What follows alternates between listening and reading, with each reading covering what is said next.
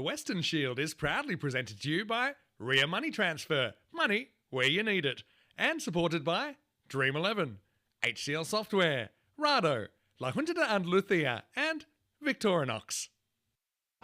We're back here at the beautiful Cartama Oval in the Andalucía region of Spain. Some big cricket coming up over the next few weeks, and actually today I think we'll have the best standard cricket we've ever had on the European Cricket Network's Western Shield time. We have the two teams from last year, but even bigger this year, the Asian 11 are here, the World 11 are here, and some world superstars of cricket are here as well, so settle in. This is going to be a wild ride. I'm Mr. Maximo. This is the European Cricket Western Shield, and it starts right now.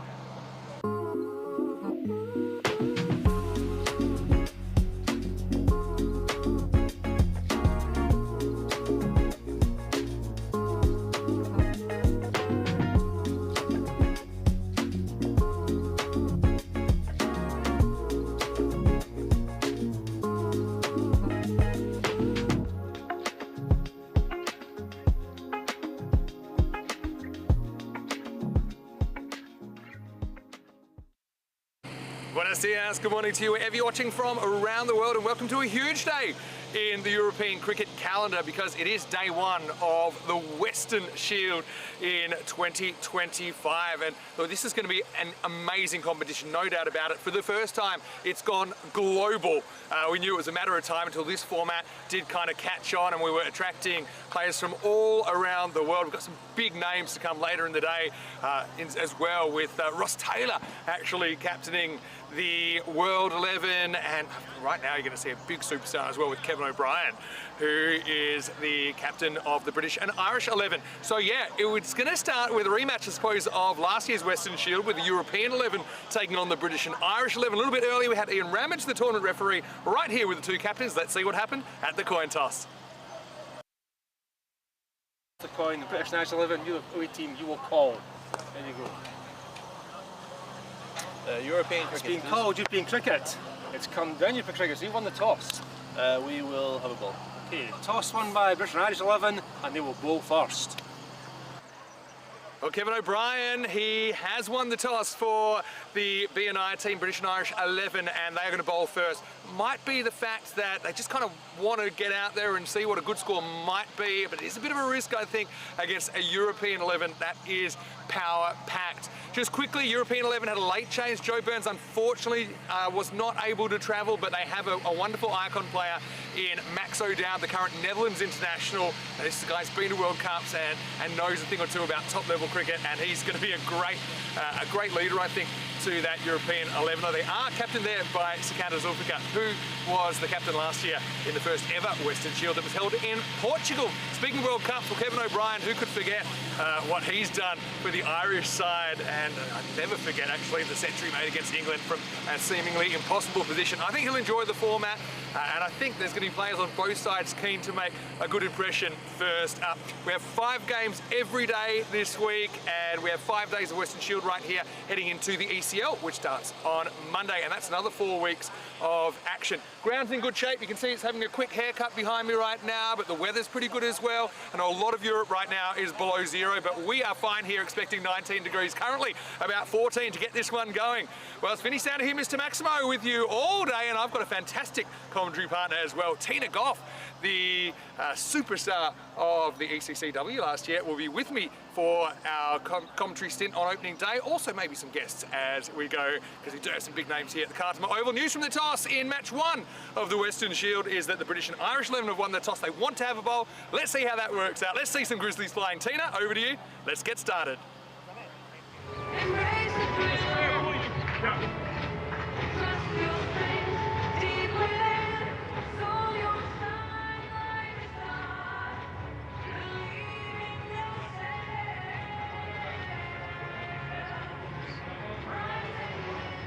What are you doing?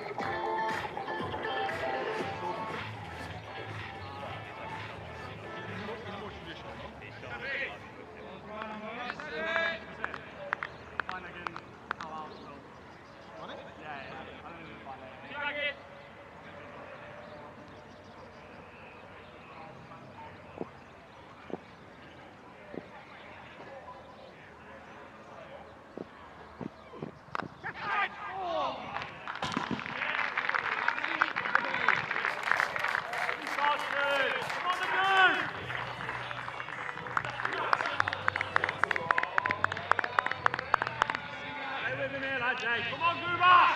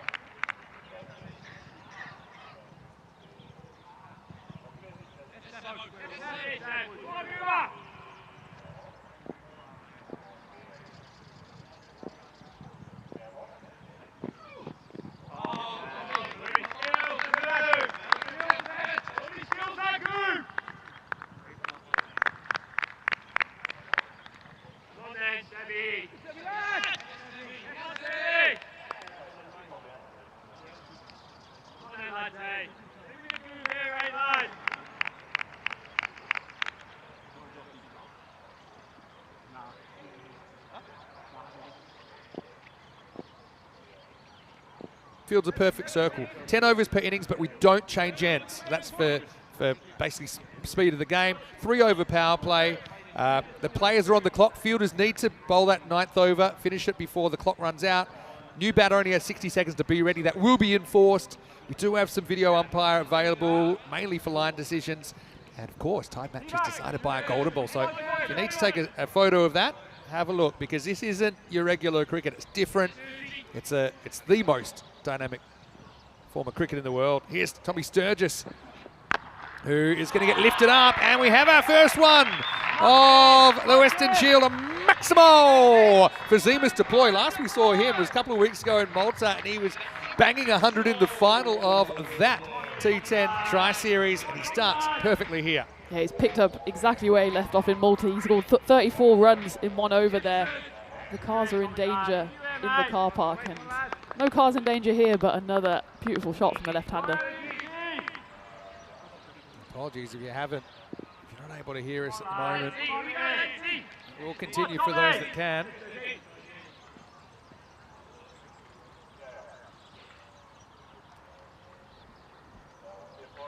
Sturgis. Rolling cutter this time is swatted away. Zemus starts with 6 and 4. Sturgis is a guy who's been a real weapon for the England 11. I know that that's in the UCL as well, if the squads are to be believed, playing for one of the Jersey sides. But yeah, where the team is selected from, or British and Irish 11. Okay, you've got England, Wales, obviously. You've got Scotland, you've got Ireland as well. But then you've also got the Channel Islands. So you've got Jersey and Guernsey, also the Isle of Man eligible for representation with the British and Irish 11. Team Europe, well, as you can imagine, it's basically continental Europe plus places like Malta and Cyprus that are available. big nick. And it's a third catch for Smale, playing his first game on the network. And he's got 3 catches in the first 9 balls. And Sturgis gets the last laugh as Deploy caught behind for 10, 18 for 3. Yeah, Tommy Sturgis comes in. He's not taking much time either. Deploy just kind of stands and looks at the pitch, but it's all about the bowler's skill there. Tommy Sturgis, of course, he's no stranger to ECN. He's also got a few first-class wickets, list A wickets, so he's no stranger to getting some big scalps. And Zima's Deploy is a big scalp. We know how dangerous he can be. He has to go for 10 off 3 deliveries. Yeah, well, 1 ball, 1-4, 1-6. Zimas will be disappointed. Again, probably trying to hit that leg side. Reminds me a little bit of his first dismissal in Malta as well. He just tried to hit one across the line that he probably shouldn't have. But Shariz Ahmed's going to come out. This is a guy, Shariz, who's again played with the top Dutch side, primarily as a bowler. And he's a very interesting kind of wrist spinner. Got some interesting variations. But as a bat, he really came of age last year in the ECC. He was actually the player of the tournament in the ECC last year. The Dutch were runners-up. Unfortunately, from their point of view, once again. Slip comes back in for Shariz Ahmed. Sturgis around the wicket. Lay back, but hit in front leg, and I think going down the leg side, that'll be a leg by. Wickets don't matter so much as long as you can keep the scoring rate up, but I think Europe have to be a little bit concerned. They've lost 3 in the first 1.5 overs. Yeah, and that's why the win predictor has them down 27%. And I mean, the beauty of having a selection team like this is we know they're going to bat deep. But you definitely need one of your top order to stick around. At the moment, it's not been much sticking around. Top 3 all back in the shed. Zimas is the only one that troubled the scorers. So they need to do a bit of a recovery job here, but still plenty to go. He's still only in the second over. That's right. And good to see everyone's told us now you can hear us. Sorry about this slight audio issue, but I suppose seeing is believing. You didn't need us to tell you too much. Fraction short, cracked away in front of square. That's going to be 4. Zulfikar standing up, the European skipper. So yeah, runs, wickets, we've had it all so far. I think just getting started. Hey, because you might have missed what we were saying in the first over, we were telling you a little bit about the Western Shield and how it's transformed this year from a 2-team tournament to a 4-team tournament. We have the whole world represented. Last year it was just these 2 teams representing Europe and the British and Irish region. This year we have these 2 teams, but I think joined by an Asian 11 and also rest of the world 11 or world 11. We'll see later in the day. Last ball of the second over. Oi. Wide. Zulfikar and Shariz Ahmed, they'll know each other pretty well, I think. Having played together in the Dutch system. And I had a question from Darryl Matt. Who's Max O'Dowd playing for? Well, he is playing for European 11. Joe Burns, unfortunately, personal reasons, had to withdraw pretty late in the piece, but Max O'Dowd's answered the call. Fraction short again, but straight down the throat of the fielder. And it's a 4th wicket within the first 2 overs. Sturgis with the double strike, although the over does go for 15. It's going to Zulfikar. The skipper is the next to go, and Europe after 2, 24 for 4. Yeah, that was a good catch there in the deep. Neil Priestley, I think, out there, and I'm sure the British and Irish 11 can't believe their luck at the moment. They've just been bowling stock balls, banging it in a bit short, but it's doing the business at the moment. That was, again, a bit short, got a bit big on him, and just picked out the only fielder out there on the boundary. Gotta love the moustache from Sturgis as well. You're wondering if he'll be back. It is. They set the trap, didn't they? They've had deep square back, they had deep mid-wicket back, and Zulfikar is the next to go. It's a chaos start. And look, when you win the toss and field, it's exactly what you want. Bixie certainly chomping on the biggie so far. Zulfikar for 12, 24 for 4. And, yeah, so just how the teams have been picked as well, slightly different. So last year we kind of went best of what we'd seen on ECN. This year it's a mixture with that, but mostly the idea is it's younger players that are trying to break into the professional game, whether that be at a first-class level, whether it be at a List A level, a franchise, T20 level. So I think you'll see slightly different composition of the teams, and of course each team gets an icon player. So Max O'Dowd answered the call at the 11th hour. He's the icon for Europe now. You've got Kevin O'Brien here, the Irish international, of course, that is leading British and Irish side. Oh, littered. This is Mackenzie Jones, who's coming in. The Scot is tall, and we're going to have our first concussion test of this Western Shield. So we're going to have a lot of firsts in the Western Shield, and the medical staff, she's getting a move on as well. She's going to come on. Lovely lids as well, the nice bright yellow. That one just kind of creeps up his body, Yeah. so I think it's not flush. Looks like he's okay. It's a mixture of kind of collarbone and grill.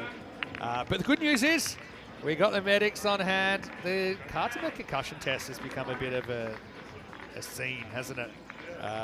We go into the night games here. Remember last year we had some incidents with players having torches shine in their eyes as part of the concussion test, and almost every single one was out next ball, normally bowled. But yeah, we will go into the nights here as well. But yeah, how's the weather? I know I've come from -2. Yeah, I came from -7 in Hamburg, Okay. so that was chilly. I was wearing about 4 jackets, so I'm loving this. It's kind of squinting in the sun here, but I'm not going to complain about that. Mid-February and perfect cricket weather, isn't it? Yeah, it certainly is. I don't even know if that's one for the over actually, because it kind of hit him around the shoulder. Maybe it is just over. Of course, get 1 bounce per over. There's Max O'Dowd, who isn't playing the first game. I can understand that. And they've got back-to-back first up. Max came in about midnight. He's been playing in South Africa. And see the brains trust there. Corey Ruckers and Alistair Priddle taking care of Team Europe. That's a good comeback from Shiraz Ahmed. So he'll get 4, pitched up that time. The old 3-card trick from Mackenzie Jones, but he gets whacked over cover point for 4. Yeah, just a tiny bit of width there from Jones. He's got this angle from around the wicket, but didn't quite tail in enough. There's no one out there. We're still in the power play, of course. It feels like this game has had a lot of action already, but the first 3 overs in the power play, so only 2 fielders allowed outside the ring, and they don't have anyone for the left-hander out on the offside. There's a nice big open gap for him there. Wow, that one is high, a mile high. Keeper calls, it's good call, you'd think. And it's taken a 4th catch behind the stumps for William Smale. And sure is the next to go. Really, it's a full-blown disaster at the moment. That's 5 wickets down in 2.5 overs in Europe. 28 for 5, and Shiraz Ahmed, who's got to go. What a start this is for Bixie, and it's another action replay. The left-hander this time can't do anything more but just sky it in the air. And that was a really good take by Smale. He was running backwards, ended up more kind of the fly-slip region. He saw there was 2 fielders around it, but big call with the man with the gloves, and another take for him. It wasn't quite as easy as it looked because it was so high, and he's having to go back with the fly. We've seen those drop, but at this level we'd expect it to be taken, and it was. So Shiraz, 1 boundary, unfortunately nothing else. Again, it's just early in the tournament. We get to know these players very, very well with the format here. So basically, it's a 25-match tournament, 5 matches a day for 5 days. And each team will play the other teams 3 times. So there's 12 matches per team in just 5 days. And then the top 2 will get to play a final on Sunday night. But Europe, they need someone to stand up with the bat, and I'm very excited to see this man out there. Shahid Afridi Jr., aka Mini Boom Boom. There's nothing too mini about him. Shares the name with a very famous Pakistani international. Shahid's actually a really nice guy. Plays his cricket for MSC Frankfurt in Germany. He's actually a gentle giant, but when he gets out on the field, he's just a giant. Come on, 3/4! Here's Jeremy Martins, who's going to face up. Almost can't keep track of the batters, how quick they keep turning Yeah, over. it's been a procession so far. Jeremy Martins is a very, very good cricketer. Qualifies to play for Portugal. We saw him in the ECC last year, facing up for the first time. Decides to go inside out, just times that one. Times it very well. Maximo, perfect start from Martins. And Europe, despite these 5 wickets, you could see a way they could still put a good score on the board, but all they need is a partnership at the moment. Well, they say the best form of defence is attack, and that's exactly what Jeremy Martins is doing there. Just kind of gave himself half a metre of room down leg side, just leaving it over the covers. Again, the cover boundary is vacant. 1 ball left of the power play. I'm sure they'll push the fielders out, but he's got 1 more ball to repeat the trick. Well, he decides to go leg side this time with the angle going, and gone. Maximo, back-to-back for Martins. Is he the man to step up for Europe? And what a power play that is. It's 41 for 5 after 3. I'm exhausted already, Vinny. It's only been 3 overs. We've got about 300 to go. But yeah, this is a wild start to the Western Shield. Exactly what we wanted, what the fans want. It's been a lot of runs, a lot of sixes, 5 wickets already. And it's Jeremy Martins who's kind of on the counter-attack here. He scored 93 not out on the network, so we know he can go big. And they need to go big here for Europe if they want to get up at least into the triple figures. Yeah, so that's where we're at so far. 8, 16 and 17, so really 2 out of those 3 overs are fine. What's the par here? I tend to gravitate towards about 145 with this tournament, maybe 140 to 145. So around 14 and over, just my feeling. But we don't really know, to be honest. We'll find out, I'm sure. There's some questions in the chat, and we haven't really had a chance to talk about the comment section yet. But of course, yeah, we'd love for you to subscribe to our YouTube channel, ECN European Cricket Network. We've got cricket 49 weeks a year. Some here, some around the grounds. Josh Wilson gets the ball, and the first one's kind of in the slot, and that's the marker so far for up the hill. It's halfway up Cooper's Hill there. Maximo, and that's Mini Boom Boom, bringing the boom boom. Proper shot that is. Just a bit over pitch there from Wilson, a bit of a half volley, and Boom Boom just booms it straight over long on. Saying hello to the Tesla garage up there. Not quite the distance, but it's early days. I'm sure we'll get one up there at some point. Yeah, I've seen him put one up pretty much top of the hill before. Don't see it that often. Comeback ball for Wilson. Uh-oh, that's twice as nice this time for Shahid Afridi. Bush, that's in the camera tower. Take cover there, folks. Maximo, that's the 50 up. What a crazy start to this European Cricket Western Shield. Yeah, that was offside. He went onside. This one's offside. Just steps back slightly in his crease, and just more of a golf swing than anything. And mind the cameras there. We need them the rest of the week, and that one had them taking cover. I think everyone's okay. You could hear the clank on the metal scaffolding there. Yeah, some of our crew having their first morning as well. I think that by now they must know they need to pay attention. Now he wants to go again, and he will. 3 on the spin from Afridi. Maximo! We knew this would happen. Europe aren't going to die wondering. If they lose wickets, they lose wickets. They feel they've got a long, strong batting lineup, and they're showing it. Well, I think we're going to see some big team scores this week just because they bat so deep. Every single team is full of such big hitters. Afridi showing us exactly what he can do after Martins went back-to-back sixes in the previous over. So we've now gone triple sixes here. 3.5 overs. We've had 59 runs. We've had 5 wickets. We've had 4 catches to the keeper. By the way, Will Smale. Yes, he's Will Smale, who currently on the Glamorgan roster. Playing first-class cricket in Ireland as well for Northwest Warriors. His sister plays cricket as well. Yeah, so she yeah, plays. true. So cricketing family. We have a lot of those on ECN, don't we? Josh Wilson, good young Irish bowler as well. Right now he's gone for 18 in 3. New balls, please. This is 5 sixes in a row, by the way, across the 2 overs. It is 2. Yeah, so they've had over half the runs in the last 5 balls. Afridi knows this ground really well. We've seen him here for Germany. We've seen him here for MSC Frankfurt in the ECL as well. The Champions League of European Cricket. Wilson with another comeback ball. Oh, gets drilled down the ground for 4. Almost as good. That one crashes into the fence. 4 carreras más. And it's not a 6, it's a 4. And Wilson did well to kind of not get in the way of that, because I think he would have taken his hand off. That was just firmly hit. Fizzed across the ground for 4, and this is now 4 boundaries and 4 balls for Wilson, so a tough start for him. Time to take a breath. Bixie on the back foot now. Wants 6 more. He's going to get 6 more. This over's gone magical 20 plus. It might go supersonic 30 plus. Says carreras más.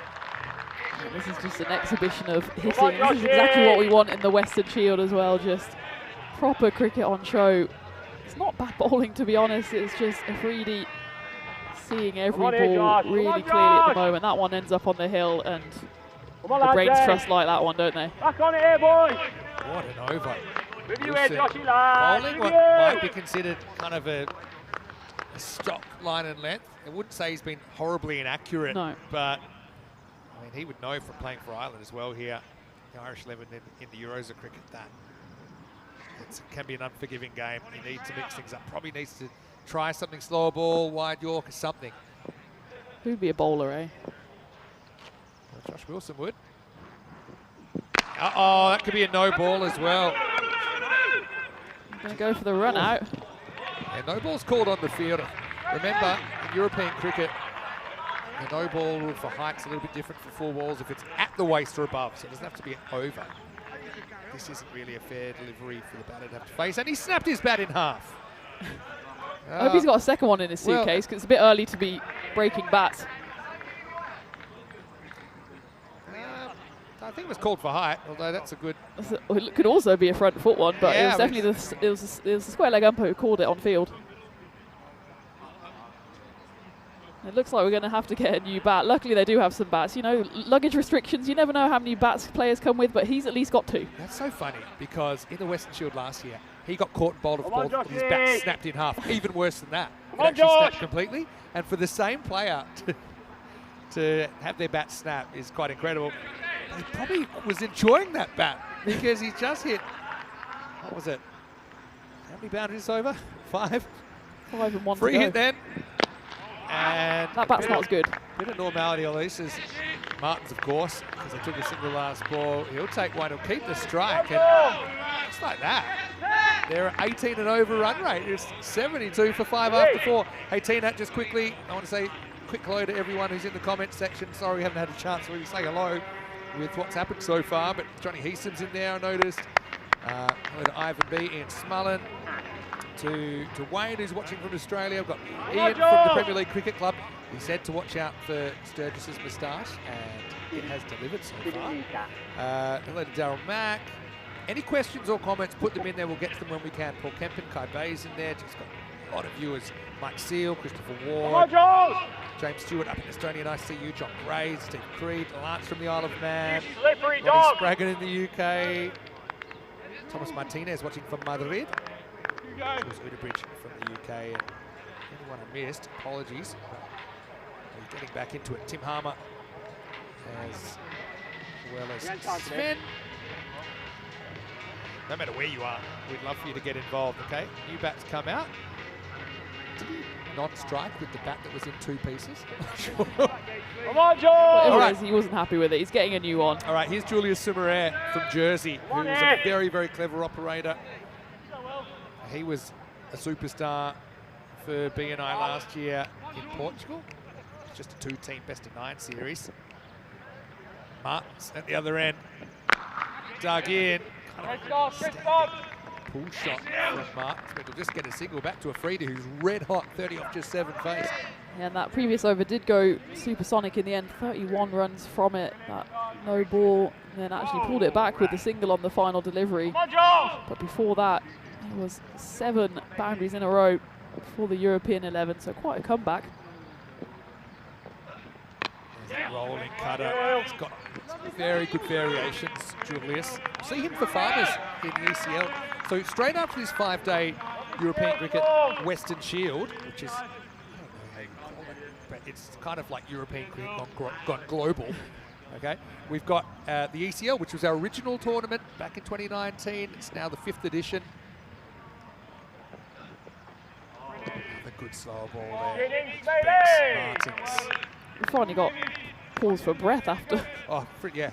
It's nice to be able to breathe and sit for a second. It feels like a Monday morning being day 1 of the Your tournament. change-ups here, Joe. I was going to say, though, with the ECL, it's the champion clubs from 33 different countries. Uh-oh, at 6, Julius gets the wrong once and he gets smashed away. Could be a goal. Oh, goal! I know that you're a very good footballer as well, Tina, so I should get extra points for that. Maybe 6 for the shot, 3 for the conversion, but it will be a Maximo.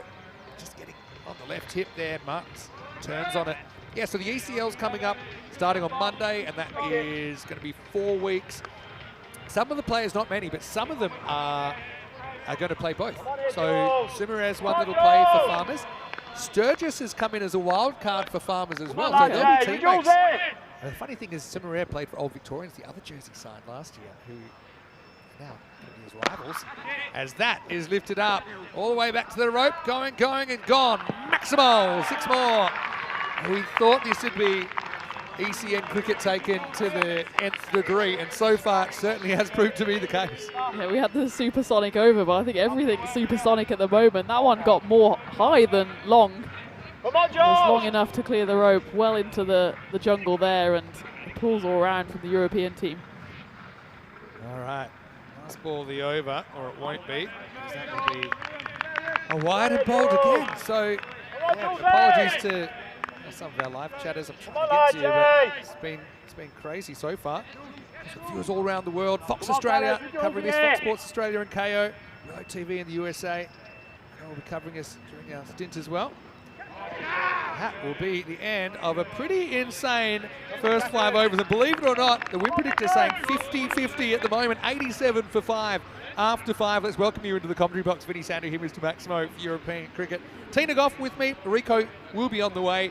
He was, of course, finishing up in Malta yesterday. And then last night, Phil G did a great job in the night series. So we've had cricket already now for what's about 2 or 3 weeks. Yeah. But we're just really getting the season started, and it's great to have you on board, Tina. Yeah, I'm so excited to be here, and what a week we've had so far. We've had Portugal, we've had Malta, and now Western Shield. It couldn't be better. And we love the community of European cricket as well. You don't have to be in Europe to be a part of it, so get on board. I mean, we're going to see Ross Taylor make his ECN debut later in the day. Obviously got Kevin O'Brien out there as well. Expect to see him in one way or another with the battle with the ball. But right now we're going to see 6 to start the over, and Boom Boom is still ticking. Maximo! You know, the funny thing about this, Tina, is it's one thing to know the theory of how to play this game. You need to still have the courage to do it, and to be able to go for your shots, considering when these two came together it was 28 for 5. It's been an incredible partnership, and already actually that partnership is worth 65. It's how quickly these things can go, but I've loved the courage of all of the European batters so far. Yes, a lot of them haven't got firing, but they've all tried to play their shots from the very first ball. Europe, unbelievably now favourites.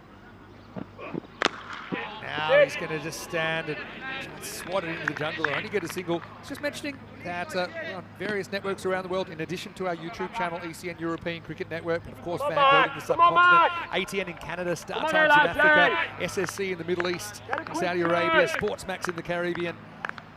Vanguard, of course, covering most of our games across the year. Sport Deutschland in your home country, Germany, as well as Streamster Austria, Swissport TV as well. Mackenzie's back, and Mackenzie is going to get hit out of the ground. Great effort out there. Half Priestley out the deep wicket boundary, was just over him, and believe it or not, that's the 100 up now for Europe in the 6th over. You can see the sun is out now, basking down on the Carter Oval. It's smiling down on Team Europe now.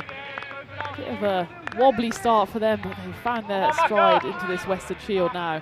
Quick hello to Andy Mason. He's asking, was Tina given the colour brief? No, we have coincidentally both chosen quite kind of peachy number today, haven't we? Maximina is in full flow today. Tries to get all funky. Actually, just the hitting the ball has been working so far, but I can see what Martins is thinking. Third was up in the circle, hoping for a little bit of a deflection. Yeah, we do like to be quite colourful. You've jumped on board with that. Sensational today, got to say. And as it was mentioned a few times in the chat, happy birthday for yesterday. Thank you very much. And what a birthday treat this is. It's like a birthday week that you get. Yeah, like the Queen. We have a whole month of celebrations. That's true. Not really time, but he's going to get 4 here. Lux the fortune. He's kind of dragged, ended up behind the wicket. Europe with all the momentum right now. One crazy thing about this format is the momentum swings that you can get in such a short game, and we've seen it firsthand so far. Oh, exactly that, and Bixie got off to an absolute flyer. Let's not forget that they got 2 wickets before the European 11 even got a run. 6 overs apace so far as well. Yep. So we haven't seen any pace-off options Last ball for Mackenzie Jones. Or not. Second time that's happened. Can happen. I think my record was in a Bulgarian match when I said last ball 7 times because we had a bit of a string of wides. That was the ball from the 11. But you've been around this European cricket circus now in the last month or two more seriously. And it's a proper junket, isn't it? It all is. the countries we're going to, all the stories. That's what I love most, the stories, just the people you meet and how they've ended up playing cricket in this random place in the world, you know. Last ball the 6th. And it's going to be whacked away over backward point for 6. And that'll get Team Europe's bench scattering. Well, watch out, Max. The icon player sitting on the bench. He almost got cleaned up by that one. Maximo to finish the over. Jones starts well, but finishes in the naughty 40s, 1 for 41. And this has almost taken out some teammates. Yeah, I think that was a shin injury somewhere. He went into the box and take cover. We need you for the rest of the week, guys. Well, it's 111 for 5 after 6. But yeah, this is really what some people might not realise about European cricket, because I know a lot of stuff goes viral. We have I think, 1,800 games scheduled this year. So you'll see some crazy viral moments and bloopers that you just won't see anywhere else. But at the other end of the spectrum, you have players like Kevin O'Brien here, like Ross Taylor here. And yeah, we're hoping to have Saeed Ajmal later in the week as well. I think Max O'Dowd, who played at the World Cup last year. And all these players who have a lot of top-level experience, even though a lot of them are very, very, very young. And to see how they adapt to the format, it really tests them mentally and physically. That's the beauty of this network as well. It's bringing all these players together, some of the best players in the world with some of the players who want to be the best players in the world. Sticking with pace with Allison. And first one fumbled. Probably would have been out, I think. Afridi was slow to go. But you've got to love the story of someone like a Shahid Afridi. So he's nowhere near the professional cricket system. So you've got some people that, you've got some people here that Ross Taylor's played 100 games in all formats internationally. And then to have him in the same tournament as someone that really has all this raw talent, but is nowhere near professional cricket. Such a great opportunity. A paddle. I think it was a slower ball. He picked it just in time, and he ended up just playing a little tennis forehand. Yeah, kind of bailed out, didn't he? In the end, this partnership has been so amazing, actually. Coming together at 28 for 5 after 2.5 overs. So it's less than 4 overs, and they put on 85. Allison has bowled well, though, 2 for 10. This one, attempted Yorker, turns out to be a wide full toss and slightly misjudged out there by Wilson, who ran in, but it went over his head. Probably 6 anyway. Maximal, 6 mas. Yeah, Wilson came flying in off the boundary there. I think he thought it was kind of skewed off the bat. It was just going to swirl up in the air. He came about 5 metres in, then started scurrying back, but as it was, it landed about 2 metres over the boundary. Would have not been catchable anyway. What Tom said in the comment section, saying absolute masterclass in T10 batting mentality from Team Europe here. Afridi on 45. Slower ball, clever from Allison. Big swing and a miss from Shahid. Hello to Terry Richmond in Australia as well. Thanks for all the shout outs. Sorry if we're not getting to you as quickly as we normally would. Bit of a hectic morning.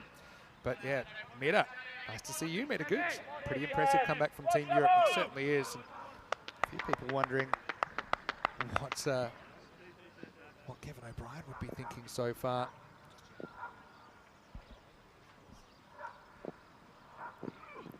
That'll be 50 for Shahid Afridi. What a statement.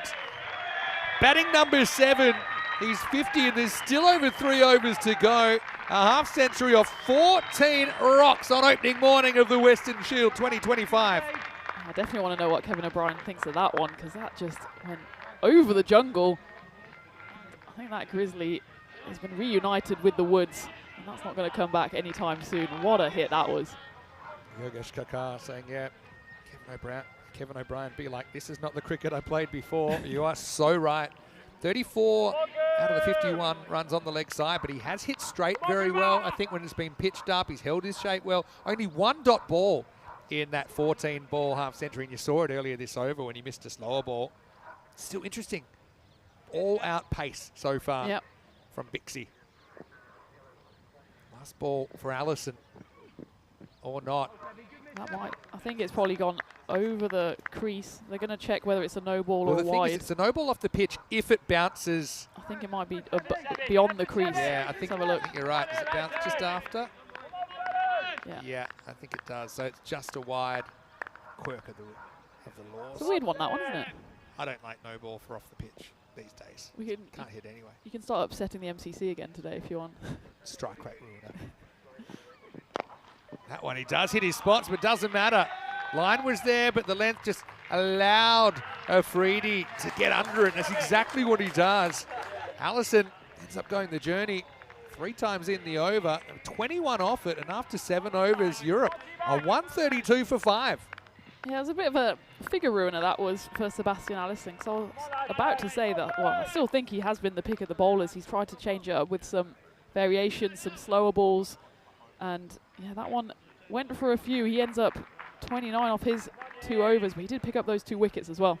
Pretty excited for the European Cricket League, of course, which starts on Monday. So just 5 days to go. All 5 days, of course. We're playing Western Shield right here, but yeah, the ECL, it's a tournament a lot of people love. It's the champion clubs from around Europe coming together here in Spain to do battle for the ECL trophy.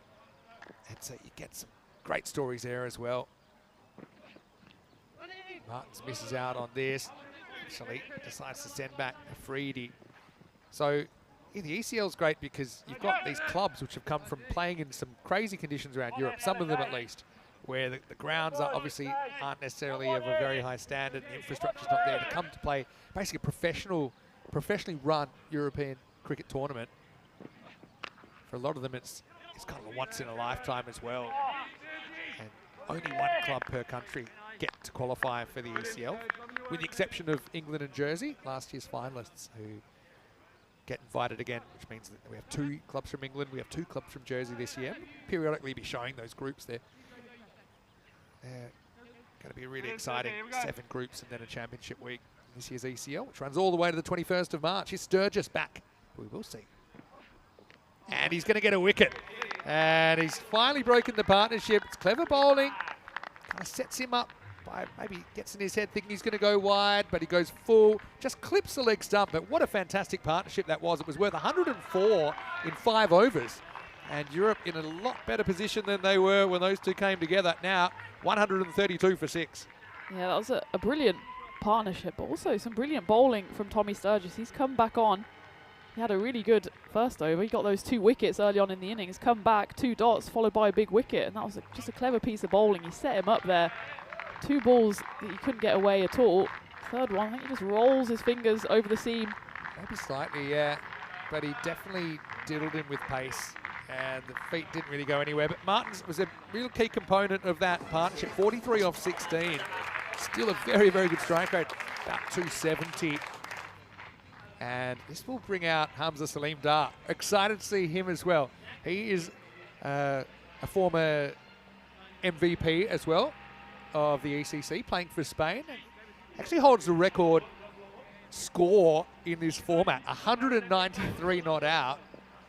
And believe it or not, he was a couple of balls. He was 189 with 2 balls to go, and I thought he might bring up the 200. Sturgis, though, 3 wickets to his name, and he's going to make that 4. Goes full. Harms across the line. Looked like a little bit of off cut once again on that. So Europe, I mean, they could still get bowled out here with 14 balls still to play. They're 132 for 7. Tommy Sturgis really channeling the mustache here. What an over this is so far. 2 dots followed by 2 wickets. The very, very dangerous Hamza Salim Dar. He has to go back without troubling the scorers again. And that's the 3rd golden duck in this innings. And somehow Europe is still in a commanding position. Every time I think this format can't get more insane, it does. But you can see, rolled his fingers slightly. Hamza playing across the line. Loses Midland leg stump. So wicket, hat-trick and 5 for potential here. yeah, and he's still on. He's a double wicket maiden potential, or 3 or 4 wicket maiden even. All right, who's next? Okay, great. Sajid Afridi. Last time he was here, he won the ECC Challenger for Greece by hitting 28 off the last over with a ball remaining. So you got the 2 S Afridis together. But first, hat-trick ball for Tommy Sturgis. And 6. Well, he's trying to hit across it, and it's hit a leading edge. It's gone about 20 metres over the boundary. Maximo and Saji Afridi. Last time he was here, it was a magical night. I know you also were involved in the ECC Challenge in the women's last year, Tina, but against Estonia, playing for Greece, he was able to hit that 28 off the last over and just kind of ice cool under the sternest of tests. And this is exactly what this is about again, giving an opportunity against, I suppose, a more professional standard of bowling and seeing if his skills hold up. He's batting 9 here. Gets the rolling cutter this time from Sturgis, who's going to do a marvellous job for BNI. He's going to finish 4 for 22, and Europe are 139 for 7 after 8. Yeah, both British and Irish openers really did well. Sebastian Allison, he did go magical in his previous over, but he went 2 for 29. Tommy Sturgis 4 for 22. So between them, they've got 6 of the 7 wickets. You can see the wickets have fallen in blocks as well. And look at that partnership in the middle overs as well, how much that helped to get Europe up to a respectable total. Yeah, crazy that normally wickets would slow the rate, but obviously they've been told, don't worry about wickets, go out there, back yourself, be the one. On a scale of 1 to not at all, I'm wondering how close Kevin O'Brien is to having a bowl. On a scale of 1 to no chance. He's saying, hey, hold on 1 second. Does it just for the plot. He needs to get in there. The icon player, come on. Curious to see where he's listed to about 5, actually, Kevin O'Brien. They've listed Seamus Lynch, El Makina, the machine, to open with Johnny Connell. He saw starring for the English 11 last year. So Sumarez back. So I think they're going to go wall-to-wall pace here. Interesting. Here's Shahid Afridi on 57. And make that 63. There's a certain sound, doesn't matter what bat he uses, there's a certain sound off the bat of Boom Boom that's special. And that one swings him into the 60s. Another lovely swing of the bat there, and you can see that these European players, they've played T10 cricket before. That's what Mirda has said in the comments as well, that they might have a slight advantage just because they know what they're doing. Every single one of them will have played some form of T10 on the network, and it's showing that they're just coming out swinging. It's going to be called. Remember, any ball that touches any of the lines should be okay. The umpire's judgment, obviously. I actually think that one was okay, and unfortunately for Julius, he doesn't get the call. Have to bowl it again. That one is a fraction further inside, and so get away with it. But Julius is really clever bowler with his variations, and they're not that easy to pick. Sometimes it's one thing to have a slow ball that's a lot slower, but it's these ones that maybe 10% slow or just fractionally off speed that are more effective. Now he does put the pace on, but he's going to go 1 bounce for Afridi. What a knock to think that he's come off playing probably no cricket at all for the last few months, maybe some indoor training if he's lucky, to come out here and soak up the pressure. And to be honest, didn't have the best Western Shield for Europe last year, but he has been incredible so far holding this innings together. And you'd expect if you're batting 7 in a T10 that you wouldn't have to come out and hold the innings together, but that's exactly what he's done. Well, if you're batting 7, you wouldn't expect to come out in the power play. He did. No. 150's up. Well bowled by Sumarez. And one thing about some of these European-based players, they don't really have too much of a poker face with their emotions. As Shahid punches the ground in frustration. Now you let that one go. That was really well bowled though, just hiding the ball outside that off stump. Well, that one would have been a wide, but instead it's going to be 6. Maximo to finish the 9th in Europe. I'm rethinking my 145 par estimation because they are 157 for 7 after 9. And the Afridi partnership is doing it at the moment. Shahid Afridi, he's 73 off just 20 deliveries. He just leaned into that one. He could have left it. He could have had another go at it, but he didn't want to. He was scared straight, wasn't he, after the last one snuck in. 73. What a scorecard that is. I think this is now the highest score by a number 7. I think, and I've done pretty much aware of all the games we've had, and you've still got Khalid Ahmadi, who is a pretty talented hitter, and Atif, probably at this level, he's a genuine 11, but he has a 50 on the network. There you go. So, yeah, at the higher level cricket you get, I suppose, the more depth you'd expect, given that you're unlikely to be bowled out. Josh Wilson's going to come back. Well, he went supersonic first over. He went for 31. To be honest, at the other end, right there, Shahid Afridi had a lot to do with it, but Sajid, who is going to be on strike. It's good to see Kevin O'Brien having a chat with Josh Wilson as well. He's only 21, is Wilson. Wouldn't have enjoyed going supersonic in his first over, but he's got a chance again now. Well, that one slightly leg stump, and it's just clipped away effortlessly from Sajid Afridi. Maximo as they move up into the 160s now. Marsden again just helped along, slightly straying down leg side. Josh Wilson, unfortunately for him, his second over has started the way his first over did. There's still 5 balls left. Expect to score 177, but Europe will be eyeing up that 180 mark. Jeez, I can't believe we're even saying that up to the start they had. They were 28 for 5. Goes for it, but hasn't got it at all. Should be a simple catch, and it is taken. Well, taken eventually. That is Kevin O'Brien called into action. Imagine if you dropped that, Vinny. Well, That would have almost went viral for the wrong reasons, Kevin, in his first ECN match, but made sure of it. So it'll be a 6 and out for Sajid.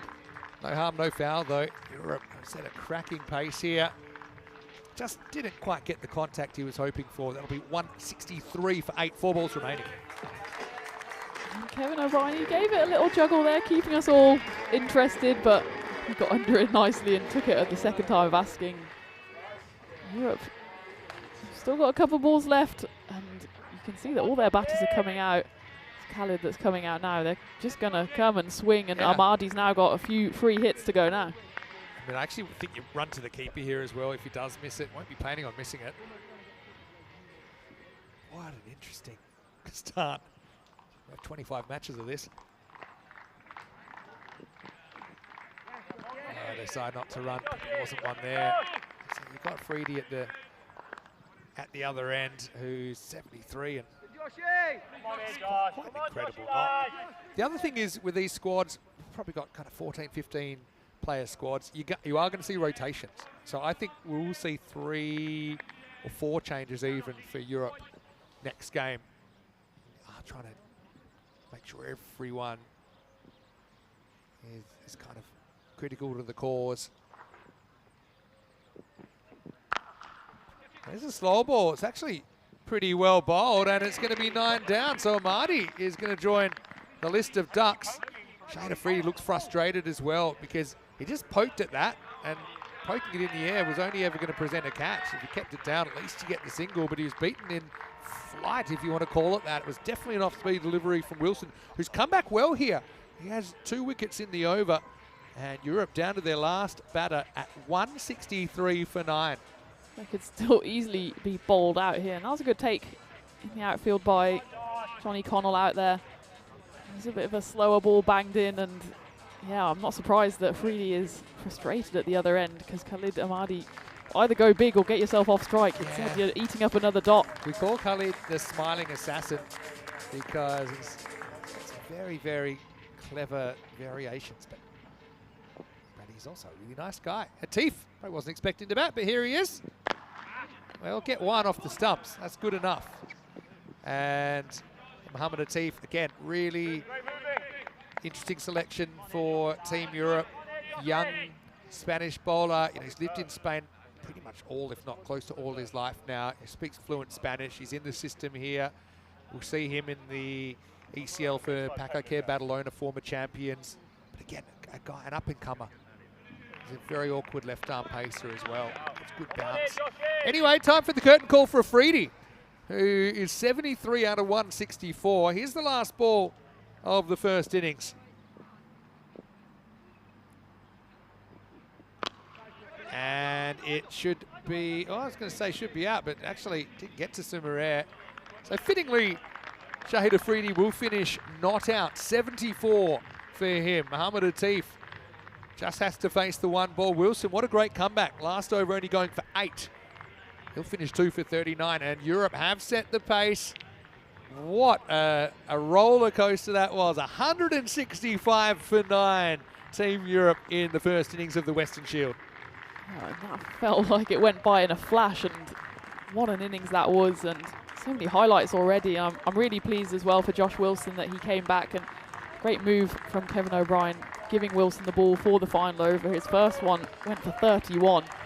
I'm sure he wanted to have another go at it, and he did, and he got 2 wickets in that final over, and the last 2 balls just going for 2 singles. So a brilliant comeback from Wilson, but also a brilliant comeback from the European team. Let's not forget they were 18 for 3, 28 for 5, and they get to a total that they'd be hoping to defend from here. Let's have a look at the highlights of this first innings, and it was a crazy start, wasn't it? 2 in 2. Couldn't have been a worse start, but then it kind of got worse because they were 5 down still within the power play, and Europe, there's one partnership here which made all the difference for the 6th wicket. It was 104 in 5 overs. But before that, despite the odd blow from Sikandar Zulfikar, it was a bit of a merry-go-round of European bats. Yeah, it was at the start, and you thought someone's got to stand up here and get a few runs for Europe, otherwise it could be a quick innings for them. And it was Jeremy Martins and Shahid Afridi who really led the counter-attack in the middle orders. Shahid Afridi, he scored 10 sixes, Martins contributed 6 himself, and then it was all smiles for Team Europe as they fought their way back into this innings. There's some big hits, and I'm sure we're going to look forward to seeing a lot more of those this week in the Western Shield. There was some good bowling around from England and Ireland as well, but Jeremy Martins, Shahid Afridi put on over 100 in that partnership, got Team Europe up to 165. And then there was another good comeback from Bixie, led by Tommy Sturgis as well, who finished with figures of 4 for 22 and some really clever bowling from him. Yeah, so many highlights. I think the bowlers did some things well. The question is, how do you deal with someone that is just kind of on fire? And Afridi was like that, and Martins also had his moments, didn't he? But despite the 9 wickets falling, still very healthy total on the board. And that was late in the piece. But look, 166, we've seen these kind of chases. We saw the British and Irish 11 score 234 actually in one game last year. So you just never know what you're going to get. I suppose you know you're going to get action. Look at the aerials here. This wonderful Khartoum Oval, such a great part of the world. Going through the scorecard, well, we had a few ducks, but we had a couple of big scores in there as well. 74 not out for Shahid Afridi off just 21 balls. Hit 10 sixes in that knock. 43 for Martins. Apart from that, not too much to write home about. Late cameo from Afridi, just 7 extras, 165 for 9. So in pretty good shape, but certainly I'm not going to say that they're safe, Europe. B&I, they wanted to chase. They'll get that opportunity in the second half. Looking at the bowling, well, some good performances in there. Sturgis 4 for 22. It's a bit of a masterclass from Tommy, the Sturge. 2 for Allison, both early. 2 for Wilson, that he got late after getting whacked first over. 1 for Mackenzie Jones and Sumare. I thought he bowled better than the figures suggest. None for 33. We'll take a break, back in a few minutes, and it will be a chase from the British and Irish 11, 166 to win. Vinny Sander here, Mr. Maximo for European Cricket with Tina Goff. We'll see you after the break for more Western Shield.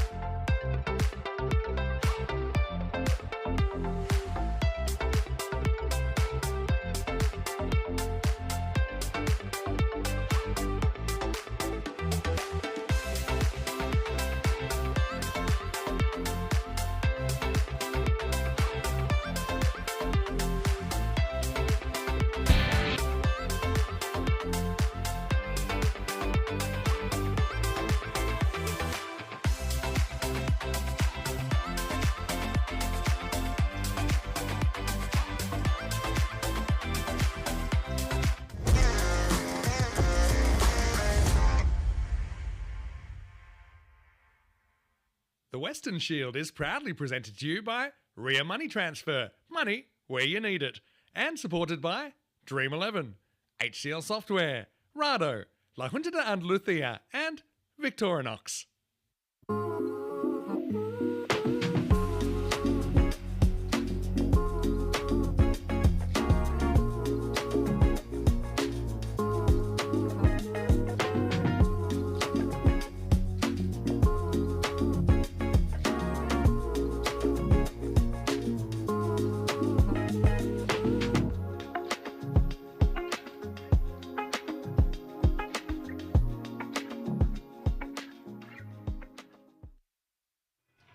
Hello and a very warm welcome back to day one of the Western Shield here at the Cartama Oval. And what a day we've had so far. We've only been one innings in, but it had an innings of almost everything. There was early wickets, there was big runs, there was big sixes scored. And in the end, this is where it's left us. The European 11, they scored 165 runs off their 10 overs. They lost the 9 wickets. So it's the British and Irish 11 who will have the chance to chase that down. Of course, the bonus point is back in play. We're in a round-robin format with a final at the end. So if all 4 points are to go to Bixie, they'll need to achieve that target in 7 overs or less. 115 is the total that the fielding team need to restrict them to.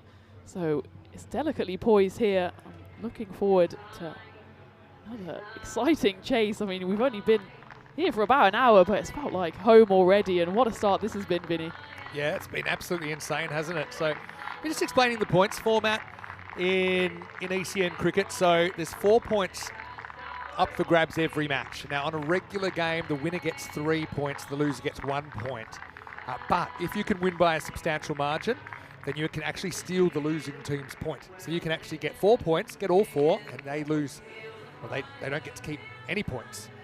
So to achieve a 4-pointer or a bonus point win, you need to, if you're batting first, restrict the opposition to 70% or less of your score, or if you're the chasing team, you need to chase the target in 7 overs or less. It'll make more sense as we go, but you'll see kind of next to the target, you'll see that the target in brackets that the batting team needs to achieve to hold on to their point. So it's certainly been a pretty good addition. It's kept a lot of games exciting. Okay, looks like Jeremy Martins is going to open the bowling. This British and Irish 11 have got some power, I tell you that. And it looks like it will be Seamus Lynch. We first saw him in 2022 playing for the Irish 11. We called him the Machine, or El Machina, because he was just a 6-hitting machine. I think his strike rate for the week ended up somewhere like in the 360 to 380 region. And yeah, we've seen him a little bit since then. He actually played for the British and Irish 11 last year as well. At the other end, we've got Johnny Connell, who we actually hadn't seen too much until last year, where he was a star for the English 11, who ended up winning the Euros of cricket. In fact, it's the 3rd time out of 4 attempts that team has won, which I suppose might make you happy, being split English and German, Tina? Yeah, I mean, this is definitely a game where I win either way. So very much a glory hunter today. All right. Martins has a lot of clever variations. He's bowled the first over, so I wonder how quickly he'll be comfortable going to them. 166 to win for British and Irish 11. Starts with a dot. And just think about the options that Europe have with the ball. Okay, they've definitely got a lot of pace options in Martins, obviously. You've got Mohamed Atif, left-hander. Fayaz bowls pace. Hamza bowls pace. Skander Zulfikar can bowl some medium pace, but I don't think we'll see him bowling too much. Shariz is a genuine spinner, spinning option. Oh, it'll be good to see some spin at some yeah, point. but I think he's the only one really, unless Seamus deploy bowls, and I can't imagine he will. One goes a little bit too far, and that will be called a wide. First run of the chase. Checking this one. Remember, if there's that little kind of rolling cutter. Again, does it get some of the line? You've got to judge it when it passes the lines. If the umpires aren't sure, they'll call it a wide. Noah Crow's behind the stumps for Europe.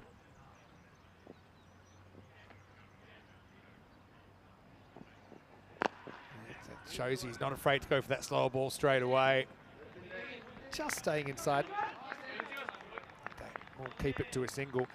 So yeah, I'm just counting the amount of bowling options they've got, and I'm counting 1, 2, 3, 4, 5, 6, 7, 8, probably 9 bowling options. 7 that I think could easily be in your top 5. So I'll be curious to see what Europe go for. That's what you have when you get these selection teams. It's always the best of the best, and it usually means a lot of the players, they can bat and bowl. They're not short of options, and they've got deep batting lineups, both teams here as well. That's called wide again. I think I've been a little bit harsh on these wides so far. Remember, if this gets any of the line, it should be okay. Yeah. The other thing is, like I said, if the umpire isn't sure, they will call it a wide. I've seen it pretty consistent so far anyway. That's definitely the tash of the Sturge in the foreground. Because I love the kits so far as well. Yeah. The team's looking sensational. I hope they've got sun cream on, because we're not used to this weather in the middle of winter in the UK, and a delicate British skin is going to have a lot of sun on it, a lot of Spanish sun the next couple of days, but I'm sure they're loving it. It's not often you get cricket in Europe in the middle of February. I think both of us have come from sub-zero to be here, and yeah, loving the sun coming into the commentary box. There's Richard Cox. You've got a bit of a history with Richard Cox as well, you said? Yeah, he's one of my first ever cricket coaches, Coxie. So when I was 14, went on a tour with Warwickshire to South Africa, under 19s tour, so I was quite overwhelmed as a little 14-year-old, but Coxie made sure I was looked after. I mean, you're 6 feet tall now. How tall were you as a 14? The size was never an issue. It was just being a 14-year-old with a load of 19-year-olds on tour was challenging. A steep learning curve. Steep learning curve in South Africa. But Coxie, yeah, he guided me well. Well, now we see some bat on ball, but it's only going to be a single. So the rate started at 16.6. Sometimes we talk about the point of no return, as in how high can that required rate climb before you'd say the game's gone. Probably here, I'd say like 24 maybe. 95% confidence level. It doesn't matter how good you are as a batter. Once that run rate starts creeping Once you're getting up, over 4 a ball, then even 4s. the math starts bamboozling you more than anything. Martins gets hit and gets hit well. Kind of a stand and deliver shot from Lynchell. Makina goes Maximal. So they pull something out of the fire there, Pixie. They have 10 without loss after 1. I think Europe would still take that as a first over, just going for the 10. It's in the power play as well. A couple of wides in there, and really the over was only spoiled by that one big 6 at the end, but still 10 is a win for Europe. 14 matches, sits a golden ball. Believe it or not, it's pretty much what we started the season on. After we had a golden ball here in the ECCW, it was Scotland versus Italy. The last golden ball I did actually, which was in Malta on Sunday. I was covering from the studio, and it was an insane last couple of overs. This is typical ECN cricket. The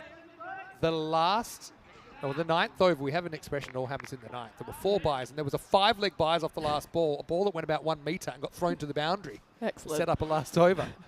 This is Sajid Afridi bowling over number 2. Now, again, he's got a really interesting array of deliveries. One, he has a kind of low arm action, kind of, how do you call it? Kind of like an off-cutter, but at a 45-degree Malinga style angle. It's so he almost changes. like the back of the hand, isn't that it? one was more the back of the hander, almost like a fast leg spinner. But let's see what he delivers here. What he delivers here is something that's going to be trouble. Won't be out even if it's caught because it's so high. No ball +1, and a first warning for height for a fast, full, high delivery. I've got a rule change that I'd implement on something like this. So he obviously does his best, gets a single. I think he should still get the strike back. Oh, okay. You get the 1, that's fine. Get the 1, but you get the strike back. Okay, I don't mind that. Get the free hit back. Because I'm so annoyed if I have a no ball bowled on my head and I get a single and then I don't get the free hit. Now you're watching your batting partner get to cash in. In fact, he won't. Yeah. So going back to when I was playing, the free hit rule only came in towards the end of when I was playing, and I didn't bat a lot, but I faced 3 no balls under these conditions, and all 3 I got singles. So I've never faced a free hit. I don't know the kind of mentality, like you're flashing on Super Mario, the invincibility feeling. Must be amazing. It's all-consuming power for that fleeting moment. It's well bowled by Afridi. Europe are bowling their variations from the get-go here. I mean, I know cricket's a team game, but I'm not interested. If I get a free hit and a single, I almost want my partner not to get the run. If I'm not getting the free hit, then no one gets it. I like it. But, you know, team game. Team game. Team game. Yeah, we had this debate whether free hits are even necessary anymore. They were brought in the 50-over game really to make something happen in these boring middle overs. Slow ball, but well hit this time from Lynch. Maximo! Time he holds his shape nicely, waits for it, pumps it out of the ground. We need a few more of those from Lynch, and that was just a nice shot straight over the covers. Bit of width on offer. Just deposits it over the boundary. It's a big throw back from one of our blue crew there as well. You can see is that Team Asia in the distance as well, warming up, so they'll be keeping an eye on what's happening. Team Asia's going to be great. And World 11, because you've got all players that we haven't seen play the format before. Yeah. There's that low arm action, but it still is picked up and is still hit for 6 by Lynch. Maximo! B&I's with the recovery here in the second. Yeah, back-to-back sixes. It's the first time we've seen that. 2 really nice cricket strokes as well. It'll be interesting to see. I know a few of the guys from Bixie have played on the network before, but just how quickly they can adapt to this T10 format is different. They'll have played a lot of T20. It's a bit of a split though. Some have, some haven't. That time it's going to be highish again. It's dropped. And I get one. I think this is one they're going to have a look at because it wasn't a slower ball. And if this is waist high or above, it'll be a no ball and it'll be a second and final warning. Might just get away with it. It's tough. It's one of those. It's borderline. I think they've said it's just okay. I suppose if he's standing at the crease, it probably hits him in the trousers, just below the belt. Glad it didn't. Would have liked to call to go the other way. But this is a low full toss, hit and hit well. Maximo Connell is able to hit his first boundary and pretty much on the pace after 2. That one seemed to go for a lot. 22 off it, it went magical. It's 32 without loss after 2. Yeah, this is setting up to be a really intriguing first chase already. We've got 24 more games of this and it's already shaping up really nicely as we see, of course, at the moment, nothing doing on the standings, but exciting to see the Asian team and world team come in. I think they're not playing the next game. The next game is Asia versus the European 11, so Europe have got the back-to-back games. But then the world team will come in the third game as well. So we'll see all 4 teams take to the field in the first 3 games. By the end of the day, we'll maybe see a bit of how it's shaping up. But everything is possible, I think, in the Western Shield. So this game's gone back to pretty much a coin toss now. The Goldilocks zone, remember? Well, we talked about the Goldilocks zone when we were commentating Malta a couple of weeks ago, which is anywhere between kind of 40-60 or towards 50-50. We call that the Goldilocks zone. Here's Shahid Afridi. First one I think's okay. It's just bit away and had a few swings and misses, haven't we, in the first couple of overs. Could be a more different start, though, as far as wickets lost. No wickets lost so far. I know that Europe lost 5 wickets in their first 2.5 overs. And Shahid Afridi, he doesn't come in with much speed. He kind of lumbers in. He's a big guy. He's all muscle. He's all shoulder. He's got a really good Yorker as well. Try and jam it in there. Oh, this one bounces over the stumps. How did that go over the stumps? Well bowled. Again, the first one just tailed away. It tailed away so much that we thought it might have been flirting with that wide line, but that one just almost cut Seamus Lynch in half. He's just survived on the bounce of the pitch. Big swing, but nowhere near that, and almost saw his middle stump go flying. Can't believe that bounced over, actually. Lynch living dangerously. That one's a bit of a half volley and hit well. Maximo! And Makina continues as this continues to be an enthralling contest. We're just dealing in 6s and dots at the moment, and felt like Seamus Lynch was just waiting for that one in the slot. Missed the first 2, but made sure to cash in on the third. Takes it British and Irish lines 38, but more importantly, no loss. But we saw in the first innings that losing wickets doesn't necessarily stop the run rate. In fact, the run rate went up every time Europe lost a wicket. This time it's going to be hit, and it's going to be hit to the leg side for 6 more. Maximo! Shahid hasn't quite nailed that block hole yet. I think normally you see him trying to do that 3-4 times and over no matter what. This time he rolls the dice with the short ball, gets the rough end of the stick, just carrying the rope. Seamus, he averages over 40 on the network, so we know he can go big. He's played for Leinster Lightning, so he's playing a really, really good quality of cricket. He got a List A 100 for the first time, September 2023. So these are the kind of players that we're on display here at the Western Shield. It's really top quality players and youngsters who are wanting to make a name for themselves in the world of cricket. Certainly 2 of them out there at the moment. It's going to be cold. Again, I mean, they have been consistent, I will say that. Again, does this get the line? I'd say it does. The bowlers won't be happy if they're getting called. Almost breaks his neck, flipping it around there. Just boom, boom. Like I said, he's a gentle giant. But he is a giant.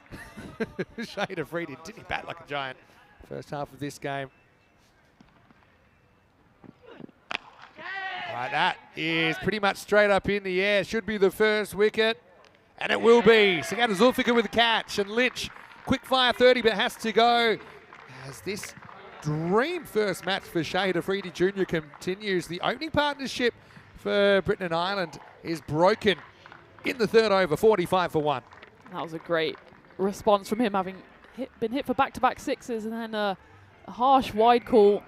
He decided to take matters into his own hands, dug it in the pitch, and Lynch, he knew as soon as he hit it that he was in trouble, and it was a good catch there by Sikandar. The ball was up in the air for a long, long time. He had enough time to have a cup of tea and then still take it, but take it he did. Lynch has to go for 32 off 13. You look at the strike rates here, and he's certainly done his job. I mean, you're looking for kind of 250 plus from your batters that stay in. When you consider the actual rate required is it's kind of closer to 270, 280 strike rate across your team. Lynch certainly showed us a little bit of what he's about. 5 sixes in his 32, 45 for 1. And here's Will Smale, who took 4 catches in what seemed like no time at all. Did a good job behind the stumps, guy. We see in the Glamorgan system, like we talked about already, and he is Welsh. So be hoping one day maybe to pull on the 3 lines. Right now, he's facing up to Afridi. Hacks across it. Afridi heard something no one else did. End of the power play. BNI's 45 for 1. And look how delicately balanced this game is. Near enough 50-50, and that wicket certainly would have helped the European cause. 1 over that was from Shahid Afridi. Went for 13, but got that all-important wicket. Pulled it back after the second over went magical. But they'll like any overs that go for 10 to 15 runs will be a win in the books of the British and Irish, or in the books of the European 11. British and Irish need a run rate of over 17 if they're going to chase this down. Definitely on. It's definitely possible. Oh, we see Kevin O'Brien batting for the first time. Like I said, he's listed at 5. So far they've gone as listed. Smale at 3. Listed next is Tom Hinley. There is one option they might have gone to, I thought, in the first innings with his left arm wrist spin. But, speaking of left armers, here's Mohamed Atif, young Spanish bowler. And Atif is kind of known for, he's got very flexible wrists, so he can get the ball to jump off what's quite a full length. He's very hard to drive off kind of that middle length. And of course, he's got the natural advantages of left armour, kind of roll his fingers on him occasionally. But what a great opportunity for him to play in this side. He kind of bounds in like a gazelle. He's got a very jumpy action, and then he just slings it in, cutting across the right-hander. He's got that wrong though, and that could be trouble. That's going to be smacked by Smale. Again, it's probably borderline for height, so they'll probably want to look at this for height.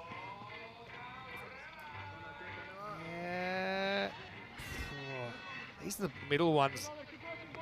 Is it coming down enough or not? That's one of those ones, if there's doubt, they normally call them. But they let one go earlier that was close. And then it's been called 4 runs. So it has been called a no ball, so it's no definitely ball a free plus hit. 4. I saw that as 6 in my eyes, but I am a year older now, so maybe my eyes are failing me. 50's up. Free hit. Bowled. Somebody's going to have to fix the stumps up. Smales had an interesting 3 balls at his face so far. Big dirty slog first ball. Second one, he was able to smack off his hip. Third one smacks the stumps. Sturgis sees the funny side of it. Sees himself on camera. He loves the tash. It's a bit of a throwback. I know you are young compared to me. But there was a time where the moustaches have made a bit of a comeback lately. Merv Hughes. Merv Hughes. Yeah. Warming up in front of the crowd. Bay 13 at the MCG. I've seen it live now, Bay 13. That's quite a lively place. I wasn't there in the Bay, but watched from afar. All right, this time wants to go the slog sweep. Does he get the distance? He does. Maximo! Smale wants that leg side. He gets it that time. This game continues to intrigue. This is the beauty of ECN, that you can have a free hit, you can have a no ball, and then the next ball, you've had your stump splattered on a free hit, next one out of the ground. We've seen both free hits not hit, and the next ball where your wicket's at risk, we have seen get hit for 6.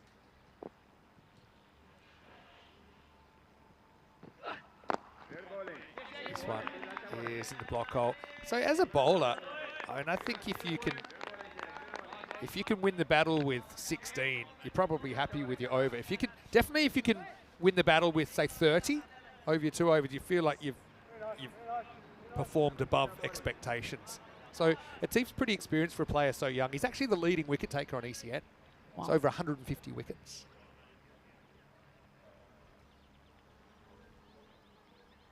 Connell on strike. Oh, well, that got whacked back towards Muhammad Atif. Knows it's a long week and didn't want to get taken out by this one. Yeah, I think he turns his back half on it and pings up off his hip, I think. He seems to have not suffered any ill effects from that, but it came back pretty hot at him. Probably was good it wasn't timed as well as it might have been from Connell. Check it out here. Yeah, kind of like the idea of evasive action, but never had the reaction time. Last ball of the over. Oh, very, very clever, and that's going to go all the way. Maximo! So a bit of innovation there. It's a bit of the funky stuff to finish things off. Magical over in the end, 20 come off it, and British and Irish 11 are 65 for 1 after 4. That was a bit of everything in that over again. We had the no ball 4, we had 2 sixes, and you can see here by the run rate, it's shaping up to be really tight. That yellow line being the run rate required for the win, the red line for the bonus point, and they're on course for all 4 here. Well, 3 for sure. We've got the golden line now. If you finished exactly on that line, it's a golden ball. There we go. That's why it's a golden line now. If you stay above it, you win. We've got to have a Western Shield golden ball, surely. We've never had a Western Shield golden ball, yeah. And last year, we had the 9 matches.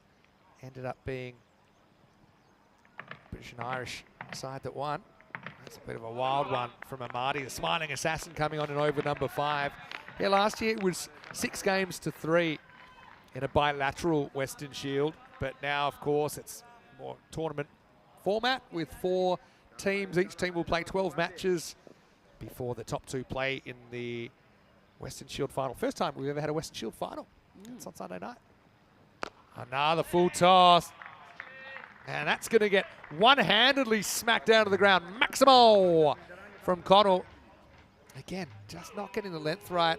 I mean, to me, it's worth a look. Is that waist tire? Is it just dropping? Probably just dropping. You see that because I think it was an attempted slower ball, but gets hammered out of the ground. 6 runs. Been lucky on a couple of those ones as well. Have Europe that they haven't been no balls, that they've been pushing it. Amadi does have this amazing kind of dropper slower ball. That's the pace on. And I wouldn't, oh well, it was tight. They get through for a leg bite. I was going to say, I wouldn't say he's express, but it makes his on-pace ball hurry you up because you are often looking for that really slow, it like comes out of, I think, his thumb and his forefinger. It just kind of drops. Another thing, we didn't see too much of this in in December when you were here, Tina, but the famous Kartsma Oval bat plug. Trying to slide your bat on the grass, you'll often jackknife yourself. And there's the pace on again, and this is hit up into the jungle. Maximal for Smale, who's having a brilliant ECN debut here. And as long as he's there, and as long as Connell's ticking along, I think the Pixie guys are favourites. Yeah, a few more shots like this, and it'll certainly swing in their favour. And he didn't even get a hold of all of that. It was middle enough to hit it way up onto the hill.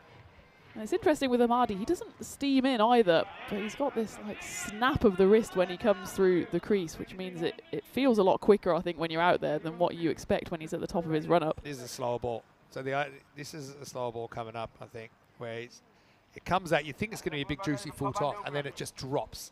And the arm action's the same. It's got a feeling that after getting whacked, pace on a couple of times, he's gonna try and drop one in. Let's have a look. See if I can read his mind. It was a slower ball, but it wasn't as full as I thought it might have been. So gets a look at it, gets a single. I think Jeremy Martin's just briefly left the field, so I think he's been replaced. Yeah, I don't know what that was about. It was like a shoe issue or something. Hopefully nothing too serious. This one's cramps in for room. Any ball that stays on the field, it's a big win for the fielding side. With that rate still in the 16s and over. A real classic shaping up here first up. It swung slightly in the favour of Bixie with those few big hits the last couple of overs, but Europe have had a knack of fighting back in this game, and they're doing the same now. A couple of good balls here as well from Amadi to finish the 5th over. Oh, this one pretty much straight up in the air. Crows calls it, keeper's catch and taken. So Amadi wins the over in the end, doesn't he? And he gets the dangerous Smale. Again, looked like he wanted to hit across that. It was a big looping leading edge, and the keeper takes it without too many dramas. And on the stroke of the end of the 5th over, it's 81 for 2. What a wicket that was, right at the exact right time for Team Europe. Just went right up in the air. Smale was the one that was looking like he was going to go big, but it was a great take behind the stumps by the keeper. And a good lesson for keepers as well. See, 23 of the 24 runs from Smale on the leg side, but called that one really early. Everyone cleared the zone, and I think we're seeing some of these professional little things coming into this game so far. Vinny Sander here with Maximo. Welcome to you if you're just joining us. Got Tina Goff with me. Enrico Full on the way. He'll be here tomorrow. But right now you're watching match 1 of 25 matches over the next 5 days of European cricket in this Western Shield. It's not call it cricket worlds colliding, because you've got a lot of players from a lot of different backgrounds playing this fast-paced, frenetic format. Of course, ECL starts on Monday, so we've basically got 5 weeks of European cricket coming your way from the Kartsma Oval. It's great to have you here, Tina. Thank you, yeah, and I'm excited to be a fan for the next few weeks in the ECL as well. I'm not sure who I got in my sweepstake. I need to double check. I will tell you, but so we'll be excited for that as well. If you haven't gotten in our ECN Superfan Suite for the ECL, you've got Old Victorians, because I had to make one which was latecomers. So you'll get to see them from Monday. But right now, this should be a wicket. In fact, it's not taken. It just dropped at the last moment. And their fielding standards so far have been very, very high. That's Khalid Amadi out there, fresh off bowling his over. Never really got an organised dive in there, did he? Kind of lurched forward. And unfortunately for Europe, that one goes down. First time we've seen spin with Shariz, who is a kind of bustling, I'd call him a leg spinner, but he's not a huge turner of the ball. He'll just kind of roll a lot of top spinners in there. He's got one that kind of goes the other way, but he's also got a really good kind of quicker Yorker, which you don't really expect from that style of bowler. So Shariz, MVP of last year's Euros of cricket. Really excited to see him out there for Team Europe. Yeah, he's another big player, isn't he? He plays for the Netherlands. His older brother plays for the Netherlands as well. So we've got some cricketing pedigree going on through the Western Shield.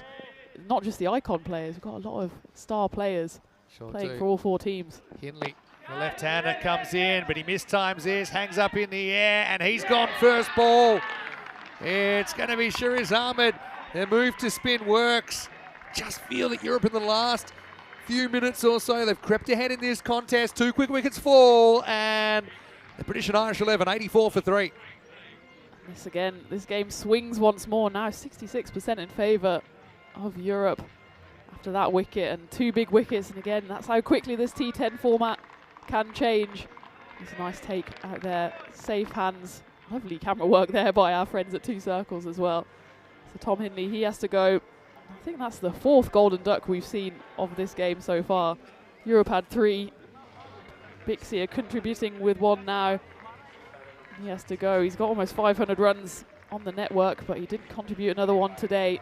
So he has to go, and the British and Irish Lions 84 for 3. Well, I just said 15 seconds. And it's Kevin O'Brien coming out to bat for the first time. Do we give penalty runs to Well, icon that's players? the thing. If you're not ready to go in 60 seconds, there is an automatic 5-run penalty applied. But I think, Kevin's experience, he probably knew the rule and he timed his run. He's probably paced it out already. This is the kind of professional he is. Kevin O'Brien, former Irish international, now the assistant coach of the Italian national team as well. I know we're really thrilled to have Kevin as a part of this tournament, and we'll probably hear from him in the commentary box when he's free.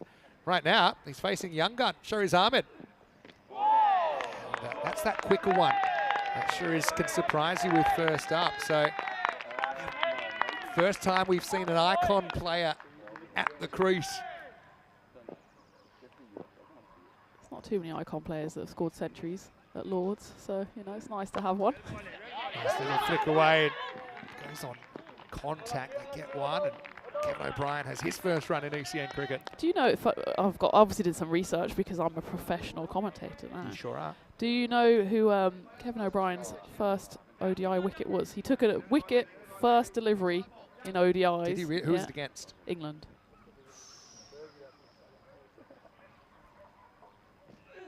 Leave it with you. I'm going to say no one yet. End of the 6th over. It's 85 for 3. You think about it. I'll say Michael Vaughan. You would be in the right ballpark with England captains who open the batting. Andrew Strauss. Correct. Wow. Yeah. How about that? Not a bad first ODI I wicket. remember. First So ball. can I say I used to have this great job. This is while I was actually I'm still playing, but I used to work at night in a place where if you're lucky you get rostered in the sports bar. Okay. And not have to do too much except get to watch the sport. And that night where he came in, I think it was like 4 for 91 for 4 or something like that, chasing 330 odd against England. And he came and scored that century. Yeah, the infamous one. I took my eyes off the screen that night. I remember it so well. And so it's thrilling now to have him here on the European Cricket Network. There's Team Asia who will be on deck in the next game. All right, here's Sajid Afridi. First one's a full toss. Going to get through the field. Amadi. 2 errors in the field so far from him. First one maybe is excusable. That one probably not. And O'Brien has his first boundary. Yeah, and that was just pure power. Maybe Amadi just wanted to make the icon player feel at home, give him his first 4 runs. But his teammates won't be too happy with that one. So He has been swapped out for that position. Sajid Afridi, this is bowling. It's been a really good test for him. Didn't quite hit his spots first time we saw him, but he's got this really interesting kind of slingy, slower ball. And this time he's going to go pace on again, just turn around the corner. Economy of movement from Kevin O'Brien, who goes back-to-back 4s.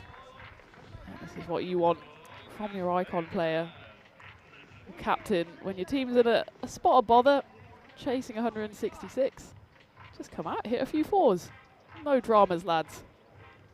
As I mentioned, when Henley was out, it was Hamza Saleem Dar that took the catch. Fairly simple one.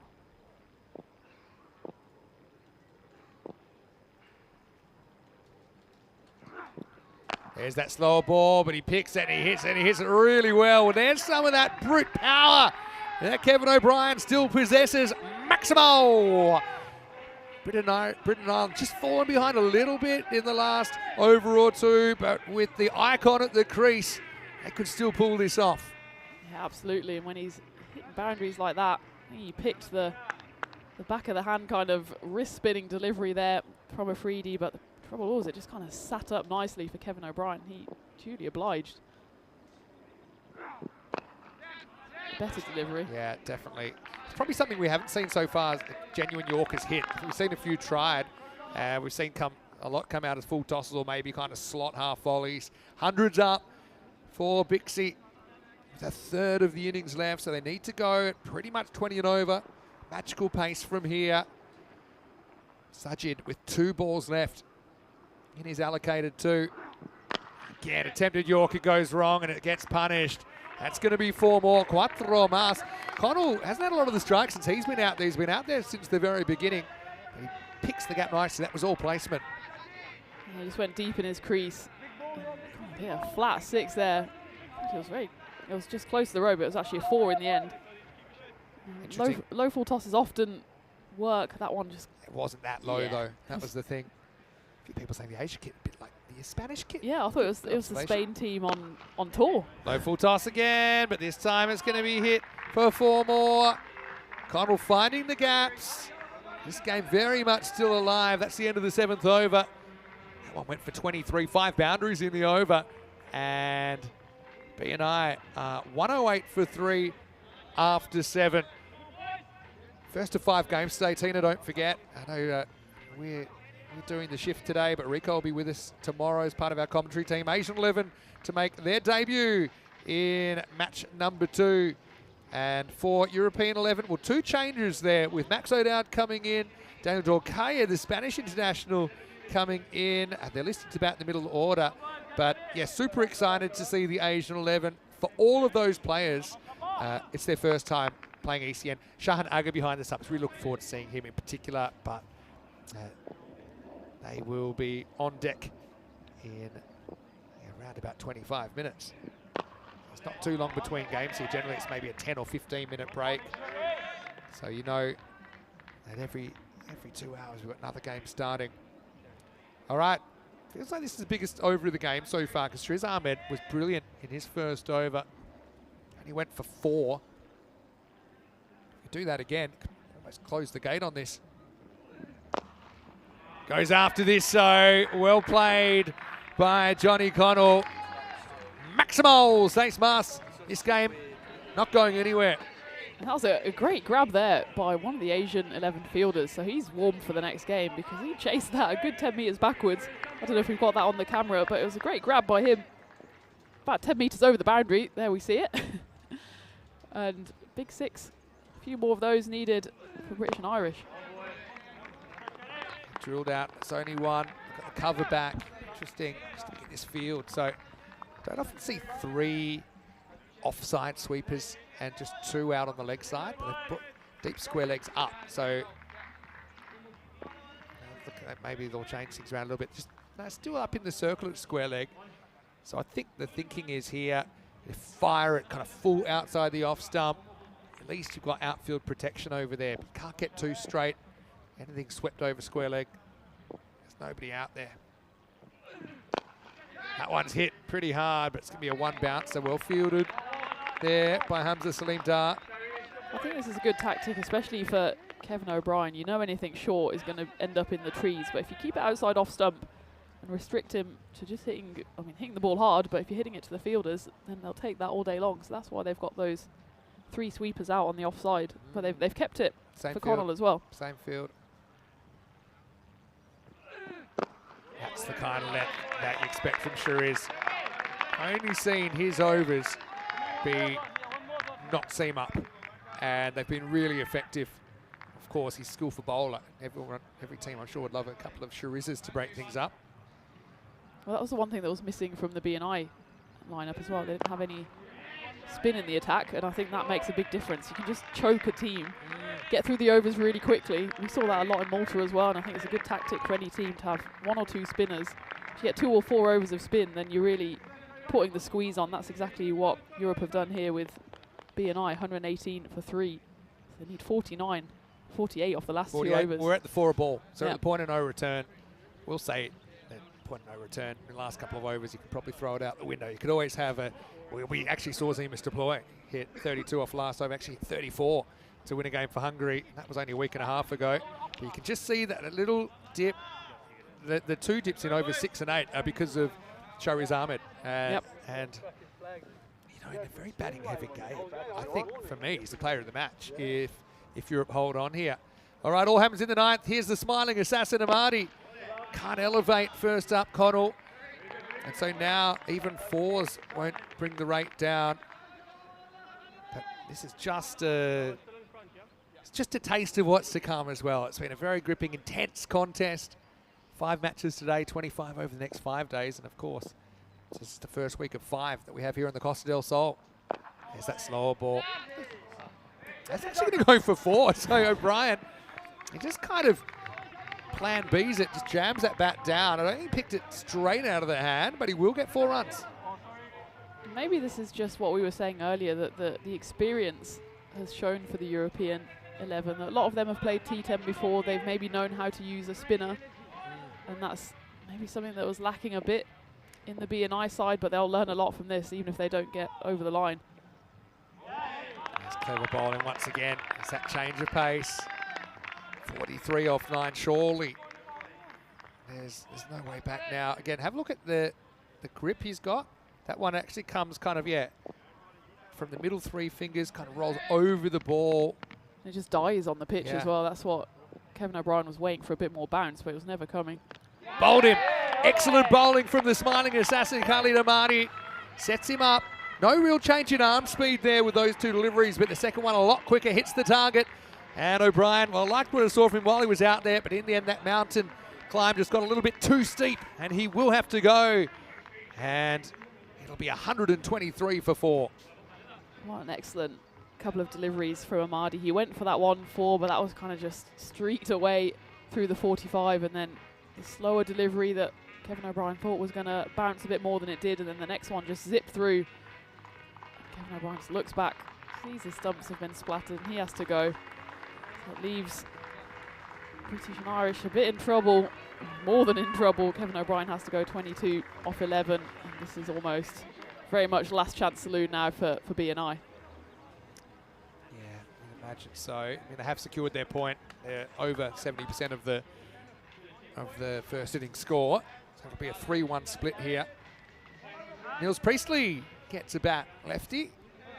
Saw him for the England 11 last year. And for the British and Irish side, we'll see them also later in the day. So the way it is that 2 teams will play 3 matches in the day, 2 teams will play 2. So we'll see the British and Irish in matches 3 and 4 as well, against the World 11 and Asian 11 respectively. Priestley hits that one pretty well, but straight to the fielder. It's a simple catch there for Zemus Deploy. And yet again, I think for the 3rd time, at least in the game, we have a hat-trick opportunity. Ahmadi wheeling and dealing, and this one is called the Lou Bega. Do you know why that is? Because it's 1, 2, 3, 4, 5. Love that, and we got it out early. Day 1, game 1 of the Western Shield, we get the Lou Bega out. I think that's the spot it. got to get it in. Big thanks to my friend Andrew Leonard, who taught me about the Lou Bega. Bega. Andrew Leonard, very, very good cricket commentator out of Ireland. But unfortunately for Niels, not a bad shot. He didn't quite get the elevation. Maybe he can save his runs for another spot during the week. He is the 5th to fall, 123 for 5. 7 balls remaining in this contest. I think that's the 4th golden duck we've seen in this game. Derek hasn't made an appearance yet, but I think Derek, I got told, stuck in traffic, and he might be an extra couple of days. That's unfortunate. He's been getting a beak job. Stuck in the Spanish traffic. So Maria gets a hit at 7. With 7 to come. And that's not bad at all. Well, Maximo Sainz Carreras. That'll finish the 9th. And Ahmadi, 3 for 25. I think he does his job reasonably well in the end. Again, I think some of these bowlers haven't quite found their spots yet. Being the first morning, a lot of coming off not too much cricket at all, but that's 9 overs down, 129 for 5. I will say this, 6 sixes will take us to a golden ball, Tina, and it will be Johnny Connell facing up. I wouldn't say no. I wouldn't say no. Little post-birthday treat to get a golden ball on day 1, but 6 sixes is going to be difficult, I think.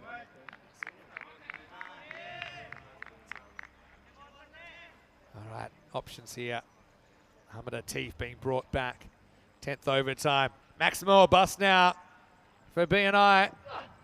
That's perfect bowling from Atif. Just didn't allow the batter to get under it. My other thing with high fielding standards expected and pretty much being seen so far, there won't be too many twos out there. No. Very good at cutting off the angle, and just mentioning the format as well with a 50-metre boundary size. Not a lot of space out there to grab a second. Geez, Europe, bit of revenge here. Remember, they went down 6-3 to the British and Irish side last year in the first ever Western Shield. Sumaré facing up. That one's a slight cutter from Atif, and Julius has come out in the mood. Maximal 6 runs. If it wasn't for that first delivery, we might still be on here, but you never know. No ball, and suddenly the game might change again. That one just, the slower ball didn't quite pay off there, and Julius was just waiting for that one. Straight onto the hill. Still think it's probably going to be a bit too little too late for BNI. They need some kind of mathematical equation here to get the runs. Need to 7 up. All Atif needs to do is keep it on the straight and narrow. It's a good wide walk. I see Sumaré trying to sneak across and take that wide hole kind of delivery away from Atif, but well bowled. And yeah, again, Mohamed Atif plays cricket in Barcelona. Doesn't really get the opportunity to play against this caliber player, even probably when he's playing for Spain. So it's something different for him. It's a great challenge for him as well. Oh, I wonder if there's a bit of glove on this. I think there is. So it probably would have been a wide. In fact, it would have been a wide. Connell gloves one down the leg side, and this game, in a way, finishes the way it started. Let's not forget Crows gloved one first ball of the game. It's Atif. He'll be happy because he has his first wicket of the week. First wicket in a European shirt. And BNI now 137 for 6. Connell played a good knock, I thought, but just didn't have the lion's share of the strike. Out for 37 off 22. It's 137 for 6. It's always tough when you open the batting and you spend a lot of time at the non-strikers just watching the action. You can't get into any kind of rhythm. But Connell, he batted out from the start and finished 37 off 22, but didn't quite have the partners with him. And for Atif, he'll be happy that that probably should have been a wide, ended up in a wicket, but he won't mind how it's come. It was a good take behind the stumps. Okay. Here's Mackenzie, batting number 8. Mackenzie Jones. Plays his cricket for Scotland. He'd be enjoying the sunshine, I'm sure. They're not used to it up in Scotland, so. UK and Ireland-based players will be loving Absolutely. this weather. 2 to come. Pretty well bowled by Atif. He's pretty well to manipulate that far. Zemus Deploy. Deploy does the fielding. Keeps it to 1. Quite close to the rope there, did Zemus. Yeah, he put in a nice little slide. I think they were saying it was clear, so just the 1 in the end. Last ball of match 1 then. Just a sign of what's to come. He gets hit into the gap. That'll be 4. It'll take the British and Irish 11 into the 140s, but they're going to go down by a margin of 23 runs. It's Team Europe with some sweet revenge. Almost a year in the making. And they get the win in match 1. Final score, Europe 165, British and Irish 11, 142. That's 3 points to Team Europe. It's 1 point to Bixie, and we are off and racing in this Western Shield. Tina, I for one am excited for more. Absolutely, 24 more to go, but what a number 1 that was. And let's not forget, Europe were 28 for 5 at one point, and they somehow came back and cruised to victory. They were 0 for 2 after 2 balls. But that just shows you that 10 overs is longer than you think. The Asian 11 coming up in the second match to take on Europe. Mentioned Daniel Dorkaya coming to the side. Max O'Dowd coming into the side as well. Zemus Deploy listed to open again. But again, you can mix and match that order any way you like. Maybe Max O'Dowd could even come into open. You just don't know. But that match is coming up. I've got a bit of housekeeping. 5-minute delay because that game ran a little bit over. So it won't be 12:30 Central Europe time, 5 o'clock India. It'll be 5 minutes later than that. But we'll rejoin you 5 minutes early. Well, it was Tash stroking time for the Sturge as the Bixie batting order had amounted to climb 166. Certainly not impossible given what we've seen at this level of cricket. But in the end, they weren't quite able to get there, despite the efforts of Lynch early on, 32 off 13. That was a close call, wasn't it? Connell batted pretty much all the way through for 37, but no one made that kind of big 50 or more to pull off a miracle chase for the British and Irish 11. Credit to Team Europe. Yeah, it was a curious little innings there for BNI because a lot of their batters got off to a good start, but they were missing a Shahid Afridi to come in and really take the innings by the scruff of the neck. We had a few 20s, a few 30s, but maybe just a bit of lack of experience in this T10 format of how to kick on, which is exactly what Europe did and BNI didn't, and that was, I think, the difference between the two teams. I think also just that scoreboard pressure that Europe were able to put on here. Hey, you got to go for your shots. And yeah, I just think it's one of those things. I think their strategy seemed fine. I wouldn't say they were too conservative or anything like that. When I look at that lineup for BNI's as well, they've got quite a few players that have played before. Obviously O'Brien coming in, nice to see him. Again, we'll see more of him, I'm sure, as the week goes on. But he's perfectly suited to the format. We know that. Unlucky for Niels, who just drilled one straight to the sweeper, and then Connell, you can actually see there a little bit of a fine glance on that. Crows took the catch down the leg side. That was the first wicket for Mohammed Atif for Team Europe. And despite this one going to the boundary, it was all over. 23 runs the margin. Europe off to a winning start on home soil. And we don't have too long before we're back. We're back in 10 minutes to take you into the second match. So stay tuned for that. Looking at the scorecard, well, Lynch ended up being the top scorer with 32 off 13. Pardon me, except for Connell, who ended up 37 off 22. Of course, he batted almost all the way through. A couple of 20s in there for Smale, who impressed me with his first match with the gloves and with some of his striking. O'Brien with 22, but in the end, just got out having to go for 6 off every ball, really. 9 extras in there, 142 for 6. So that is more or less what I called par, about 145 is what I called it. I think Europe with some of that striking.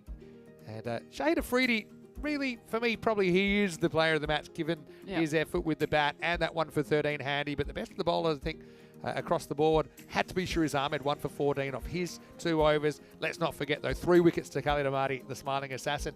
But Tina, we've got time to have a quick break, but we'll be back before too long. Yeah, looking forward to it. And that was just game 1. 4 more to come today. I'm looking forward to seeing the other 2 teams. I'm sure they're itching to get out there as well. Cannot wait. So we're back in around 9 minutes or so. Vinny Sandy, Mr. Maximo, for the European Cricket Network with Tina Goff. Hope you're enjoying the show so far. Back with more when we return to the Khartoum Oval for more European Cricket Western Shield.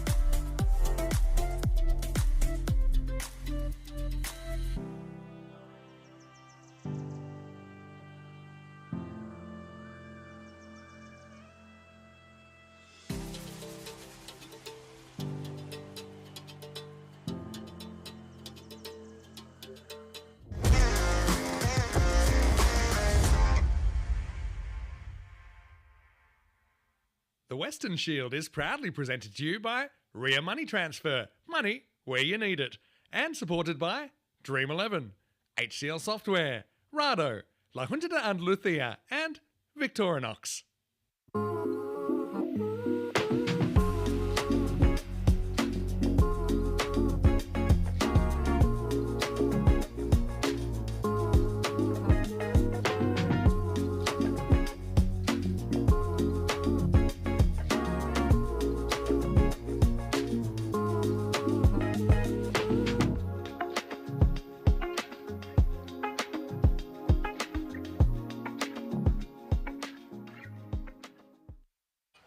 Hello and welcome back to the Cartama Oval. Beautiful sunny day here on the Costa del Sol. European cricket is back with a bang, and what a first match we've had already. And now it's time to see a fair few new players on the network, because the Asian 11 are here, first time in the ECN universe, taking on Team Europe. Of course, we just saw them in a crazy match in match number 1. Coin toss on the way. Ian Ramage has the two captains. Asia 11, you're the home team, you'll toss the coin. Europe 11, as the away team, you'll call. Dream 11, it's being called Dream 11. Oh, it's come down European cricket, so you won the toss. Okay, toss won by Asia 11, who will bowl first? So Asia win the toss and they have elected to bowl first. Makes sense when you've got a lot of players that haven't played the format before. I suppose they might be a little bit more comfortable chasing and being able to pace their batting accordingly. But it's going to be a big learning curve against a team that I think have the most experience kind of player for player than any of the other teams here in Europe. So for Asia, I know these guys have come a long way. They are kind of a mix of players that are on the up in the world game, and I know that they're itching to get out there. For Team Europe, obviously, we saw Shahid Afridi with an incredible innings holding things together in match 1. I think we'll see some changes for them. I think we'll see Max O'Dowd come in, so that's really exciting to see him play his first game since 2019. But I just think this will be a cracking match. Tina Goff standing by, match 2 on the way. Asia winning the toss. They want to have a bowl. Over to you as we get ready for more European cricket. Thank you, Vinny. As we see the teams coming out, and Asian 11 for the first time. Look at that beautiful new kit. Someone said in the chat that it looks a bit like the Spanish kit. The Asia 11 are really rocking those red covers. And you can see coming 2 batters behind them. It'll be Max O'Dowd to open up. The first time we see him, as you see that the European 11 have made 2 changes. An icon player who's jumped in at the last minute, Max O'Dowd. He'll be opening for his European 11, and Daniel Doyle-Kayo's come in as well. Europe, of course, coming in after that win against the British and Irish 11 this morning, just a few minutes ago actually, so they're going double header. Asian 11, it's the first time we will be seeing them, and we're looking forward to the team be led by Kavishka and Jula. Shahan Aga behind the stumps, he'll be really exciting to watch with the gloves, but also with bat in hand. And it's a lot of players that we don't know too much about on the European Cricket Network, so we'll be very excited to see how they go. Someone we do know a lot about on the European Cricket Network is Mr. Maximo. Vinny, how excited are you to see this Asian 11? It's off the scale, really. It's not often you see pretty much whole side that hasn't played the format, but to have such cricketing skill in the side. So, yeah, Asian 11 led by Kavishka and Jula, and they're given here 36%. Okay, Europe obviously coming off a good win in that last game. Probably can't read too much into that at this stage. And Kavishka, Sri Lankan, captaining the side first up, and Shahanaga is behind the stumps. So, I mean, I'm sure that Asia would have sat back, watched that first game. They share a landmass to Europe and Asia. They do. Now they're sharing the Cartama Oval, and Almost as important, I'd say. it's going to be Sumon Khan. That's going to get us going. And yeah, I thought they might do this. They've thrown Max O'Dowd straight out there. Had the first game off. There's Corey Ruckers, the Europe coach, and Alistair Priddle assisting him. Daniel Doyle-Kayo, the Spanish opener, into the side. So 2 inclusions go straight to the top of the order. This is part of the strategy, I think. They said, look, guys, take the first game off. We just got the first 2 games today. Let's go. Asia have arrived in European cricket. And Max watches the first one go through. Now, Max, actually, I think he actually breaks a record today. Okay. And you like this record. I even know the name of the of the player that holds it was Fiaz Ahmed, also known as the refrigerator from Brescia, who played in the first ECL. And the record is, I'll see if you can guess what the record is. I'll tell you at the end of the first over. Okay. See if someone in the chat might know the record as well. Max is away, but he's caught. What a catch! Whoa, well, that's the standard that you'd hope to see at this level. Max O'Dowd just turns and he hits it uppishly, flattishly, if you like, out towards the outfielder. But it's Manan Ali who's taken a brilliant catch diving forward. And Europe, you wouldn't believe it, once again, they've lost their first wicket before a single run on the board. Well, we know that it didn't exactly harm their chances in the previous game, but that ball came flying off the bat of Max. We'll have to get the reverse angle just to see how good a catch this was. Great camera work, and look how low to the ground that catch was taken. Manan Ali, really a fingertip scraper there, but he took it cleanly. And Asia, welcome to the Western Shield. Okay, I might as well tell you this now. I think Maxi's out already. But the record he's broken is the longest gap between ECN appearances. Okay. Fiaz Ahmed had 1,366 days between appearances. He played in the first ECL, then we saw him in the ECS in 2023 in April. For Maxi, it's 2,030 days since we've seen him on ECN, and he comes back with a Derek the Duck, although Derek's still coming back from the clinic. We haven't seen him on the screen yet. So welcome, Max. Got in on the flight from Cape Town last night. Thanks for coming. Yeah, second baller. Here's Zima's deploy. He's going to bat 3. I think he thought he'd be disappointed with that because he connected with it well, thought he just guided it around the corner. But it was Manan Ali who was kind of sneaking around on the 45 there and took an incredible catch. Well, Zemus likes what he sees and he puts it into the fan zone. Maximo! Well, we've seen 6 and out. Now we see out and 6 to start the Europe innings. Zemus, we know he's in some form in 2025. He's already got that big 100 for Hungary. He chased down 31 needed in the final over against Austria in the ECI series. So he's no stranger to hitting some big shots, and he's started again under the Spanish sun. First ball, big 6, and that was not even troubling the fan zone. It must have been about 10 meters over it. Again, a wild start for the European 11. Wickets and 6s. It's only been 3 balls. Zemus goes over the offside now. It's going to crash into the fence. 4 more. And that's just a lovely shot. Previous one, was kind of inviting the 6, but that was just cracked through the covers. It made an involuntary noise there. That was such a good shot. Yeah, it's well struck, that's for sure. It's a fight. So Maxi, at least we can say he's got a record just by playing 5 years and 6.5 months since he last played. Worth the long haul red eye flight just for that. He'll be back. Oh, they like this as well. Umpire says no. Asia did seem to go up reasonably spontaneously. Got to say, I didn't hear anything in my effects, Mike. Deploy survived, swing and a miss. Deploy was firmly rooted to the spot. He wasn't going anywhere, but the Asia team were quite happy with that. It was more of a celebration than an appeal from Suman Khan, the bowler. Some were convinced, some weren't. Yeah. You can never really tell. I mean, we don't have the Snicko technology or the hot spot. Zima survives. Just got to hold his shape. I think when he hit that one over the offside, that was a good example of how to do it. He is strong over the leg side, but shouldn't go looking for it. I think otherwise, it's hit straight. You got mid-on, mid-off, up in the circle. 3 over power play here.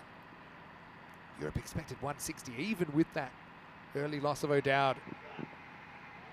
Goes walking this time, and a pretty good over, all things considered, from Suman Khan. And at the end of the first over, Europe 10 for 1. Not a bad start. Not a bad start to the year we have. Look at this, the calendar 2025, and so many exciting things. So many exciting things. So yeah, Malta is finished. Also, we had the Portugal Night Series finished last night, but this is the regular tour. This is where we will be, and if you want to join us on the tour, even outside these marquee tournaments, you can on our YouTube channel, ECN European Cricket Network. Of course, the European Cricket League coming up in just 5 days' time. Then we go to Portugal, Madrid, Italy, France. Some new destinations on there as well this year, which I'm pretty excited about. And who knows, I think the day will come where we have an ECS in Asia. 100%. Somewhere. I mean, I'd love to go to Nepal. That'd be one place I'd like to go. I know our good friend Andrew Leonard is very big in Nepal. Have to up the security. He's very popular there. But yeah, no matter where you're watching from, we'd love for you to become part of the European cricket family. Oh, that's quick, isn't it? That's Adnan Kaus, who's coming on. He's almost like a new version of the Big Bird, isn't he? Muscled that one through. Yeah, Adnan he's played for Worcester Twos in 2023, so he's got good experience, and that's what's so exciting about this Asia team as well. They've played all over the world. They've got a lot of experience, and we haven't seen them on the European Cricket Network, but I think there'll be some fan favourites coming through really quickly. I think they would have done their research as well. That one actually might have been a helmet shot. Yeah, the medics. It might have been a little rebound up. It didn't seem that high, did it? It's all smiles from the two batters, so I think they're okay, but we always have to double check the medics. Can I tell on you the a pitch. concussion test loophole? Do it. Just say it didn't hit you in the head. Is that when they go, did it hit you? Like, nope. This era of You fake get around news. the test. But now he's Getting hypnotised? Daniel Dorkaya, he's come from playing cricket in South Africa as well, where he plays his Southern Hemisphere summer cricket. So both these two have been playing in South Africa, actually.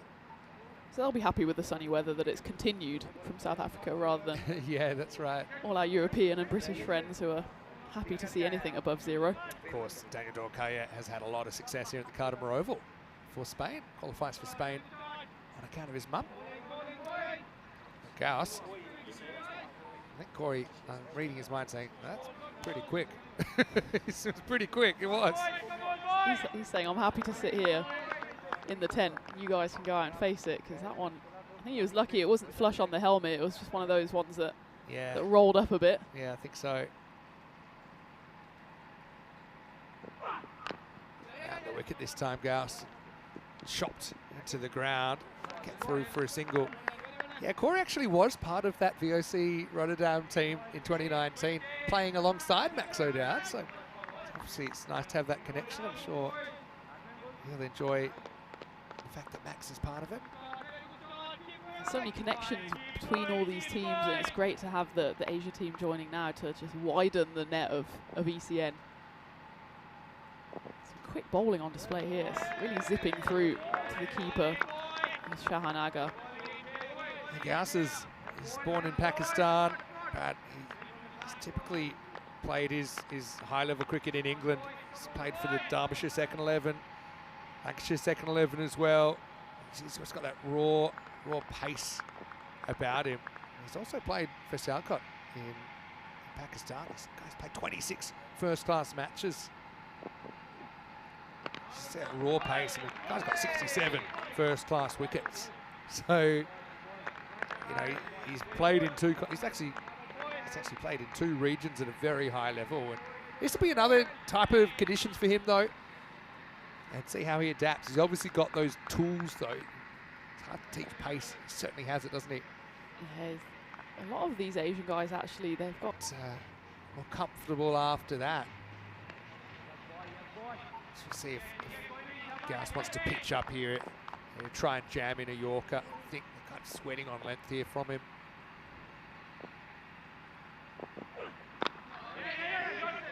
He's happy to take the one this time. Almost. We're surprised every time we get about 10 seconds to breathe, but it does give us a chance to say hello to everyone in the chat, ECN European Cricket Network. Hello to Chris Jinkle watching from the Netherlands, who's popped in now, I can see. Di Maria watching from Italy. If you want to get involved in the comment section, you can. ECN European Cricket Network on YouTube. We're hoping to make it to 500,000 subscribers soon. Of course, we've got millions of viewers actually watching on Fancode, which is great. Oh, missed time. He's always slicing away from the fielder, wasn't it? Zemus gets a bit lucky again, but he's still there. Still a strong showing so far from the Asian 11 with Europe 19 for 1 after 2. Yeah, Suleiman Safi, the fielder there, definitely thought he was within a shout. Scampering across the turf. Puts in the full dive.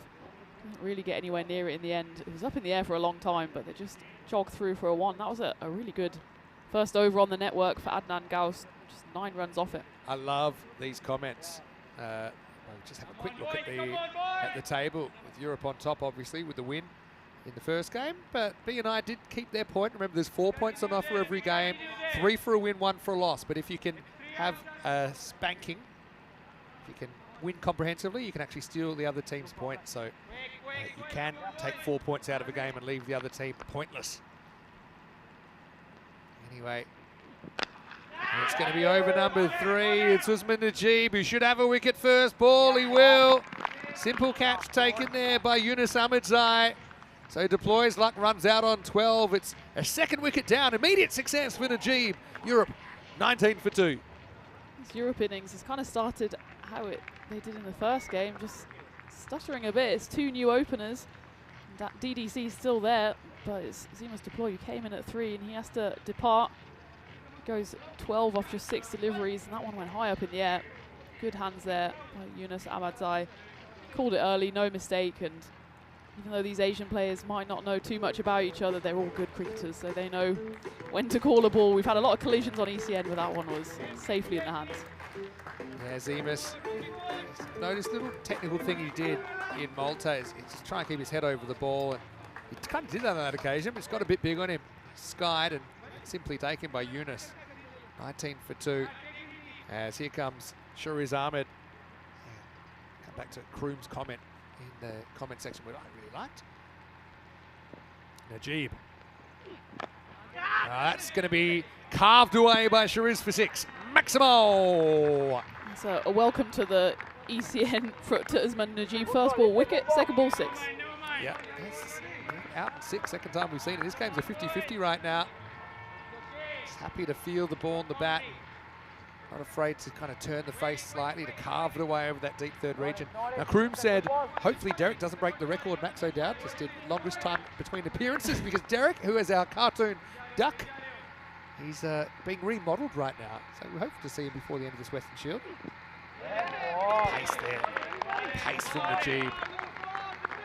Oh, Najib is an experienced player. He plays for Saudi Arabia. He's 8th fastest in the world to get to 50 T20I wickets. Just 30 games. And it's taken him 1 ball to get to 1 ECN wicket. It's good strike rate. But yeah, that's what I love about this tournament, that you're bringing players together from all corners of the planet. And the fact that he does play for Saudi Arabia, he's had success in his international career so far.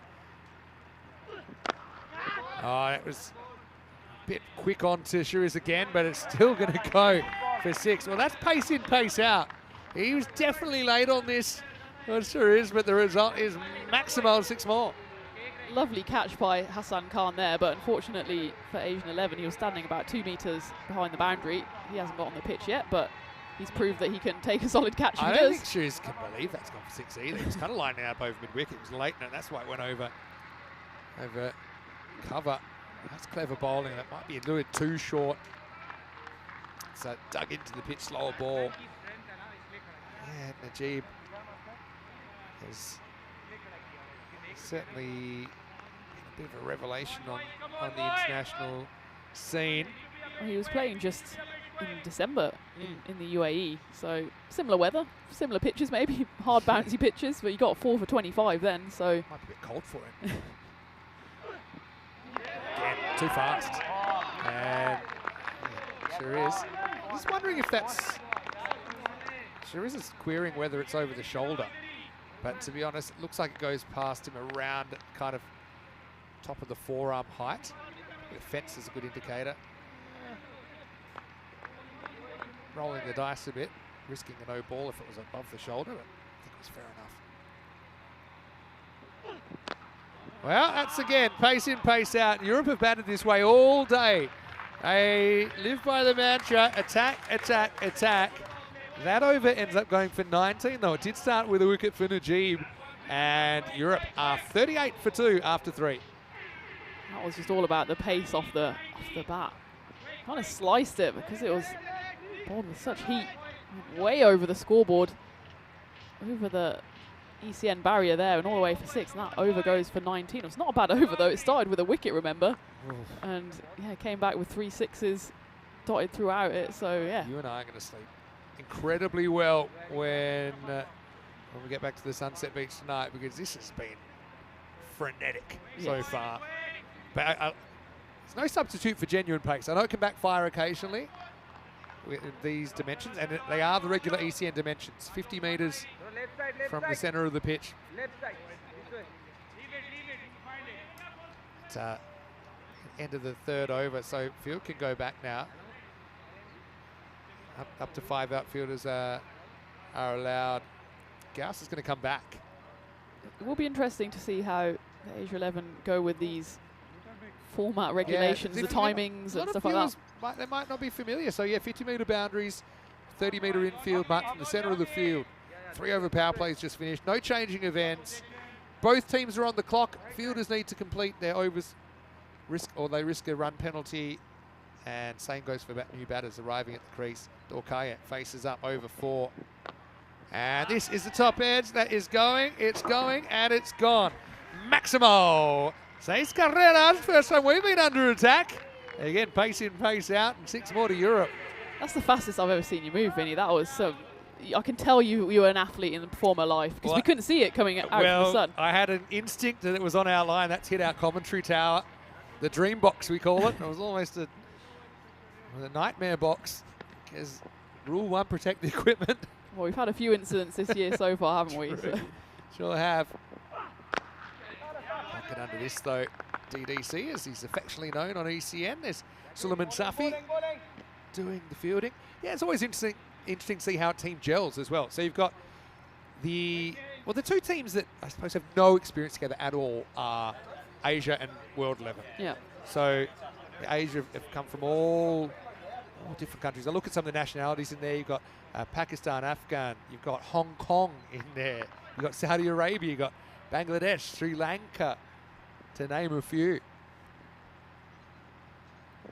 That one pulled, but almost carrying to Kavishka Anjula, who's skippering this side. The other thing we should say about Asia, I know they're hoping to have the services of Saeed Ajmal, the former Pakistan international.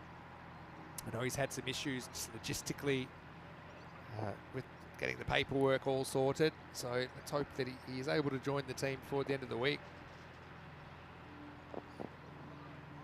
Swing and a miss this time. What you would say though, it does give an opportunity for another player every game that otherwise would be occupied by Saeed Ajmal. Yeah, and it's interesting how much has been bowled by pace at the moment. We just saw those 2 overs of spin actually from Shariz Ahmad, who's now at the non-strikers end.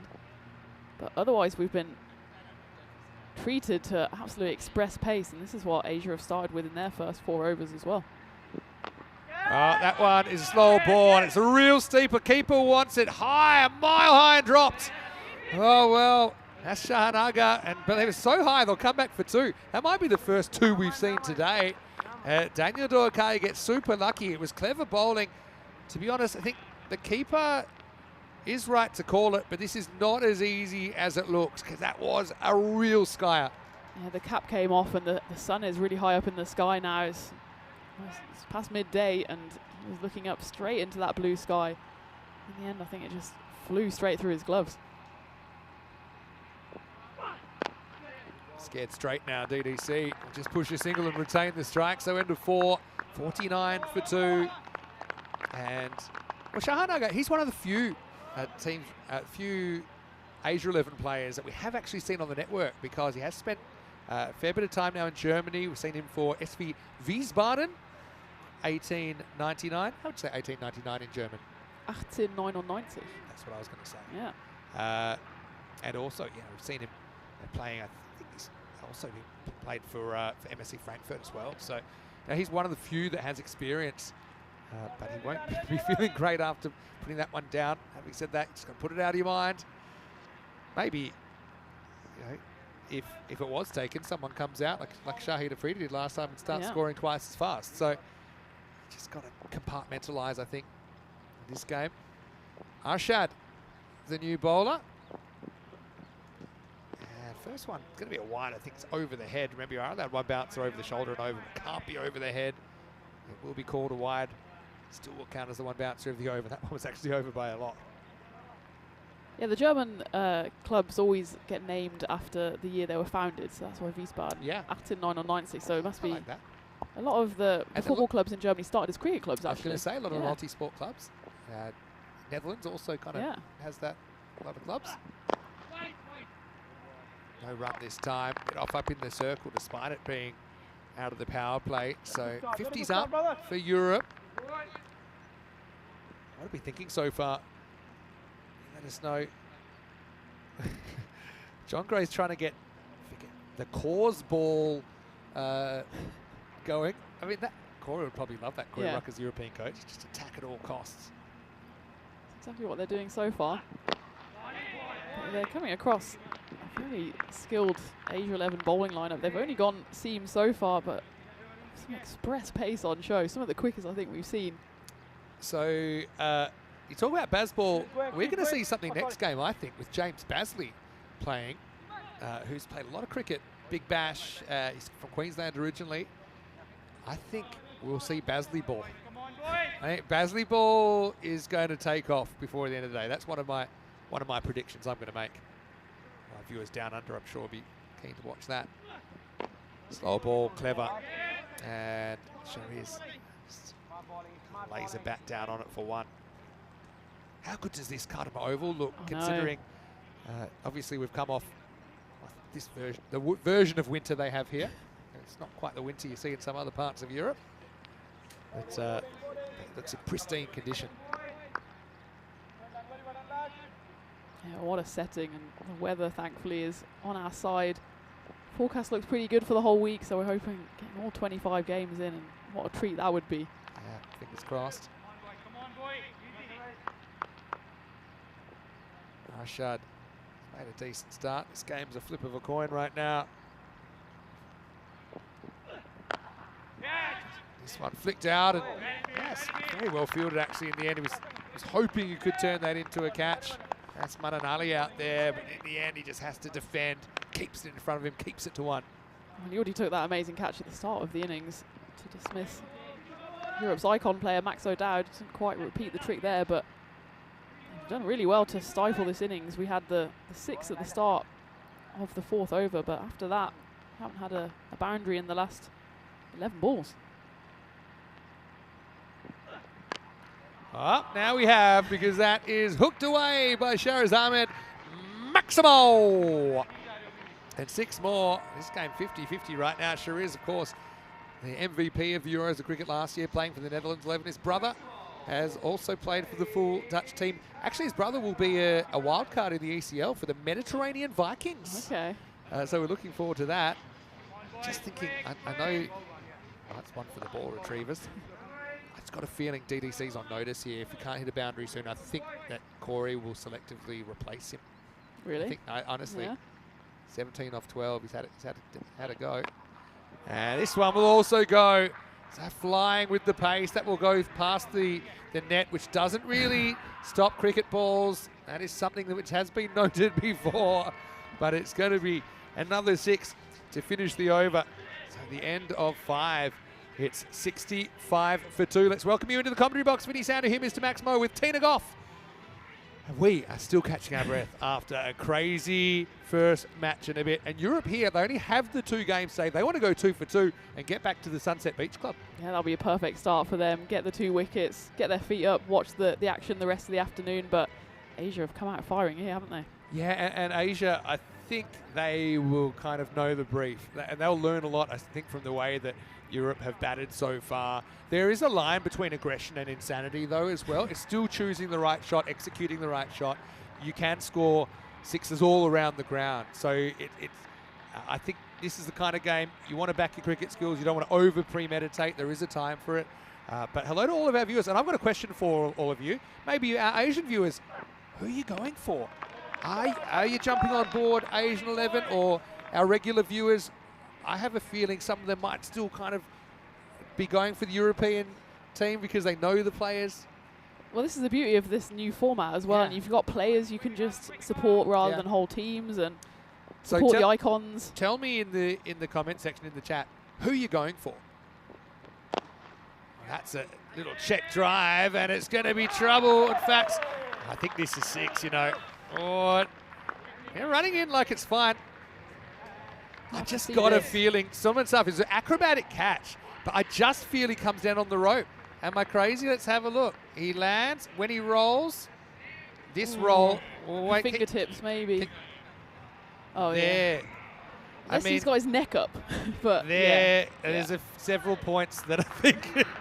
But I love the way he just kind of said, well, let the video umpire sort it out. So it'll be a Maximo. It was a good catch nonetheless. It was a brilliant catch. It was kind of goalkeeper style, wasn't it?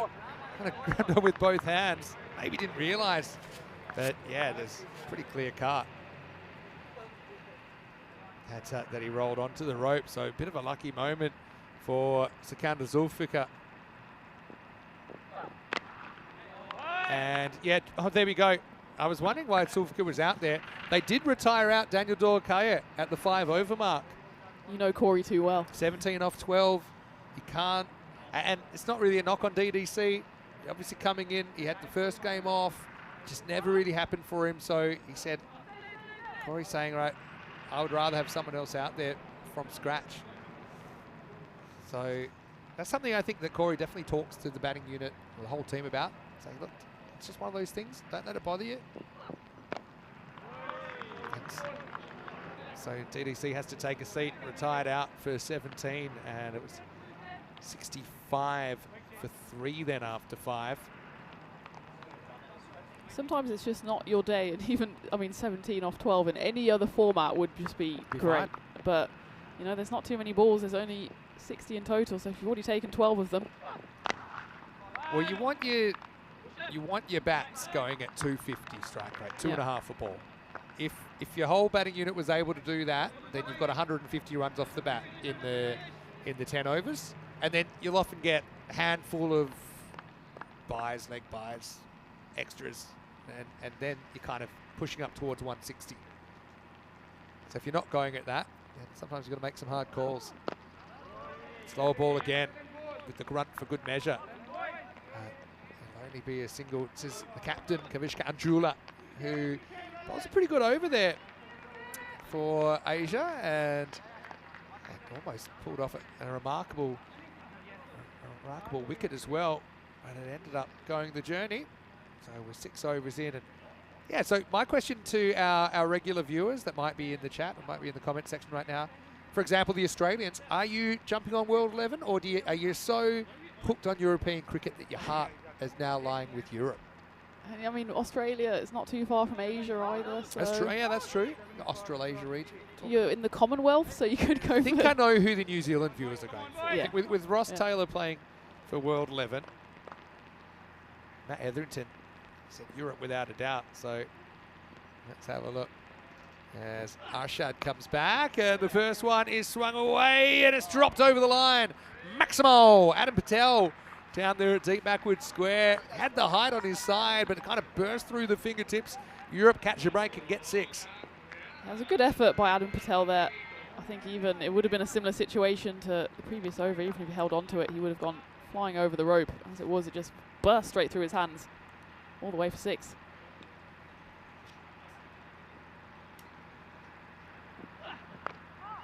It's a long way across here. It's actually cramped for room. But speaking of Ross Taylor in the World 11, I think they might have just arrived. The Matt Dales bus, thanks to our fantastic bus partners. And what a sight it is as well when you come in as a player. Yeah. And you drive up in the bus and you see the cricket being played out there, the sun beating down. It's just, there's no better sight in European cricket. Lovely colour on their shirts as well. We've got all the colours going on. Love it.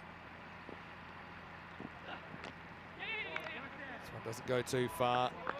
Apologies, but the score just down for a second. I think the retired out might have just made the computer have a couple of issues, but this is a kind of challenge ball, isn't it? It'll bit in to Zulfikar, inside edges onto his pad. I think every time there's a retired out, a scorer somewhere sheds a single tear. Especially because it's like the silent killer. It's like the silent dismissal. Yeah, you're like, because what there's no happened? appeal. It's not, and you just cut. That's when I saw Zul. I'm like, that's Zulfikar. How's he there? Corey was sneaky as well because he did it at the same time as the 6th Yeah. catch, and suddenly there was 2 new batters out there, but there was Probably we were on the camera, so we had our eyes off the field. Otherwise, we would have noticed Dorkaya walking off. keeping us on our toes, Corey. And that one's going to go the journey from Shiriz. I remember he played this shot really well last year. He kind of holds his body weight there, throws his hands at it, And that ball goes on the up, off the bat, and over the fence. Says Carreras. Yeah, there wasn't even that much width on that, but he just almost sliced through the ball. Ended up halfway up the hill. Interesting here, Rajbir, he's going 100% Europe. He's going for Europe. Matt Hetherington, Europe without a doubt. Charlene saying he's Sri Lankan but loves to support Europe as a big ECN fan. There you go. I love this. Chris Schinkel, well, he's in the Netherlands, so I'm not surprised. Rob Thompson from New Zealand, going for the world. Looking forward to seeing young Henry. Haven't seen him play yet. He's a young gun. Okay, we'll look forward to that, Rob. And obviously Ross Taylor, New Zealand superstar, is the icon for the World 11. And yeah, let us know. Wilco supporting the World 11.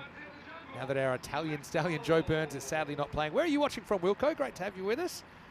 As also we have Wayne, who's going for the World 11. Lanla Radibi going for the World 11 as well. Daryl Mack asking, is Corey going grey? Corey Ruckus, of course, part of our commentary team normally, except when he's coaching, and he's coaching Europe right now.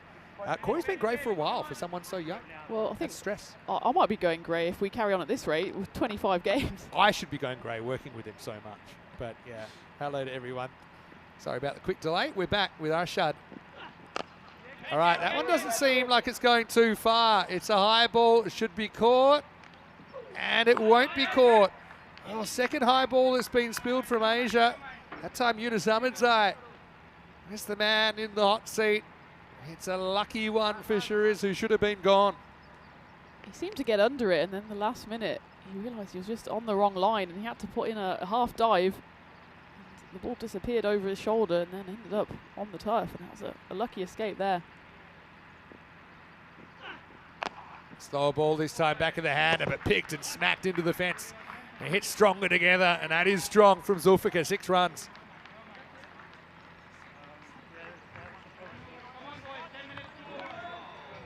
I was just sat up nicely. It was outside off stump, but kind of didn't mind that. He just hoiked it across to the leg side.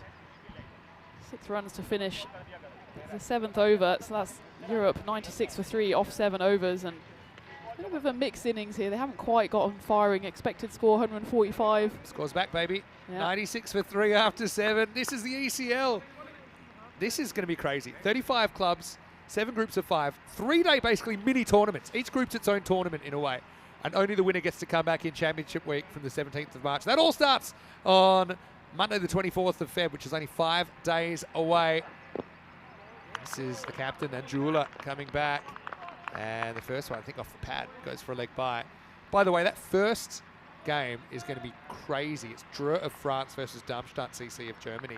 2 incredibly attacking teams. And I know we'll get to see Nabi, Ahmed Nabi, who was a force when Dreux won it.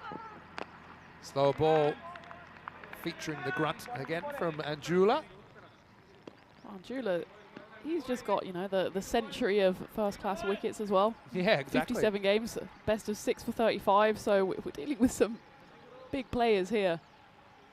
Some big players coming out in ECL as well. I keep on seeing about the wild cards popping up, and it's each like team's allowed 2 wild cards in ECL cricket. It's like an arms race to the top. See who can pull out the biggest wild card, and there's some great names flying about already. See some weapons of mass destruction. But, this one gets past Shiriz, who just like that, he's 48 off 17. So before that ball, he was going at 300 strike rate. 145 pass seems to be holding up so far, but it's early days. Well, you can see exactly why Corey retired DDC as well. Well, it's going to be been a forced retired. retirement this time from Shiriz, who aims across this. The stumps are absolutely poleaxed. Credit to Anjula. You mentioned he's a guy a lot of high-quality cricket. And yeah, over 100 matches if you combine his first-class and List A experience. And that one sends the off stump flying. Still, Shiriz does a good job while he's out there, out for 48. 7 sixes, not a single 4 for Shiriz Ahmed. And the score, 98 for 4. Interesting, hey, he scored more on the offside than the leg side. I think he will kind of turn. He will hook balls that are in towards his body, but he does like to slash away over the offside. He gets his team into a decent position here. Yeah, he's the first one off his side that's really got firing, apart from him. Well, Sikander's still out there on 16, but DDC was actually the top scorer on 17 before he got retired out, so it's a good little knock from Shariz Ahmad, and I'm sure he'll come back with the ball as well after he bowled so well in the first game as well. FYI, the last time that Anjula played first-class cricket was last week in Sri Lanka, so it just shows you that players have come from all parts of the world, including, we won't get to it yet, we'll talk about next game, but including Vanuatu. We won't talk about as Little far teaser. away as you can get Yeah. to Europe. We have a Vanuatu international. The VCN is coming to town. Yeah, I love that. Oh, that one Ooh. is... Welcome to Khartoum. Yeah, well, this happens a lot because you run fast, but when the ball bounces, it takes a lot of velocity off it. And yeah, somehow he overruns it, and that's going to be 4. That won't impress the captain, Anjula. Safi already took an acrobatic catch, but he rolled onto the rope. That'll be 4 to finish the over. 100's up for Europe, 2 overs remaining, 103 for 4. You'd be hoping, if you're of European persuasion, they can still get up to that 140 marker, but the run rate is below 13 at the moment. They'll need a couple of big hits. Jeremy Martins, he was off the pitch for a while in the previous game, but he seems to be okay. And he's just got 12 balls to make an impression here, the Portuguese. Well, that slower ball gone very wrong. Check. Might even be a no ball. They're just going to I check. have a feeling this was so short it bounced on the pitch the first time. And then, see, Yeah. and then so wide. But to be honest, the reason the umpire can't make that call on field is because the bowler's obscuring it. It's Najib.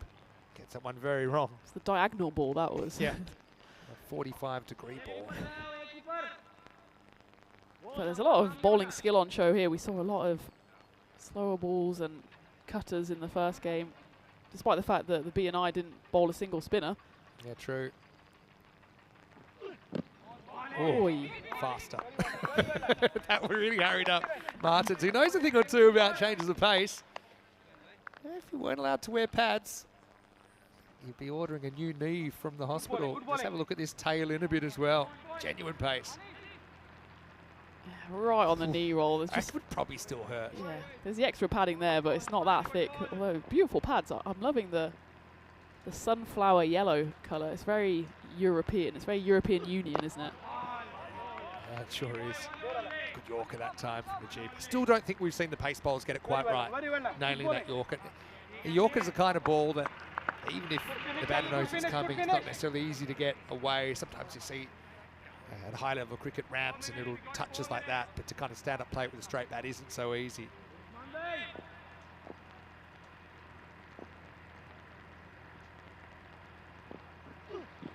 Again, oi, well, that's going to be 5 wides, and it's just jumped straight over the keeper. Now, around the stumps, there is a little bit of a hump sometimes, and I think this takes off and goes over. Just watch this. Over the keeper. It was just too fast for him. It's still on the way up. And Aga, again, just completely surprised. That's 5 for nothing. Yeah, Aga just takes a look back at the ball and just gives him a little shake of the head as if to say, sorry, there was nothing I could do about that. Oh, still rising as it went to the boundary. That's going to be 4 more. So basically that ball goes for 9. So it was the best of times. It was the blurst of times for Najib. He's had a bit of everything here. I mean, he'd only just missed his Yorker last ball. That ended up costing him 5. Yeah. It almost knocked the leg stump out. There's Team Europe in the dugout. They're at kind of deep mid wicket. Oh, sorry, I should say deep backward point from this end. Where you've seen the ball go in their tent. Oh, that's going to be 4 as well. It's I think it's one of those kind of thigh high full tosses. They'll check it for height. Remember if it's waist high or above. Oh, it's a bit higher than I thought. Especially he's back in the crease. So he might not get away with this one. Umpire's still taking a look. I think it's... Called it okay. Yeah, I think it's just, I mean, if he stands up, probably hits him just below the belt. Belt or higher, it's going to be a no. Still deep in his crease here, Zulfikar. Strategically inserted at the end of 5 overs. Plays this off the back foot, doesn't really time it, doesn't escape the infielder.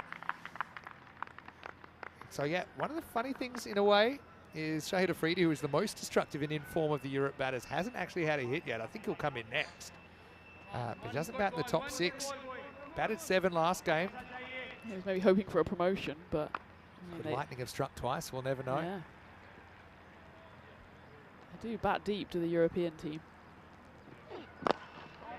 This one won't get past long on, so that'll be 1 to Martins.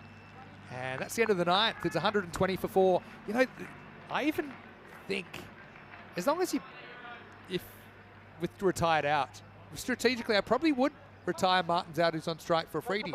Just why not? Yep. You know, you're not going to run out of wickets. This is kind of the next level thinking which you start seeing creep into the format. More baseball mentality of who's our best matchup for this one-on-one. And there's less thought given to kind of getting your A in. Well, you don't have time, do you? No. In this T10 format, you don't have time to just give yourself an over, because an over is already... We'll say Martins is still a good Yeah. option, but I thought maybe they might try something like that. Sumon, but you can just see it hasn't really happened for Martins, although he did get a good ball there, close to the block hole. Just get one, and we're back to Zakata Zulfikar. He has been going well. He's 29 off just 11 deliveries. They want to try and get his team. We were talking about 140. They definitely want to get to that 130 mark. They're currently 121. 5 balls left of this innings. Goes for this. It's a hanger really high and far enough from Sikandar. Maximo! European skipper flying the flag. That one makes it pretty comfortably. Just interesting, this comment from Thomas, who I know is a Spanish cricket lover. Thomas Martinez, he's living in Madrid. He says, you know, the importance of the shorter format to bring the game to a global level, to get people that don't maybe have a traditional background with cricket interested. Down the leg side this time. It will be stopped by Shahan Aga. So, yeah, I think this is a bit of a key. And I think also you can enjoy this ultra short format in and of itself. Yeah. Some, say, European cricket lovers or people that learn cricket this way, some might enjoy the longer formats, and then some might just enjoy this, and that's fine. Still a contest between bat and ball. Oh, straight through his legs, he's megged him. Now, this is pretty close, you know. Yeah, they're going to have to go for a replay on this. I think he's out. Yeah, he thinks he's out as well, because he's already jogging halfway. He didn't put the dive in. He just kind of went for the sprint, but then resigned himself to his fate, and it was Shahanaga who just gave it the old 10-pin bowling. I think he's a bit short here, yeah. Good finish. Martins just trying to squeeze every single run. He'll be run out for 4. It's never happened with him with the bat in that innings. But like I said, I was thinking about this move strategically anyway. It's not a knock on Martins, but the fact that Afridi just batted so well in that last game. It's a shame to sit him on the pine for the whole game. And he'll get a chance here. But this will be a good contest, because I think, you know, Sumon's been one of the bowlers that has been able to hit that block hole. And you can see he megged Sikandar there. Good old-fashioned sand shoe crusher. Anyway, still 3 to come. And it's going to start with 6. And that's why Afridi, you can't leave him on the bench when he's in this kind of form. Like last night's leftovers, he's going cold on the shelf. But Afridi starts with 6. And he's telling Corey he should have been out there. He showed it in the first game when his team were in real trouble. And here he's kind of gone out with a license to thrill, and that's exactly what he's done. First ball, 6. Look who hasn't batted. I mean, no Crows, who opened last game. Yep. Doesn't bat in the top 7. Cause ball. Maybe it is a thing. Welcome to Cause Ball at the Western Shield. There's a Cause ball sounds like some sort of niche sport that would have its own YouTube channel. All right. I'd like to see them get 500,000 subscribers. So. Let's see. If you haven't subscribed, why don't you? You see in European Exactly. Cricket Network, you can hear this sparkling repartee 49 weeks of the year. Asian 11, I kind of love the lotus flower, I think that is. Yeah. Motif on the shirt as well. 2 feet deep in the crease. Come back ball. Good. That could be, has to hit it. As they hit him on the back pad right in front. So a little inside edge indicated by the umpire. So sorry about the score, but I can tell you that it's 135 for 5 with 1 ball remaining. We'll say these Asian 11 have brought some pretty speedy bowlers to this tournament. Genuine pace on display. We're right behind the batters here, and I'm finding myself wincing when the ball comes our way, because it's coming down at quite a speed, especially on this AstroTurf that just flies off the pitch. Strap yourselves in, last ball time, 135 plus this. Or not, 136, 137. Oh.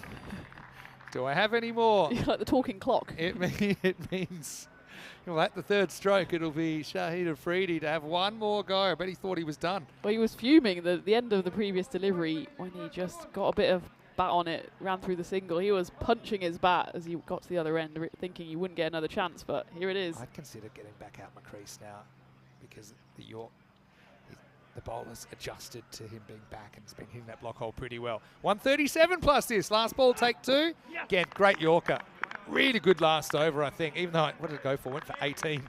But I still think the signs are good as the Asian 11 have restricted, if that's the right word, the European 11 to 138 for 5 off the 10 overs, and a pretty interesting second half coming up. We'll get to see the Asia bats for the first time. Shahid Afridi, that was a vicious bounce at Yorker. I think he's going to have to check that all his toes are still there, but he's walking off the pitch and probably just about par, just below par maybe for the European 11. They finish on 138 for 5, which they only lost 5 wickets this time, having lost 5 wickets in record speed in the first game. But it's of course the first we've seen of the Asian 11, so remains to be seen how they come out batting, but they've got... But he went for a duck, nice catch taken low down by Manan Ali. So a couple kind of slipped through the fingers. That one was just held. Danny Dorkay, unfortunately for him, didn't really get going. Zima's got caught by Yunus Ahmedzai there. But Shariz Ahmed was the main instigator for Europe there. 48 off 18. Zulfikar, the captain, with a handy 35 not out. 138 for 5. For me, it's probably more or less par for the course. But I guess we'll have to see how Asia can start. Of course, it's their first time batting on ECN. Yeah, and you can tell that maybe Asia don't know each other quite so well. There's a couple of mix-ups in the field. A few went down. There was that brilliant catch out on the rope, but too far onto the rope, and that was called a 6. And then another one went over through the hands. So there's a few lucky escapes for the European batters, but they did make the most of it. Shariz Ahmed then came in the middle. He got 48 off just the 18 deliveries. He was clean bowled by Kavishka Anjula, the captain for the Asian 11, and there was a few flurry of late runs towards the end of the innings, both off the bat and off the pitch. Jeremy Martins tried to put up some resistance. He didn't quite get going. And Shahid Afridi saw what he could do in game 1, and he came back briefly. With just that one big 6, he remained not out on just the 7 deliveries as well. So just running through the scorecards of European 11, they finish 138 for 5, despite the icon Max O'Dowd going without troubling the scorers. DDC came in, he scored 17 off 12 deliveries before Coach Corey called him in. He was retired out, and then it was Shariz Ahmed in the middle who really got the innings going, 48 off just 18 deliveries for him. As for the bowling, Asian 11, the first time we've seen them, and they came with the heat. Suman Khan and Adnan Ghaus at the top of the order. They both bowled there too. Suman Khan who got the 1 wicket, but Adnan Ghaus, he went for just 9.5 economy rate off his 2 overs. And then Kavishka Anjula, I think he was probably the pick of the bowlers as well. His 2 overs went for just the 16 runs and 1 wicket. So it's a delicately poised game again, with the European 11 scoring 138.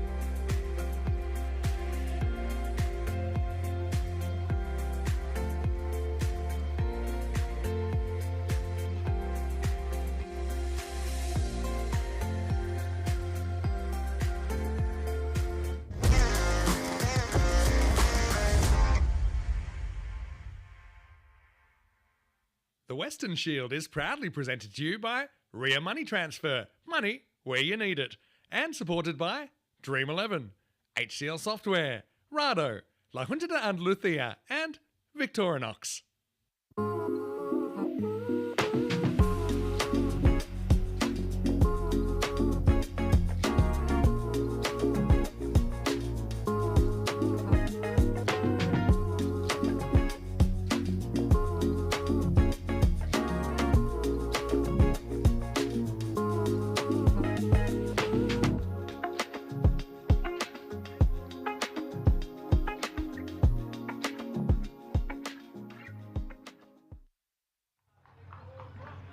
Hello and a very warm welcome back to Game 2 of the Western Shield between the Asian 11 and the European 11 here at the sun-soaked Khartoum Oval.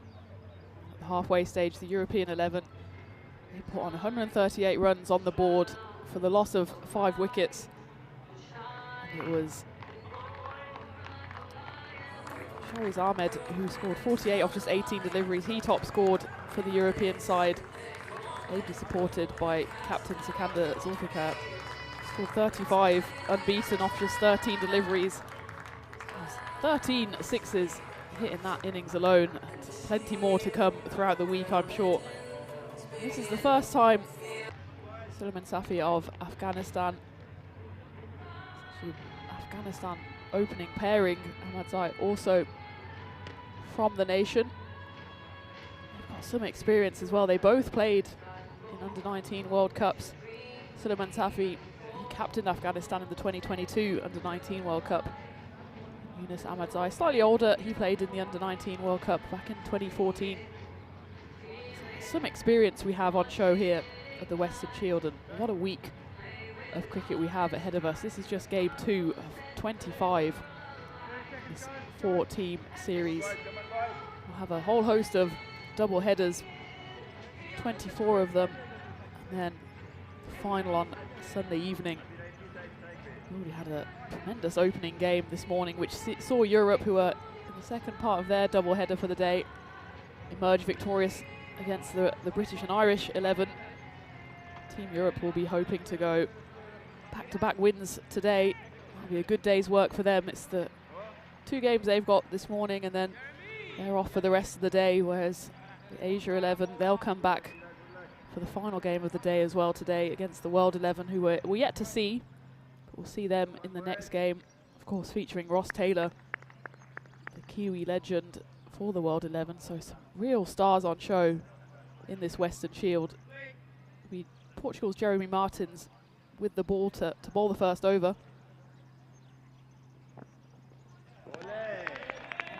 It's been called a wide. We'll have a look at that, because I think that was quite close. Jeremy Martins was not entirely happy with that call. Of course, the wide line in ECN regulations belongs to the bowler, so anything on that line, even if it's just a layer of paint on the line, then it should be a legitimate delivery. That time, though, the umpire said it just crept the wrong side of the line. That one is up in the air, but it's going to go all the way, and welcome to the Western Shield, Yunus Ahmadzai. First legitimate ball he faces, and he just deposits that onto the hill, slightly outside off stump. In fact, quite a long way outside off stump. He plants his foot outside leg stump and hoists that over to the leg side to get the Asian 11 up and running. They need to go at a run rate hovering around 13.5 to chase down this 139 needed for victory. You can see, for those new to the network as well, the target 139, in the brackets 97, so there's a bonus point on offer in every single game. So if the Asian 11 get to 97, even if they then don't reach the target, they'll still pick up a point. But if they fall short of that target, then the European 11 will pick up 3 points. The Asia 11 will take home the 1. Slower ball from Martins, but it gets the same treatment. That one's gone even bigger.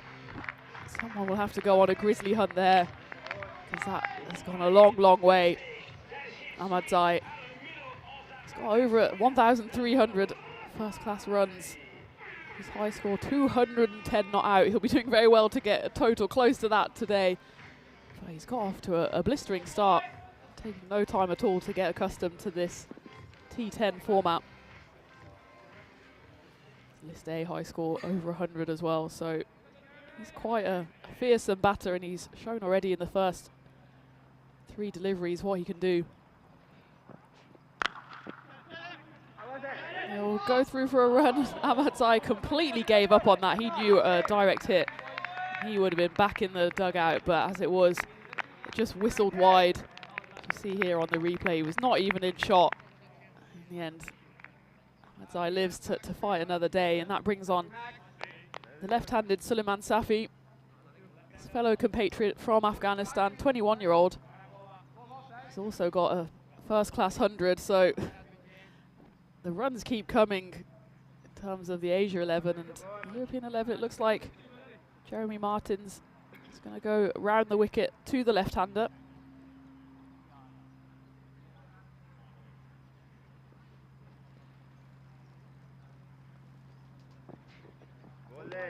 That's well bowled.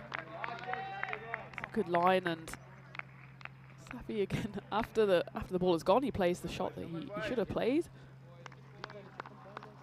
He's practicing, he's learning every time. It might be the first time he's ever played this T10 format, certainly on the network. So we'll forgive him one loose shot. And a warm welcome as well to everyone in the chat. Welcome, especially if you're here for the first time. Love to have you with us. Everyone around the world joining this amazing tournament, and that one's just been hitting the midriff. No run. So that takes us to the end of the first over. Asia 11, 14 for no loss after those 2 big hits from Yunus Ahmadzai. Another big hitter has just joined me in the commentary box. Vinny, how are you doing? I'm very well. I'm happy to be here. And you already had a golden ball, didn't you, early in the Malta tournament. Now, golden ball, some people might be wondering, what are we talking about? This is what happens when it's a tie in ECN T10 cricket. So golden ball is a unique 1-ball tiebreaker. Whoever's batting gets to keep batting, and that team needs 2 to win off 1 extra delivery. If they don't get 2, they lose. There's no such thing as a tie on a golden ball. So it's actually exactly how, I don't want to bring this up because I know Ross Taylor might be listening, but it's exactly how the 2019 World Cup was decided, essentially, because New Zealand needed 2 to win the World Cup off the last ball. They got 1.9. Maybe I won't bring that up the first time I meet Ross. But that's kind of what inspired the golden ball rule. Yeah. It's about 50-50. We know that by now. Anyway, here's Mini Boom Boom. Shahid Afridi over 2. First one I think's okay. Remember, any ball which takes any of that tram line, when at the moment it passes the crease. And for me, I think it did get a piece of the line at least. But there, that's a good decision. So hard wides, doesn't actually matter if the batter jumps across. That line's fixed. Again, it's just about efficiency and consistency that we're after in this format. And this is a step across and well struck. Yunus Ahmadzai. We know the Afghans play a certain way, and it's, I suppose you could describe it as aggressive, and it's fearless is probably a better way to put it. And he has made a good start, hasn't he? That's his 3rd pick 6. He's come out firing like he's played thousands of ECN games, but he's no stranger to some high-profile games. It was a very, very high-profile 6, and he's got his team off to a good start here, chasing 138. As long as they can keep that run rate, I think around 13, 14, they'll be happy for now. They don't want to see it creeping up towards 15, 16. You can see the wind predictor has them in that infamous Goldilocks zone, but it has them slightly ahead at 56%. But it's all on a knife edge here, and it'll be interesting. I think the Asian 11 more than any are probably used to this kind of crash bash format of going for it, and maybe the British 11 and World 11 will be interesting to see how they go, but the Afghanis, as you said, usually play one way and one way only. Well, that one's going to be out of the ground as well. Fraction short. Goes behind square and goes long. Maximal. 6 more. Spagiza is how they'd say it, potentially. Okay. Something I picked up from some of my Afghan friends around Europe. And yeah, that's large. Wickets need him soon, I think, because Yunus is in a mood. Abascani, hello to you. He was the player of the series for Hungary, actually, in the recent T20 Tri series. He's tuning in. We will say hi to Zemus and to Stefan for you. It's great to be on the ground here in Spain once again. Slow ball. It's kind of hit uppishly, but he finds the gap, and what I think is a very, very good stop. And I guess we'll have to have a look. And my feeling was he just had slapped it before he went over the boundary. Let's take a closer look. That was a good race. I think he did manage to hit it back kind of the wrong side to see where the ball pops out, but I think he just slaps it back. Here we go, perfect camera angle. Yeah, and I think he's just about safe there. It's actually a really good chase. I thought the ball was going to win that race. Back to live action. Attempted Yorker, but it is going to disappear. Maximo, low full toss. And with pace in, you only have to get a bit of bat on it, and it really flies on this field. Asia, basically, getting the power play he wanted. Like the 3 or 4 follow-throughs extra for good effect. It's like he ran out of batteries. He just stopped. But, you know, the ball had already gone to the rope. Well, Shahid Afridi, who's bowling, when he's batted, he snapped 2 bats in the Western Shield already, and that's how his bat ended up looking when it was in half. Last ball of the over. And this is a little uppercut. 1 bounce 4. Uses the pace. It was a slower ball from Afridi, but there was still enough on it to manipulate it over the third that was in the circle. So that over goes for 24. Asia, they've got to be in front in this game. It's 38 without loss after 2. It's the Yunus show so far. He's gone 37 off just 10 deliveries, and his compatriot Suleiman Safi, he's faced just the 2 balls, hasn't scored a run yet, but he hasn't needed to, with Yunus going really well at the other end, and the run rate has already dipped to below 13, and that's a good sight if you're supporting the Asian 11 here at the Western Field. It's early days though, isn't it? Yeah, 1 wicket could change everything.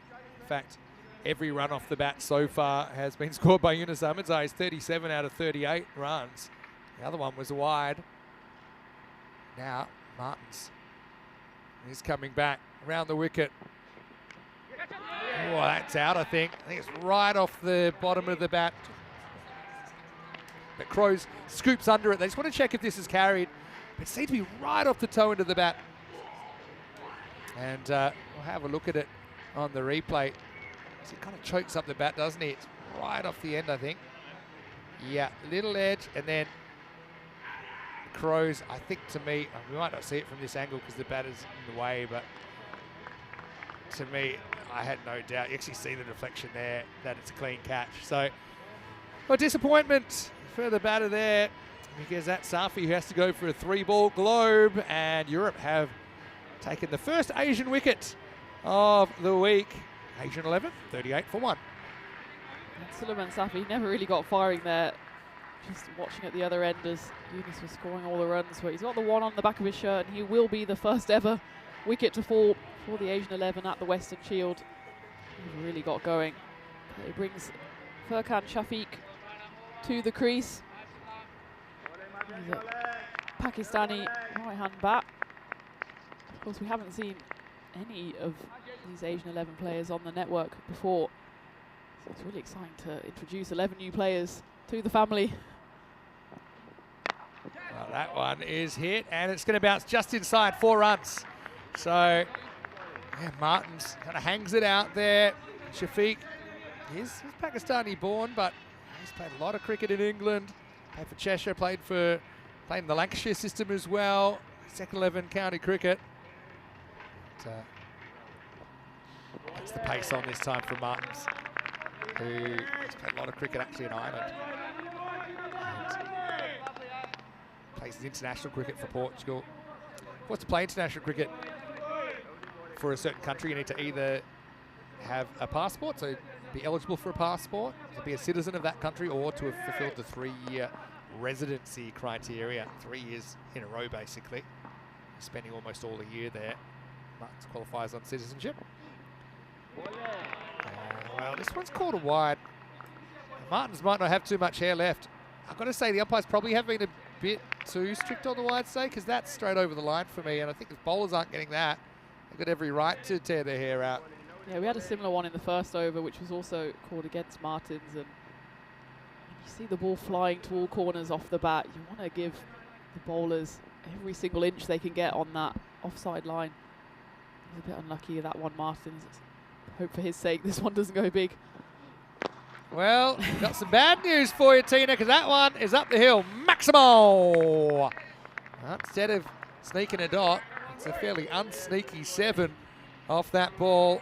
With the wide then, the 6 Asia bring up their 50. I said it earlier, who'd be a bowler? He just bowls what looked like the perfect ball, just hidden outside the off stump, and the next one he has to readjust, go a bit straighter. Yunus Ahmadzai from his half century off just the 13 deliveries. Checking my maths, actually, it's only 7 sixes, but still pretty good when you consider that. And we're going to spin here just quickly, and that's going to be 4. It's a bit of a lucky one first up for Shafiq. Little edge goes straight through the legs of the keeper and 4 runs. Yeah, and that's kind of what happens when things are going your way. Shafiq, you don't mind how the runs come. He'll still count as 4 off the bat, and there's not much that Noah Cruz could do behind the stumps on that one.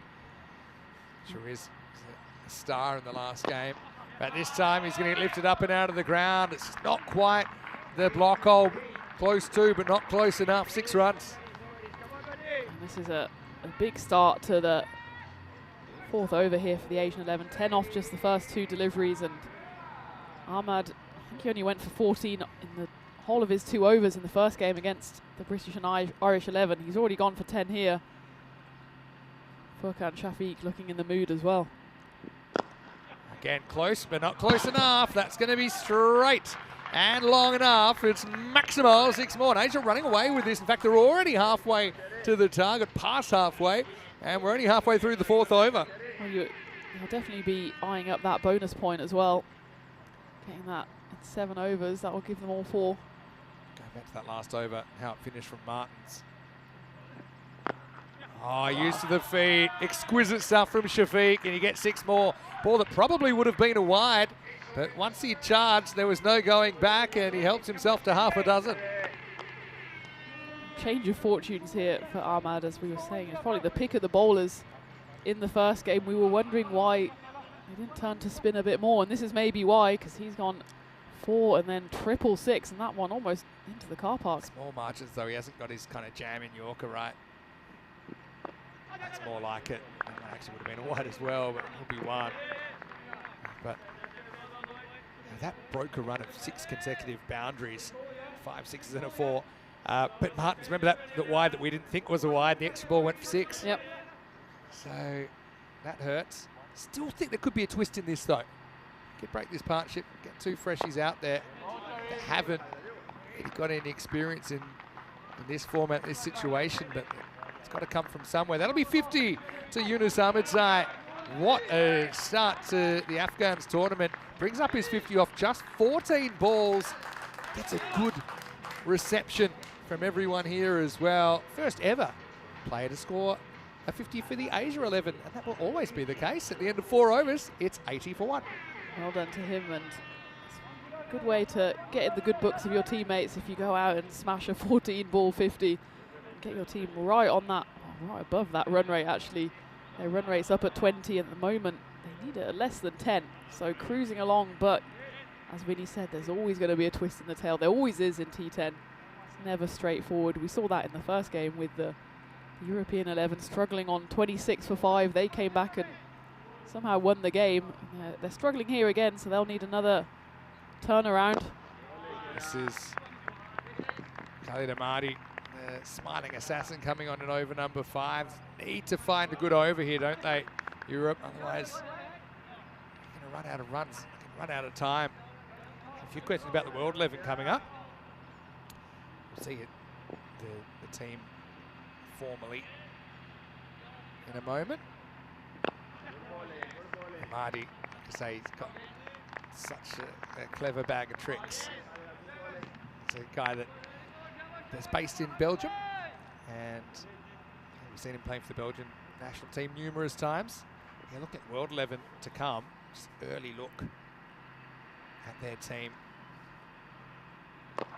Slow ball this time, drag though into the gap, and that's going to be 4. So Ahmadzai just keeps on keeping on here. He's 55.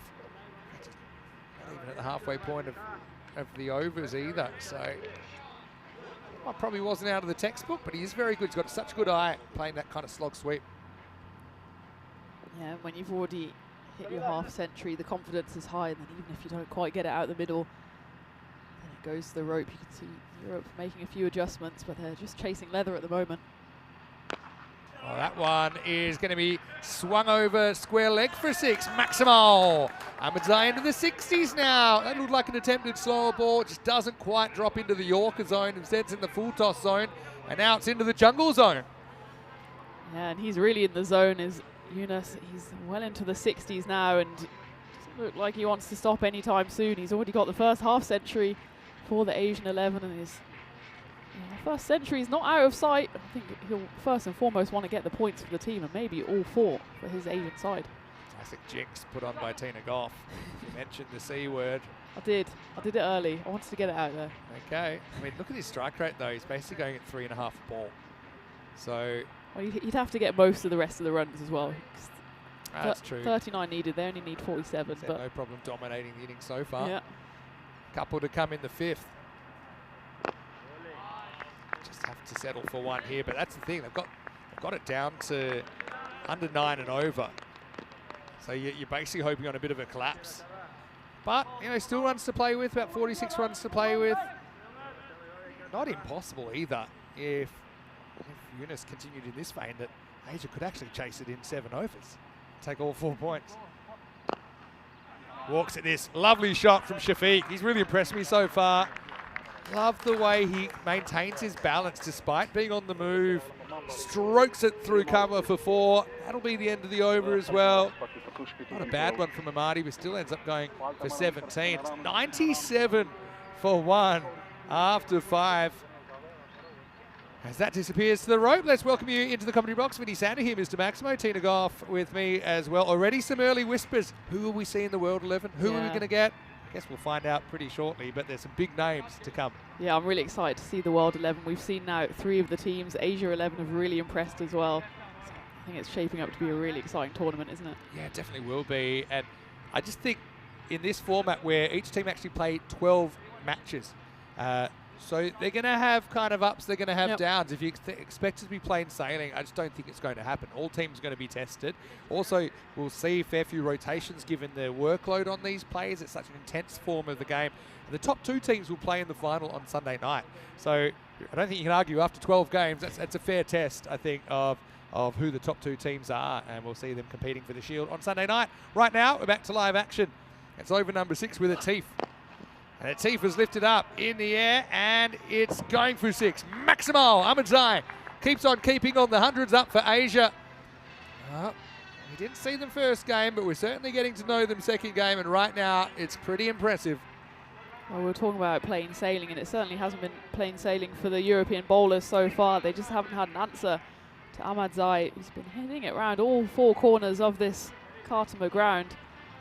And all smiles in the Asia 10 as well, because they've been subjected to a bit of a masterclass here from their Afghani teammate.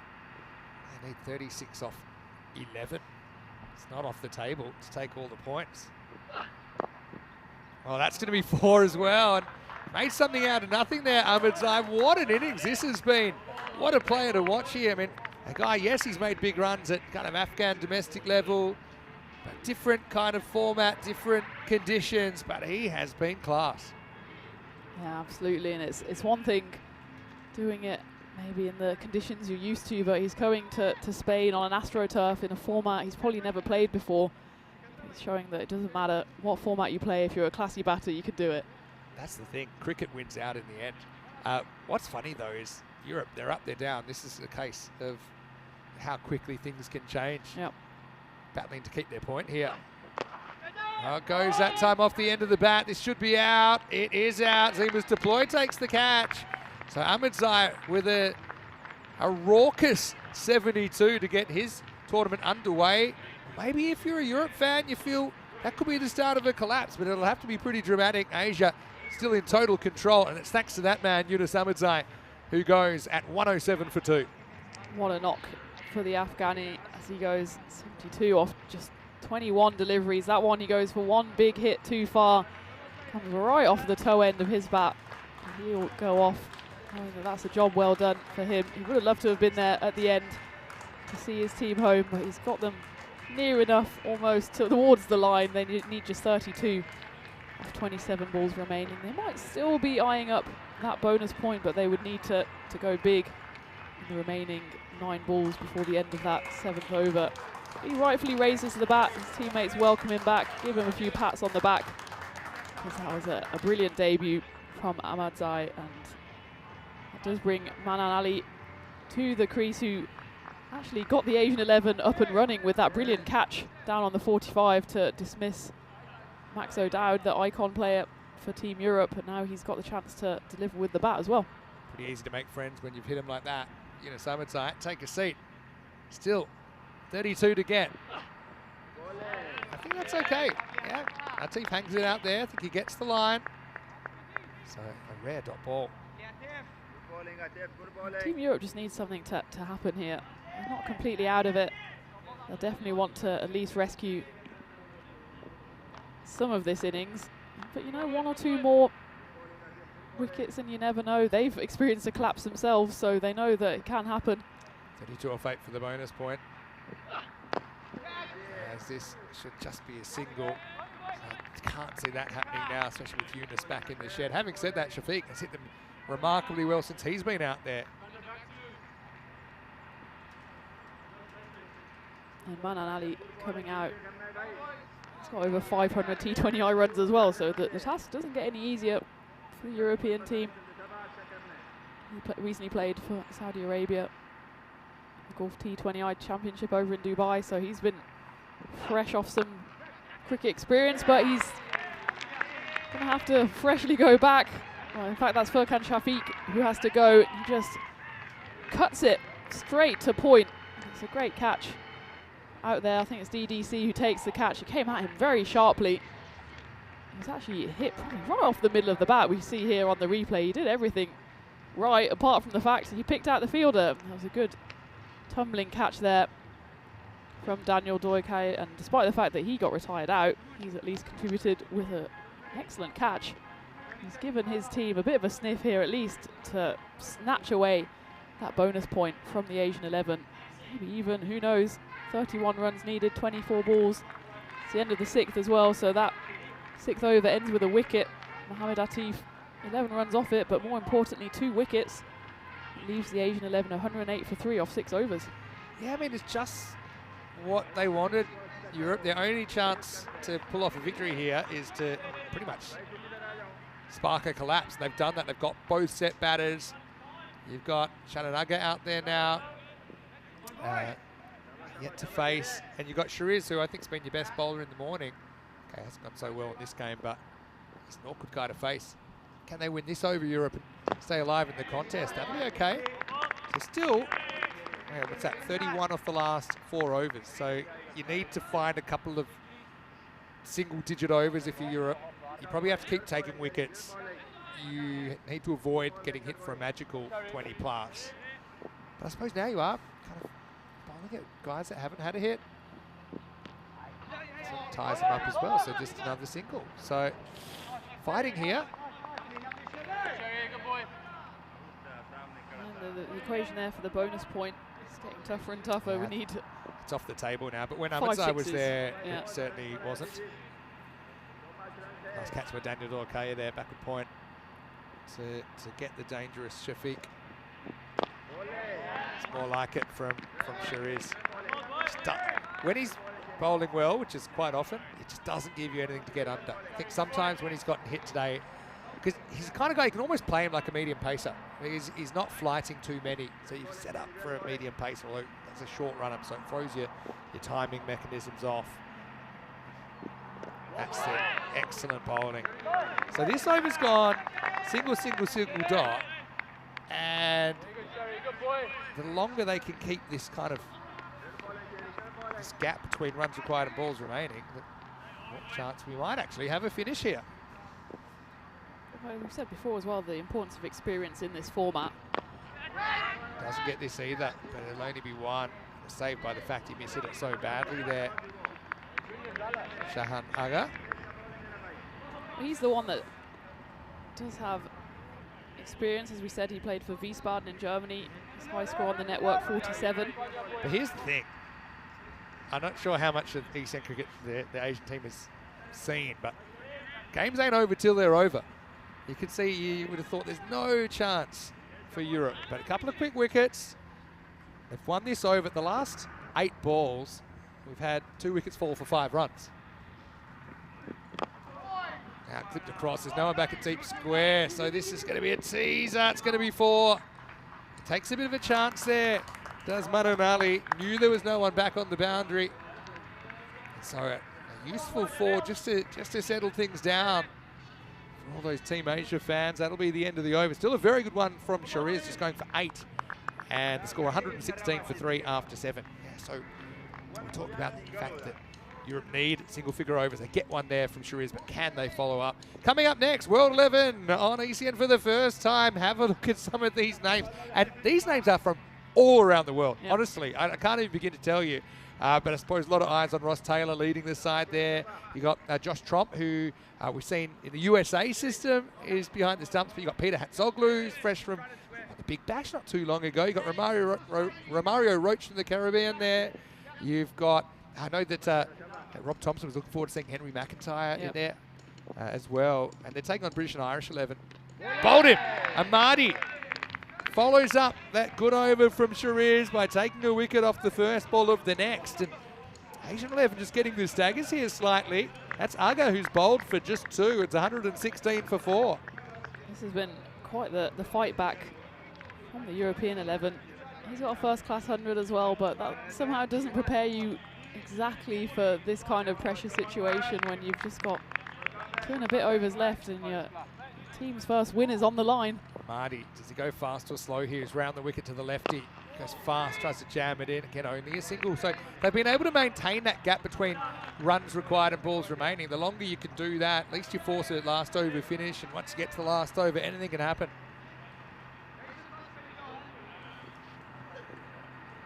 Nervous faces there in the Asia dugout. It's Omar, the manager. He's based over in Germany as well. Well, that one's in the slot and it's going to go. It's just what Asia needed. Manan Ali goes large. Maximo, his first at the Carlton Oval, and it comes at a good time. Yeah, that's a big hit from Ali and maybe eases a few of the nerves in the Asia dugout. And I just need a runner ball, more or less 16 runs to get them over the line. I want to do it sooner rather than later just to stop any potential of a wobble at the last minute. But a big 6 is going to help. Oh, that's been lifted up over the top, and it's taken. What a good catch that is, as Shahid Afridi robs the Maximos. That'll be 6 and out for Manan Ali. Europe daring to dream, although they're running out of time. They're running out of runs. Manan hit a ball that would have gone for 6, but Shahid trips the light fantastic and stays inside the field of play. And yeah, guess what? We've got the Lou Bega. Second time in a day. You know what it is. It's a 1, 2, 3, 4, 5. Yep. Let's run a ball from here. Amadi has to finish well and take it to the 9th. Yeah, hey, Miggy, hopefully you're well. And Mickey, hopefully we see him in the ECS Portugal. I know that you'll be doing a bit of Portugal after the ECL's finished. Tina, I'll be there as well. That one is full toss. Surely that's the death knell now for Europe as Anjula just dismisses it into the fan zone. Maximo! Asia get it down to single digits, end of 8. It's 131 for 5. Yeah, one of those low full tosses, but Anjula just kind of paddled it over into the fan zone, and in fact over the fan zone. The World 11 are warming up back there, so we'll have a few Grizzlies flying their way, but as it is, the Asia 11 just 8 runs away now. What a their great, first win. What a great game and a half, almost 2 games we've had now. And the thing is, you've got the World 11 coming up, and my general feeling, And my feedback I've heard from a lot of the people that know is the World 11 are the favourites for this tournament. Yeah, they've got some big names, don't they? But again, they haven't played it yet, haven't had that. Asia didn't have a lot of experience. They've been impressive here. And dare I say, on current form, even though with World 11 sight unseen, British and Irish 11, who won it last year, are probably running fourth so far. Yeah, well, they obviously lost out this morning to European 11, and they certainly don't want to go 0 for 2. Early days, though. Yeah, well, they've got the double-header coming up as well, so they'll play the World 11 and then straight afterwards the Asian 11. So I think for the first day we'll have a rough idea, but things could change so quickly. Even within games, we can see how quickly things develop and swing one way or another. You can never tell what's going to happen next in this T10 format. All right, that one will get them even closer. Just 3 to win now, and Jula, haven't seen much of him, but I think he looks pretty comfortable out there. Asian 11 just 3 runs from victory. Just a bit of width on offer for the left-hander there. In fact, no one out on the boundary on the offside, so as soon as that was over the ring, that Obviously they haven't taken on the World 11 yet. Just repeating, each team will play 12 games. So, so it's just the beginning, but beginnings are important. You have to establish yourself in the top half of the table nice and early and stay there. Scores tied, Arshad to win the game. And he will do it. He'll do it with a Maximo. And Asia, they'll win with 8 balls to spare. Doing a good job just kind of restricting Europe to 138, which is probably a handful below par, but they batted well above par. I think Yunus Ahmadzai, for me, has to be the player of the match with that sparkling 72 off just 21, setting up a successful chase. And first game, first win for Asia. Lots of smiles, lots of respect between the two teams. As Team Europe will head back to the Sunset Beach Club here in the Andalusia region with a 1-1 record. They're done for the day. mixed day for Team Europe. Started off as a horror day, but they managed to get back. And our day has only just started as we see what's coming up with World 11 winning the toss and electing to bowl, and we'll see them for the first time. And what a lineup that is. Some real big names throughout. Where do you start? Oliver Davidson comes in for British and Irish 11. Sam Keeling right as well. So yeah, still bringing the heat, British and Irish 11, but so World 11 with some flaming bats, I think. I've said it earlier. Get ready for Basley Ball. He's batting 3, just nestled above Ros Taylor in there. Trumpet 5 dot at 6. Got Peter Soglu, who is going to be really interesting to see with his wrist spin. And Ben Cowlitz, again, a guy we've seen playing top-level international cricket for Canada. So that game's coming up. Hopefully we're back on time now, which means that will start as listed in about 15 minutes. Well, that's Shub and Steph heading out to the middle as the Microlino car was loaded up, and that just shows you the power it's got, because Andy O got in there without any problems at all. But the problem for Europe was a lot of balls were disappearing off the bat of Yunus Ahmadzai, who set a cracking pace in his first DCN knock. Yeah, we didn't know quite what to expect from the Asian 11, but we got met with a lot of fire at the top. Suleiman Safi, he went without scoring, but then even Furkan Shafiq came in at 3. He went at a strike rate of 330, finishing on 33 off 10 deliveries.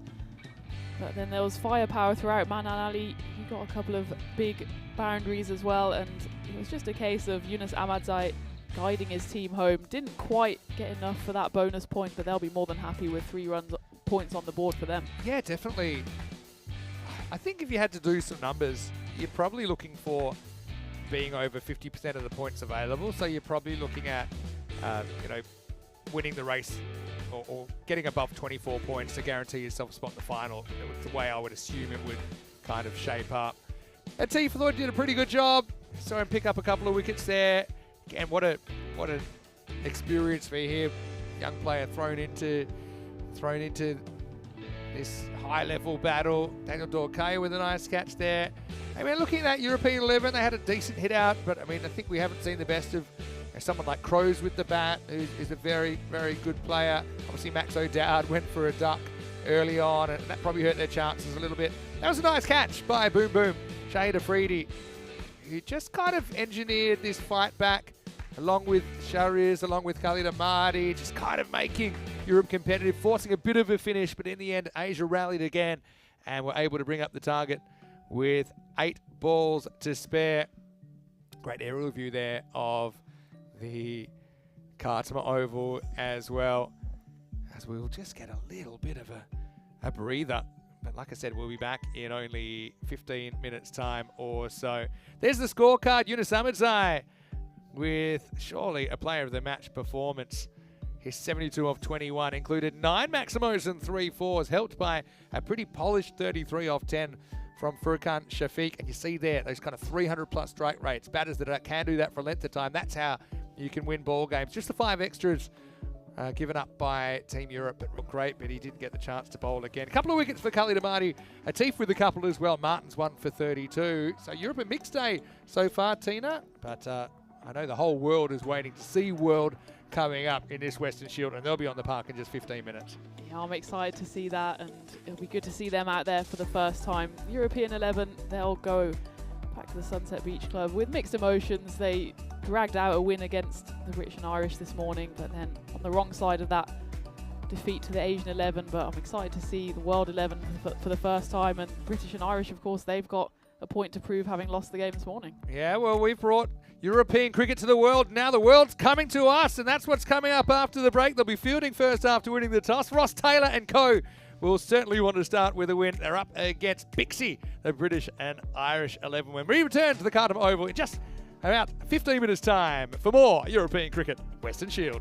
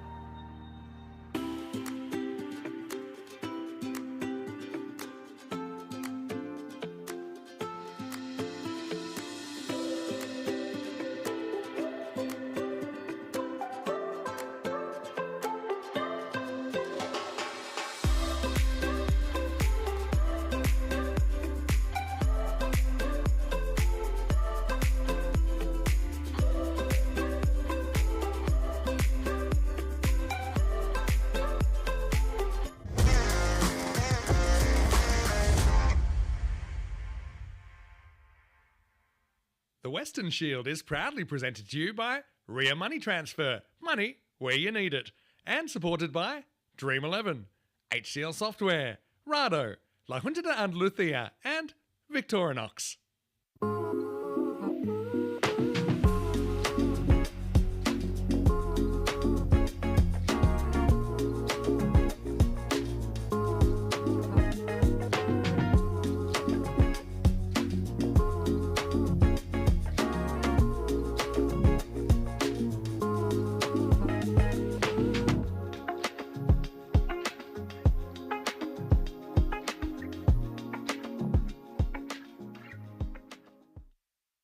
Hello and welcome back. Well, we've seen 3 of the 4 teams so far. Now it's time to see the 4th team that is part of this European Cricket Western Shield this week, and that is the World 11.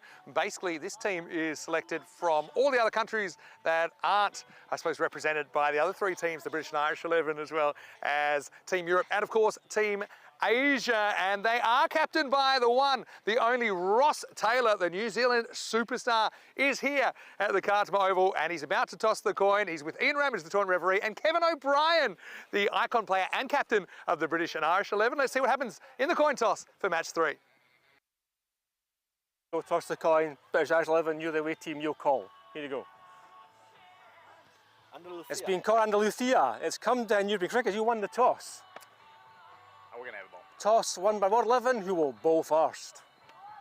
So the World 11 have had a win. Ross Taylor says we will have a bowl. Kind of continues the trend we've seen so far this morning with all 3 captains electing to field first when they've won the toss. I don't think it matters too much. It's just a matter of who can settle quickest. Speaking of quick, I liked the kind of pace we've seen so far today, but I think it's one thing to have pace. You need to be able to get it right. You need to be able to hit those spots. Kevin O'Brien, we saw him briefly at the crease in the first match for the Bixie boys, as we're calling them, British and Irish 11, but they did go down by 23 runs to Team Europe, so they're searching for their first win.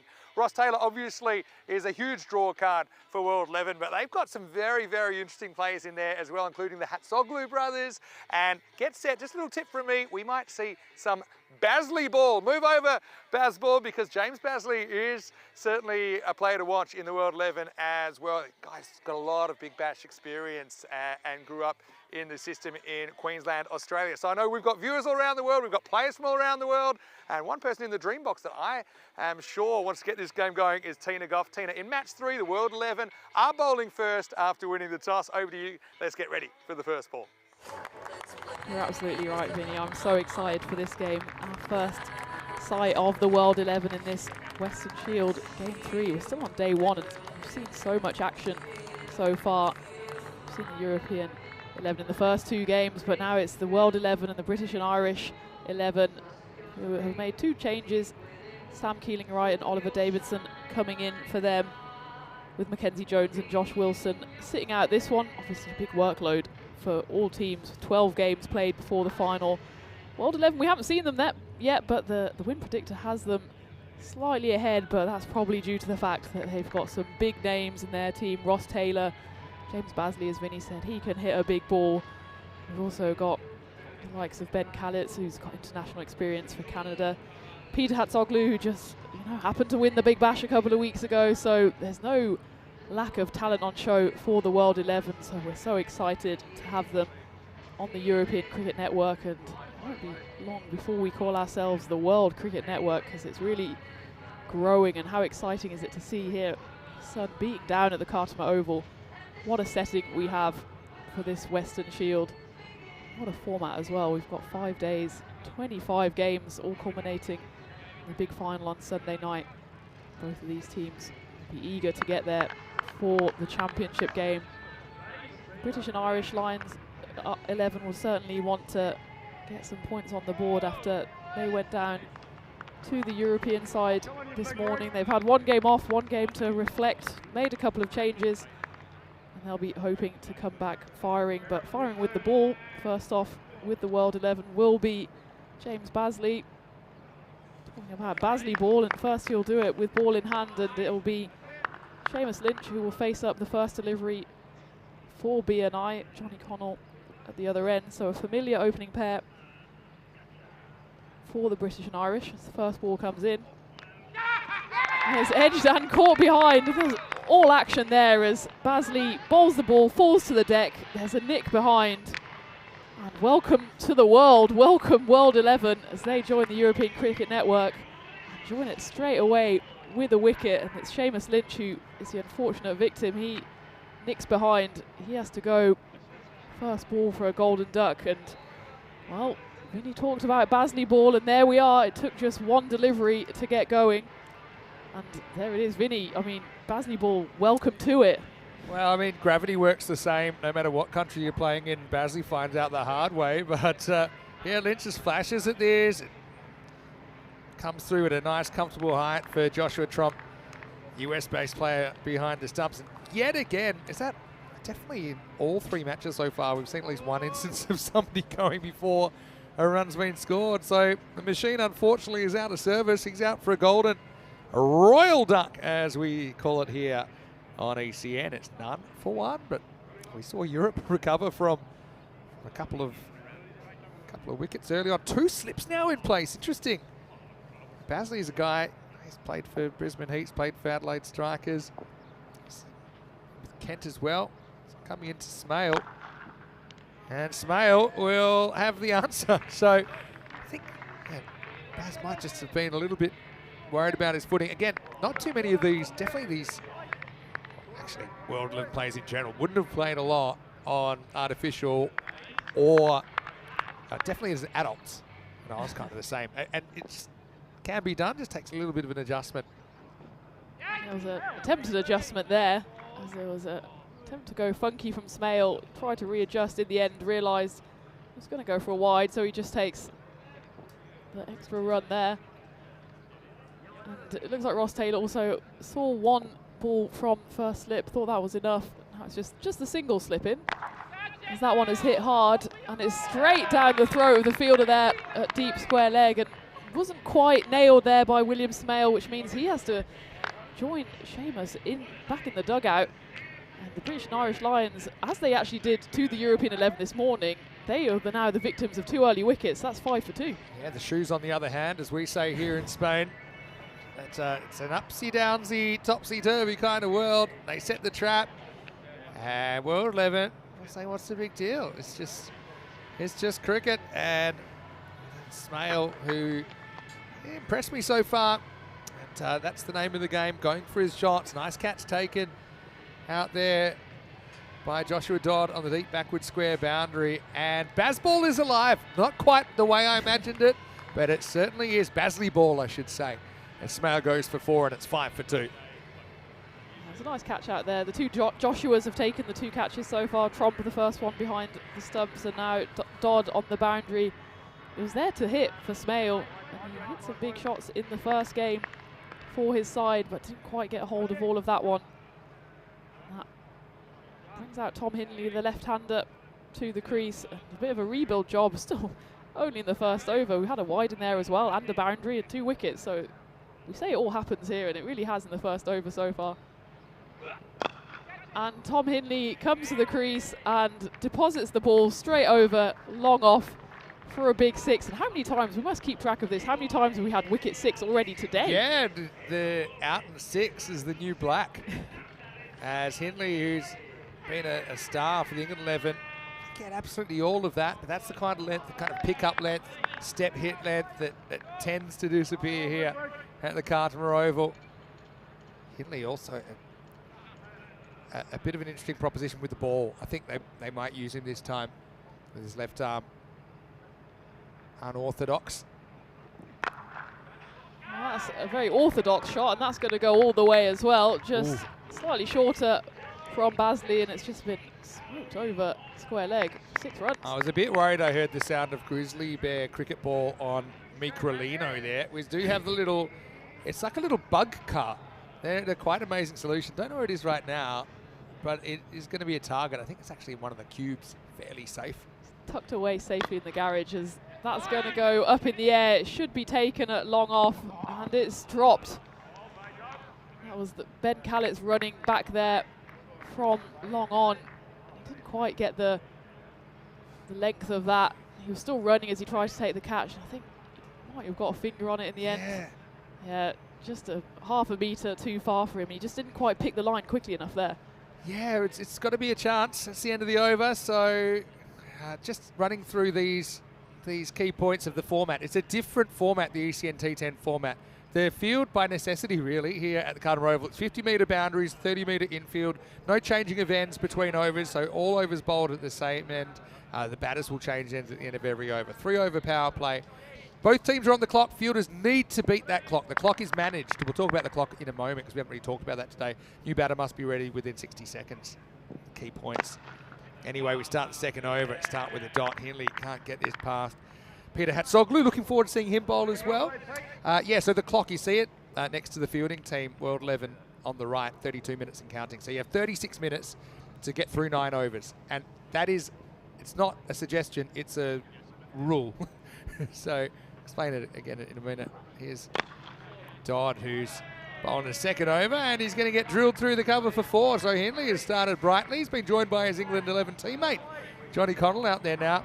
So that clock, it's adjusted in the run. So, for example, you're allowed, they will add a minute for every wicket you take. If there's some sort of unavoidable delay, like an injury or really an impossible ball find or a ball change or something, but something that's out of the fielder's control, they will stop and manage that clock. But it does keep things moving. We have to do that given the format. So I suppose I love that little behind the back trick shot from Dodd. One of the things is that, okay, in a T20 international or a T20 franchise game, if you're behind, it's a minor inconvenience. Like maybe if you're 5 or 6 minutes over and you can look for allowances. But we have such a crazy format that every 2 hours we have to start a new game.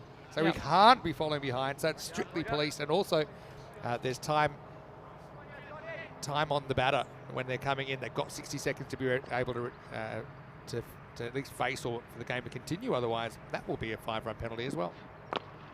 It's Johnny Connell's first bat, actually. He's seen all the carnage unfold from the non-striker's end.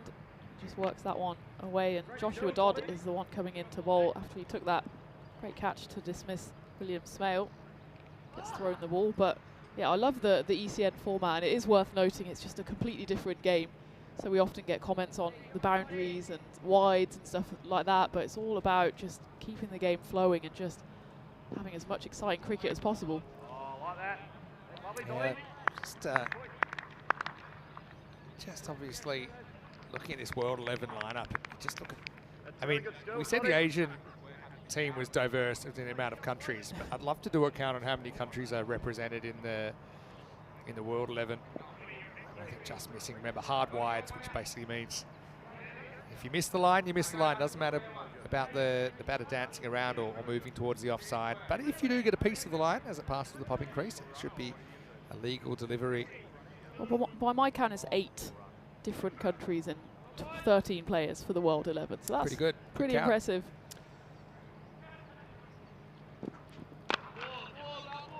By the way, Ben Callets, who we saw, in fact, we see him right there. He's airmailed that one. A few nervy moments for Ben first up. Actually, he's one guy from the World 11 that has Carter Oval experience, because he has played a lot of cricket in Ireland, although he's born in Vancouver on the west coast of Canada. And he has played a lot in the Irish system, and he came in for CLYMS in the ECL a couple of years ago. So he is a guy that has been here before. He's played 7 matches. So that one's just dug into the pitch, should be taken, and it is. It's taken by Henry McIntyre there on the kind of 45, very short, fine leg. But it's just mishit there by Connell. Johnny Connell then has to go. Didn't quite get hold of that. It was dug in quite short from Joshua Dodd. It was the final ball of the second over. Ends in a wicket. He just gets a bit big on there, on Johnny Connell there. And it's an easy catch for the Kiwi Henry McIntyre to leave the British and Irish Lions 26 for 3, struggling after 2 overs. Yeah, they are. Early wickets have been a bit of a pest for batting teams today. Connell will be disappointed, just didn't get enough bat on that. Another day, maybe if he gets top edge, it flies for 6, but it flies safely to Henry McIntyre. And so Pixie lost 3 in the first 2 overs, 26 for 3 at the end of 2. It'll be interesting to see how they counter-attack now. Looks like you're going to counter-attack. You can bring in Kevin O'Brien. It's not a bad way to do it as we take a look at the standings. European 11, that's their job done for today. They've just got the 2 games, win and a loss. Asian 11, they've just played the 1 game, but they'll be coming back later today in the 4th game. They've got 1 win already on the board. And the British and Irish 11, they want to get on the board here. They don't want to go into the start of this double-header with 2 losses under their belts. They're going to have to stage a little bit of a fight back now. It's Kevin O'Brien who's come in, but he'll be at the non-strikers end. That was the end of the over, so Tom Hindley will be on strike. Awesome. All right, here's Peter Hatzoglu, who's going to bowl over number 3. It's power play over. It's good over by Dodd, 1 for 8. First chance to have a look at the Big Bash winner.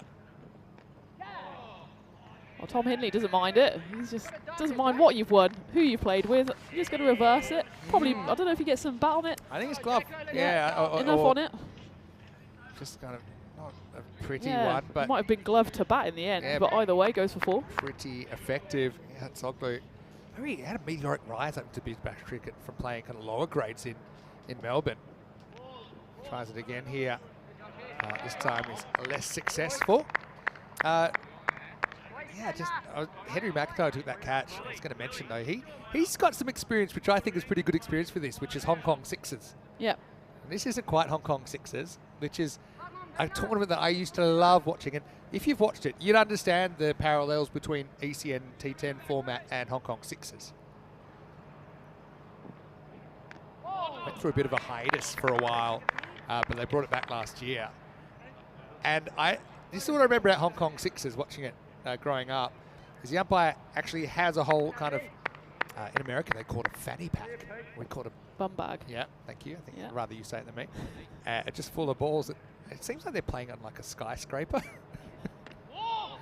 This is good bowling from Hatzoglu. He's gone over the wicket now, change of approach to Hindley. And every time they hit one, I don't know where it ends up. Somewhere on the street, and the umpire just throws another one to the bowler. These pink balls are one that I remember. But yeah, that's a fast and frenetic format where you got to attack. It's also played on artificial. So it's a good experience for McIntyre. Looking forward to seeing him. And that's looking forward to seeing that landing in the fan zone, because I think it's going to go, yeah, that's going to go right into the fans there. I hope they've finished having their lunch and they're ready to take that catch, because after a few swings and misses, Tom Hindley finally connects on one. Big 6. Yeah, look, I think at this level, 2 boundaries in the over. If it's only 2 boundaries, you've probably won the over as a bowler. But I think once you get the 3rd boundary in the over, probably the batter's won it. Well, there's definitely an appeal, and it's definitely going to be a win for Peter Hatzoglu as he gets a wicket on the final ball. Just must have been a slight feather behind to the keeper, and Tom Hindley, having put Hatzoglu in the fan zone the previous ball, he now has to march off in the direction of it, as he has to go for 29 off 13 deliveries and that's the end of the 3rd over as well, so it leaves the British and Irish 11 36 for 4 off 3 overs. Yeah, you'll see it here. It's the one, I think, that just kind of goes straight on, a lot of overspin there. It's actually well taken by Tromp, because a little deflection, you can't really pick it up on your screen, but it does affect the trajectory of the ball, and he kind of gets in the heel of his hands. But Josh Tromp's certainly kept well so far. Hatzoglu's a handful, I'm sure, on this surface. But Hindley, nice little cameo from him, but he won't be able to do any more in this innings. He's out at the end of that 3-over power play. It's 36 for 4. Well, I was having a look at the Hong Kong series as well, and in the England team, because they played just a couple of months ago, in the England team, Samit Patel, Rami Bapara. Yeah. Also, Henry McIntyre. It's his birthday today. Oh, happy birthday. He turns 21, which is how old I turned yesterday. Yeah, well done. Almost. Well, to be honest, you know, if he's born in New Zealand, then they're like kind of 12 hours ahead. Yeah, so so you basically can make an argument that he was already having his birthday last night, so you shared a bit of time together. Yeah. All right, here's Kevin O'Brien out there to bat. And I don't think he should be on strike. Yeah, hold on a sec. Oh no, sorry, he was already out there, and Priestley's come in. So that is correct. I knew they would be the wrong ends. Yeah. Kevin O'Brien, he's played at Lords. He knows what's what. Yeah, he knows what's going on. Looking forward to seeing this as well with Romario Roach, the West Indies, coming in. Over number 4. That one just died in the surface a little, but Kevin O'Brien, he came in quite late in the piece in the first game, so he's got a bit more time now to maybe see the pitch a bit, get his eye, and he's got 7 overs. The thing there with Roach, a bit like the first ball of Basley, it's just you don't have that confidence of bowling in spikes to really put everything into that delivery stride. It just takes a bit of getting used to. You never know kind of how much grip you're going to get, but I'm sure they'll be better the longer the week goes on. That's been hit to long on. It's just going to be a 1 bounce before it's fielded by Basley, who you can't keep out of the game at the moment. So Kevin O'Brien gets himself off strike, and that brings Niels Priestley to the crease, coming in at number 6, and it's been a bit of a top order collapse. I think top 3. What we're seeing though, Tina, is that bowlers do have answers. They don't always work, but the good bowlers find a way. Yep. And if you can win the battle with 30 off your 2 overs, you've done very, very well. And we've seen a lot of wickets fall. I don't know what the exact wicket rate is so far, but we've seen a lot of wickets fall. Part of that also is the fielding, the high standard of fielding. The catches get taken. That one's not going to be taken unless someone's standing in the car park, because that's going to go all the way. Hits the lovely new European cricket branding, and that's a big 6 to get Niels Priestley, the left-hander, off the mark. And he was not too far away from the car. It's under the little bubble, so maybe it's being protected, but mind the windows. It's a mixture because they want people to see it. Obviously, we're great to have Microlino as one of our official partners. But it's a bit of a worry having the car anywhere near this cricket field. We have seen balls fly a long way. I think maybe there's 2 or 3 people strategically positioned, and I hope they're good fielders. Car protectors. If the ball goes anywhere near there, maybe they should keep the front loading door open so that the ball can fly into it rather than hitting the windscreen. But you've played in South Africa, you said, right? When you were younger? Yeah. In South Africa, you know, they have the parking guards. No, Remember when I played that? Have you ever? No, you'll have to tell me. Never got out there in public, I tell you. I was 14. Probably for the best. There's going to be a chance of a run out here, but they do scamper through. Niels Priestley, he's pretty quick off the mark, and he gets through. You give a couple of rand to this person in the car park to make sure that nothing goes wrong with your car. And the system works, because if your car isn't stolen, then you basically feel like you've spent your money well. Yeah. And I was there for a good 3-4 weeks. I still haven't seen any cars get stolen, but is that a system does it show the system works? Nice ball over for Roach. And the car has been moved to the boundary, and it's almost going to be hit. We can maybe see on the replay that they're really putting that Microlino in danger, especially when you've got Niels Priestley and Kevin O'Brien at the crease, and that takes us to the end of the 4th. A bit of a fight back here from B&I. They get their half century. That's 51 for 4. These two, I think they'd want to stick around for a bit longer to get up to a respectable total, especially with the batting that the World 11 have as well. Yeah, no doubt about that.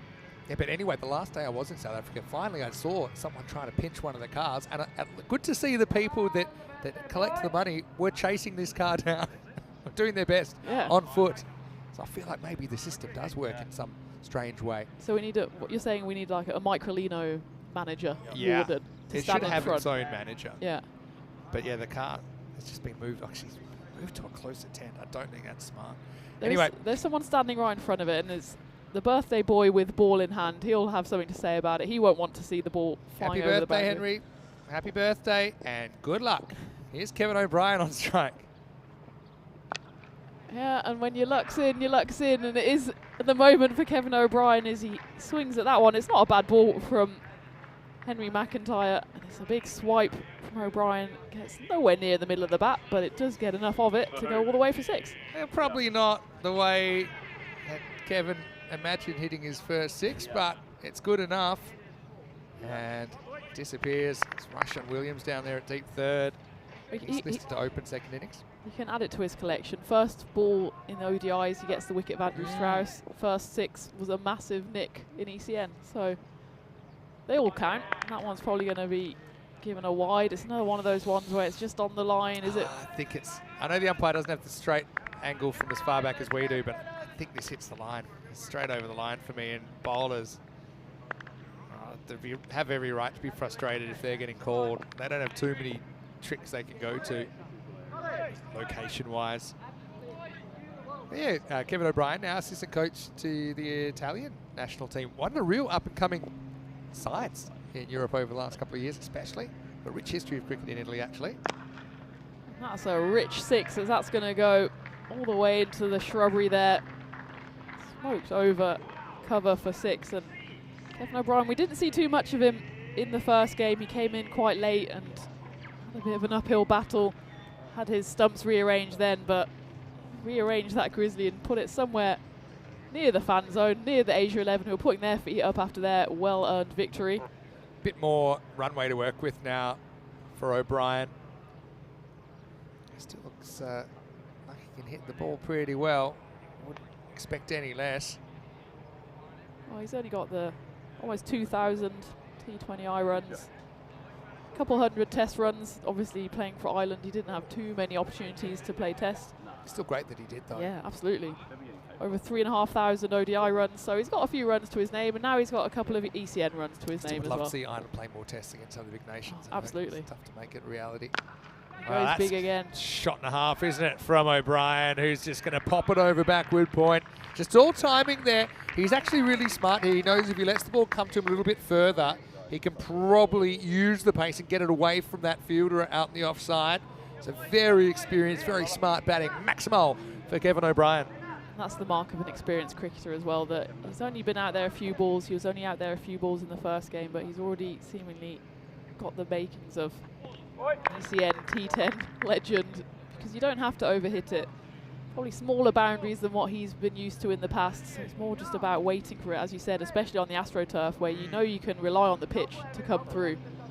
Just waiting for that ball to come to you rather than trying to lose your shape and go big, but missed out on that occasion. 2 balls left of the 5th. Still going on 150 pace here, you know. He's just guided that away, but there is a fielder out there.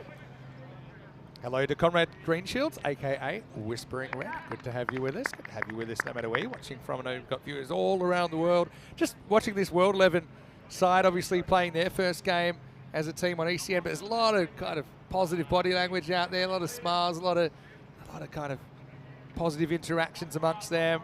Again, I think they've gelled really well so far. That's all the feedback I've gotten. They've all arrived over the last day or two. Saw them kind of enjoying each other's company last night at the Sunset Beach Club. It looks like just they're having the time of their lives, and really that's what this is all about. Yeah, playing cricket in Europe in the middle of February and the sun's shining and everyone's just enjoying some high quality cricket, whether they're playing it or watching it. That's a high quality shot there from Niels Priestley to end the 5th over. Just a straight 6, straight back over the umpire's head. That takes the British and Irish 11 to 77 for 4 off 5 overs. Yeah, walking stick 77, as I like to say. As we'll have a look at this shot from Priestley. Just keeps it pretty simple, stays pretty still.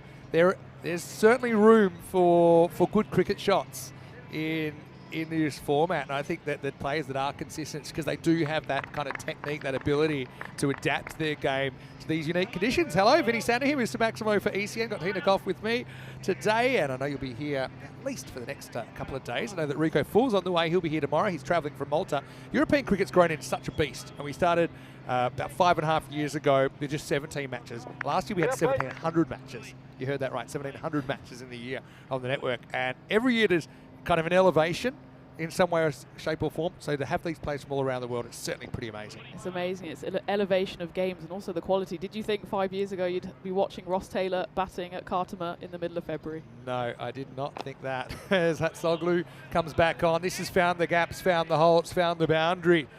So Hatsoglu, yeah, he's a guy, he's played for a couple of different teams in the Big Bash.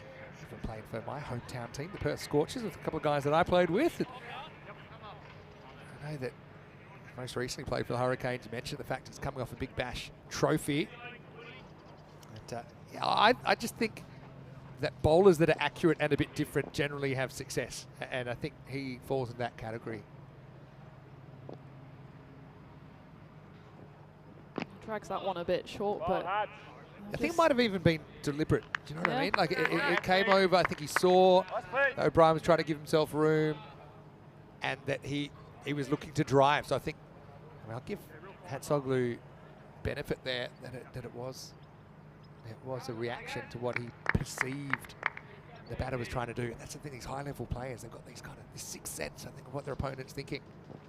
That one's hit firmly by Priestley. It'll just be the one. And we were talking about, I think it's 8 players in the World 11, or 8 different nationalities, but Hatzoglu probably has 3 nationalities by himself, because Australian, obviously, but his father's family from Greece, his mother's family from North Macedonia, so maybe one of those countries want to come calling if he wants to play in some ICC tournaments in future, as Kevin O'Brien grows a bit funky, doesn't get anything right. This is where if there was like a, get him over to The Hague and let him sort it out, because a lot of people think that Hatzoglu should be playing for Europe. Yeah, yep. Well, so especially when he's bowling like this. Let him duke it out. Yeah. See his brother here as well, not in the 11 for this game though. Oh. That's gone very, very far. And mind the windows on the Microlino, because that's gone straight. And in fact, it's gone over the car, and that's a big shot from Kevin O'Brien. He missed out on the previous one, but he got all of that one. As that went for a 6 to take B&I to 89 for 4. 1 ball left of the 6th. See all smiles still in the Bixie camp. Obviously, they're just loving life out here in the Western Shield, and what's not to love? Oof, that was a bomb as well. Yeah. From O'Brien. Last ball for Hatzoglu. That one's dragged. It's probably going to land safe. The fielder out there, William Singh, Nalisa out there. Favourite Vanuatu What a player. story, William Singh Nalisa as well. End of the 6th over here, it's 90 for 4. But talking of exotic countries that are represented in this World 11, he plays his cricket for Vanuatu, although I do think he's been playing a bit of cricket in Australia at the grade level. But previous to that, he's played all his cricket in Vanuatu. I've actually watched some live cricket from Vanuatu as well. Go back to 2020, there wasn't too much cricket on the air. ECN was kind of one of the first to break through. Vanuatu cricket got a run as well. But William Singh Nalisa, he's going to be really, really fun to watch this week. What a kind of experience for him to rub shoulders, to have Ross Taylor as captain and have all these kind of professional cricket players around him. And in fact, he's going to come in and have a bowl now. So he's from Vanuatu, so I would describe him as Ni Vanuatu. Hello to all of our viewers in Vanuatu, although I'm sure it's in the middle of the night over there.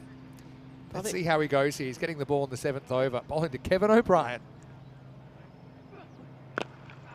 Kevin O'Brien doesn't do himself any favours in the Vanuatu community as he hits William Singh. First ball for 6, straight over long on. But I mean, what a matchup this is. I think Ireland and Vanuatu are about as far apart as you can get on the planet. Feels like it anyway. And yeah, O'Brien said, that's pretty well bowled, but it was in my zone and I had to go. Not the worst first ball. The second one, I think, gets not as much on it, and it is going to be taken. So we have a big wicket here.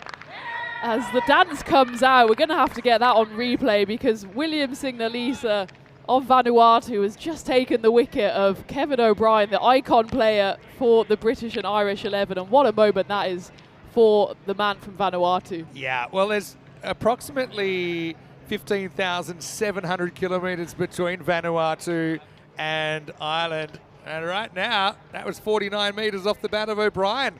It's a simple catch taken down there, and so the B&I skipper goes for 39, and what a moment for Nalisa. It's just what he would have hoped for after getting drilled first ball. He elicits the mishit from Kevin O'Brien, who goes, and the score 96 for 4.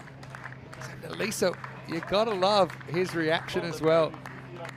O'Brien disappointed he didn't get more of that, but just have a look. He watches it, he prays, he hopes, and the Ni Vanuatu does the job. And then he shows us, I don't know if that's the traditional dance of the South Pacific nation, but I think it's a fortnight dance, so maybe not. Certainly knows how to do it. I've actually been to Vanuatu. Have you? Beautiful. I was going to say. Absolutely beautiful. It was a while ago now. Didn't see any cricket there, though. We need to speak to William Singh and get ECS Vanuatu on the network. Oh, please.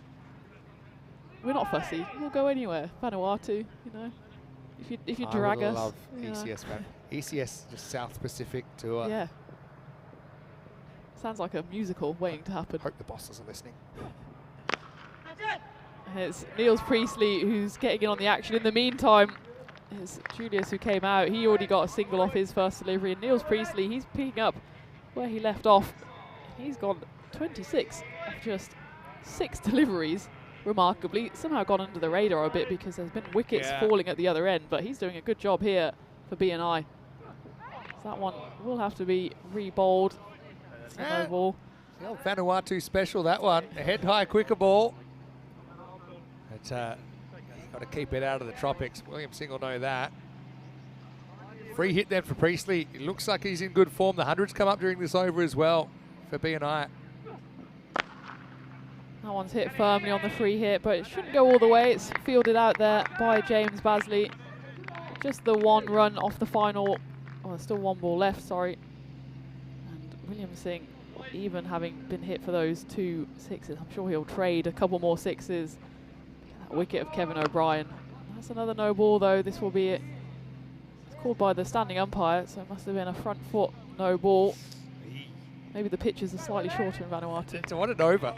He's a must-watch kind of player. Yeah, it's a good call.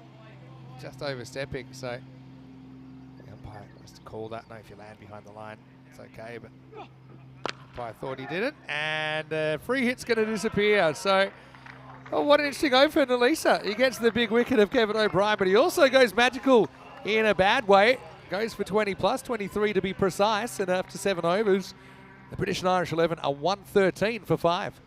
But this is what European cricket is all about. You've got a bowler from Vanuatu, an icon player from Ireland. It's the World 11 against the British and Irish 11, and we've got the Western Shield on, and then the action never stops because then we go straight to the European Cricket League. Just 5 days to go before that kicks off, and that promises to be 3 weeks of absolute cricket festival. Yeah, well, 3 weeks of group matches, and then the 4th week's championship week. And then you add on this basically week, it's 5 weeks that we have here on the Costa del Sol. And these are the teams. Why don't you, I'm going to put that up in a second again, but first let's go back to live because we've got a change of bowling with Jack Wood getting a chance, getting his left arm spin. I think will be pretty interesting this week. So pick a team, any team. Go, we do this sometimes, go. Let's go Peel and St John's. Excited that you asked. They have, I think, 7 players that we saw playing for Isle of Man, which is where they're from, in the ECC recently. And, yeah, I think they'll be pretty competitive. That's also a competitive shot because that's been hit all the way by Niels Priestley. He's rocketing along, takes him to 39 of just 10 deliveries and just dragged down a bit by Jack Wood there, who probably has a shout for one of the most unusual actions we have. Yeah, he's got some variations, I know that. That looks like the one that kind of rolls out front of the hand, bit of a back spinner, and that's more the regulation ball, but it's a regulation shot from Priestley, who has come out in a mood.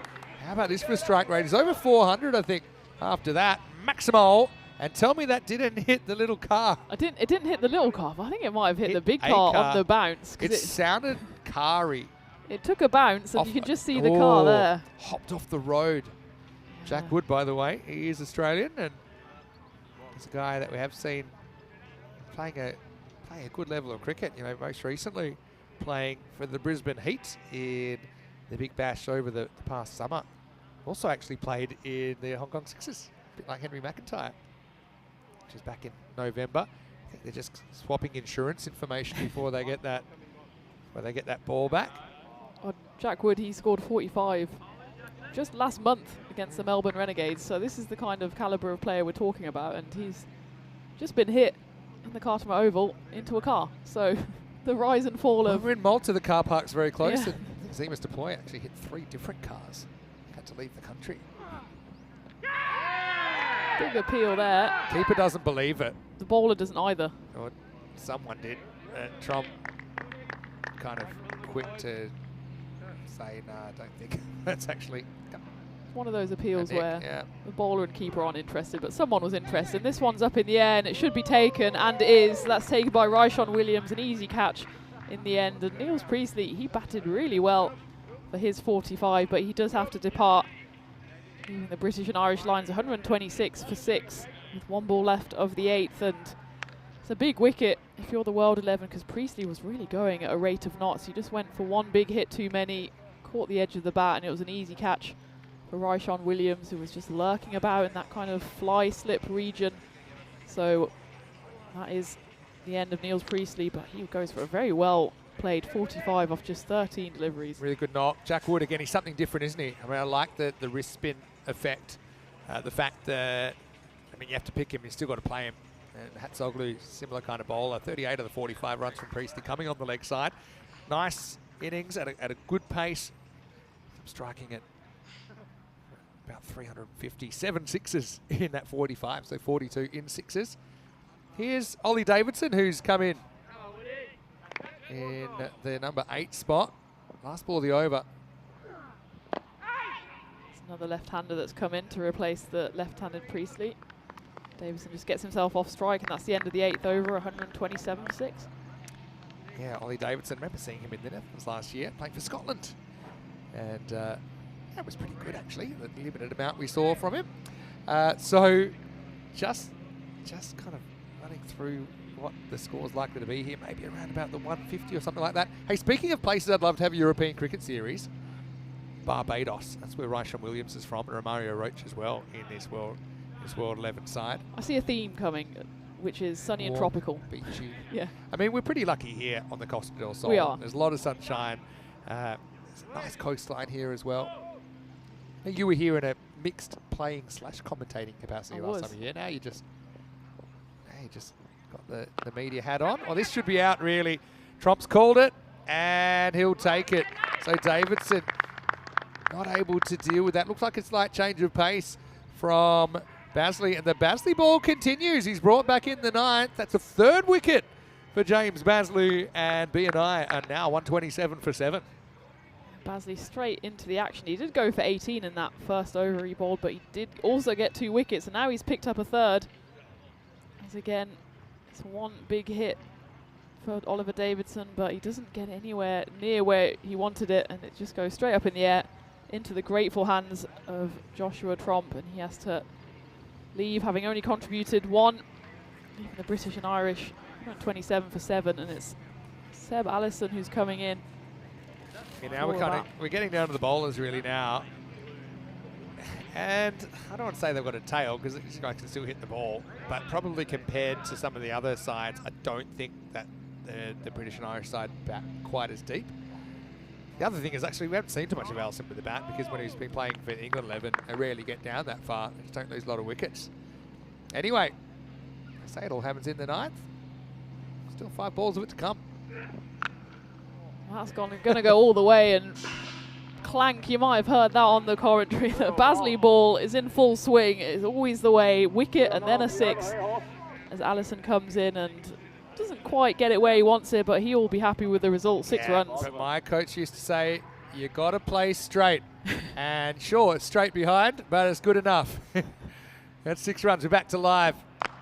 And that one's gone high up in the air, but it's a chance for long on running in. He's actually more or less by mid-on by the time he takes it, and it's Jack Wood underneath it who takes a fairly comfortable catch. So it's Sebastian Allison who's 6 and out after edging his first one for 6, hitting a straight one behind his head. He hits this one straight up in the air, straight into the hands of Jack Wood. So that's the end of Allison, and that takes the British and Irish to 133 for 8. So there's still a danger they could be bowled out here. This is crazy, actually, the amount of wickets we've seen falling. That maybe is a bit of a surprise, but if you hold your chances, you keep the line moving. 6 now for Allison. It's probably a productive innings as long as they don't get bowled out. With the Baximo, as we call it sometimes, the backwards Maximo, and then skying the next one to Jack Wood. Basley with a 4th wicket here, so could be on for a 5-wicket haul. We haven't seen one in the T10 format this year, though we have seen it many, many times before that. So this is Sam Killing-Wright coming out at number 10. Still 9 balls to play. I had a question in the comment section. What's the fastest ton? Alex Murphy asked me that, and the answer is 21 balls in Barcelona. All right, hat-trick opportunity then. Actually, 5-wicket haul opportunity. Getting my wires crossed. But Basley, of course, you blink and you miss it. There was a 6 in between the Baximo. Yeah, it's all happening. It's hard to keep track of everything that's going on. And meanwhile, Sam Keeling-Wright's come to the crease. I think he's yet to score a run on the network, and he didn't do anything with that first ball. Has he even batted? I wouldn't have imagined he would have batted. Yeah, he's got a couple of wickets to his name. He's more of a bowler, but he's got his chance here to get his first runs, and he goes for another big swing. Clever. Good change of pace. Still got to be gutsy to bowl it. He's looking a little bit unders. Great leggies here, I heard, coming from the effects, Mike. Channeling is in a Shane Warne here. Basley's final chance to get his fifer. He doesn't manage it, but it's very well bowled. Ends with 3 dots and 2 wickets in that. So hit that over the 9th. All happens in it, and that one only went for 6 runs, but 2 wickets, so it was all happening for the World 11. The British and Irish 11, they finish 133 for 8 with just the 1 over left. All right, so I think Sumareh refuses a potential single there. Maybe not convinced with what he saw from Sam Killingwright. But Sumareh is a guy, you know, we saw him actually in the ECL last year, and actually when we saw him for the British and Irish side as well, be able to score some big runs. We saw him opening the batting, or at least batting the top 3 for Old Victorians, which actually is rival club, but he was used as a wild card in the championship week. This guy has a high score of 98 not out on the network, and he's facing up here last over. Joshua Dodd, who's back in to the fray, and first one he'll have to re-bowl. Just strays down the leg side, and yeah, Julius Samarai then will face up the final over, and maybe he'll want to farm as much strike as possible here. Maybe he's not taking a single here, honestly. No, I don't think I would. I think you just hope you face 6 balls and see how many you can hit for 6 or 4. He goes for a big shot there, and he does get enough of it. There's 2 fielders out there, but he's going to bisect them perfectly and get a 4. So that's exactly what he wanted, and at least gets British and Irish up towards that 140 mark, 138 with 5 balls left after the wide in the first ball as well. Finds the hole there, doesn't he? Yeah. So, yeah, maybe sneaky chance of 150 still. Come back ball for Dodd. He's going to have to go back and chase that, because that's been hit really well, straight down over the umpire's head. That's a big 6 from Julius, and that takes him into double figures. So a little fight back here. He's taken the responsibility here for BNI to finish with a bit of momentum after this innings. Hasn't really got going for them at all, losing wickets throughout, but a bit of a fight back here in a big final over can always swing the momentum. Good cricket shot, that. 144 now, 4 to come. Dodd around the wicket. This one goes high up in the air. It's going to be a chance for long on running in, and he does take it. It's another great catch by Jack Wood. He's kind of patrolling that boundary really well, and it's another steepler as it just goes up in the air off the bat of the Jersey man, and it's safely taken catch, and that leaves the British and Irish 11 144 for 9. Just one wicket left, and still 3 balls to get through. It's actually crazy the amount of wickets that we've seen. So an average wicket rate, or wickets per 10 overs, is about 5.5. And occasionally you'll see it in the 6s. We're at about 7.5 at the moment on the day. But you know, a lot of it is because as a batter, you're trying to push it as far as you can. Julius, a couple of nice shots there, but he has to go for 13. You can see why he was keen to start on strike in that 10th over. And we'll get Tommy Sturgis. Again, can't remember Tommy batting too often for England. 3 balls to go now. Again, you've got the old number 11 dilemma here. You just go for it, or you try and bat it out. Well, there's your answer, Vinny, because he has gone for it, and it's gone high up in the air. I think it's just going to go all the way it does, so the moustache comes into the action and straight away gets in on the 6s. Yeah, the Sturge Tash. Maybe giving him that extra 2 or 3 metres. Tommy would have expected to get a hit, but I mean, all these guys are the good cricketers. Steps back in the crease. There's the 150 up for BNI. World 11 will have to pull off a huge chase if they'd have their first win, but maybe it's not so huge.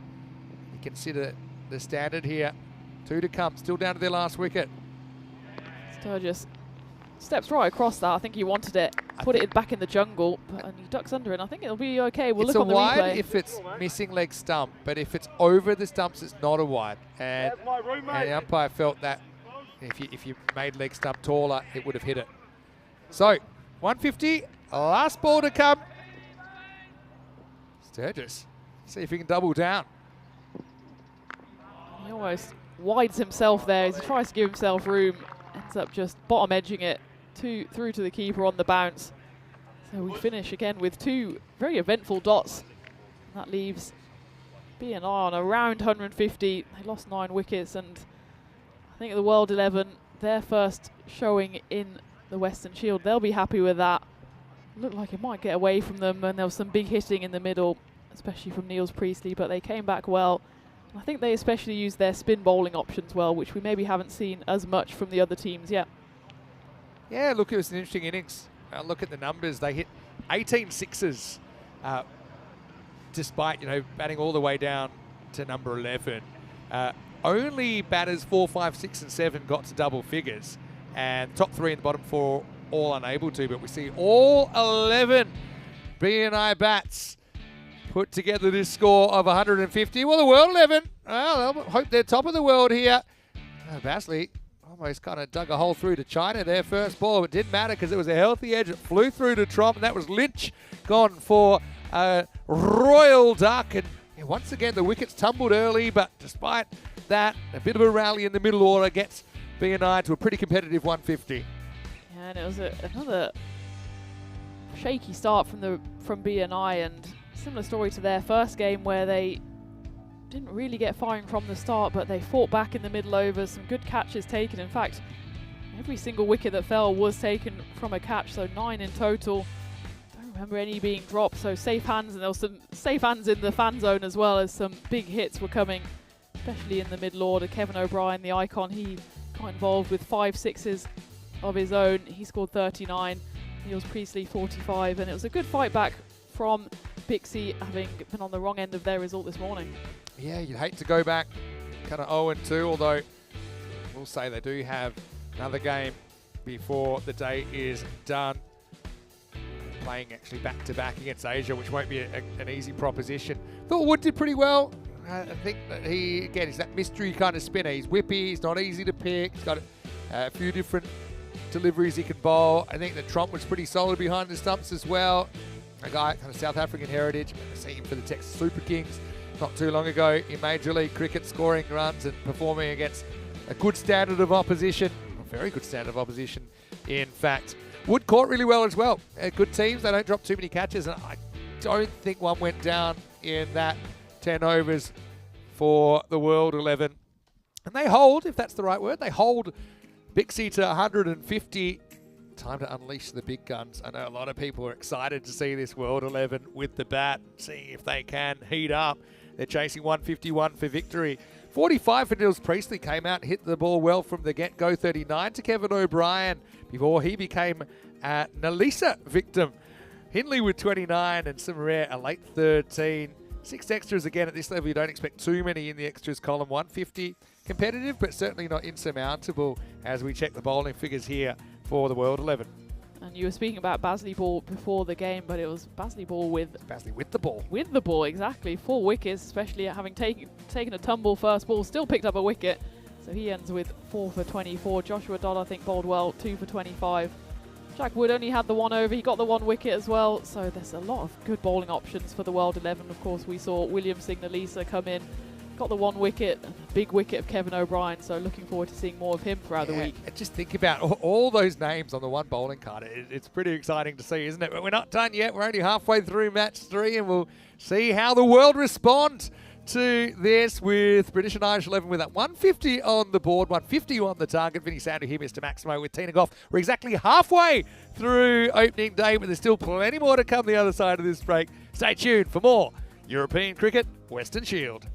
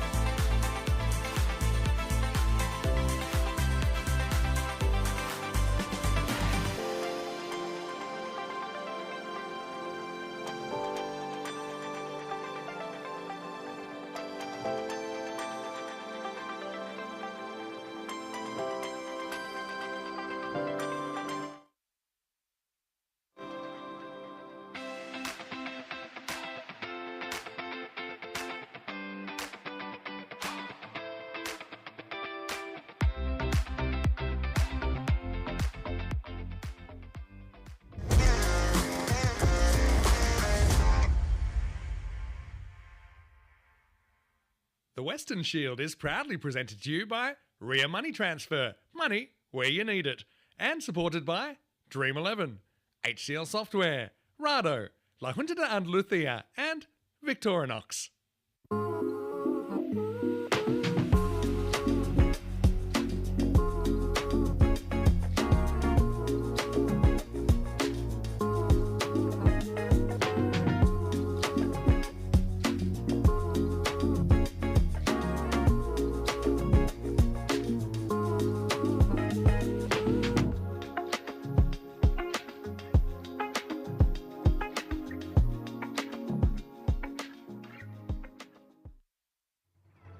Hello and welcome back to the Cardsma Oval, live from the Costa del Sol. Great to have your company wherever you're watching from around the world. And speaking of the world, this is the world coming out to bat. The British and Irish 11 have 150 on the board, so 151 is the target. I'll be curious to see who they throw out there. Jack Wood was listed to open with Ryshawn Williams. And there's Ryshawn, and that looks like Jack Wood as well. So they do go as listed. British and Irish 11 did pick up a win in their first game. They actually play all of their 3 opponents in their first 3 matches here on day 1. 150 on the board means that the batting team need to exceed 105 if they're to at least keep their point. Of course, they'll want to get the 151 for the win. The batting team have a real heater and chase this down in 7 overs, and they will take all the points. Vinny Sounder here, Mr. Maximo, live to you on a beautiful sunny afternoon here just outside Malaga in Spain. Currently 19 degrees. I know a lot of Europe is currently below 0. Thankfully, we are not. It's great conditions for cricket. Really excited to see Ryshawn Williams, the Barbadian, in his first innings on the European Cricket Network. Jack Wood, fresh off a season in the Big Bash in Australia. It's a slightly different proposition here. We'll say Wood does have some experience playing ultra short format in Hong Kong. Really an air of anticipation around the ground right now.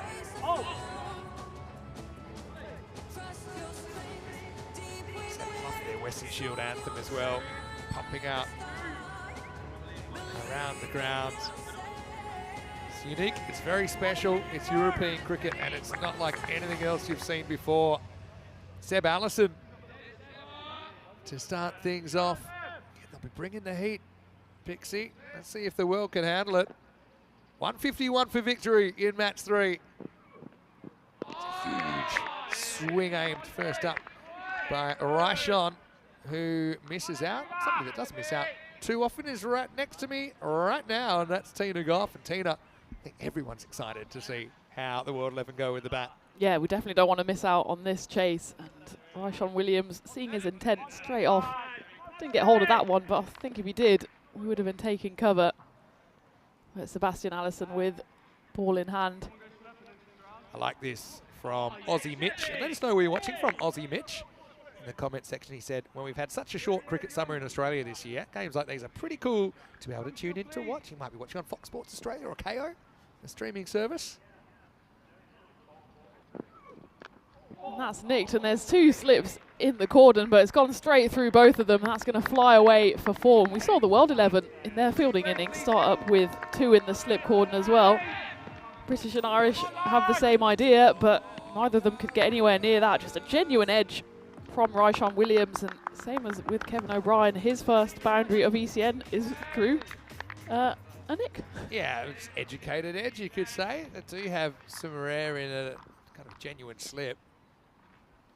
Smile behind the stumps for Pixie, kept very well earlier.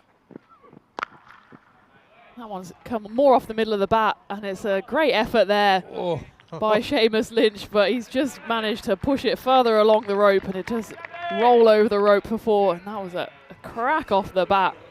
What a shot. It was a good effort out there in the field. That's Tom Scully, the World 11 coach. That's a beautiful shot again, letting the ball come to him. Lynch did everything right, didn't he? Gave himself a shot, but it just kissed the rope. 4 runs to the World 11. Comes back with a slower ball, but it's just strayed the wrong side of the wide line, so we'll have to re-ball that. Maybe we can take a minute to just run through who might be coming out to bat for the World 11. Where do you want to start? They've listed Basley at 3, Ross Taylor at 4, Josh Tromp at 5, and Josh Dodd at 6. So that's before we even get to Hatzoglu. I know there's a bit of talk about his batting. Peter Hatzoglu, he has been playing in England. Scored some big runs, hard hitter of the ball. Again, just strayed the wrong side of that wide line. You can see what Allison's trying to do, just hide the ball away from Williams, because anything in his arc is going to probably go the distance, but just hiring the wrong side of that line, as we've said before on the network, so the line belongs to the bowler. Line belongs to the bowler, yeah. Well, it should be that way. Allison getting some genuine swing there, though. And to get good players out, it helps if you can move the ball off the straight. That's a better line as Williams just pivots on it. Should just be the one. It's Tommy Sturgis, who finished off the innings with a few big hits for Bixie, and he's done the fielding there, out for them. Andrew Files watching from the Netherlands, saying happy to see some T10 cricket on. It's about 0 degrees here in the Netherlands, so it feels a world away, even though it's on the same continent. For some reason, I now want to check what the weather is in Vanuatu. And especially if it's in the middle of the night, they'll all be tuning in to watch their favourite Williams, seeing as Allison comes out with the trick shot. It's pretty accurate. That's the one you always used to try in the backyard. Oh, yeah. Comes out the front of the hand, the front hand. Old fronter. Yeah, Port Villa in Vanuatu. Good variation. Well, and we do have Australian and New Zealanders in this World 11, and I hate to channel 1981, but that was the kind of ball effectively that was bowled to Brian McKechnie. Bowled in inverted commas, but too soon. 40 odd years later in the same team. That's come out the middle of the bat. And we were very close there. Now, I don't know if this is on the camera, but the Microlino car is right there, and it's just gone straight over the top of it. There's no way this car's surviving 5 weeks here without getting dinged. Well, let's have a look at it. They've moved it to 3 different positions, and every time it seems to be getting closer. There's the and car. closer See to the the ball. cube? That's got the car in it, and it went straight over the top. There was someone setting up the cube, and I thought he was there trying to protect the car, but I don't think he was interested in stopping the ball.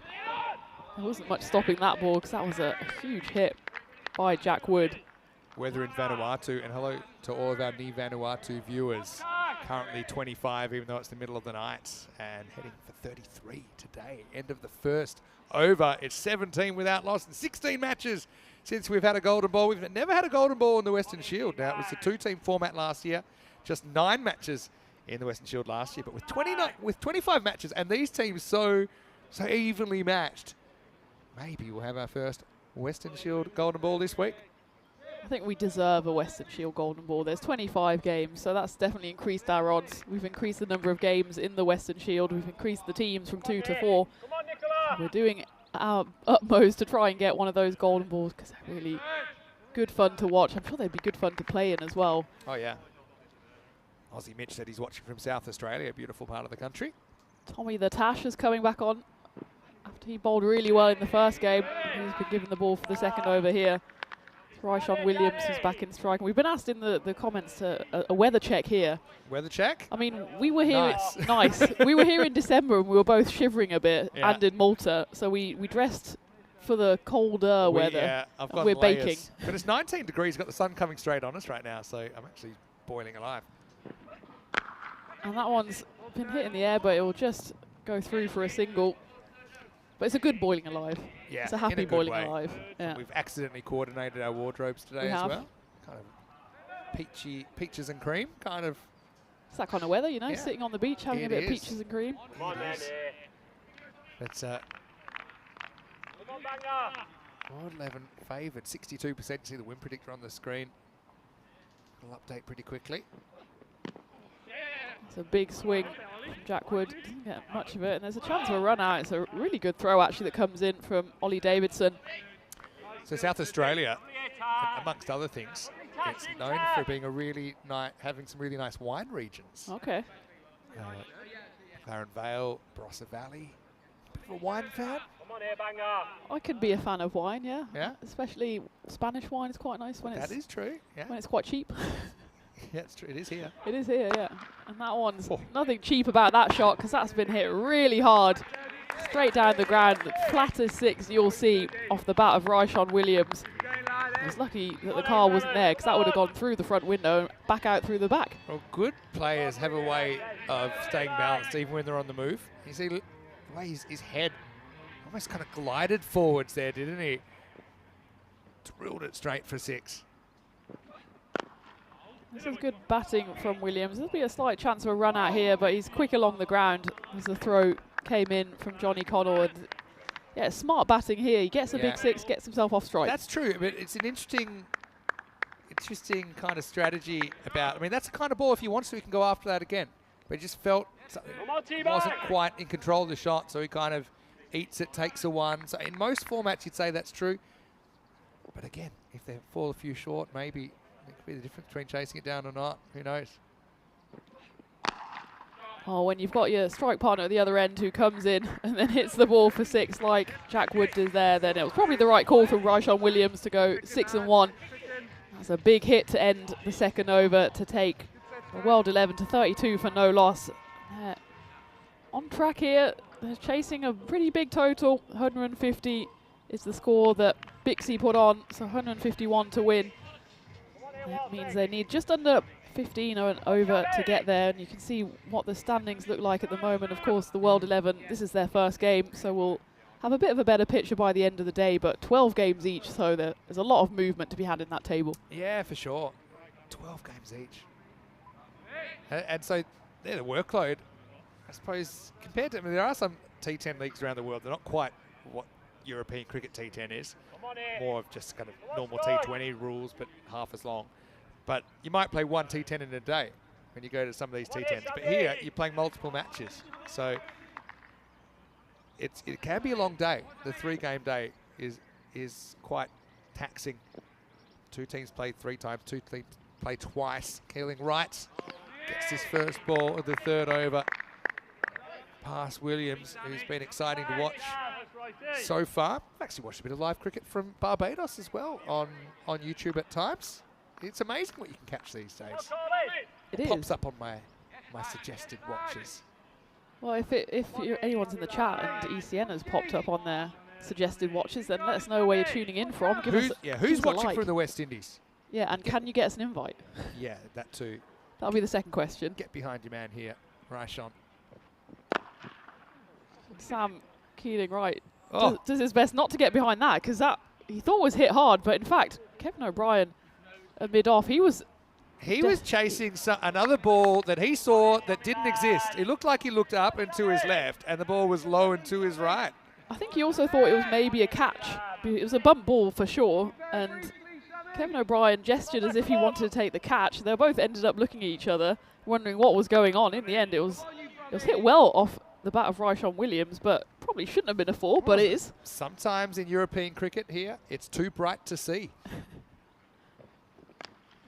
And that one is nicked, and despite the fact that there is a fielder out there on the boundary, he gets nowhere near that. So just as he started his innings, Ryshawn Williams gets another 4 off the edge of his bat, but you've paid for all of it, so you might as well use it, and that takes him to 25 of just 11 deliveries. I think we'll see that fielder going finer and finer. In fact, he's going finer right now. But we've actually seen a lot of catches in that region, almost like first or second slip, but back on the boundary, because those fine edges, they're uncontrolled, and it is a way to get somebody out that is set.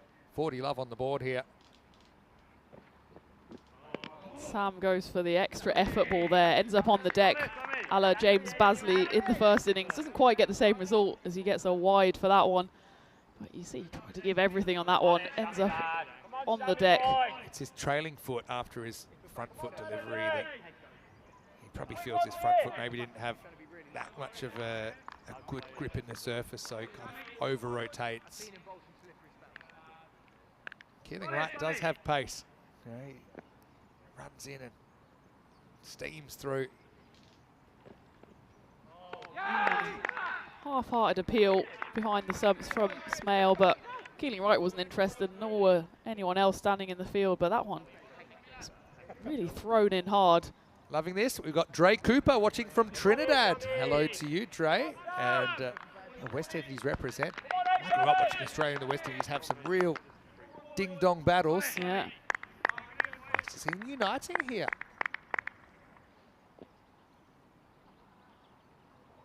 Couple to come in this power play. That one hasn't quite got hold of all of it, but it's still enough to hit the tarmac and ping into the fan zone. I thought Ryshawn Williams didn't get hold of that, but such is the power of the man that it's still enough to easily clear the rope for another 6 runs. That takes him into the 30s, takes the world 11 to 47 for no loss. Still 1 ball left of the power play. That unholy union of cricket ball versus asphalt might have to be replaced after that. Yeah, Williams I think was a little bit late on it, but he's good enough to adjust. Still gets plenty of wood on it, 6 runs. Last ball of the 3rd. And there's that famous nick, but this time the slip fielder on the boundary, we just talked about it. It's Julius out there who's in the perfect position. And Vinny, you must have seen enough ECN games to know exactly where to put that fielder. Yeah, well, he was too wide earlier in the over and it cost him 4, but you can see they kind of learnt their lesson straight away. Keeling Wright pushed him finer. It's pretty much second slip on the boundary. That's where he is. And, you know, these edges in most formats would probably fly for a boundary, and this would have gone for 6 as well, but Julius climbs the ladder. Another Maximo robbed, and Ryshawn has to walk back, but not before entertaining all the spectators here with a pretty nifty 31 off just 14 balls. He's the first to fall, 47 for 1. Well, we had a couple of Baximos, and Ryshawn rode his luck a few times through that region, and it was 3 and out for him. And actually, it was low-key a brilliant catch by Julius on the boundary there. He took it with all 4 limbs up in the air. That's true. Managed to land the right side of the rope, and it was coming in hot, and he did really well to hold on to that. Hashtag Basley ball. Get it started because James Basley's come out. He had the perfect start when he was bowling. Took 4 wickets, in fact, in that first innings. Now we're going to see spin for the British and Irish 11 for the first time with the left-arm mystery spinner, Tom Hindley, to bowl. And there's nothing mysterious about that one, as Jack Wood says, thanks for coming, I'm going to deposit that over cow corner, and there's nothing too mysterious there. Jack Wood just saw the ball and hit it. If you can pick it, smack it. If you can't pick it, smack it. And let's just say Wood dealt with that pretty easily. He goes again, goes a bit squarer. There is a fielder out there, and he actually does brilliantly to stop that. I think it's Niels Priestley on the boundary, almost like a goalkeeping stop. Goes horizontal, gets both of his hands cupped behind it, I think, and that was a brilliant piece of work to stop the boundary. We can see on the replay here. Yeah, he does really well to stop that. The ball was still bouncing as it got to him. All right, Basley on strike now for the first time. Oh, dear me. Well, that's gone wrong. And it's going to be out of here. Well, Basley had a perfect start with the ball. This time actually he stays on his 2 feet as well for good measure. That one is over the tree, topper. Hindley gets the length wrong and pays the ultimate price. Yeah, it's not a bad delivery to have first up if you're a batter, just a bit of a juicy full toss. And you've hyped Basley up, and he's delivered so far. First ball with a wicket, first ball a huge 6. Basley ball's very 20-25, Tina. That's good recovery, though, from Tom Hindley. He's been hit for 2 big 6s and comes back with a wrong in there. Looks like wrong in, yeah, and I like that. That's why these wrist spinners are kind of X-factor bowlers, even on this surface. He gives it a bit of width there, but it's a bit too much width, and it pings up off the steps. The ball is going for lunch. We've had one hit the road. We've had one hit the steps. Lord knows what Basley's first ball that he has hit. There used to be some dogs living over there, but I hope they've now moved to a safer location. Well, we have the Malta cats, and we used to have the Cartama dogs, but they've heard that there's been too many grizzly sightings, and that grizzly's probably been sighted for the final time as that one gets hit out of the park, straight back over the umpire's head. Big 6 off the bat of Basley, and Basley ball is in full flow here, and that's the end of the 4th. And that takes the world 11 to 70 for 1. Yeah, so 23 off that over. It does go magical. Magical 20 plus is what we say here. Very well balanced to hit that shot. James Basley, and that one goes pretty much where the car was earlier. So they keep moving the car around. They've won the battle so far. And they're ahead of where they need to be at the moment. 70 for 1 after 4. Yeah, so Hindley going for 4 boundaries in the over. 3 6s and a 4, a single in there and 1 dot ball. on the swing and miss. Such a fast-paced format. Hope you're enjoying it as much as we are. Jack Wood, start of the 5th over, goes for another big swing.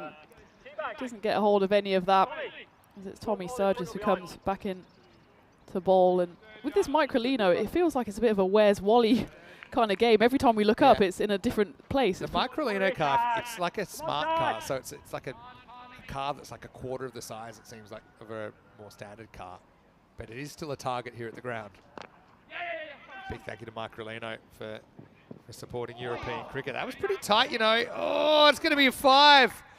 Oh, wow. Well, I mean, it had the long on back-to-back car, but it was just a road too far. And Hindley maybe still kind of thinking about that last over. Was a little bit slow, maybe cutting off the angle. And we've had everything so far. We'll add a 5er to it.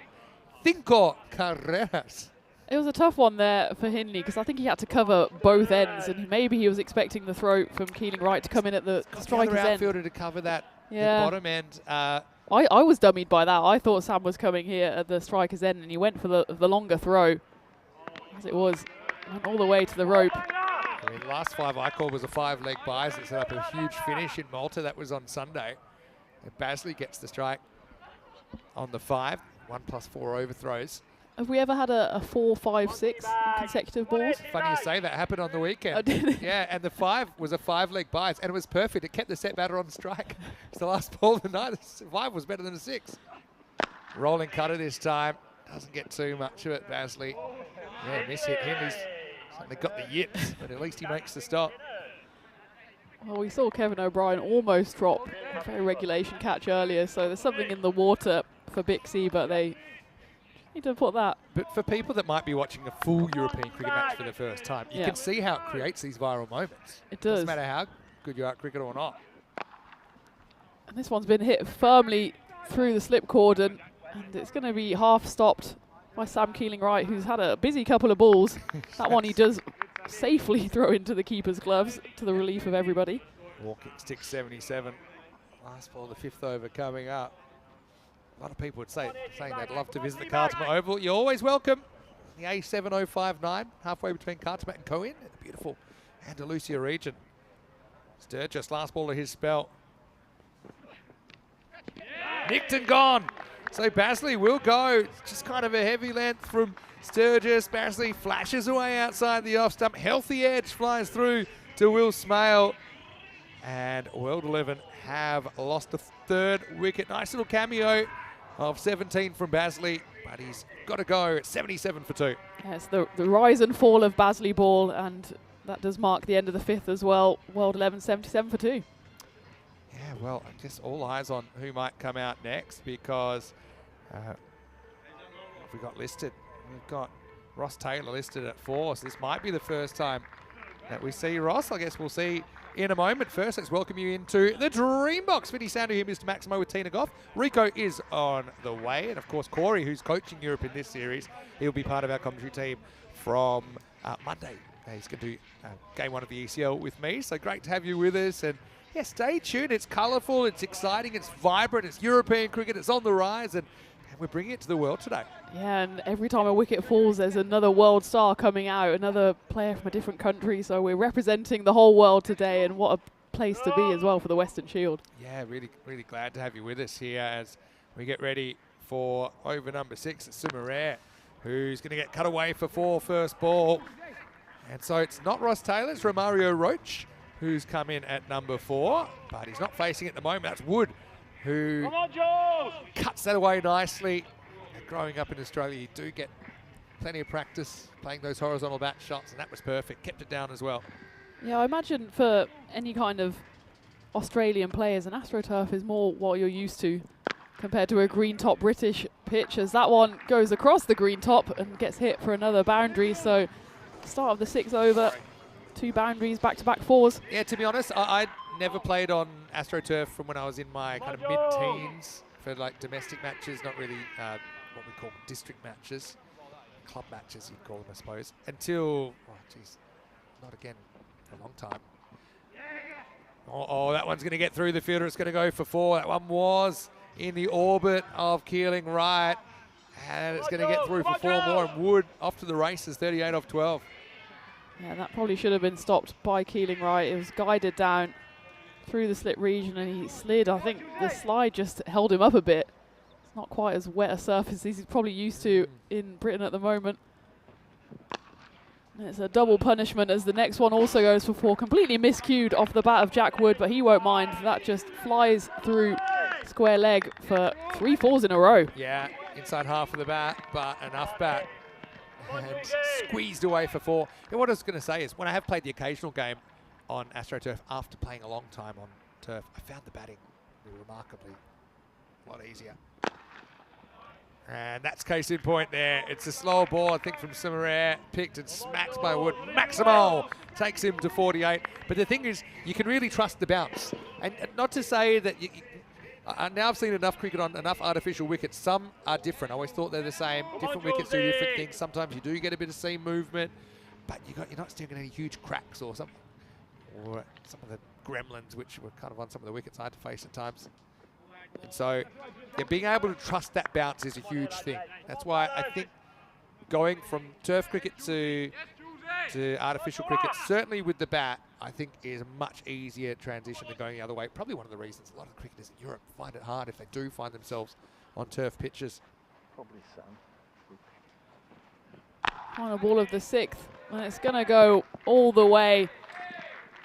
It's going to be 29 runs off the over from Julius, and it takes the world 11 to 106 for 2 off 6 overs. Another big shot there off the bat of Jack Wood, and that actually takes him to his half century as well. 54 runs off just 15 deliveries. Sensational innings from Jack Wood. Yeah, 5 6s, 4 4s in his half century. 54 off 15. He's striking at 360.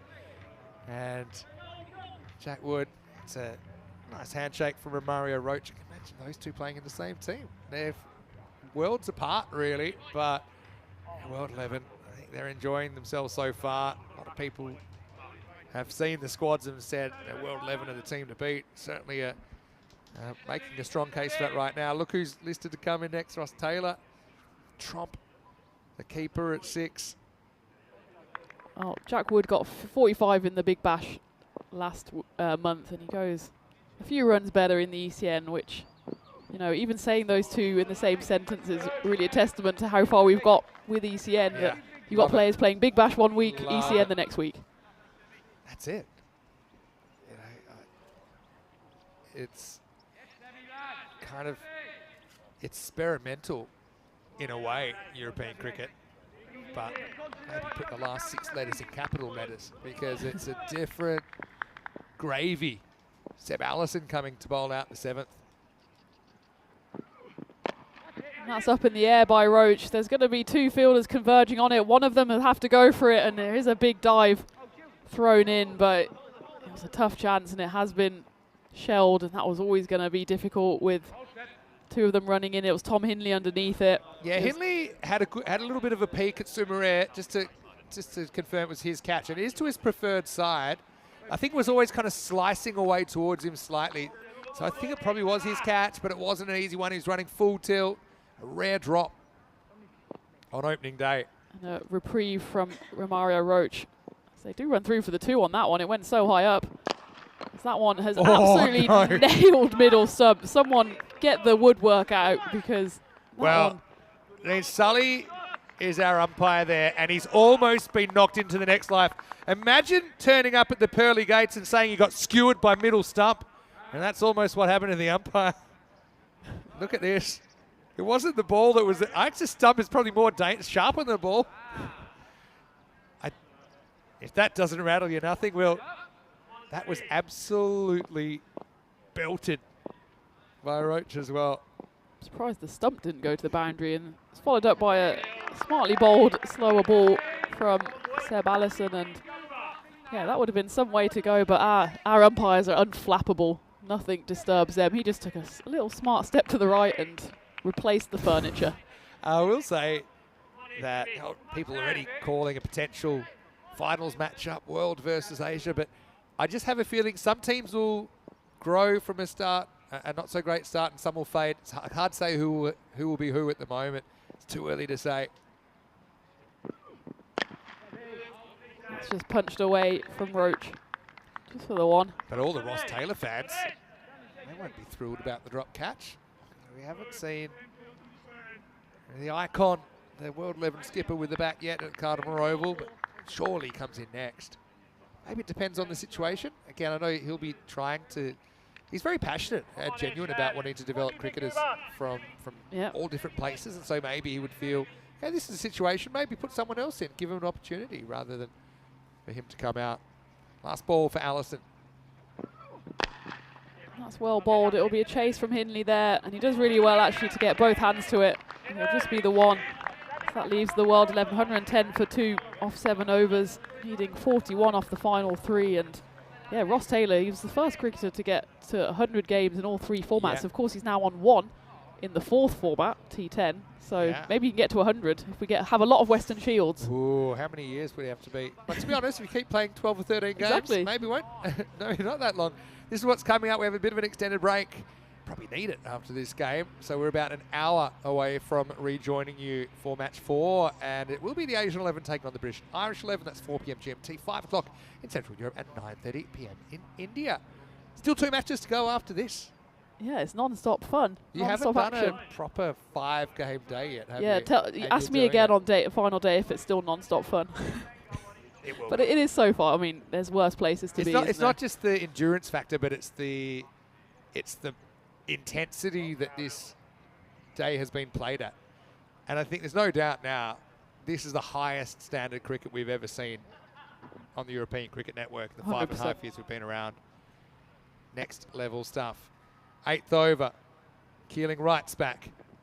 It's a huge wide that almost goes over the keeper. So they need 41 the last 3 overs. Now, look, you would say they're quite healthy favourites here at World 11, but Bixie just need to find that over, that single-digit over.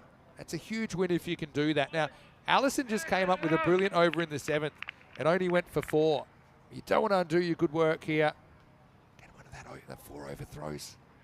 Will be relevant. Well, that's going to go over the head of the covers, and it's actually going to go all the way. Again, it wasn't completely timed by Jack Wood, but when you're already on 55 for 16, what's another 4 to the collection? So he moves to 59 off just 17 deliveries. He's got very still stance at the crease. His bat is low. He's just almost waiting for the ball to come into his arc, and he waited well there. One player. Stay still, keep your eyes still. Trust your technique, trust your eye. Jack Wood, up-and-comer, the Australian team, which of course I think everyone knows it's very, very competitive at the domestic level. 2 a ball required. And that's gone the same direction, and it'll be the same result. That one's actually just gone for a 4. It was Kevin O'Brien standing there in the covers, but he could only watch as that was pummeled past him. See here, not a lot of foot movement. It's got a little forward prop. It's on the tiptoes, but it's all about stillness. They talk about head more than feet these days, and he was in a perfect position to just punch that through the offside for a boundary. Keeling right, he's already gone for 11. Top of that wide as well, so still 4 balls left of this 8th. That one's going to go all the way as well. Tom Hindley is just motionless at long on there as he sees the ball fly over his head for another Maximo. That's 6-4-6 in a row from Jack Wood. He flies into 60s, 70s even. He's on 71 off just 19 deliveries, and he's pushing his World 11 ever closer to that first 3 points. He goes again, and that one's hit just as hard. And that actually pings on top of the hill.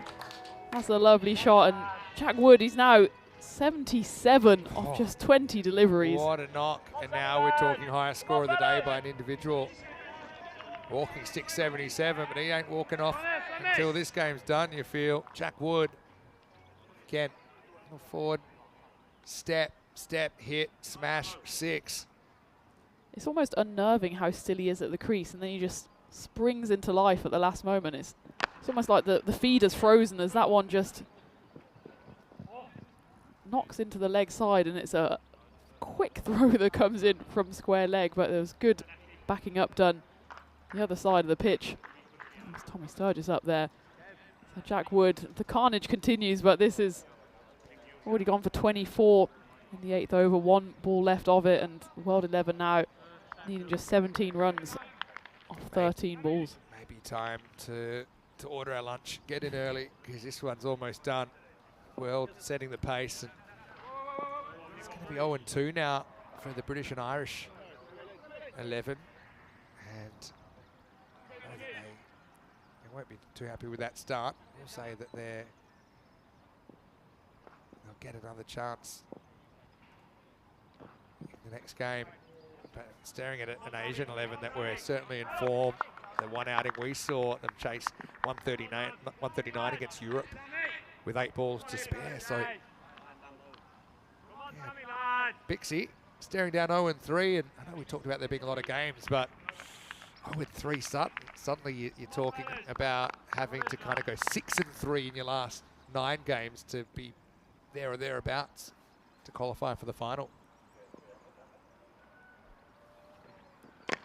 The final ball of the 8th over gets fielded actually really well. I think that's Niels Priestley out there on the boundary.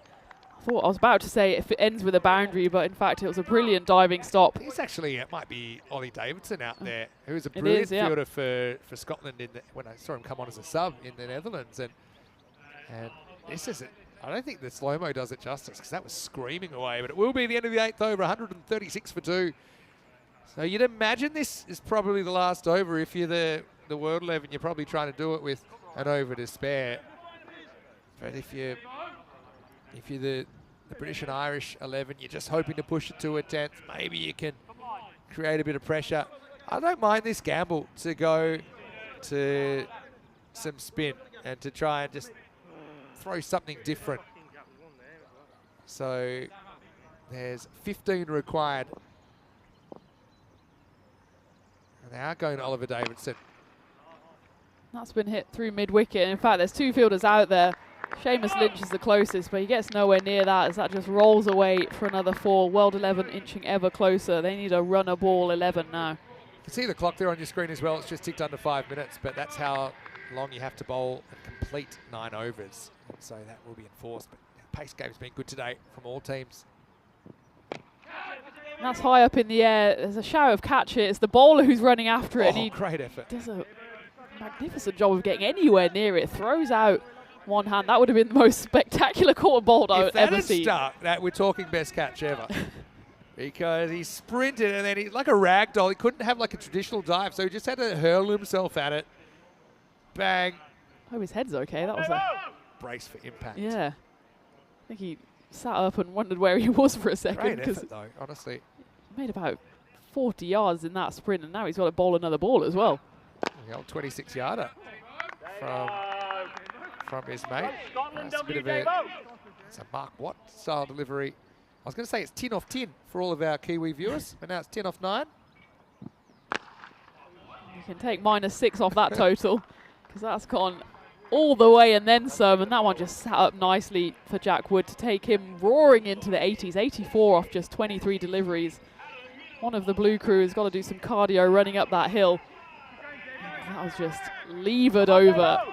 Sat up quite nicely. In fact, it was not the best of balls from Oliver Davidson, but applause all round from the World 11 bench, as they know they're just 1 hit away now, 4 needed for their first win. We'll have to wait for Ross Taylor. World 11, we'll see them in the last game of the night under lights. So maybe saving himself for that. That's against Asia 11. Asia 11 play both the games still to come. 4 to win then. There is a man on the boundary there at long off, so it should just be the one as it bobbles towards him. Jack Wood, he's happy with his stint, even if that's the last ball he faces. Quick random question. Go Do you for have it. a favourite underground line in London? Wow. That's Well, come in the chat. I haven't actually been on the Elizabeth line yet, Okay. but I've heard very good things about the air conditioning. Waterloo for me. All right. Waterloo. This could be it. I think it might be it. It's going to loop over. Can they keep it inside? Well, that's actually a brilliant stop. I think, how did they run there? I think it might just be a single. So, hey, we will go to the 10th. It's the end of the 9th, 149 for 2. We're talking about Waterloo. I thought that was going to be not Napoleon surrendering, but the British and Irish Lions, but they live to kick on at least into the final over, and anything can happen in the final over, but they'll need a miracle and then some. Yeah, I think so. Fuerteventura TSA saying shout out to my sons Joseph and Matthias. They love watching the cricket. It's their birthdays today. And maybe they're twins then. Hello Joseph, hello Matthias. Vinny here with Tina, wishing you a very happy birthday. There's a lot of birthdays around right now. Happy birthday. Henry McIntyre's birthday, your birthday yesterday. My brother's birthday the day before. All the best right? people are born in the teens of February. All right, we're on Miracle Watch. Only 2 required. Last over. Sumire has the ball. Oh, and he's been called wide, and it's another tough call, especially when you're going round. No sense of theatre by Shub, who just calls it on its merits. Oh, that's not a wide, I don't think. They've been too harsh on those today. They have been Julius consistent, but that was a tough call. Harsh. That's going to be consistently the end of the game as just the one needed, and Mario Roach being conservative, 1 is all you're going to get. And that's the end of the game as the World 11 beat the British and Irish 11 by 8 wickets, and 4 balls left or 5 balls left in the end, but that probably doesn't tell the picture for how easy that chase was in the end. There was a couple of wickets fallen, but they still had 8 left in the shed, including Ross Taylor, including a Big Bash winner, so there was still a lot to come from the World 11, and maybe then that's why they have the tag of potential favourites going into this tournament. As for the British and Irish 11, they will finish their second game with another loss. They'll be coming straight back up in in an hour's time to play against the Asian 11, so they'll be dearly hoping to get at least 1 win on the board before they finish out day 1. But World 11, we are the world. Welcome. They're 1-1. Their first Western Shield game ends in a win. I love that you've just pretty much picked the perfect theme song for their team. We are the world. Well, don't know about them being children. They played like big, strong men then, didn't they? Match 4 coming up. The world will have a little break. But it will be the Asian 11 against British and Irish 11. Next game, like I said, slightly extended break. So we're back in about 50 minutes.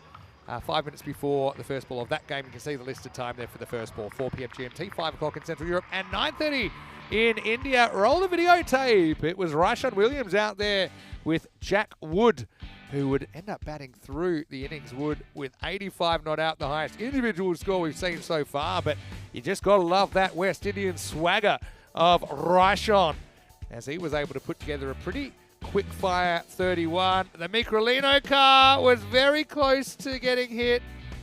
I still think that the insurance will probably not cover some of the damage it could sustain here at the Cardimer Oval, but yeah, World 11, the scary thing is it was just a drop of the talent of what they've got as well.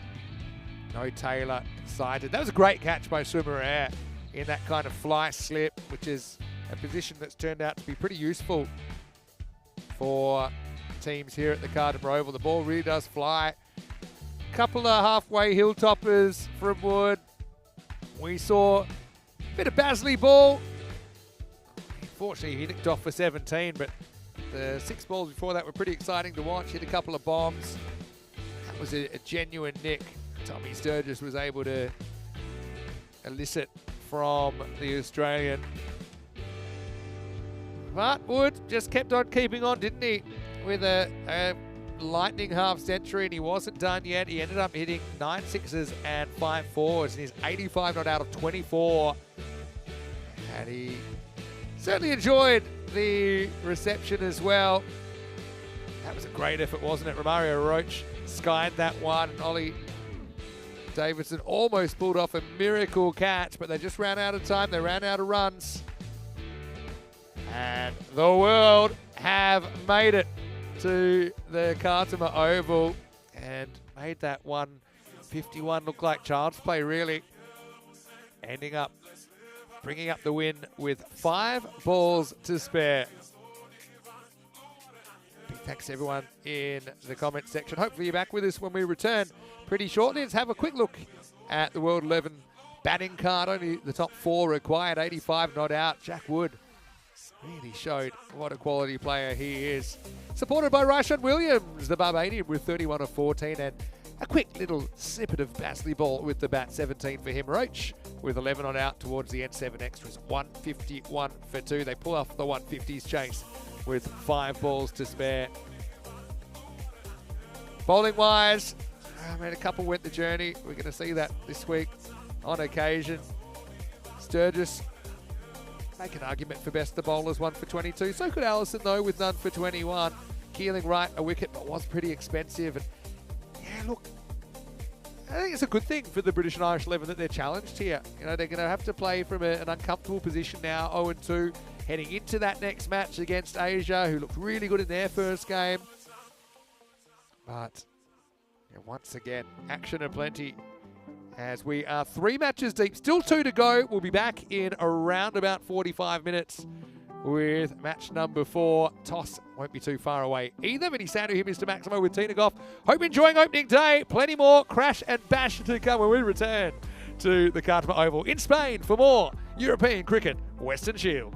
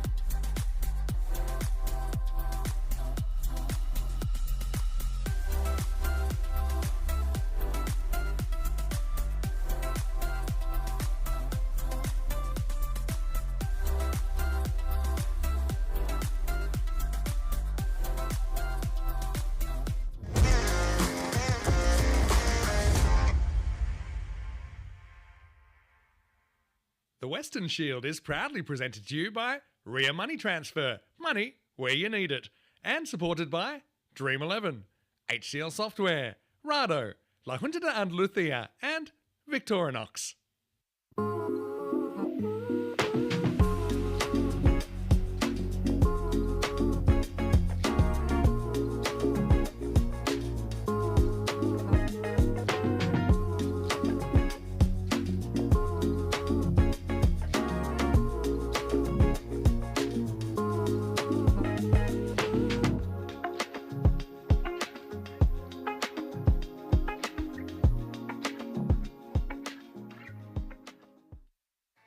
Hello and welcome back. Great to have you company here at the Cartama Oval in Spain. Plenty of beautiful afternoon sunshine, and well, even if it's not sunny where you are, it is if you turn on the European Cricket Network and all of our fantastic international broadcasting partners for this European Cricket Western Shield. Coming up, two teams that have never met, and they will here. It's going to be the Asian 11 taking on the British and Irish 11. It should be a very interesting one for me. Match 4 on the way in. Ramage has a giant coin in his hand. Let's see who wins the coin toss. Asia 11, you're the home team, you'll toss the coin. British Irish is the away team, you'll call. Rado. It's been called Rado. It's come down to European cricket, so you've won the toss. Okay, toss on by Asian 11, who will bowl first? So Asia want to bowl first after winning the toss. 4th time in a row we have seen the winning captain choose to bowl first, and they certainly were really impressive in their first outing. Any worries about them not being so experienced in the format, I think we're allayed. And I've got to say, I loved the approach from Yusuf Ahmedzai, top of the order, really kind of stuck it to the European bowlers in the power play on the way to a match-winning half century. Asia did chase down a fairly healthy score with plenty of time to spare. So they come into this with a win under their belt for the British and Irish 11. Danger signs early, I suppose, because they're 0-2. If they were to lose this, it'd be 0-3 and a pretty tough drive back to the Sunset Beach Club tonight. But maybe this is the game, I don't know, where we might see some Kevin O'Brien magic for an extended period. Having said that, I just think the British and Irish 11 are certainly a team to watch. Well, I know that we've got the Micro Lino car, which is not too far away, and hopefully it doesn't get hit. So I'm going to get out the way before that drives past. But I can tell you that Tina Goff is standing by for the start of match 4 with Bixie sent in by Asia. Let's get ready. Still 2 matches to go here in the opening day of the Western Shield. Well, spoiler alert, Vinny, I've had a little ride in the Microlino car, so look out for that in the near future. But thank you to our mobility partners, and thank you for everyone for joining us as we get into game 4 of the Western Shield. Still on day 1, but what a day we've had so far. And it's the Asia 11 who have won the toss for this game. They've decided to field first. And they're coming up against a bit of a wounded British and Irish 11, having not got a win on the board yet. You see the 2 lineups there. A couple of changes for both sides. Asia 11, they bring in Arav Shetty and Hassan Khan, and both do the business with bat and ball. And the same for Bixie as they bring in Daniel Murray and Mackenzie Jones, who's played in the first game, sat out for the second game. He'll be back and he'll be firing with the ball. But of course, it'll be B&I with the bat first.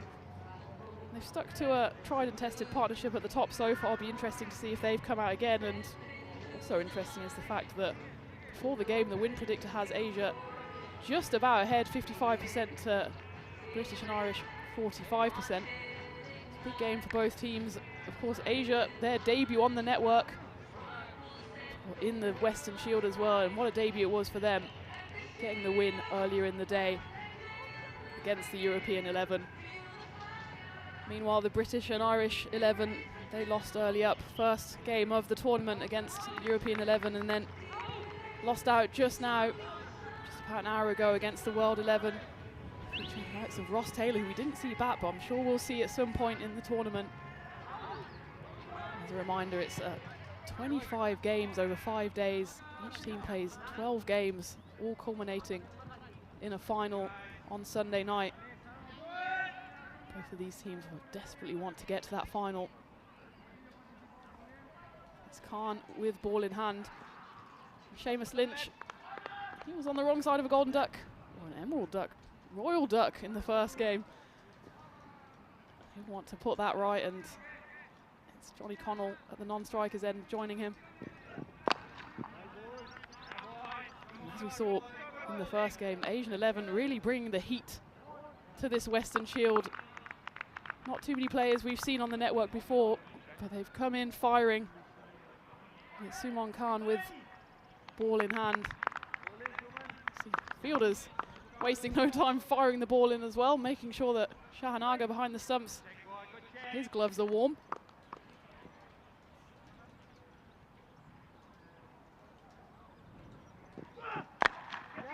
And that's gone up in the air. It's a chance for a catch, and it's taken. And again, I think the third time running, Bixie have lost a wicket before they've scored a run. And again, it's Seamus Lynch. He lasted one more ball than the previous game, but he has to go again for a duck. It's just 2 deliveries. Once again, B&I find themselves no runs and 1 wicket down already.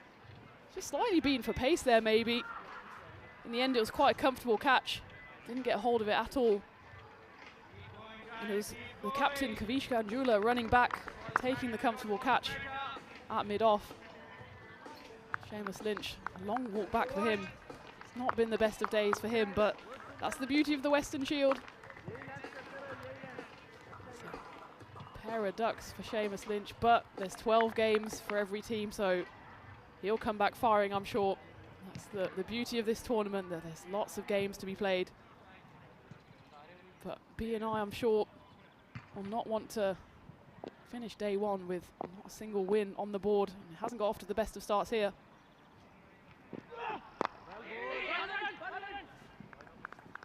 It's William Smale who comes in at number 3. He impressed in the first game with some big hits. He's got a bit of a task on his hands now, and it's been a repeat pattern for B&I during today's games, that they've shown a bit of frailty at the top, lost a few early wickets, and a few times they've been able to recover. So they've got Kevin O'Brien, the icon player, in the middle orders.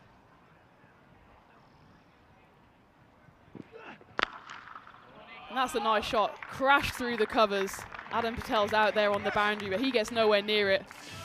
And that'll relieve a bit of the tension. It's Johnny Connell who faces his first ball, a bit of width given by Suman Khan, who just leans into it, all hands really.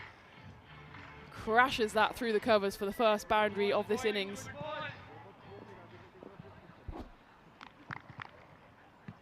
A warm welcome to everyone joining us in the chat. Lovely to have you with us on this sunny day at Cartmore Oval. Scamper through for 1. It's a misfield, so they'll probably run through for a lesser spotted 2. It's Arav Shetty, new into the team, who has to make up for the misfield of his captain. Came in hot at Kavishka Anjula. He just managed to get actually an ankle on it, and Shetty had to brush up behind him. And we don't see too many 2s out here on the Cartmore Oval, but there's one there with 1 ball left of the first over.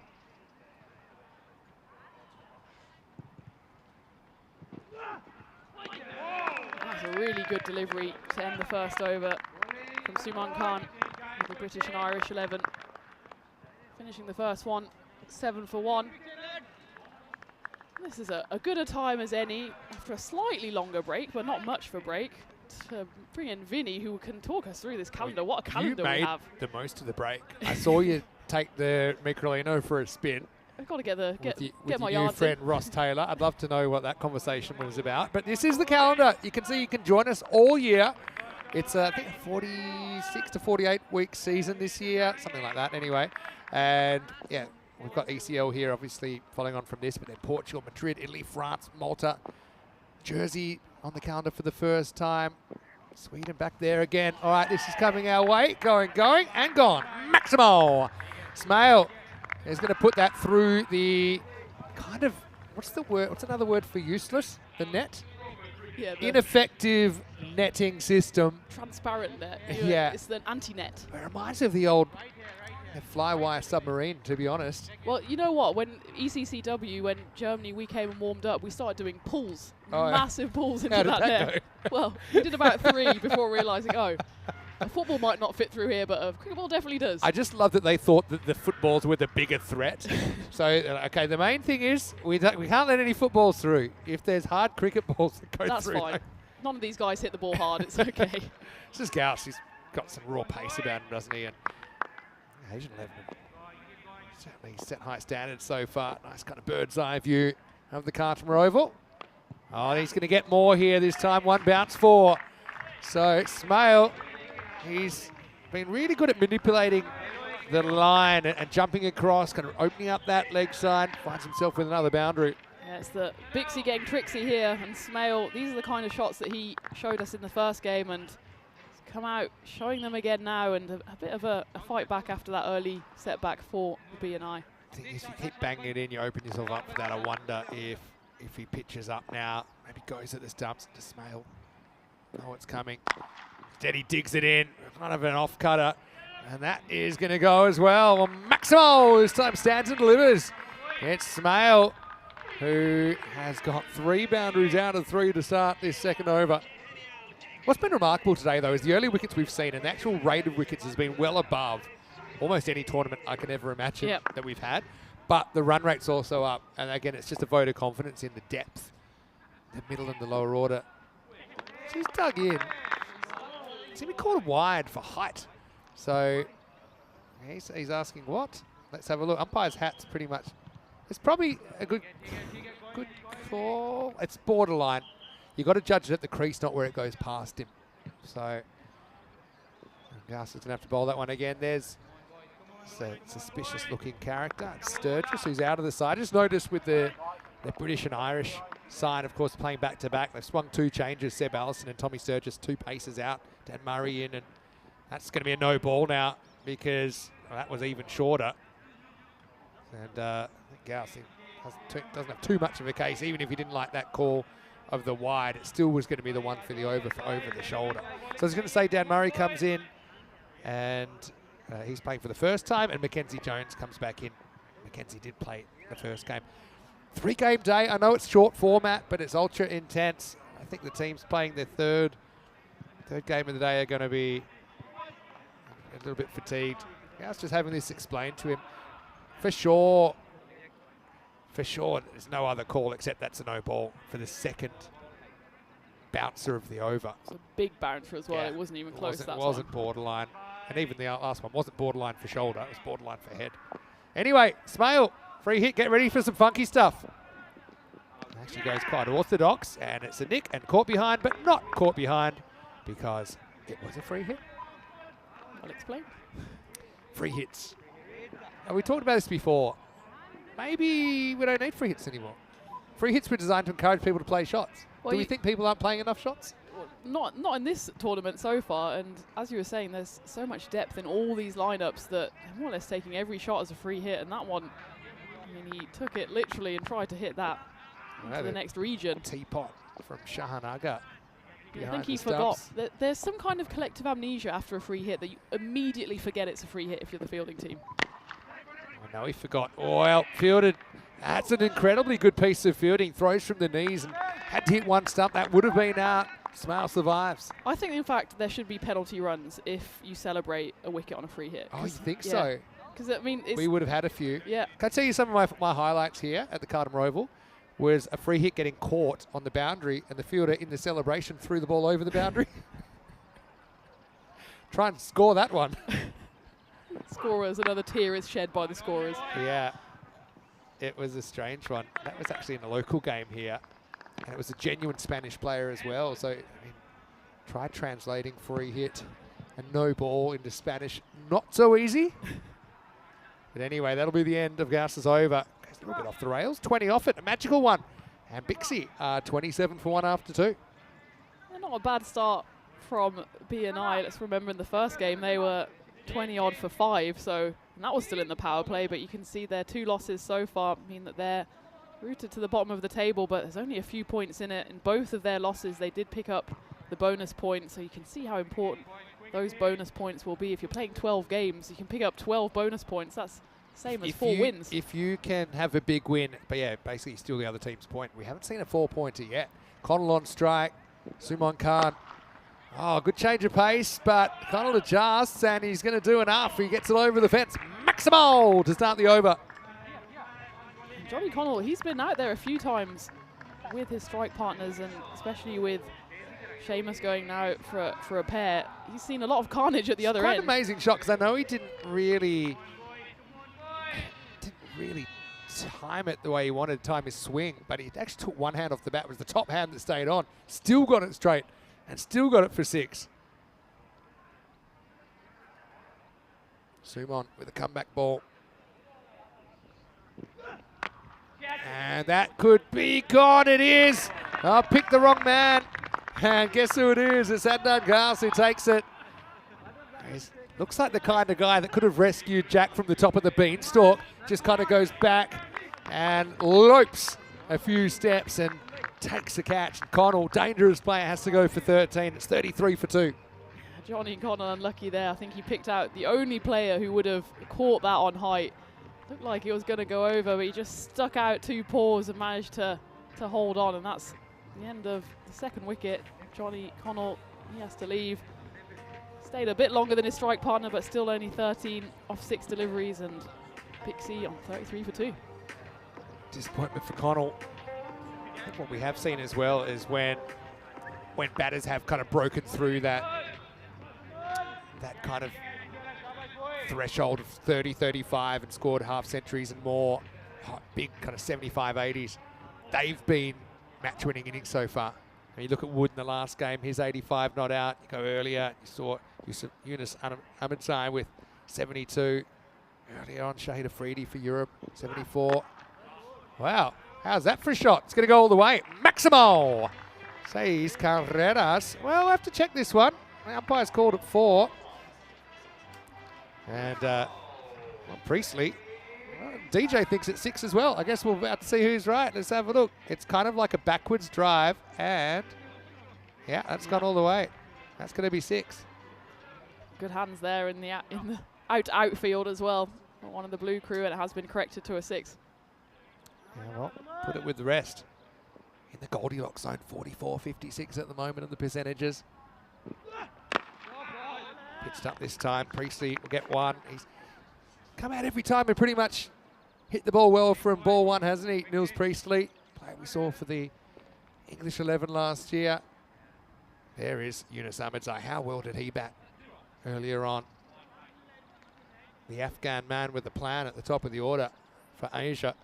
Yeah, we weren't sure how Asia were going to come out, but then they told us pretty quickly. We didn't wait long for the answer to that question. Smale, 18. Can he turn it into something more? Beautiful shot. Excellent timing. Just flicked it off the pads, right out of the middle, crashes into the boundary for 4. Well, both of these batters have shown flashes of brilliance in the 3 games so far. Niels Priestley, 45 off just 13 deliveries in the previous game. And it was Smale who scored a few runs in the first game as well. He's come back, scored 24 off just 9 deliveries in that one. And that was just a lovely flick off the pads. It's 1 ball left of the power play. B&I currently 44 for 2.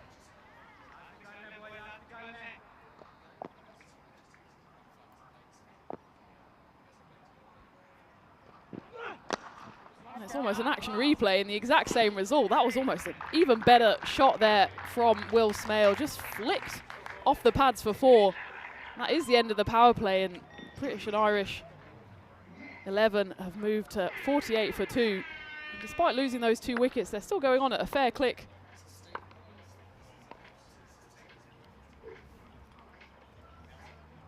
Asia 11, it looks like they're going to turn to the captain, Kavishka Anjula. He bowled really well in the first game as well. He's going to come on now to try and stem the flow of the runs at the moment. The left hand, right hand of Priestley and Smale. It's looking like a really promising partnership so far.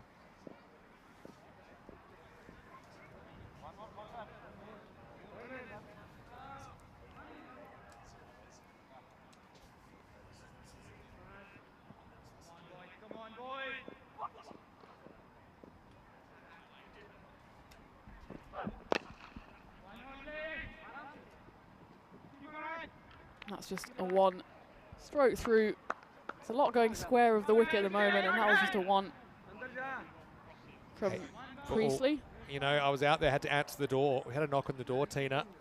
Okay. I think we might have a special guest commentator. You're halfway through your piece of birthday cake as well. I'm an athlete, but I do need to have, you know, treats every now and then. It was my birthday yesterday, so.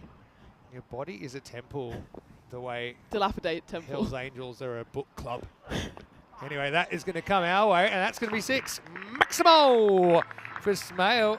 That's what we call a knock-knock here, because it's knocked into the production van, and Tina's going to step out for a second. But I'm going to say I'm pretty excited to have this man with us.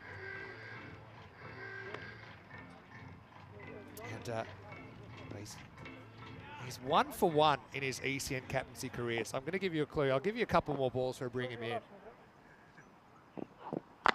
This is hit pretty well straight. Test the fielder, almost overruns it there. Hassan Khan, but keeps it to 1.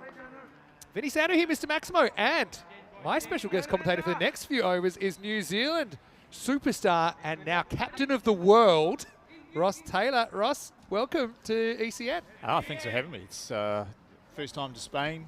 Nice to be still playing cricket, and as you said, nice for the World 11 to start the tournament off with a win. Sanjula, it's been a lot of first-class cricket in Sri Lanka. And yeah, Ross, it's our pleasure to have you here as one of our icon players. And yeah, you mentioned it's your first time here in Spain. Obviously, first time playing the format, I guess. What are your early impressions? I'm learning a lot. Obviously, fast-paced game, a lot going on. But yeah, I mean, nice for our team to. We've got 3 or 4 players. That's going to just be a single. You've got players from all around the place, though, in your team. Yeah, I mean, that have had a lot more experience than me at the T10 format. Had to go. Wood, who batted fantastically well. And basically, they've all gone around and played T10, Abu Dhabi, Cayman Islands. So, you know, it's, I guess from a captaincy point of view, it's nice to lean on them. Yeah, for sure. But I suppose, yeah, the dynamics in European T10, even it's quite slightly different again than some of these other competitions that would have kind of more usual ground dimensions. For example, obviously, the artificial turf versus your regular grass turf as well is a bit of a game changer. So, yeah, I think he played very well, obviously. Wow, that could have smashed a 4 stump out of the ground, but Smale survives. He's 33. 4 overs in, and it's 57 for 2. Bixie, as we've called them already, the British and Irish 11, BNI. This one really doesn't miss by too much, like a cross seamer there. And how was that missed? Coat of varnish. Hey, I've asked our viewers as well if they've got any questions for you, because one of the cool things about ECN, I know you're fairly new to ECN, you've been pretty busy building a very successful cricket career, but meanwhile we've built up quite a kind of cult following, I suppose. We've got viewers that love to watch live, have 10 hours of cricket a day minimum, and so I've thrown it open. So you've got questions for Ross Taylor. How often do you have the direct line to Ross? Come in, ask whatever you want. And by the way, Ross, it's a two-way street. If you've got questions? For us, 100%. You can fire away as well. Okay, here we go with Usman Najib. This is in the end. It should be caught. That's Shafiq who's going to take the catch. So yeah, Najib, a really interesting guy. He's the fastest to 50 wickets in T20 guys playing for Saudi Arabia. Wow, that's a stat. Yeah. But it looks like, you know, the Asian 11 have come in with a plan of just bowling that back of a length. Yeah, and not wanting to get hit straight. But they've got the pace about them, don't they? They've got some genuine nip about them. And actually, I said he's the fastest 50 wickets. That's 2 matches he's played, and both times he's taken a wicket with the first ball. There we go. And that's, I'm glad I'm up here. It's nice to get that info when we play them in the next game in an hour or so time. Blocked the first one, hit the second one. Priestley's hit it pretty well today. He'll go for 9, and it's 57 for 3. Okay, this is Kroom. Kevin watching from the UK. He's got a question for you, Ross. So what's your favourite cricket memory? He says, apart from today's debut on the ECA. 100%. I'll answer it because he comes from the UK. Go on. Even though we lost that Super Over, lost the 2019 World Cup at Lords. Yeah, incredible game. You know, I think it would go down as one of the greatest games of ODI cricket ever. Just happened to be on the wrong side of it, unfortunately. I can't believe I'm sitting next to you now, but I've done over 4,000 games, so we've had some conversations several times. But one of them I have is about that game, And that game actually became quite a catalyst for a rule that we have on ECN. I'll tell you what it is in a second. Najib steaming in. Kevin O'Brien gets a bat, gets knocked off his feet, but he gets a bat on it. Of course, he's the British and Irish icon, and he almost gets run out, but he doesn't, so he's fine. He's off the mark. Oh, you got to have the icons, getting off the Gotta mark. look, icons shouldn't be able to get out first ball. Am I right? Yeah, I think. Well, there's as you said before, dimensions, the ground. Really I'm sure if you can, might as well bring that rule in. It's not a bad one. It encourages. I think with small boundaries, yes, some of these guys, including yourself, I'm sure, can hit them a long way further. But what it does, it gives you certain margin for error in being aggressive. And I think it plays out that there's just more aggressive shots are attempted that way. And the risk rewards in your favour. So I'm going to tell you the two things about that 2019 World Cup final that have, one's affected ECN and one's just a feeling I've got, like my Nostradamus prediction as well. I think you'll like this as well. The first thing is that we break ties with a golden ball. We don't go to a super over. We don't really have time for a super over. And the golden ball is a one-ball tiebreaker where the batting team gets one more chance. If they score 2 or more, they win the game. If they don't, they lose. And that's it was inspired by the last ball of the 2019 World Cup final, which that was the situation. You needed to win the World Cup, and if you didn't, you don't win. So you can't have a tie on a golden ball. So that's actually become quite a well-loved kind of rule on the ECN, because about 1 in 100 games ends up in a tie. So everyone looks forward to it. We actually count the games. Oh, he's bowled him. How about that? Najib get his blast through. Maybe came in a little bit off the seam. The off stump is uprooted, and Asia again bringing the heat. It's 58 for 4.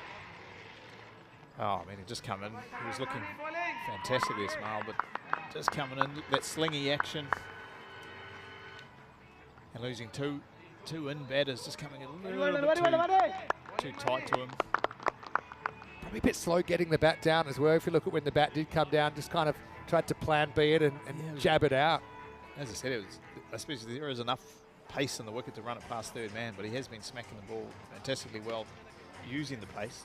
Smale's a good player in the Glamorgan setup at the moment, and this time though he has to go for 33 and score now 58 for 4. So yeah, the golden ball, which hopefully we have one this week. The longest streak we've ever had without a golden ball is 405. Wow. But on average, a golden ball one every 90 or 100 matches. So it's kind of a big event when there is one. Everyone, when it's a close game, is like, are we going to get a golden ball here? And it kind of guarantees there's this one ball that decides the whole game. It's very, very intense. Hindley, the new batter for BNI, doesn't get off the mark. And the other thing, now this is what I think you like, is I don't think it was very fair, that 2019 result, because you tied on runs in regulation time, you tied in the super over, and they made, and that silly runs in boundaries thing, that got taken out since. So obviously that doesn't make any sense. Run's a run, right? So I have a feeling that in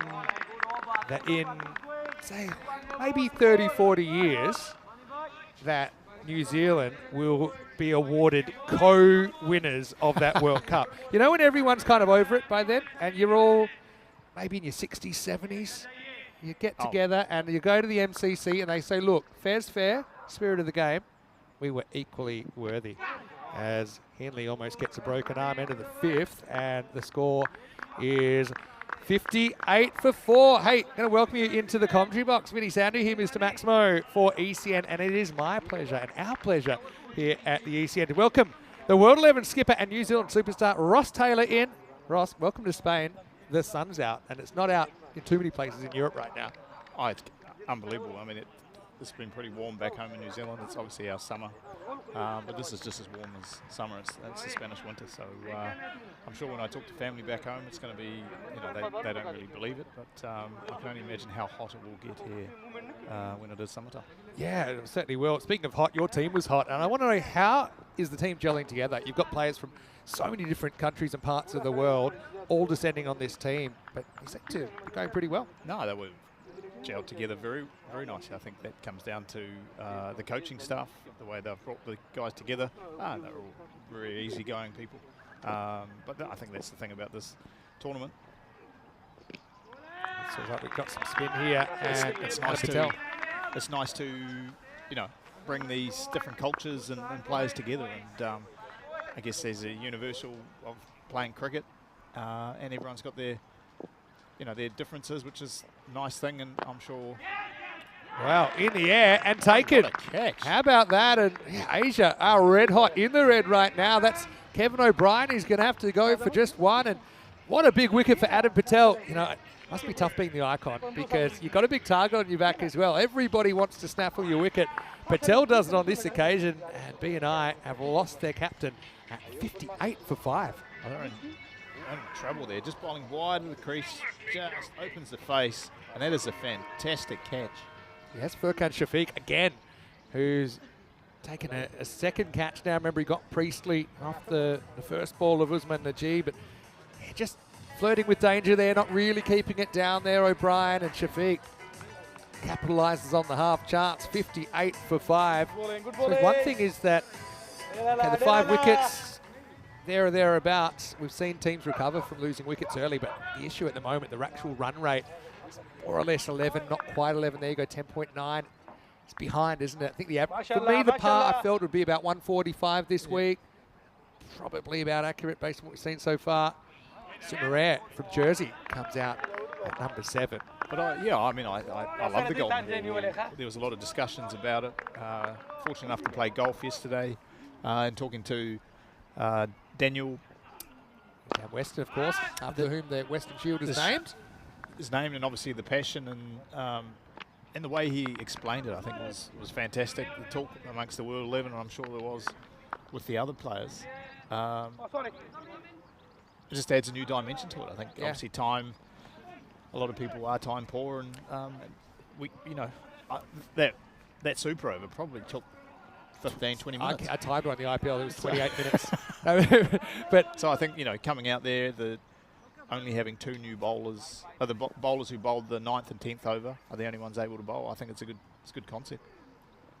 Oh, swing straight across this. Healy. Yeah, the other thing is that golden balls become events. So we just had golden ball 70 actually last Sunday in Malta, and they become just individual moments in time everyone remembers. This is going to be out. It's going to be out of here. Maximo halfway up the hill. Hindley doesn't miss out. Plays it with a more orthodox drive this time around, 65 for 5. And so one thing about a golden ball compared to a super over, and your one in 2019 in the World Cup obviously went to the last ball, but sometimes super overs kind of peter out a bit. The result might be known with 2 or 3 balls to go, and very much so. Everyone has this sense of anticipation as the bowler's running in that this game is a 50-50. And so, and it came from the fact that in that last ball, where was it Jimmy Neesham that got run out? Where was it? Martin Guptill. Martin Guptill, was it? Yeah. Was. That was the difference between winning and losing. That half a metre. And that before that ball, I remember thinking, this is probably about a 50-50, I think. Anyway, we're going to go to the captain now, and Jula, who's going to get hit away. Not quite off the middle, but it will be 4 runs. I think this bounces just inside Summerare, who we'll actually see in the ECL as well. So following on from this, we've got the ECL, which is the Champions League of European Cricket. 35 clubs from all around Europe. I've got some questions for you, Ross. You happy to answer some questions? Of course. All right. So we went from super over to golden ball on that one question, so I'm looking forward to seeing where we get to. It's fast-paced. Everywhere it's fast-paced. Dropped. There's low full toss, drilled back. And Ajula might have to count the fingers to make sure they're all there after that one. So interesting. I'm interested about the Ni Vanuatu in your side. And we actually saw him get the big wicket in the last game, didn't we, with William Singh Nalisa from Vanuatu. That's about as far as he can get from here, actually. No, he's been fantastic. Fitted into the group really well and just wants to learn.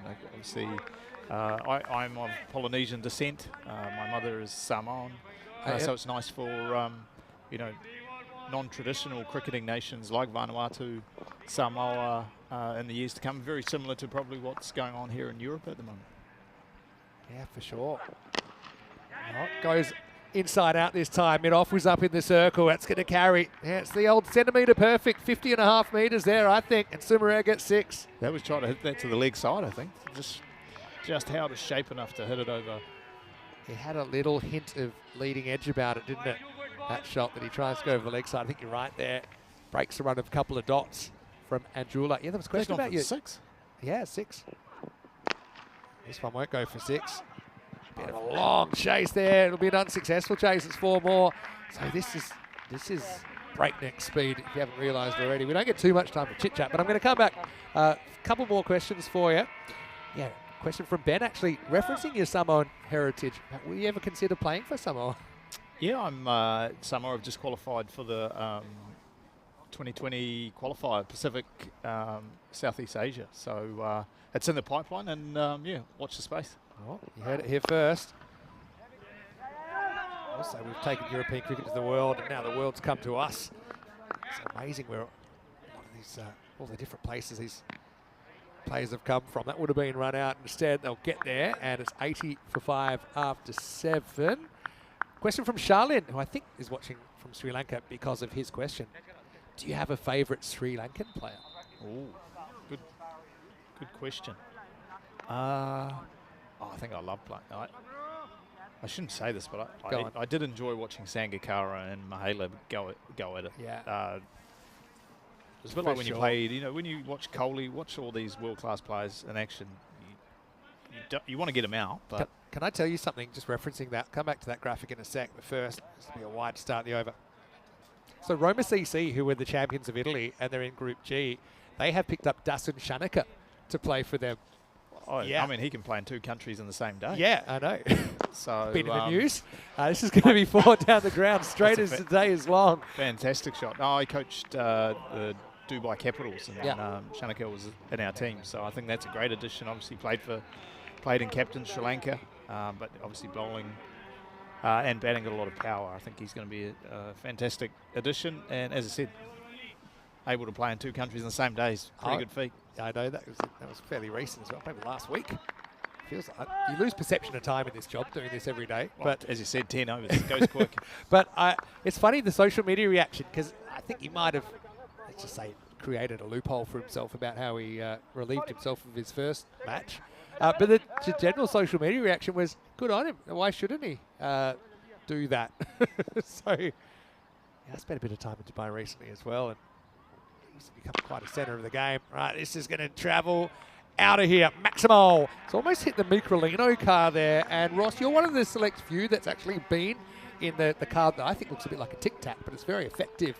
How was your ride? Yeah, I'm not going to lie. I don't think I went over 14 kilometres an hour. I saw you driving, and you took it, let's just say, at a fairly large distance between 2 points. And speak of the devil, it's gone right to the car. Oh well, that wasn't. I think I have asked European Cricket if I could take it home. Yeah. Well, I'm going to put it. I've got excess baggage, so yeah, I think it'll be able to fit in. Can it fold down? I mean, all you need is a parachute, and they could probably drop you out of the plane. Very much so. Close to James your house. Bond, sorry. Oh, he's gone again.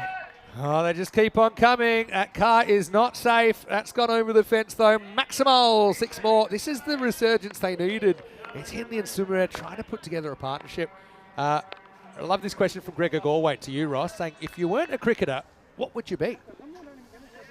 A few years ago, I said I'd be a chicken farmer, but now I'd be a food and wine critic would be my ideal job. Oh, yeah. Oh, that could be gone, Oh, that's good. Yeah, it's full. I think it hits him in front of leg, and with that angle, even though he finished well, Patel. Yeah, he did, and a couple of big wickets in there. Of course, don't forget, he was able to get Kevin O'Brien caught by Shafiq for 1, and now he will get Tom Henley for a pretty handy 24. 104 for 6 after 8. Another question here from Tim Harmer asking, Ross, do you think that these boundaries make Eden Park look big? Yeah, it's good. Straight is definitely too big. Eden Park, I'd say it'd be like 42, 43 metres straight, and 65 square. Yeah. But, I split the difference you've got about the boundaries here. But one thing that's great about these field dimensions, they're consistent across all of our cricket in Europe. So But when the teams come here, they have experience playing on a field that's exactly the same dimensions. Partly it's out of necessity. A lot of places in Europe, they don't really have the space to have a bigger field, but creates a lot of action. Here's Gauss coming back for the 9th. And disappearing out of the ground. Gone. Maximal Sumaré. He's played well today. This guy who plays his cricket for Jersey, who recently played their first ODI cricket, and he's a very clever cricketer.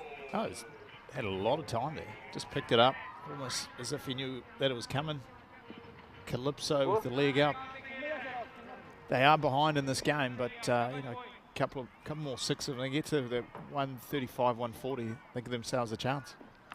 Well, that's a Maximo. It's backwards, it's a Maximo, and it's 6 more to Sumaré. You make your own luck. Yeah, very much so. It doesn't matter how it comes when you're in this situation.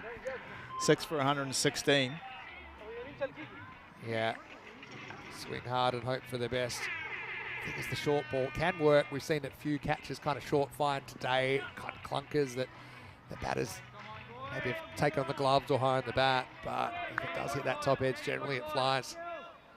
Gauss, Man Mountain. Slower ball. And he thinks momentarily about sticking the right hand out, but he needs that for bowling, and that's going to be 4 more. So. It was almost as if he had taken his hand away. Smart's long week. Yeah. As I said to the guys today, we've still got 11 games to go. Got to find that balance. But these Grizzly balls, I don't know, they seem unreasonably firm. We haven't had a broken bat yet, have we? Just one. Just one. This morning. And That's same not guy that bad. snapped a bat in half last year, Shahid Afridi of Europe. So, yeah, still got Ross here, maybe for another over or so. So if you'd like to get your questions in, I'll try and get to a few more. I've got Ian from England. He runs the Premier League cricket show, and he wants to know, Ross, who's impressed you today in particular? Anybody on your side or maybe the opposition? I've been coaching in the Big Bash for the Brisbane Heat, and obviously Wood batted very well for us today. But I think, look at Smile just before, I think he had a lot of time, obviously had the county cricket experience. But I think just the whole tournament itself, obviously the concept, the way everyone's just gone about their business in a professional way. I think we'll, you know, on paper, I think this Asian team looked like the team to beat. They made a good start. I think maybe you're being a little bit humble there, considering your performance. It's even without you reaching the crease. Last ball of the 9th. And this will test the long on. He's up to the test. Fields it lying down. Hassan doing some good work there. End of the 9th here. Bixie competitive, but still I think a little bit behind where they'd want to be. 123 for 6. Yeah, I suppose the cricket world, it has changed so much with the advent of franchises and that sort of thing in the last 15 years or so, and the advent of T20. But I suppose what we love about European cricket, it is basically a grassroots movement to develop the game. So sometimes people say, you know, it's great that we can attract big names like yourself, but the main thing is we want to attract people that are passionate about growing the game and genuine about it. Because I mean, so many cricket tournaments these days seem like a paycheck, and people aren't so invested. But we have a lot of people invested in European cricket. We've had an explosion in player numbers, and to have someone like you here to mentor, I think it's wonderful. Sumaré is going to have a go in this 10th over, but he'll have to settle for one. So, okay, let's get off cricket for a sec. Spain. You mentioned food and wine. The tapas is amazing, by the way. How's your Spanish? Hola. Good. I felt like my wife, she studied Spanish at school, so Handy. I should have probably asked her a little bit more than I did before I came. I asked her when I arrived here because it just keep coming. It's a beautiful language. But no, I think the people have been extremely friendly. At the airports and at the shops and the hotel have been nothing but helpful. So. And you would be pretty much anonymous here, which you must enjoy. Oh, very much so. I did a couple of photos, which was a bit strange in Barcelona airport. Oh, really? No, there's Pakistanis and Indians everywhere. No, so true. They love their cricket. That one. Well, this is one that they think's out. The bat actually took 2 steps and looked guilty. Now he's pretending to practice a shot. Daniel Murray. I mean, to be honest, it's probably backing away is not necessarily the greatest tactic in this format. Yeah, I mean, like I say, at this stage in the 10th over, the wicket is pretty much irrelevant. Might have got a new batter out there. I guess it depends what Murray does next. The thing is, a lot of bowlers will give you room here. So backing away, often you're doing that to create room. Well, I mean, as we talked about, That'll do though. He's just going to back away. He's going to carve it for 4. yeah, they talked about the line not moving. Obviously, the tournaments around the world, when the batsman steps across, the line moves with the bowler. But this tournament, there is. Yeah, we've tried. I like it. Yeah, well, yeah, for sure. We haven't seen you have a go at it yet. But one thing is that with the T10 format, the consistent calling of wides is really critical because one ball's such a big proportion of the innings. It creates Very an extra much so. delivery. Not calling a wide or calling a wide is like a 4-run difference when you have an average run rate of 3 a ball plus the 1 for the wide. So at least everyone knows where they stand with wides. We do give the line, though, we give a bit more leeway if you hit the line. If you hit the line, it shouldn't be a wide. And they're going to run here, and I think they're going to get away with it. Maybe, maybe not. They do. That's a bye. It's a matter of time till we have our first proper viral moment this week as well. But you can see that all the conditions are ripe for this virality with the format. 100%. But that's, my wife said, whatever you do, Ross, I don't want you to be that one that makes it go viral. So anywhere, I'll anytime. try my best. See that? That's well backed If up. he didn't back secondary. that up, that was nearly. That was 5. That was nearly on. That was an unhit 5. But that was actually really good anticipation to back up the second throw. All right, last ball, Sumaré is going to get it. So Maximal says Carreras as Julius will end up on 46. Again, looks a little bit shy of par, but still 135 for 6. Ross, thanks so much for joining us on the commentary. I know you've got to get out because you have to get ready for the next game. Sorry if I didn't get to everyone's questions, but Ross, would you like to come back later in the week? Very much. I'll be back again. So, no, thanks for having us, and hopefully we can get another performance and I can get a bat this evening. And after this week, you can say Captain of the World on your resume. So thanks so much. Wishing you all the best, obviously, for the last game. Ross Taylor of New Zealand and Earth joining us in the commentary box. And for Bixie, well, I mean, it's not necessarily a kind of imposing total, but certainly if they can take some early wickets, I think remove the dangerous Ahmedzai that scored a lot of the runs for Asia in the last game, and who knows, maybe the British and Irish 11 can still pull a win out of their opening day. Let's have a look at the highlights then. It was El Machina, Seamus Lynch, but unfortunately, I think the out of order sign was up in the last 2 games for Seamus, as we saw Sully and Joe stepping onto the field, but yeah, just wasn't to be for the machine, who was caught second ball of the innings. Again, one thing that is good about this tournament, at least, is that he should have more opportunities with 12 matches per side, but at Bixie, just kind of staring down the barrel of 0-3 here, which isn't a good place to be. That one certainly had us entertained. But Smales showed a penchant for the Funkalicious as he was stepping across and deflecting. Even saw some amazing shots down the ground there. Pretty much a one-hand drive. But they needed a breakthrough. They found one, as that was Adnan Gauss, who's pretty impressive so far. Judging that one well, he was the man for the moment, wasn't he? Very tall there. We were under attack again. That was a knock-knock that hit the production van. And this one was pretty close to knock-knocking the off stump. And Jula, yeah, Asian 11 skipper, going pretty close to taking a wicket. But yes, Smale kind of held things together in the first half of the innings with his 33 off 13 balls. That was until his stump went flying. Najib knocking out the off pole. This one was almost lights out. Najib's got genuine pace, doesn't he? O'Brien, unfortunately for him, did keep this drive down and was taken very well. Great catch by Furkan Shafiq. Had to dive forward and to his right. Hinley with a nice little cameo of 24 off 9. But once again, Julius Sumaré as well was pretty crucial in holding things together. That one looked pretty adjacent to me. I don't think it pitched outside leg stump, and if it hit him in line, it was definitely going on to strike the wickets. Sumaré with 46 off 17. A Jersey boy has represented so far for the British and Irish 11, and he nurses them more or less to 135 for 6. Batting wise, Smale made the early running, 33 off 13 with 3 fours, 3 maximos and 24 for Hinley, but Julius Sumaré, something about the number 7s today, top scoring. Simrad with 46 off 17, 4 fours, 4 sixes for him. Just 4 extras, so not too many given away for free by the Asian 11 either. Bowling-wise, I think Asia will be pretty happy with their bowling unit.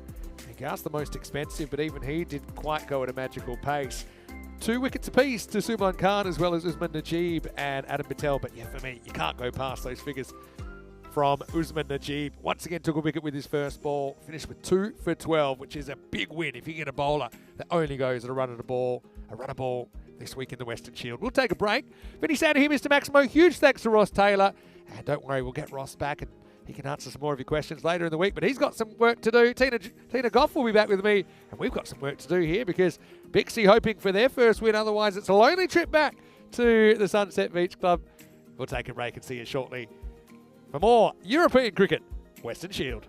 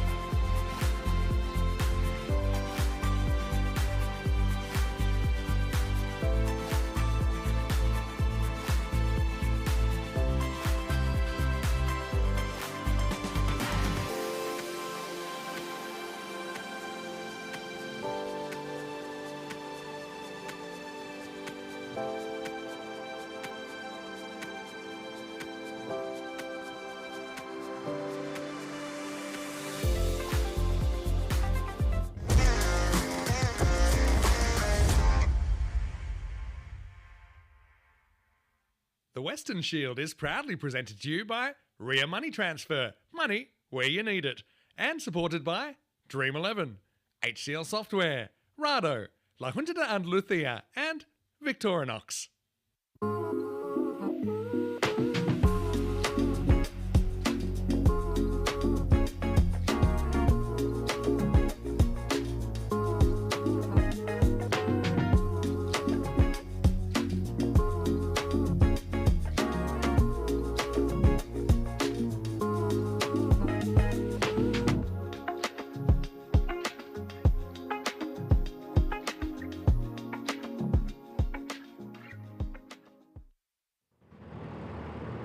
afternoon and a very warm welcome back to the sun-soaked Cartama Oval. We're into match 4 of the Western Shield 2025, which sees the Asian 11 against the British and Irish 11. In the halfway stage, the British and Irish 11, they put on 135 for 6. It was Jersey's Julius Summerer who did the business with the bat. He finished 46, not out of just 17 deliveries. Look at that aerial shot. That is just a few minutes ago. It's beautiful here. The sun is still shining, but it's going to go down soon, so the lights are on, and this is the equation we have in this game. So for the bonus point, the chasing team, Asia 11, they have to chase down a total 135, 136 to win, 7 overs or less to get that bonus point. Restricted to 94 or less, and then the bonus point will go to the British and Irish 11, who haven't got a win so far today. It's their 3rd attempt, 2 losses behind them, but in both of those games actually they did pick up the bonus point. It's 3 points for a win, 1 bonus point. We haven't seen a 4-0 so far today, so no one has got a big win on the board. Asia 11 will be ideally hoping to do that, so if they chase down the total of 136 in those 7 overs, they will take all 4 points home, and that will be a great day at the office for the Asian 11. Their debut, of course, in the Western Shield on the European Cricket Network. Got off to the best of starts earlier in the day when they beat the European 11 in Game 2. So they've put themselves in a strong position now to go 2 for 2 with chasing a total of 135, which is probably below par. We're looking at the boundaries here and also the big hitters that Asia have at their disposal. Not more so than Yunus Ahmadzai, who really went big earlier in the day, scoring 72 runs off just 21 deliveries in that 5-wicket win against the European 11. And British Irish 11 in their first game, they didn't use a single spinner. They went 10 overs of seam. It's like they're immediately changing tack here. The result is actually the same. The first ball's going to go for a big 6, and it's Oliver Davidson with ball in hand. He gets that one a bit wrong. It's a low full toss, and it's dispatched by Ahmadzai, who has picked up exactly where he left off in the previous game. And that's the kind of ball you want to face first up. Just all right for height. He's on a bit of a grizzly hunt here because it has landed in the foliage, but what a hit that was. Ahmadzai, he's already shaping up to be quite the player in this Western Shield. A big hitting man from Afghanistan. This one goes straight over the bowler's head, but ball, and fielder there at long on scampers round. It's Tom Hindley doing the work. He's made long on his home so far today. We've seen him there fielding a lot of balls. Asia 11 up at 75% according to the win predictor, but still very early on in this chase. But runs like that are certainly going to help, as that's crashed through the covers for another 4 runs. That was off the bat of Arav Shetty, who has joined Ahmadzai out there. Tall number 45 come into the team. He's making up the Indian contingent of the World 11. He's played a lot of his cricket in England. He's played the Lancashire Seconds. He scored 67, not out. And he's going to remain not out here, so that's another 4. It's just a stand and deliver, and Davidson hasn't quite found his lines so far. His length's just a bit on the full side. Shetty just leans into that one. Again, they check for the side on to make sure it's not a no ball, but comfortably below the waist. So comfortably hit to the boundary by Shetty. Goes again, and it's going to be the same result. It's Kevin O'Brien in the covers there, the icon player for the British and Irish 11, but you can do nothing. It's that one again.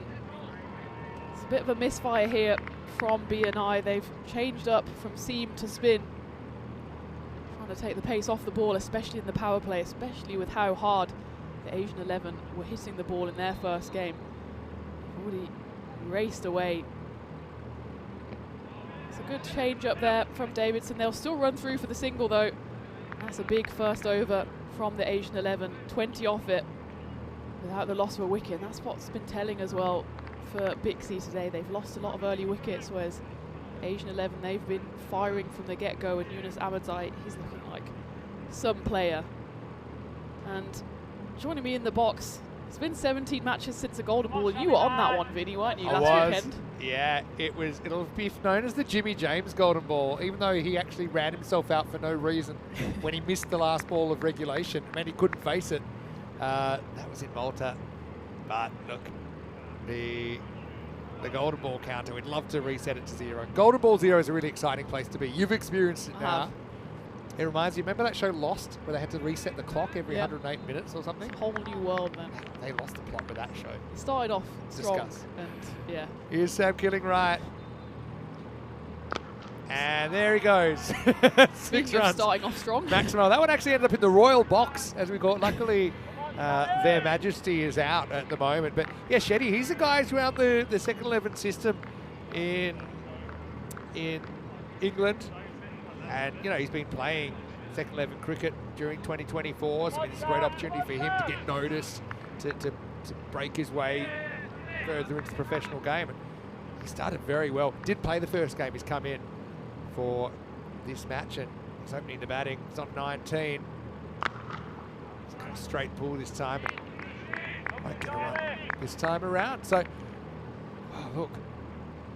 We haven't had too much time for chit-chat today, have we? We had no lulls. There has been not a single lull. We're lull-less. But, yeah, hello to Conrad, who's watching from Portugal. Look forward to seeing you soon. I loved it that Ross said if he wasn't a cricketer, he would have been a food and wine expert. Oh, Ross was taster. great, wasn't he? He was brilliant. And unfortunately, we didn't have much of a lull to ask him too many questions. But We I know have to have it. he's going to come back. But one thing about Ross, and you can just tell after meeting him just for a short amount of time, he's a salt of the earth kind of guy. He's a guy who you can imagine has the right to kind of have a bit of an ego or something like that, considering what he's done in the game. But he is such a genuine, down-to-earth human being, and he's genuinely serious about wanting to improve the cricketers in his team, and even the other teams, I'm sure. Yeah, well, I was having a chat with him, and he was just saying that he's here kind of a mentor role, and he's got so many young players from all corners of the world, and I can't think of anyone better to kind of guide them through a tournament like this, and also share some knowledge, and so get a little ride in the Microlina as well. Well, stay tuned on social media. You're going to see some trips in the Microlino. Cozy in there. How do they do it? They have a camera in there? Yeah, there's a little camera set up. We could do a carpool karaoke at some point, get you on the mic. Well, this is going to just squeeze past fine leg. That's Kenzie Jones back in the lineup. Jumps on it for your own safety as well. The dash cam. Well, me and Ross both 6 foot and above, and we were squeezed on in there, shoulder to shoulder. But, you know, still roomy. Then apparently on the website says enough for two adult humans and 3 crates of beer. So they know who they're going after. That's the unit of measurement they've gone for. Sam Killing-Wright, pretty good so far. Just 8 off the over. Remember, he did get whacked first ball. So after that, only 3 off the rest of the over. So just the over that BNI's needed to, I suppose, keep their team in the game. It's the end of 2 in Asia, 29 without loss. And this is saying before you joined me, Vinny, this is probably about par, this total, but BNI definitely don't want to go back to the Sunset Beach Club 0-3, and they're staring down the barrel at the moment. I mean, at least, okay, they have picked up 2 points in their 2 losses. Yeah. Remember, if you lose but you don't get smashed, you get to pick up a point anyway. But if you get smashed, then don't deserve a point. That point goes to the other team. So 4 points on offer every game, 3 for the winner, 1 for the loser, unless it's a smashing, in which case it'll be 4-0. And what's a smashing? It's when you chase the target in 7 overs, or you keep the opposition to 70% or less of your score. One might be not a wide for line, but it is a wide for height. It's called from square leg. Check this height. Yeah, probably. Standing at the crease. Shetty with a subtle cue that he wanted a wide, and he got one. Sumareh He's when he stood up for Mixie today. 6 with the bat. Now it's the old reach and gone. That's Seamus Lynch that takes the catch. Shetty made such a good start, but I think we'll see less of this as the week goes on, batters stepping to leg, because typically you're getting room anyway.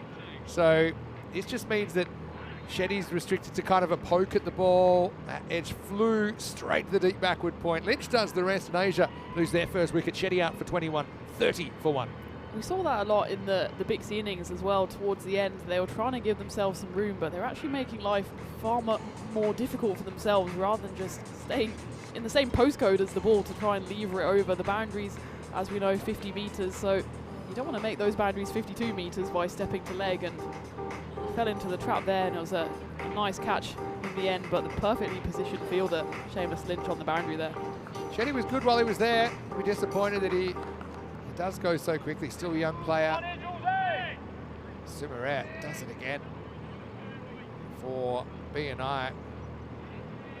This is Furkan Shafiq. He batted really well earlier as well. And he's going to start by pulling one up and into the jungle. Maximo! And a perfect start for Furkan, who made 33 off 10 in the last game, hit 3 6s, 3 4s. It's part of an explosive partnership with Yunus Ahmedzai, and right now they've been reunited and looks like they're picking up where they left off. Yeah, these were the two. They took their score in the first game from 38 for 1 to 107 for 2 in the space of just 3.2 overs. So if we see something similar today, then they'll be chasing down that score in no time. But that one's gone high up in the air, more high than long, but I think it's still got the legs on it. It is going to go. Luckily, the car has been moved. That's where the car was. They keep moving that car around. Right? You can only dodge fate for so long. Maximal. Again, on the chart, you can just see before the ball was bowled, he had kind of itchy toes, which I think he knew he was going to go. Premeditated, but keeps his balance. And gets the height, gets the distance. And it's a French car, which rolls along the ground to the keeper. Hello to everyone in the comment section as well. Maybe let us know what the time is. Let's do this. What time is it where you're watching? I don't know what the time is here, Vinny. I don't know. It could be anything. 6 p.m. I just checked my watch, but you do lose sense of time because it's cricket time. It's infinite loop of cricket. Well, you can see the lights are coming on. It probably stays till about 6:30 as they go for a run out here. Going to check for the no ball on the height. Go straight to the fielder at cover. He looks like he's hurt his arm a bit because he's not getting up anytime soon. Ooh, maybe just the feeling right there on the throw. Maybe just awkward angle for his shoulder. Probably just okay, just dipping on the height. Just dipping below the waist, but not where Zimmerere wanted it. But yeah, hopefully nothing too wrong with Sam Killing right. It's his bowling shoulder as well.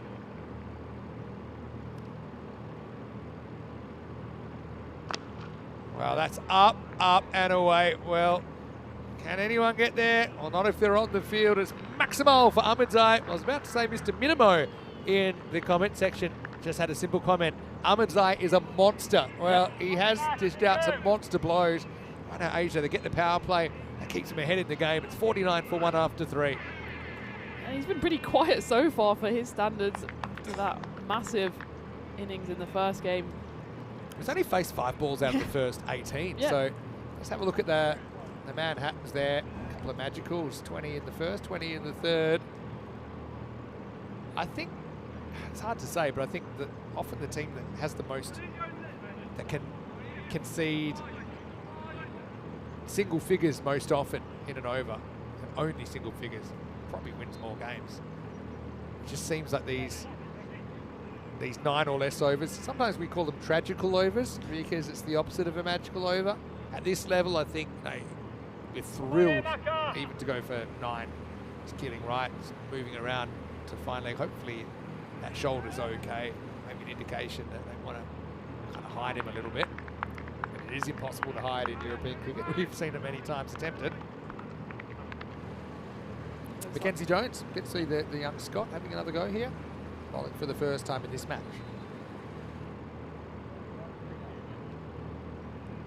Got to break this partnership in reasonably quickly, I think. B and I have a chance. Pretty good ball first up. Yeah, he bowled in the first game and bowled he went 41 runs off his 2 overs, but he actually bowled not too badly, and then he had a rest. Now he's got the chance to come back again. That was not a bad delivery first up.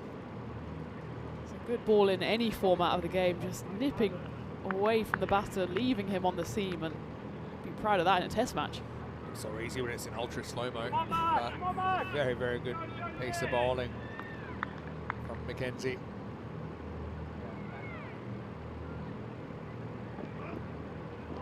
It's well bowled again. See a little shuffle away from the offside from Shafiq, and he can't catch up with it. So I suppose when you're building this pressure, you just don't want to concede a boundary. Very next ball, gonna keep the ball in the ballpark. 17% chance here. Word from the highly experienced Kevin O'Brien. Yeah, and I think it's important to remember as well that this is a really young BNI team. You've got Kevin O'Brien, who will be imparting a lot of wisdom, but otherwise, apart from his experience, everyone 24 and younger. That shows just how much they've got to learn as well, but how much this will bring them in their games. I mean, that one's going to be brought all the way to the boundary, just flicked almost dismissively off the bat of Shafiq there. I think some of these smart players, and there's a lot of them here, we'll see more of this and less of the backing away as the week goes on, with the wide kind of interpretation as it is. You know, that way you will still get a leg side wide for anything that goes down the leg side. Anything on the stumps, I think these guys back themselves to get something on it. If it's a little bit, it might go for 4 next to the keeper. If it's a lot, it might go for 6 over square. And you've still got the option, if it's wide of you, you can just leave it, it'll be a wide. So Jones is .6. Oh, no ball, front foot. And well, probably could have had a bite. Oh, Mackenzie, what have you done? I'm not sure the batter knew it either. I don't think he was gone. He was 1 foot in the dugout already, and luckily the cry of the umpire saved him there. Well, there's nothing worse as a bowler. He had to work so hard. Deserves a wicket really with the start of the over. I know he's only 3 balls in, but yeah, he's overstepped. It was called by the standing umpire. And let's have a look. Yeah, Big one. Fairly biggy. These longer trousers as well. Yeah, well, he's got long legs. He's got a sock sponsorship maybe. Oh, that free hit. Probably was a buy there, but I think that Ahmedzai's got freaked out, froze. So he said, all right, you have it. This is what you said earlier, though. If he faces the no ball, he should get to face the free hit. He will. All right. Big moment in the game. Shafiq could have been out on 19, but was saved by the foot fault. He times it. So Jones off the hook. Look, it's still good out of the over. If you stay in the ballpark here, you go for 10, you say that's a big win. And try and push that rate back up above where it started. Started at 13.6. Yeah. Hello to Stefan Ornikulasuri, nice to see you. So yeah, Arif Shetty, what a player. Come on, Naka! And Tim Harmer likes the KP style flamingo shot. Well, the Asian 11 are just jam-packed with flair players, and Yunus Ahmedzai is right at the top. Someone like Furkan. Flair's a good word. Yeah. They've got a little bit of flourish about them. And Jones this time does keep his foot behind the line. It's interesting, he had a lot of variation with his bowling, front foot bowling foot. Just inside that line.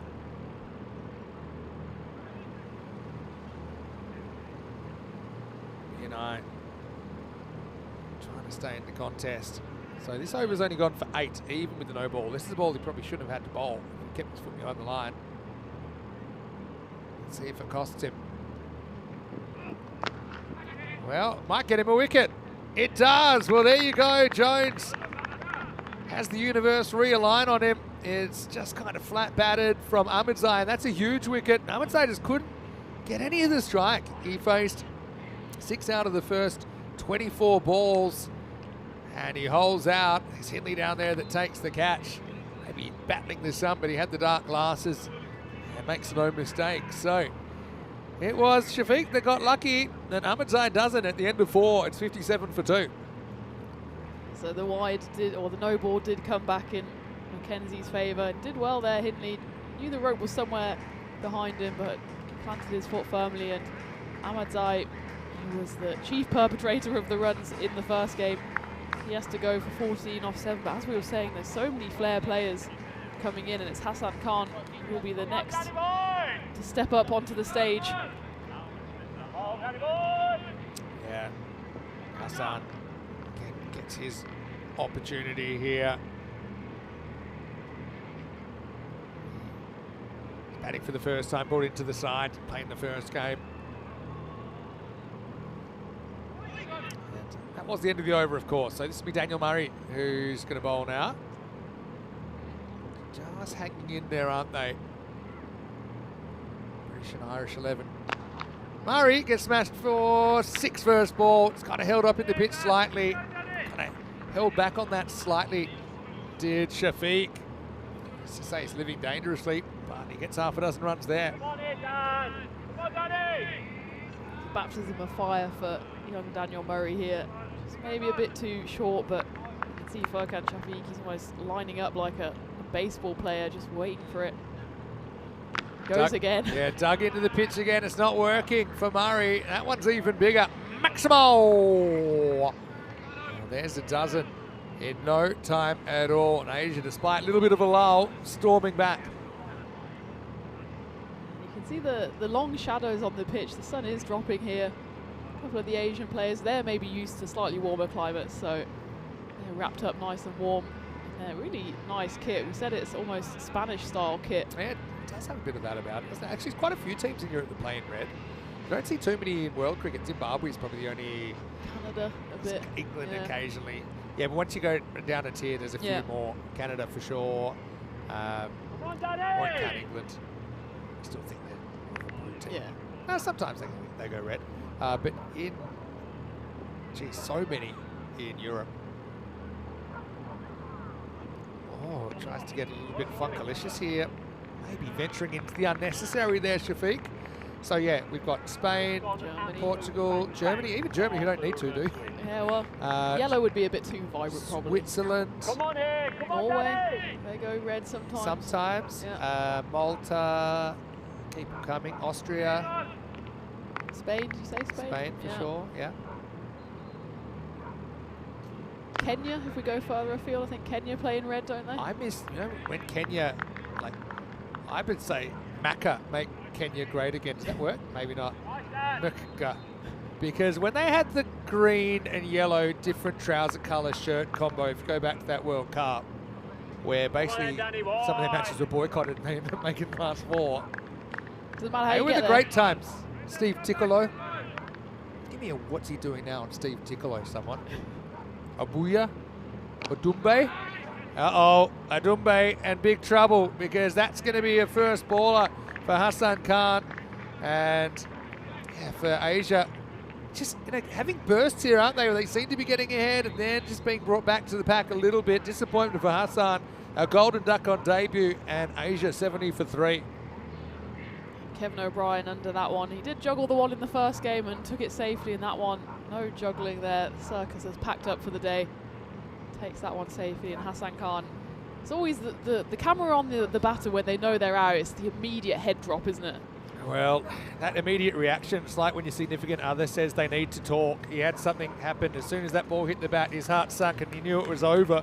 Hassan goes without scoring, 70 for 3. I think the Bixie need a couple more wickets here.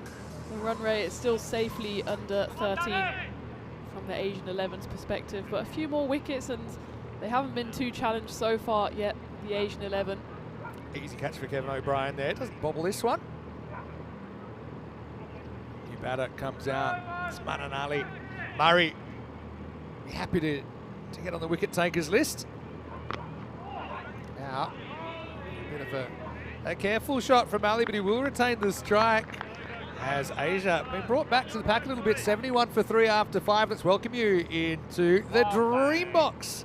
5 overs down, and this one, Vinny Sandu, Mr. Maximo, for the European Cricket Network. Got Tina Goff with me, and we can see we've got our new European Cricket logo on. Bit of a temporary solution, but I got to say that the new branding looks sensational around the ground. It's very vibrant, it's colourful. Really, it's what European cricket's all about. Yeah, and the sun's setting now, so we're going to look at it under the lights. I think those colours are really going to pop. And when you come in, it's just an explosion of colour, and that's what we love to see, isn't it? It's like a cricket oasis. Yeah, it's a mirage in the distance. Yeah, it's such a beautiful area that you've got the Sierra Nevada kind of range around. So you've got these undulations in the earth. And, this ground is unlike any other. As we get to the 6th over, starts with a swing and a miss. Mananali has retained the strike. So let's have a look at that rate. It's gone back up to 13.4. So I think right now is pretty much where it started. So they're right on the required rate. It's the other thing with Asia, when they got close second half of the chase earlier, they did lose a bit of momentum. This one will be lost down leg side. Keeling right looked like he had a bit of an issue with his shoulder earlier. Looks like he's okay now. Big thank you to Ria Money Transfer as well. They've jumped on to support European cricket, and I got to say that as someone that travels a lot, it's a very, very useful service in the modern day. Consider that we're in 20 plus countries. All right, this one's pitched up. He launches. Has it got the journey? It does. Well, the Bermuda Triangle was hovering, but the ball was always going to win it. Over the rope, Maximo, 6 runs. It's 3 players all converging on that, and the sun's dropping, so it's going to be under the lights. It's going to be a tough take, but no one getting anywhere near that in the end. They were interested for a while, but it dropped safely over the rope. Yeah, and Ria Money Transfer, especially now that we're going global. It's not just all the Euros now. We're global. Uh-oh, that could be trouble, you know. It will be caught. It's been called, actually. Now we've got chaos, almost a run out. I actually don't think they ran, but it just seemed waist high. Whenever you see a genuine pull off a full toss, yeah, that's definitely going to hit him in the belt or higher. It's caught immediately. Joe Foster getting to see his good side there. And it will be a free hit. I think Keeling Wright knew it as well. Did well. That would have gone for 6 if it wasn't fielded. Was no ball and no extra run. And now this is no extra run. So it's weird. A couple of no balls haven't been punished. Free hits haven't been punished. And they've been pretty static at that 16, 17%, haven't they? I can't actually remember a single free hit going to the rope. We've had a couple of free hits, but not many have gone the distance, so a bit of an escape for the bowlers. I think that danger of losing a wicket is kind of instrumental in having you make good decisions sometimes. Optimal decisions. It's pretty well bowled as well by Keeling Wright. Jammed onto what looked like the leg or the foot of Mananali. Well, this game has gotten pretty interesting now. I think as we see a big flurry of boundaries, we could be looking at the Goldilocks zone again, maybe the 40-60. Not there yet though. 26%. Gotta love the pretty close to real-time win percentages as well on the screen. Uh-oh, tried the slow ball and lost. And watch out. That one hits the sight screen. Maximo! Interesting that he went the change of pace. I know, you got to have variation, but you think Manan picked that one, no problem at all. Saw the fingers rolled on it, and bang. Smacks it straight over the umpire's hat. He just wasted on that one. A big sigh from Sam there. And it was a really good over until then. How quickly an over can get ruined by a couple of big hits, and there's still 1 ball left of this 6th over. That run rate still comfortably below 13 for the Asian 11, so need one of those overs that just goes for single digits that you were talking about, Vinny. Tragicals. Yeah, tragicals. That's pitched up and getting right, but he wishes he'd bowled that one ball before that as well. Still, he wins the battle with 30. I think he does his job pretty well. None for 24, his figures. And Asia 86 for 3 after 6. Benny's got a question. Hello, Benny Prabhakar Andridos. He asks, is there another match after this? Good news. There is. In fact, we'll give you the teams after this next over is complete.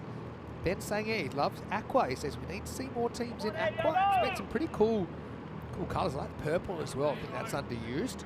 That purple going back was considered quite a regal colour, because the actual, to make purple, in the olden days cost so much. Yep. And that's why you don't see purple on any flags, except maybe for a couple that are very modern flags of countries. And now So they on the can be Western mass-produced. Shield. Well, this one has rearranged the stumps, and Ali is going to have to go. And Davidson has the wicket, the left armour. It's a ball that threatened to do a bit. Don't think it did a lot, but really have a look at it. Maybe drifts in a little bit, get some good revs on it. Eyes line up. I think if anything, he's beaten in flight there. It drops down under the bat, crashes in to middle and off, and Ollie has a wicket. And this game having a plot that thickens by the minute. It is 86 for 4. Manan Ali jumped ahead to the end of that book and hoped it was going to end up somewhere on the hill. But Oliver Davison rewrote the script there and just beaten by flight, beaten by a bit of a fuller delivery. It kind of drifted a bit in the air, but it was so full that it didn't actually have much time to spin. It's beaten in flight, I think. Yeah. When you look at it, even though I know we saw the slow-mo, but got to be brave.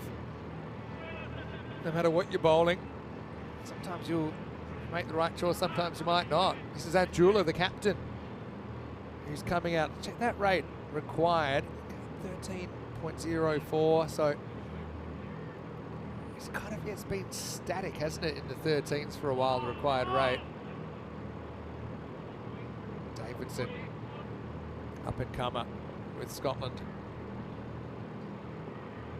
That was the quicker one. It's chopped up over the top of the infield, but it'll only be a single. But that's what makes him so clever, I think, because his actual arm speed doesn't change that much, but those last two balls were significantly different speeds. That was a ball I think was just on Abdullah quicker than he expected. He was forced to jam it out. It's not easy to try and change things up, especially with new batters coming in, firing from the start. And Davidson, he's only 20, but he's showing all the tricks in the book so far. That one is fielded pretty well by Kevin O'Brien, who, I say, he's still got those natural instincts in the field. I wonder what he's thinking as well, because on paper you'd say, okay, 3 games in a day, it's like a 30-over match, is what you'd think. Yeah. 30 overs in the field, fine. You guys playing so much 50-over cricket and test cricket. It's kind of different. There's no time to rest, as Hindley knows that too well. Slides in there, makes the stop. Especially at the moment, he's going cover to cover from the left-hand, right-hand combination. He's captain, so he could make someone else do the running, but he's leading from the front, the icon player that he is, and he's doing those hard yards. Walks at this one, but gets enough. Maximal Shafiq. That lucky moment earlier when he got bowled off a no ball, but he's still there. I just noticed we hit the Goldilocks zone. Maybe we won't say it after that ball, but look at the percentages, things tightening up. Didn't really get near the pitch of it, but decided to go through with the shot anyway. And this one is hit a lot better. Drilled over long off for 6 more. Maximal, maybe those back-to-back blows. Just putting Asia back in the driver's seat reasonably comfortably. It's the end of the 7th over, and the 100's up as well. 101 for 4. That's a tough one for Davidson, because the first 4 balls of that over he'd be really happy with, starting up with the wicket and then just 3 singles, and then it's ruined by back-to-back 6s, so he ends up going for 15, and the Asian run rate now below 12, and let's not forget they're going to be in action again very soon. People are already kind of talking about maybe these are the 2 favourites. Early, way too early to say, yeah. but I get what they're saying. But having a look at some of the ins there, Max Hatsoglu comes in and he'll be doing the keeping for World 11 in the next game, with Skander Sharma coming in as well. They're coming in for Raishon Williams, who was opening the batting last game, and our favourite Ni Vanuatu, William Singh Nalisa, makes way for Skander Sharma. So that game's coming up. Lights are on already, just not quite taking effect. Next game will start in about half an hour's time. There's different fortunes at the moment. Asian 11 get through this game, which the chance is currently around 75%. They'll be going into their final game this evening. 1-2 for 2, and meanwhile, Bixie, they'll be on the long drive back to the hotel, the Sunset Beach Club, with no wins in their back pocket, but they've at least secured the bonus point. So that's 3 bonus points, which is the same as a win. So yeah, I mean, It's not quite the same. Consolation point. That's a good example of a ball that I think has been called a wide today, but shouldn't be called, and it wasn't called that time. I think that some of that ball's catching the line, and even if it's just the tiniest fraction of the ball on the line, it's a legal delivery. So Murray does get the call. So have a look. Yeah, a little bit. Oh, straight outside. down the barrel. Yeah, pretty much. Good umpiring. And Jula throws his hands at this one, slicing away from the fielder, pitches just inside and goes for 4. So Asia kind of getting there in fits and starts, still in control of the game. Just had a shot there of the coach, Atik Zaman, who we of course know on the European Cricket Network. Very well. And I know from Germany, head coach of the Germany men's team. And he's had a famous career as well in cricket. See here, he knows this job's not done yet. He'll be happy with what he's seen from his team so far today. A bit of an unknown quantity. I'm sure many of them don't know each other, so to come in and fire from the start is pretty impressive. And that one's been fired as well. There was a fielder interested in it. It was Johnny Connell out there, but he could only watch it sail over his head. It's the captain getting in on the action now with back-to-back boundaries. Kavishka gets to 12 off just 6 balls. Asia now needing just 25. Again, walks at it and gets the 6. So thinks you've kind of threatened and then they keep getting put back to that. I was going to say 16, 17%. Now they're about a 1 in 10 shot. And Jula with a good strike. And another good strike. They just seem to have so much time there. Kind of slot length, step, hit length from Murray. Pays the price. Asia looking good for 2 wins out of 2 now. Still with the game to come on opening day. Murray frustrated with himself there. He kind of pounds his fist into his quad because he knows that was just a bit of a hit me ball. And the captain of Asian 11, he duly obliged.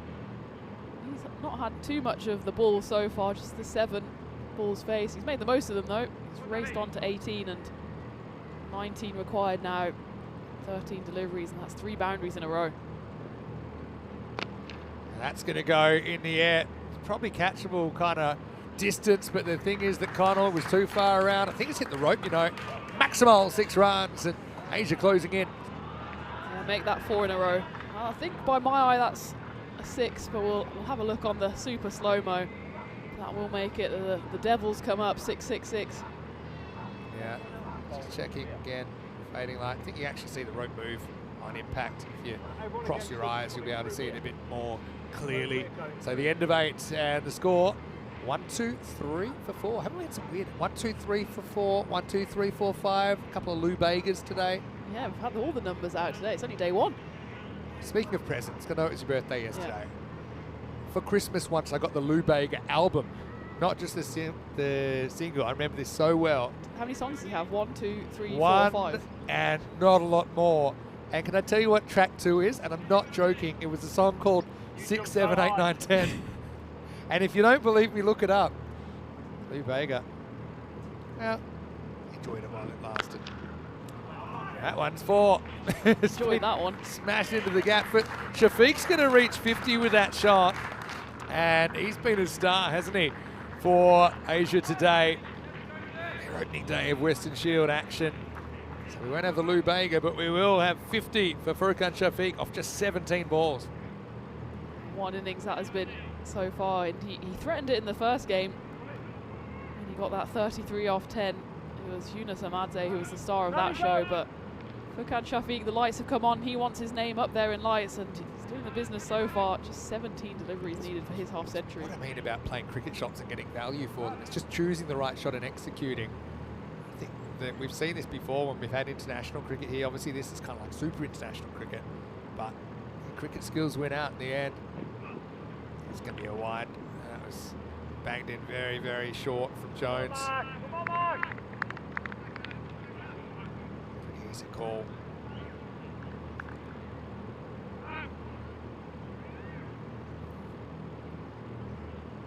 Hello to Hugh. He's been pretty noisy in the comment section as well.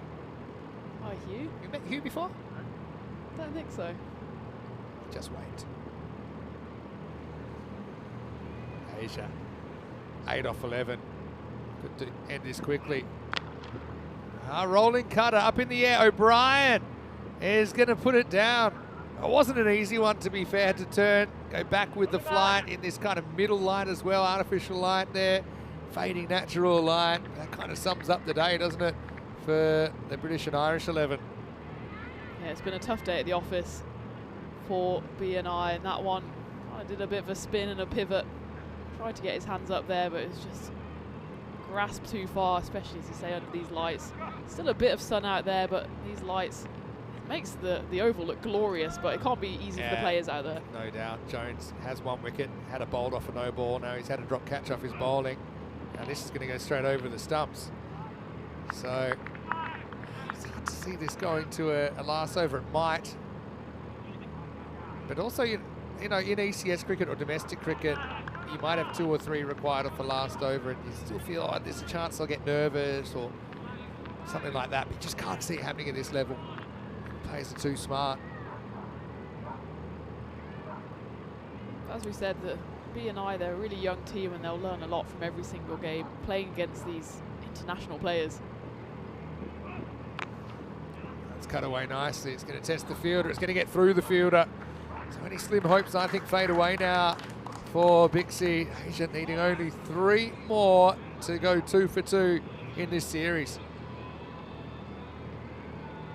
It will be 3 losses in the day for Bixie, barring an absolute miracle. They will take home those 3 bonus points as a consolation prize, but it won't be enough if they want to get through to finals day. We said it's not going to be won and lost on the first day, but it certainly sets the tone. It's going to be tough to wrestle the momentum. 1 and 2 you can swallow, but that's a lot to catch up already. Yeah. The top 2 go through to the final Sunday night. Uh-oh, that's going to be game over, I think. I think they're just calling this 4. So I think they might have had a case for a no ball, but it's a free hit he'll never get to see. And Asia, similar kind of target. They got there a slightly different way. Shafiq obviously had a leading role this time, wasn't stuck playing second violin. But Asia, they will do it, and even the margin was pretty similar. They do it in the 9th over. Earlier on, they did it with 8 balls to spare. This time it's 7.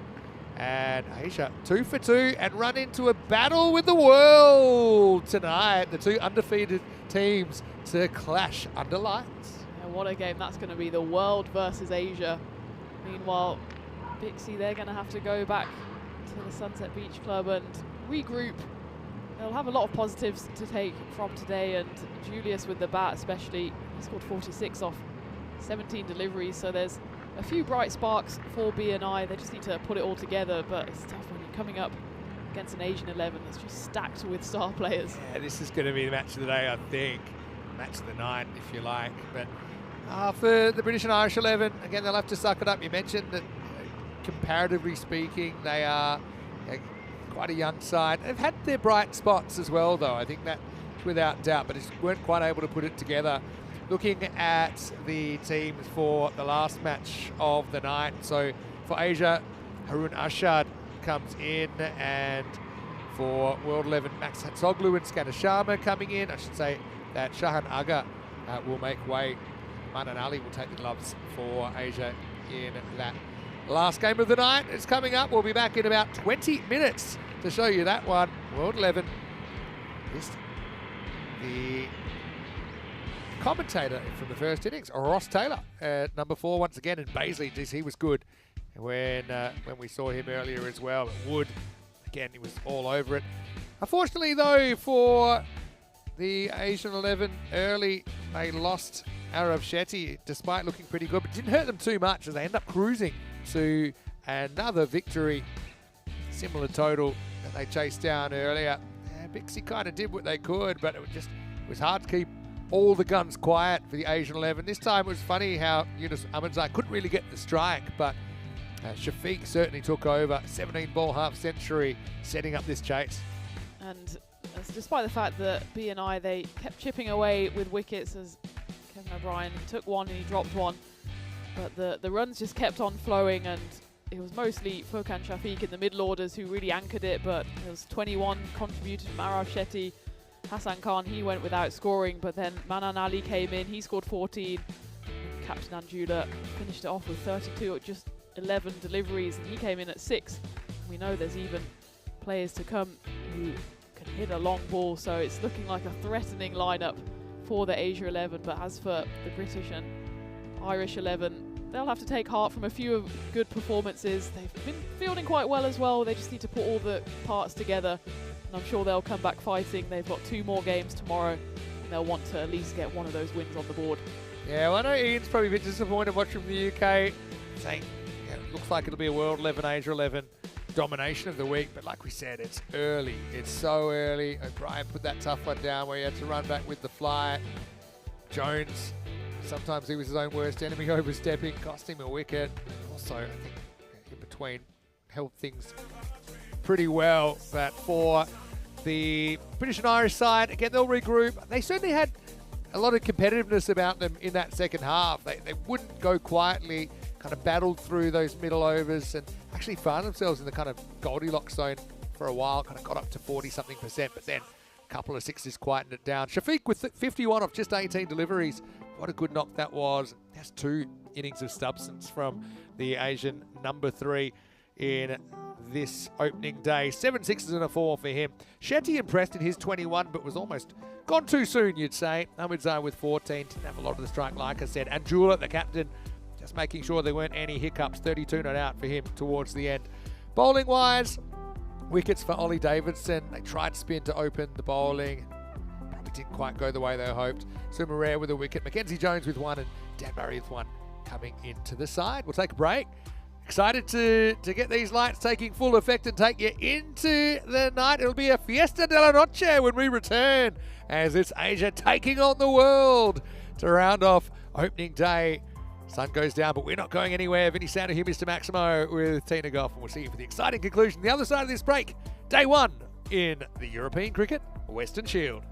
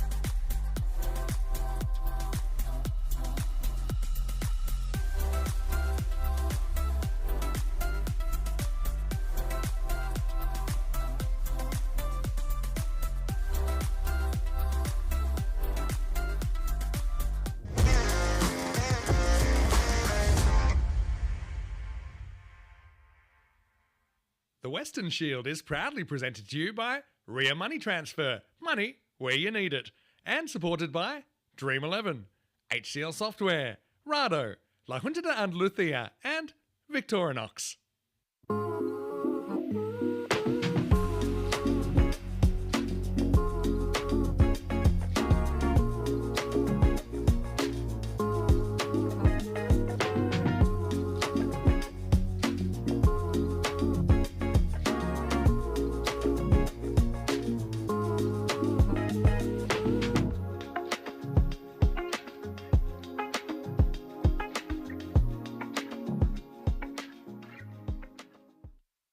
Hello and welcome back. It's hard to believe we're already at sunset, essentially, here at the Cartama Oval, and now we'll get to see a battle between two teams that have been in good form today.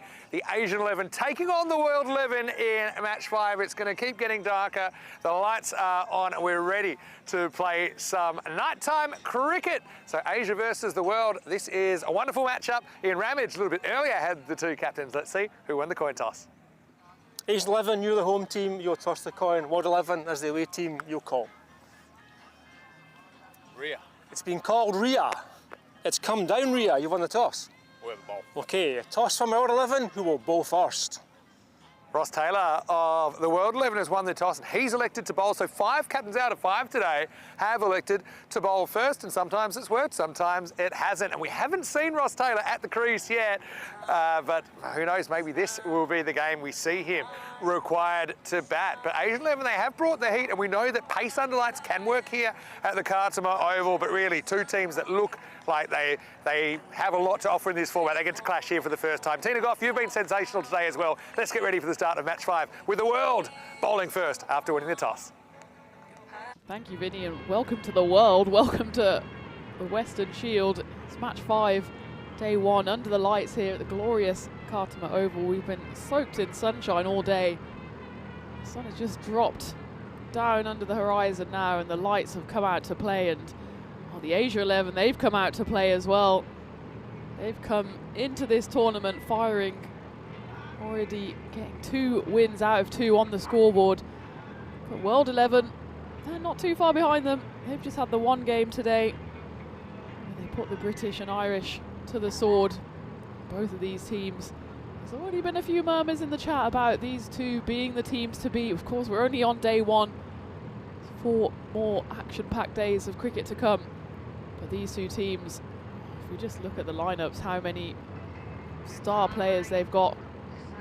You see here, we've got Max Hatzoglu joining Peter in the World 11. Ross Taylor, we haven't seen him yet, as Vinny mentioned, but he might light up the Cartama Oval tonight.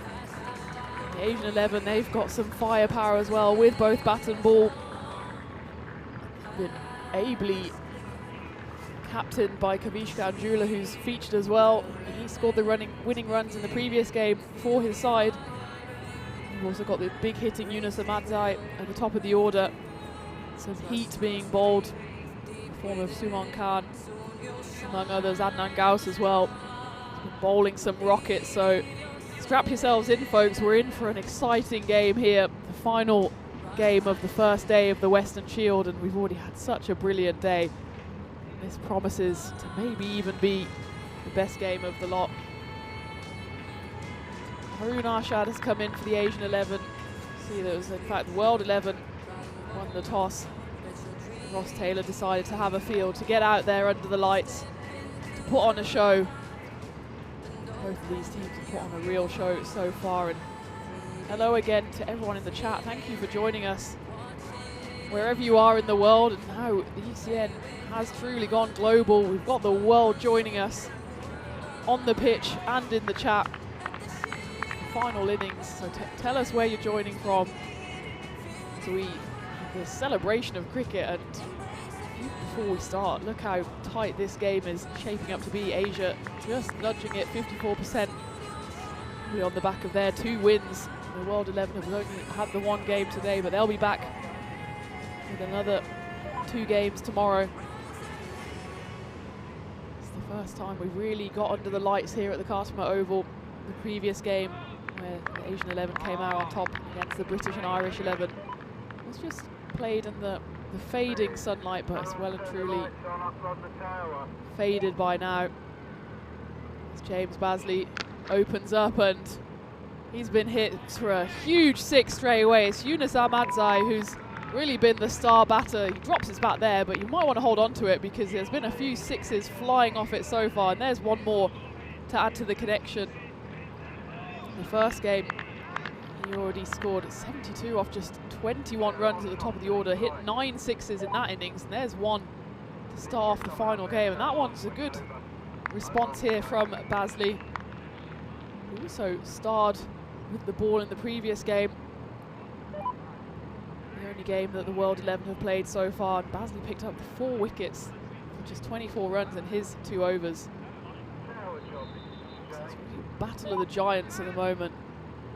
Basley, of course, he's got experience in the Big Bash.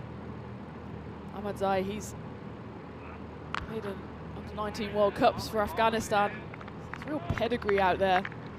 We've also got pedigree up here in the commentary box in the form of Vinny Sandhu. Welcome, and what a game this is shaping up to be. This game's a different breed, I'll tell you that much, and a bit of fire on fire here. Talking about the Basley ball and what he might bring to the table. But he did it with the ball. 4 wickets in his first outing, and a couple of big bombs before he nicked off. So I think everyone's having a great time.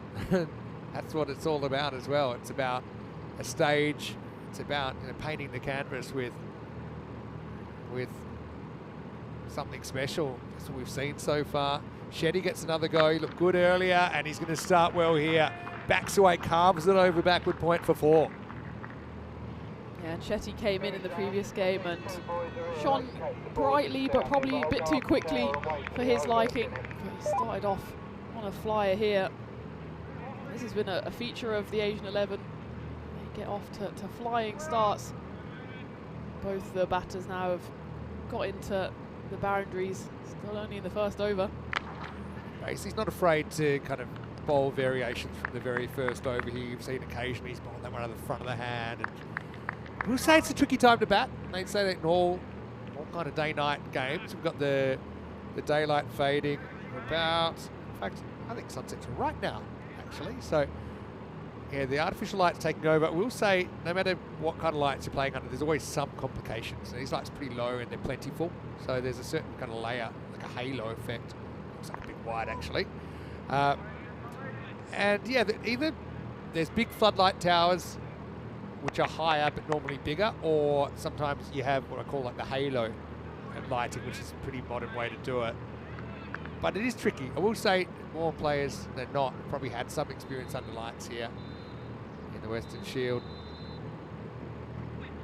They've had experience in some other games. That's that variation. I think can be hard to pick at this time of day. End of the over. Basley goes for 13, and Asian 11, 13 without loss. Hey, guess what, Tina? Guess Just like that, it's random question time. It is. So last game of the day, it's normally a bit of a tradition. If you want to jump in the comments section, ECN European Cricket Network, then you can leave us a random question. That's a look at the calendar and what's in store for us. Gee, so many places I want to go to, and luckily I get to go to quite a few of them. I'm pretty excited to go to Jersey for the first time. I've seen Julia Summerer having a pretty good day for British and Irish 11. Excited to go back to Finland. Haven't been there since 2020 with ECN. Back in Sweden this year as well. And some beautiful long days in the northern countries as well. So yeah, stay tuned. To find out more, you can always go to our website, europeancricket.com, or our social media at European Cricket. Just ask me. All right, here's Dodd. First one, kind of in the block hole, jammed into the ground. There's Max Hatzoglu. Well, he's a great inclusion as well. He's a guy, plays his grade cricket for Footscray in the Australian district competition in Victoria. Footscray, Western Suburbs, very, very famous football side from there. Australian football, I'm talking.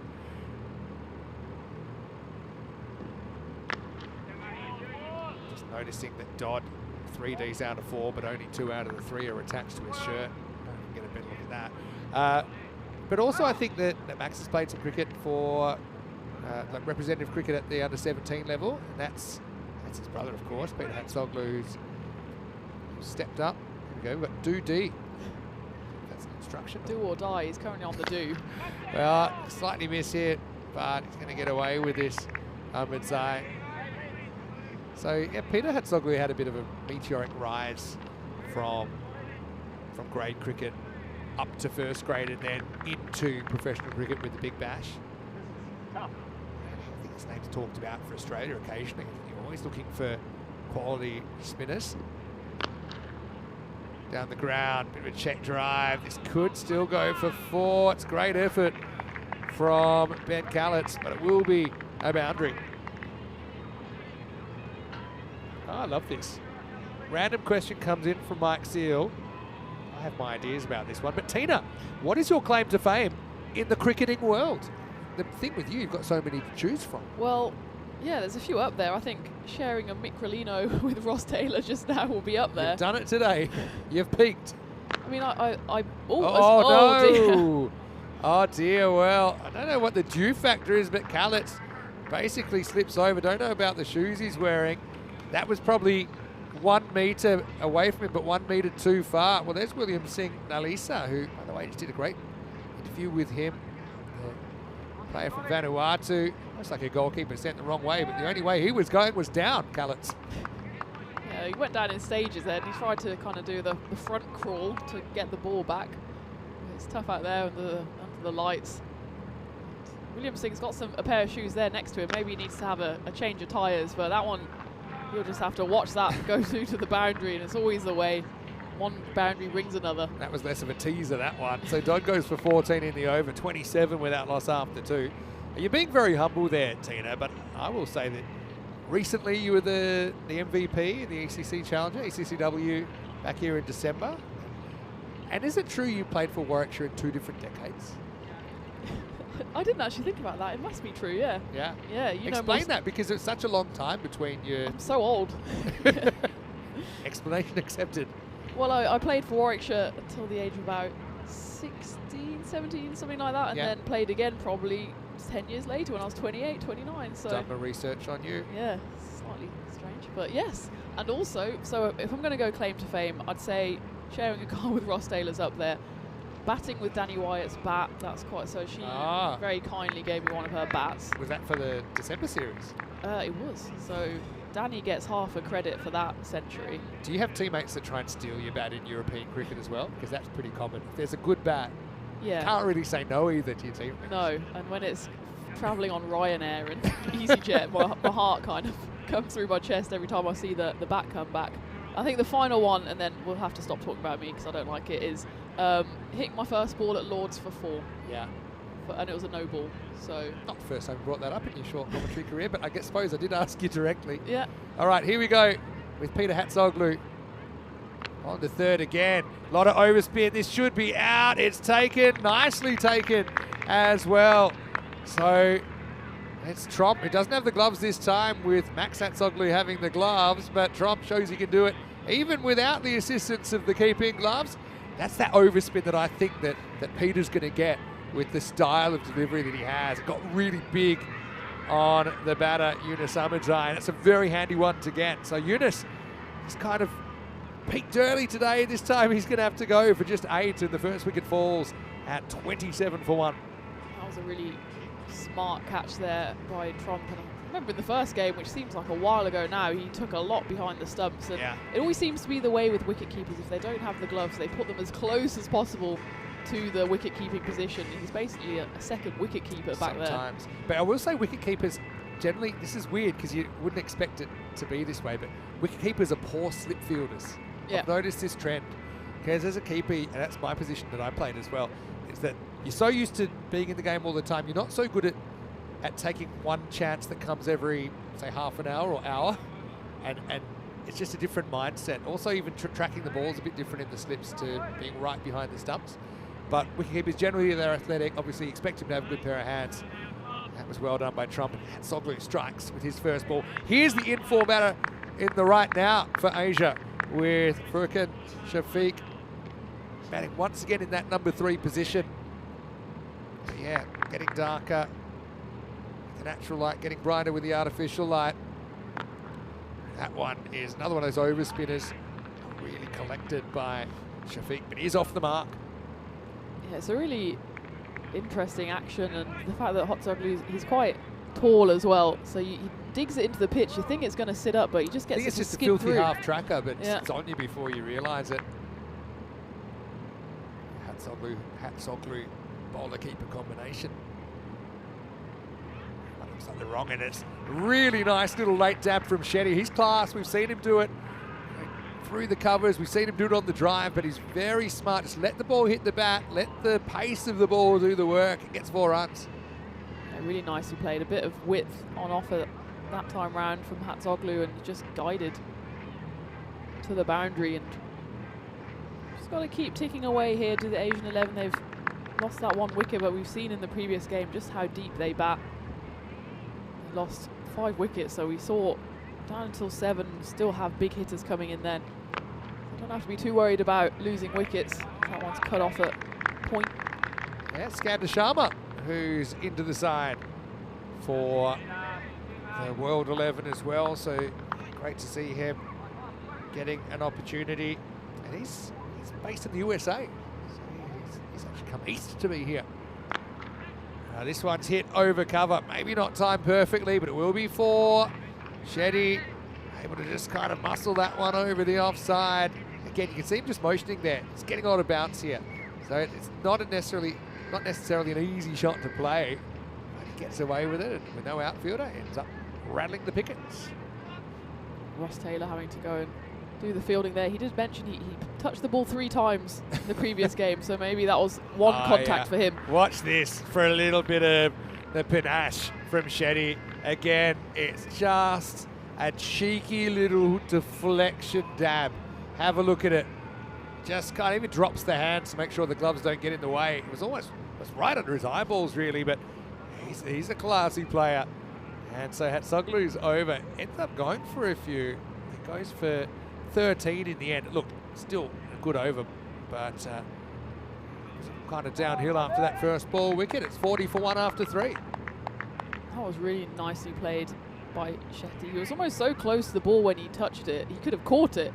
It was just really dabbed nicely down to the boundary, and kind of a bit of a welcome to the ECN as well for Peter Hatzoglu. And he got that wicket first ball, but then the class of Arav Shetty to get those 4 boundaries and the 3 boundaries in the last 4 balls. Just love that kind of shot selection and the choices there. It's a fairly safe shot as well. Right, here's Romario Roach.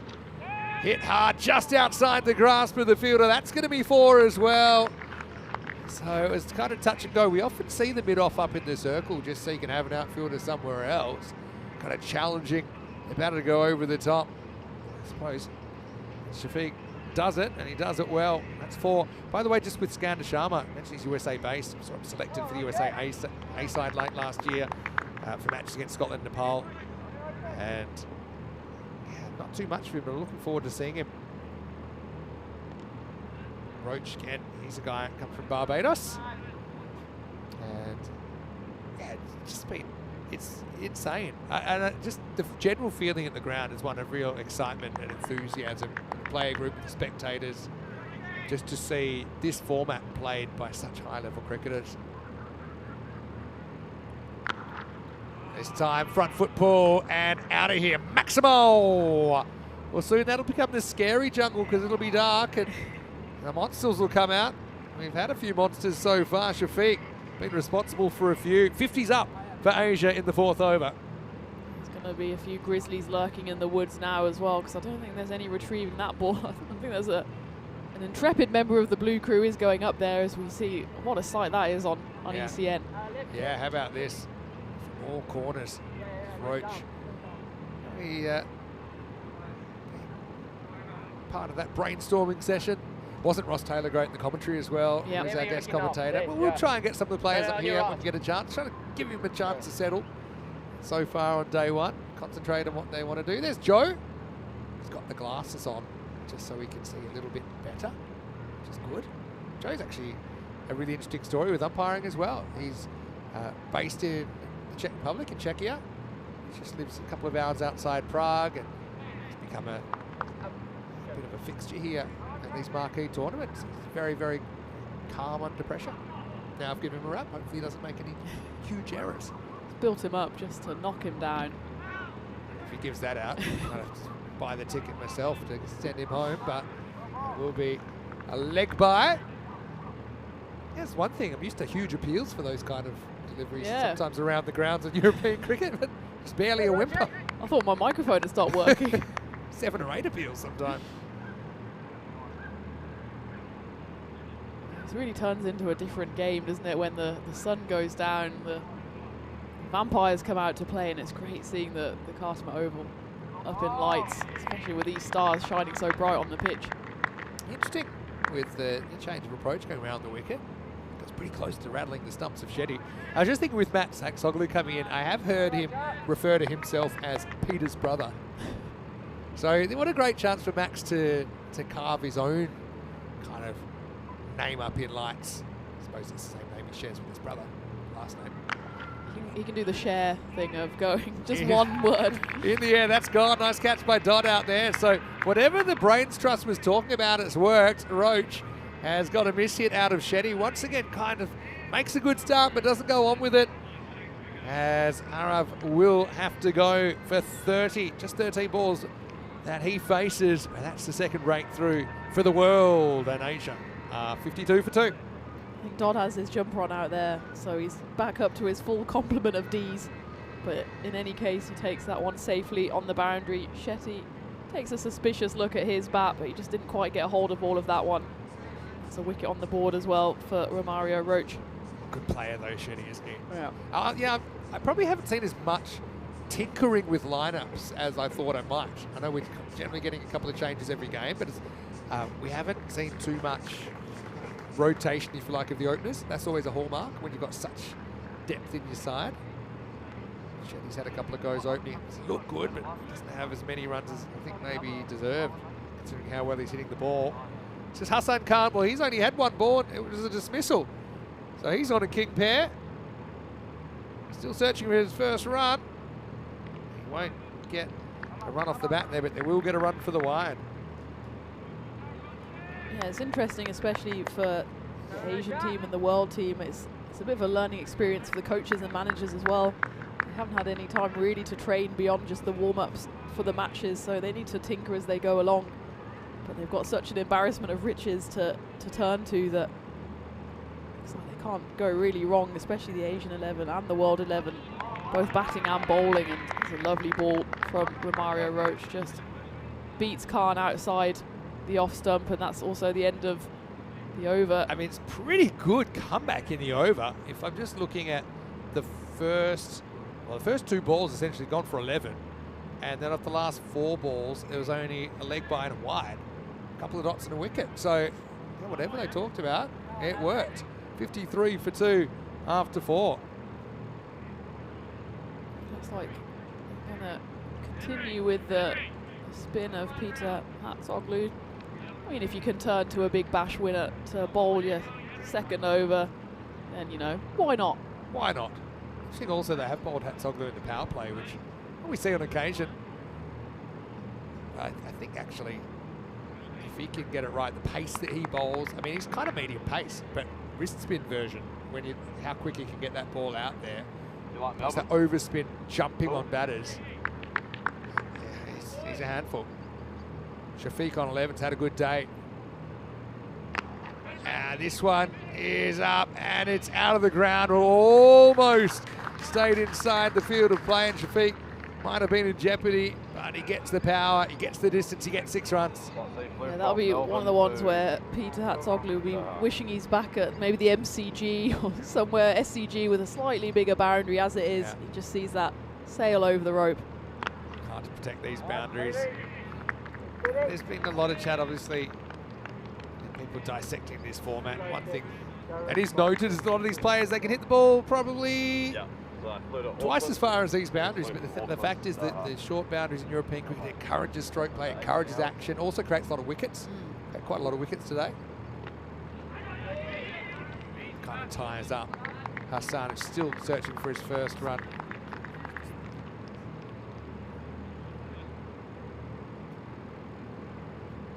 So, leg by a call. Hassan stuck on the dreaded donut. Ideally hoping to get a couple of runs just to get his day and tournament off to a good start. That's a slightly slower one. That's well bowled, actually. I don't know if I've got a great look at this, but I think for me, there's no doubt that it's good.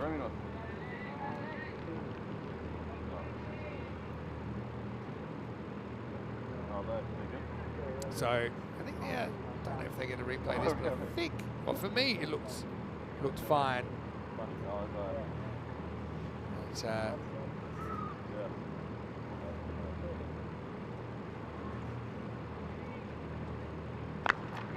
there's that overspin again. He's going to get lucky though. Here's Shafiq. He's had some good luck. He's had some bad luck today. He's still there on 19. On Petey. Now it's Hassan Khan's chance again to get his first runs on the network. And he will. Just. Well, Max tried to help out his bro. Ran as quick as he could, but it was just out of his grasp, and that is the end of the 5th over. 63 for 2. Again, it's a nightmare coming out having to face Mina Hatsoglu before you've scored a run in the tournament. Let's welcome you in. The lights are on here in the Dreambox. Vinny Sandy, Mr. Maximo with Tina Goff. Rico Fool's on the way. I think he's arrived actually in Spain, so expect to hear from him tomorrow morning. I know you'll be doing some commentary as well over the next few days. Great to have you. We've seen sixes, we've seen a lot of them, Tina. These Maximo rates, these are kind of normalised to amount of sixes per 10 overs. So yeah. Typical one, maybe the Cardamom Oval is about 10, so you maybe average 1 6 per over. But actually, I know we're going to see the numbers in a second. Some of these are kind of off the chart, and these batters are incredibly good at clearing the boundaries. So 6th over, they go back to Roach, who had that good finish to his first over. But yeah, I know the numbers I've been seeing about the sixes today have been pretty large. Oh, how's that for timing? That's in the jungle. Might be embedded halfway up the hill. Maximo says Carreras.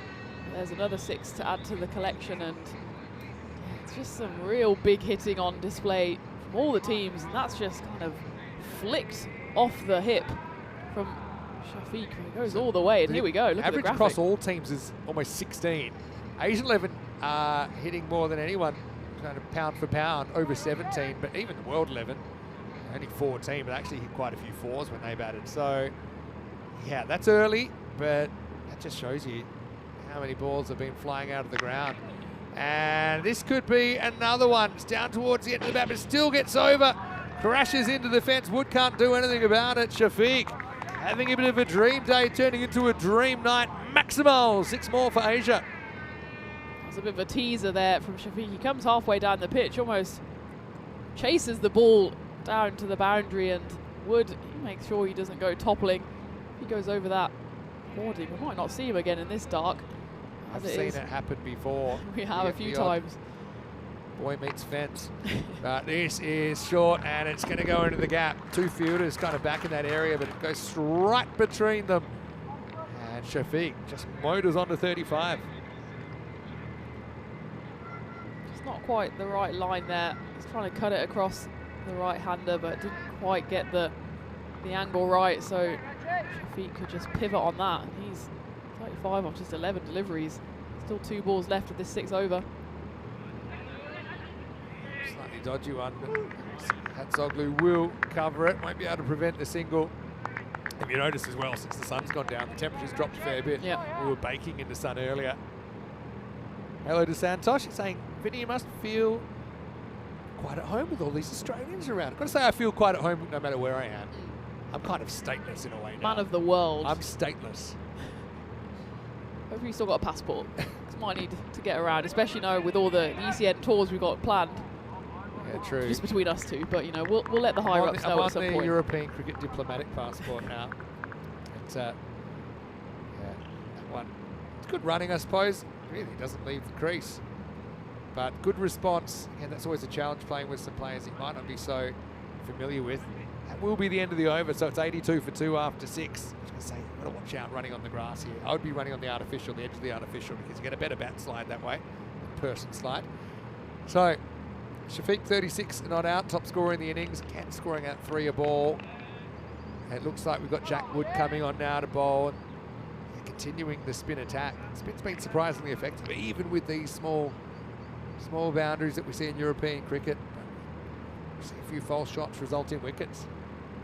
Especially when you've got these taller spinners, as the World 11 do, who can really dig it in to the AstroTurf. We have a full start there. And Peter Hatzoglu, he's used it to good effect.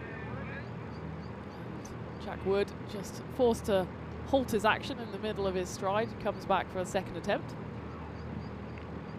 He'll have to have a third attempt. Yeah, well, try again. Just noticed Mohammed Babar in the chat. Hello, Mohammed. Hopefully you're well. I'm sure we'll see him for Pack Eye Care in the ECL. And viral for hitting a huge one, a couple of big one-handed sixes last year, a year ago now. Walks this, does Hassan. Just can't quite get going here. Now, we saw one retired out earlier today, selective decision, and I think Hassan maybe has to the end of the over here. If he faces a couple more balls, hit a boundary. If not, I think maybe you look at a tactical replacement. I know it's not what you like doing, but sometimes it's best for the team. But he's got Shafiq. That's basically got him covered. This one pitches just inside, goes for 4. Would only a fraction short, but Shafiq so quick to pick up the length. Yeah, it's lucky for Hassan Khan at the moment that he's got Shafiq at the other end, who rattles along to 40 off just 13 deliveries. Hassan can maybe just hide at the non-strikers for a couple of deliveries, but it'll be interesting to see if Atiq, the coach, makes a similar bold call to Corey we saw earlier in the day. But Corey, he knows his players. Yeah. He's spent a lot of time around the European players, and it'll be a big call for Atiq if he does the same And here. the thing is, you've got to communicate that in advance, otherwise it can kind of ruin the mojo. It's a good take from Max down the leg side. No, he's quite heavily involved in coaching as well. It's all about anticipation, that one. If you think it's too late normally down the leg side. It was the genuine kind of big ripping leggy from Wood, well taken. Now, this is going to be gone. Well, one hand pluck, and it's Ross Taylor. Well, you said he touched the ball about 3 times in the first game. Well, this is a good touch. He's still got a bit of spring in the step. The World 11 icon. Here's a highlight reel for you. Shafiq, big wicket too. He's gone for 40. Wood with the breakthrough, 89 for 3. My lip reading's not the best, but I think he was saying there he just lost it in the light, so he just stuck up a hand, went with it two-handed. As it was, he kind of ran past it, just stuck up a right paw and managed to grab it on the way down. It was actually a quite well-timed jump from Ross. And everyone's quick to get around him. Shafiq had a good day with the bat, but his innings ends on 40, 89 for 3. Ross is, well, he said he had 3 touches of the ball in the first game. Maybe that counts as half a touch because he only got 1 hand to it, but it was enough to take the grab, and it was a good one. He'll be happy to have taken that. We've had 2 icon catches. Yeah. Obviously, Kevin O'Brien took one earlier. He's taken 2 now. Yeah, that's true. Ross is in on the action. New batter comes out, Manan Ali, the keeper. And first one's a bit short, but it might have found the fielder. It's 2 in 2. And a golden duck for Manan Ali. Wood goes 1, goes 2. He's on a hat-trick. It'll be hat-trick number 2 of the season if he does it. And Asia just hitting the skids a little bit here. It's 89 for 4. Manan Ali in the first game, he went 13 off 7 deliveries, but he can't contribute this time round. He falls for a golden duck. We haven't had a hat-trick yet in the Western Shield. We've had a couple of nearlies, and that was a great catch there, running around the boundary. So under the lights, could this be the first time we have a hat-trick? Still no Derek the Duck. No. Lovable cartoon duck. He's been in the clinic. We hope he's well. Hopefully he's back soon. I mean, there's a joke in there about seeing the quack, isn't there? The doctor, you know, but if you explain a joke, it's not that Quack funny. in the road. Kushal Gabane of Hungary, the only hat-trick taker so far this season, did that in Malta. This is an opportunity for Wood. Put his name up in lights. Got to be a handful trying to tie that hair up as well. Not a problem I have in the morning. But it's Anjula, the captain. And he's been a bit of a force for Asia today. Led the side well. You can't imagine he's going to go for a crazy shot here. But this is ECN cricket. Hat-trick ball for Wood. And it's a big filthy full toss. Well, it's going to be caught. I don't know though, height-wise, this is borderline. If it's waist or above, it'll be a no ball. If it's below the waist, it's hat-trick number 2 of the season. Here we go. Oh, I think that's high. I'm gonna have to go super slow-mo. I think that's hitting him in the belt, and I think it's going to be a no ball, Yeah. and it will be. Oh, the World 11 are World fuming. 11. To be honest, it wasn't exactly a classic hat-trick ball that deserved a hat-trick. And it was actually well taken by Callets. Wood probably knew in his bone marrow that it was probably going to get called. So The back of his mind, the back of his hair, he knew. He knew in his long locks. Anyway, it'll be a single, and Jula's off the mark. Free hit to come. Well done by the officials. You see the video is used in those kind of circumstances. Common sense way. Free hit then. Can Hassan break the shackles? Oh, he hits that pretty well. That'll be a confidence booster. He had the immunity cloak. He put it on, and he hits his first boundary in the Asia 11 shirt. It's always nice to have a free hit to come out to. And did you notice there on the hat-trick ball, we saw Ross Taylor in the slips. How many times have we seen that in test matches? Yeah, and now true. we're seeing it at the Carsmer Oval. Actually, not too far away, but didn't have too much going for it at LBW. Still, it's just been a pretty good over for Wood, even though he got an extra ball because of that no ball. Oh, I've got a quiz question for you. It's a random quiz question. Well, I'm looking forward to it, but first let's have a little sneaky peek at tomorrow, because it's 95 for 4 after 7, and well, this is 5 days to go until the European Cricket League starts, by the way, but we have more coming your way, and I was going to say this is the tomorrow with the rematch, actually. The sequel's first thing in the morning with the World taking on the Asian 11. Different conditions, though, first up in the morning. And then, yeah, we'll just keep rolling through with each team to play their opponents 3 times over the next 5 days, and the top 2 will play the final. You can join us again, Rico Full on deck tomorrow morning. That's 9:30 a.m. GMT, 10:30 in Central Europe, and 3 p.m. in India as we get ready for Dodd to start the 8th over. And it's going to start with a boundary. It was a bit of a teaser there, but Anjula will get 4.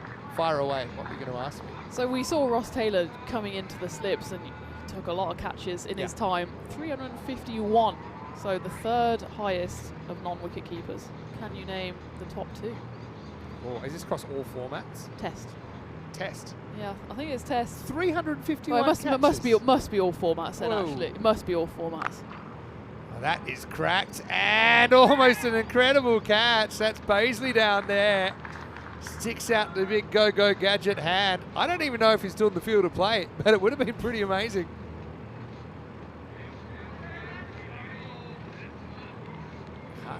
Yeah, I mean, yeah, if he'd thrown it back in, it was legal.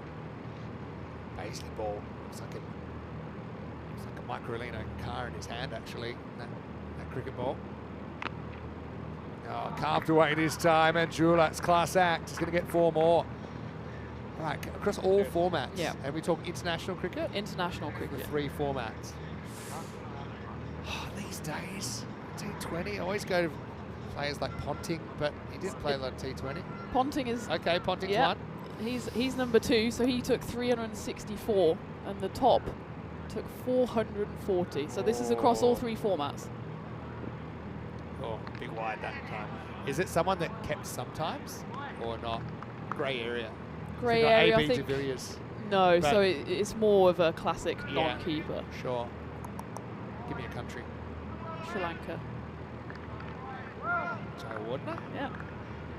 Nice. 440 catches in Have it? 652 matches. It's a lot of catches. Dodd gets it up in the block hole and he goes for a single. I was actually lucky enough when I was younger to be a net bowler for the Sri Lankans when they came to Perth a couple of times, and that's still some of my greatest cricket memories. Just being in a training session with those guys. I got to keep to Murali. I got to give throwdowns to Jay Warden and this kind of thing. And as an 18-year-old, it was an incredible experience. But I'll tell you something funny about that, because I was with them early in the season. I was with them when they came back to Perth. And I was like, how good is this? Because they had what felt like 50 brand new balls. Yeah. Proper One Day International. I'm like, there's so much money in this. And they came back about 2 months later, towards the end of the tour. Obviously, that was the allocation for the whole tour because there wasn't they were all messed up. Just a couple of they dog had balls. Nothing. They had all dog balls by then. A couple of youth balls they just found at the bottom of their bags. That's going to be into the gap. That's going to be 4. So Hassan Khan is going to find the space. He'll find the boundary. Again, like his setup here. Again, kind of keeps his shape pretty well. Opens him up slightly. Just got a comment from Ravi come in saying no maidens so far. I wonder if we'll have a maiden over the whole week. We do get them from time to time, but at this level, seems hard to believe. We got the confetti cannons lined up just in case. The big kind of flat line there, but not a bad flat line around the 14 and over. A little bit of an uptick there with that over going for 20 off dots. It goes magical. And if you've got any questions, random questions, throw them in. And yeah, a lot of people excited with the Ross Taylor catch, of course. People excited to see him out there. We spoke to Ross earlier in the previous match. Great to see him here and Great guy as well. yeah, spent some time in the Microlino. Stay tuned for that on social media. Highlight of my life. Didn't think Say that so was how yourself. my Wednesday would go, but there we are. This, I think, is catchable. It's Sharma. Oh, he can't get there in the end. It was hard to pick up. I think they're going to scramble back for a pretty good 2. Now, one thing at night when it's black sky, white ball is it's easy to lose your sense of perception and your perception of depth. And in the end, probably if he kept running in as quick as he started, he would have made it, but he just propped for a second. I wonder if that would have been an easier catch for Joshua Trump, who was probably a bit closer to the ball where it ended up landing. Probably, sometimes you hear a call from the outfield. Yep. I think you got to give him the chance. But I think you're right. It's easier in general for the outfielder to come in rather than the infielder to go back. But that was one that probably was Trump's catch, the infielder. Well, we're back into the Baz ball era, as Basley ball era, as he comes back for his second over. Yeah, step and hit. Anjula picks the slower ball. One thing I like about Anjula as well is that he's willing to play the line of the ball. So he's not premeditating too much. He knows that if he chooses the right shot and can hit it on the up, he can get 6 anywhere on this field. Deep in the crease, straight over the umpire's hat.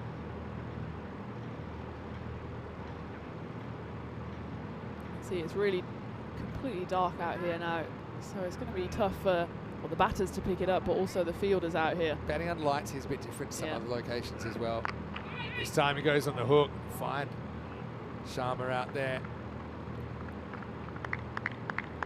Yeah, so interesting melting pot of players we've got here. Yeah, Sharma's got a birthday coming up. He'll be 22 just after this tournament is over. Just after our Cardamom time's over. Also bowls a bit of spin, Skander Sharma, so we should see if they use him at some point. I think with 12 matches per side, see a few different options at times. Paisley up in the air, this is catchable, another steepler, and it's taken. That's what you'd expect from such a polished side. Paisley again takes the pace off, can't hit it a mile high, and it's innings that never really hits top gear from Hassan Khan. Run a ball 11. It'll be Dot with a good catch out of the Cardamom night sky, and it's 124 for 5. See that Dodd, the first thing he did was breathe a big sigh of relief because he probably saw the ball coming, then lost it in the lights, came back down. Luckily for him, ends up safely in his hands. Hassan has to go. He never really got going. Run a ball 11. High fives all round for the world 11 because they've put the brakes on the Asian 11's innings a bit. There's 7 balls left, 124 for 5, and Asian 11 are going to hope for a bit of fireworks to finish off this innings so that they can at least wrestle back a bit of the momentum. Paisley happening in the 9th. There's a wicket and a 6, but not much else, so he'll be happy with his showing so far with 1 ball left of this 9th over. Sticking around the wicket, Ashad, the new bat, and he's going to manipulate this one. It's probably a bit of a plugger. Oh, I actually think this could be stopped. It's going to be really close. They're going to go for 2, and that would have been out if it had hit. This is a funny one because he does flick the rope, but the question is, has the ball left his hand by the time he does flick the rope? He kind of basketballs it here, jumps. I think it's clean. I don't know if we've got another angle on this, but to me it looks like the ball left his finger before he touches the rope. So this will give us another look. Yeah, I think, and the other thing is benefit of the down on boundary stops goes to the fielder. So that's a brilliant piece of work. It'll save 2 runs and it'll take us to the end of the 9th over. 126 for 5. You definitely get the benefit of the doubt if it's your birthday as well. So yeah. 21st birthday, Henry McIntyre gifts his team back 2 runs there because that was destined for the boundary before he gave it the old reverse scoop, as it was just the 2 runs. So Asia 11, 6 balls left, 126 for 5. I've got a really good question in here that's come from Alex Murphy, and I'll address it in a moment. But first, it's the 10th over. Time for even more fun. Goes up a gear. Wood to bowl out, and he's going to start. That's a clear no ball, and that's going to be 7. It's almost hit the Microlino car, but there's no doubt this is 7 up. Other brands of lemonade are available, but have a look at Jula. That one's higher than the one that he got caught on first ball. So, bit of the old body line coming in from Wood. You'd And a almost free hit to come. appeal to the umpire for the no ball before he finished his stroke. Batters have to appeal. Hazard. How is that not a no ball? But you got given the no ball, so you got the 6 Now as he well. can face the free hit himself this time. Slippery conditions. I think this has gone over the line. So Another free centimetre hit. perfect Yeah. from Wood. Another free hit that doesn't go the distance. That one doesn't go anywhere, but straight into the keeper's gloves. Remember, hits any of that line, it's good. Whole ball has to miss the whole line. This time Anjula steps to it, gets a thick outside edge, hanging in the air, almost an amazing catch and almost a collision of bodies. We'll get it too, we might get more. It's some ECN chaos in the 10th over. We've been waiting all day for it. What a sprint that was. He went the whole distance there. So Romario Roach running after it. Again, we almost had a spectacular caught and bowled, and that would have been some catch as well. And he almost got a head full of knee for his troubles there. It was almost trip to the dentist. And this one is going to go into the dark. That's Maximo Anjula. He's just been so good leading this side today. I know they're disappointed not to have the services of Saeed Ajmal potentially as another leader. But Anjula, he's been amazing. So the question from Alex was, for example, how the teams are selected and maybe, other big names from British and Irish setup. How come Livingston couldn't be here, or Ben Stokes, or whoever you like? Oh, we forgot to ask.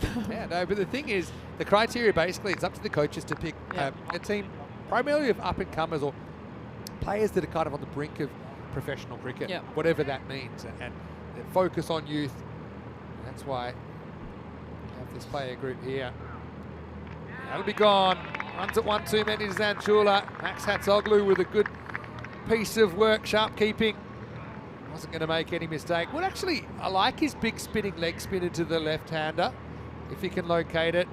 Jula doesn't get to the pitch, beaten by the turn, but the end of a handy 39 from the Asia skipper, 141 for 6. And Max does get his name on the board after it's no longer Peter's brother. He's Max, he's on the scoreboard there. He takes a nice tidy stumping, and Jula just kind of ran after the wide one, but he's put in a good shift. Yeah, he has his 10th over. If he can get that in the middle, probably goes for 6 more, but Wood, he's taken a bunch of wickets. He's got 3 for 28 now. Great to have players of the calibre of Kavishka and Jula here. Adam Patel gets a hit at number 8, just 2 balls remaining. Yeah, it's a delicate balance that's being struck here with the players, and especially in the British and Irish lineup, we see a lot of inexperienced younger players who want to make it big. And in the World 11, obviously we've got players who have done everything in the game. We've got players who've played in the Big Bash, so it's all about kind of mixing and matching the teams as well. Exactly, so it's pretty much there's no rules except they need to be from your region, which is a certain amount of countries. Good take by Hatzoglu down the leg side again there, by the way. And slog sweep doesn't get above terra firma. Patel gets a run. Ashad will get to face the last ball. know that I'm a keeper, so I always keep an eye on keepers and little technical things. And I know Max does a lot of keeping coaching, and it's actually one area. It's hard to find specialist keeper coaches. So many little things and so many different ways you can do things that suit different individuals. But I love his quick feet and quick hands down the leg side. He was able to get a sight line of the ball. And this is the last ball. It's up. It's in the air. Ross is after it. And, well, he's not going to be able to chase it down. It will be a 4 to finish. So Asia 147 for 6 off the 10. We tend to think this is a roundabout par. But the world don't get to bat under lights for the first time. Maybe we'll see Ross Taylor, the captain, for the first time. We're yet to see World 11. We saw them chase down 151 before. This is a similar kind of chase to round off opening day under lights here at the Western Shield. World hold on, because they've got a chase on their hands now, and we've seen everything from about 130 to 150. Some of them have been chased, some of them haven't, so I'd say we're still firmly within that Goldilocks zone. 50-50 could go either way, but we know who the World 11 have up their sleeves. They've got a few big hitters, and I'm sure they're going to be wanting to put on a show under the lights here in Khartoum. Yeah, well, your head will spin if you follow the Grizzly here on opening day in this Western Shield. There's fan favourite already, William Singh from Vanuatu. It was disappointment for Ahmedzai Hero earlier in the day, but went cheaply on this occasion. But Shafiq came out again, batting 3. He's put on a bit of a show, hasn't he? But it's always a tricky period, I think, when the light's changing. It does get dark pretty quickly here on the Costa del Sol. But that in-between period, it wasn't so easy. But a bit of a rally from Asia in that 10th over. A magical 21, taking them up to 147. The perfect break in snooker. Yeah, and it was a perfect bit of batting throughout the top order for Asia. Araf Shetty, he looked really impressive. Somehow didn't score a 6, but 7 4s on his way to 30. And Furkan Shafiq and later on the captain Kavishka and Jula, they were doing the business. They hit 4 6s apiece. But the World 11 fought back, and it was Ross Taylor who fought back with one hand. I'm going to have to teach Ross some ECN kind of vernacular, and that's called the Statue of Liberty plate that he's just pulled off, and kind of fitting that he's captaining the world, and world includes USA. So the Statue of Liberty, the right-hand torch from Taylor. That was a good catch as well. They didn't really have a genuine drop, I think. I know they had a couple that they got close to, or maybe quarter chances.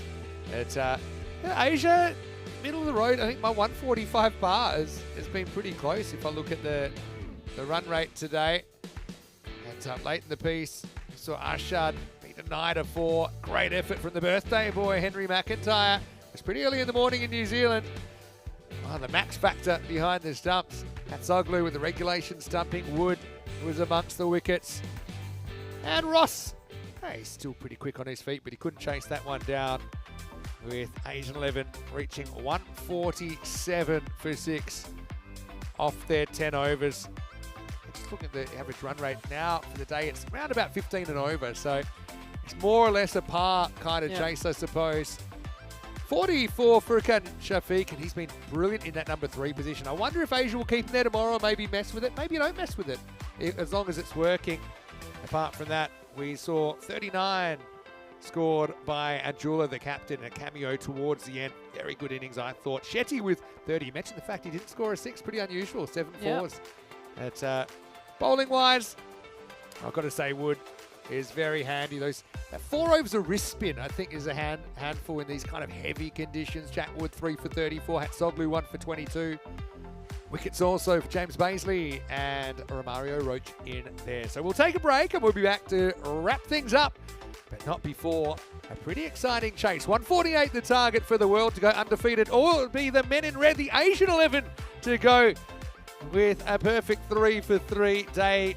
They both can't win. One of them will have to taste defeat for the first time. We'll find out who when we return to the Khartoum Oval on the Costa del Sol under lights. Back soon with more European Cricket Western Shield.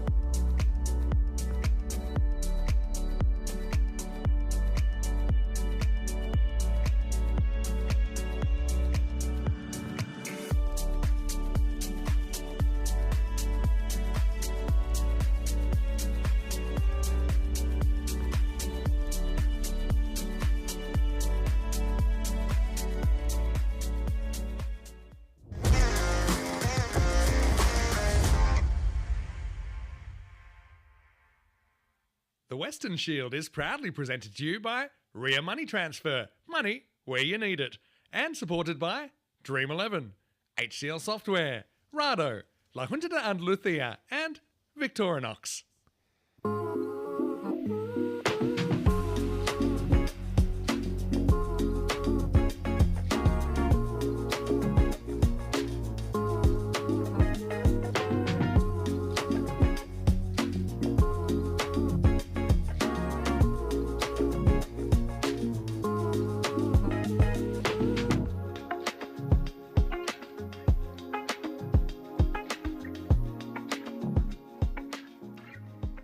Hello and welcome back to the Khartoum Oval under lights as opening night, and we're about to see Asia come out once again to defend more or less par total, I think. 147 for 6 under lights, World 11. Got some big hitters, we know that. This is the bonus point equation if you're new to European cricket.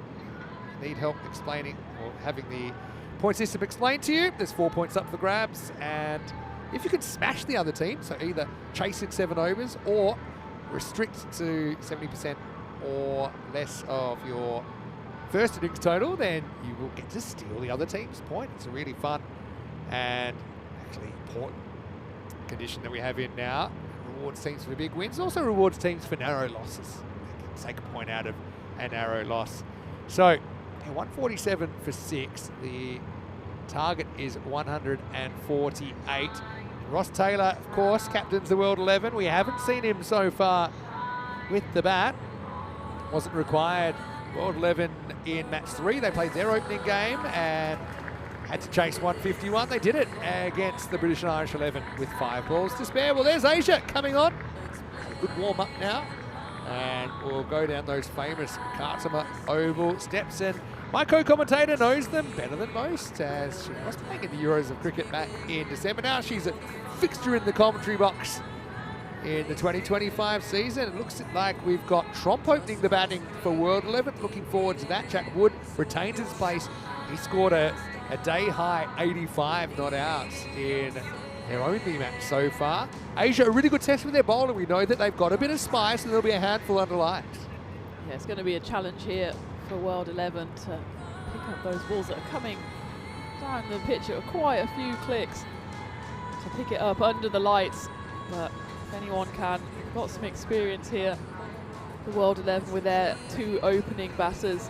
And it's about a par chase, we'd say, 148 the target. We've seen slightly smaller scores and slightly bigger scores chased today. It will be Jack Wood faces up the first ball, and he gets another 80 odd. That's half the chase done already, and he was firing on all cylinders earlier in the day.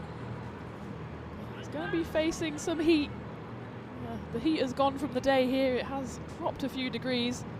You can see that the grass there is kind of glistening under the lights. It will be the heat of Suman Khan from Bangladesh with ball in hand. The 2 Jays face up for the World 11, Wood and Tromp. Yeah, so the run rate of the day is 15.1 to this point. So 148 required. Here's Suman Khan. Takes the first one in. It's probably the kind of ball easier to cut than pull that line. It's right off the end of the bat from Wood. He hasn't damaged his wood. Good cricketer though, isn't he? His left arm spin, very, very effective, and also a weapon at the top of the order.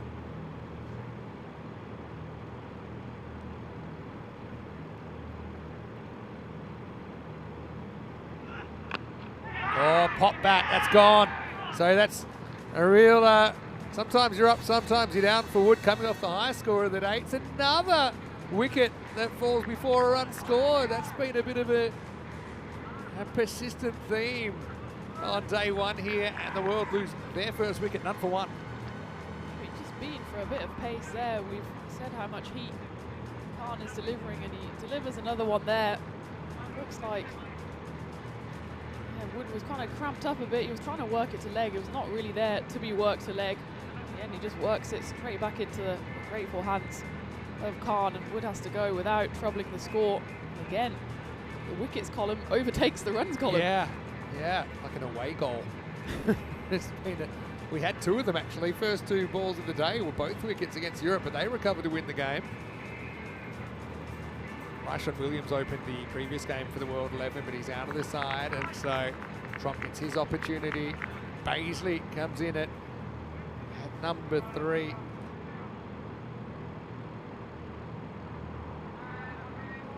Baisley ball, baby.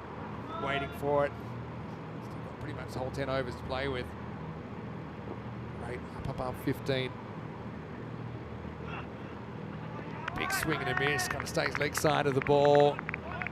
We've seen certain teams, I mean the German men's side actually comes to mind, that were very good under lights because just genuine pace, maybe a bit skiddy on this surface, maybe it's kind of like not real dew but like micro dew, I don't know what you call it, but it just seems to quicken up a bit at night and it just not comfortable, I suppose, for the batters in the artificial light. But that's a pretty good shot. Also clean pair of hands from Shafiq. Hasn't he been brilliant for Asia today? Yeah, the Asian team are just full of stars. And even if we talk about Suman Khan, who's bowling at the moment from Bangladesh, he won the gold medal 2019 South Asian Games, beat Sri Lanka in the final. Also playing in that game was his captain. So Kavishka Anjula was playing. Yeah. He got the silver medal. So it's the bowler Khan who has the gold medal in his pocket, but they'll be hoping to both get a gold medal here at the Western Shield. Uh-oh, awkward take down leg side. Actually well done by Manan Ali, who's got the gloves this game. It's just cost him 1, and that'll square up the score at 1-all. Random questions are in session as well if you want to get in touch. It's a two-way conversation when you're watching the European Cricket Network. There's Tom Scollay, who I think is pretty happy with what his team's bringing to the table so far.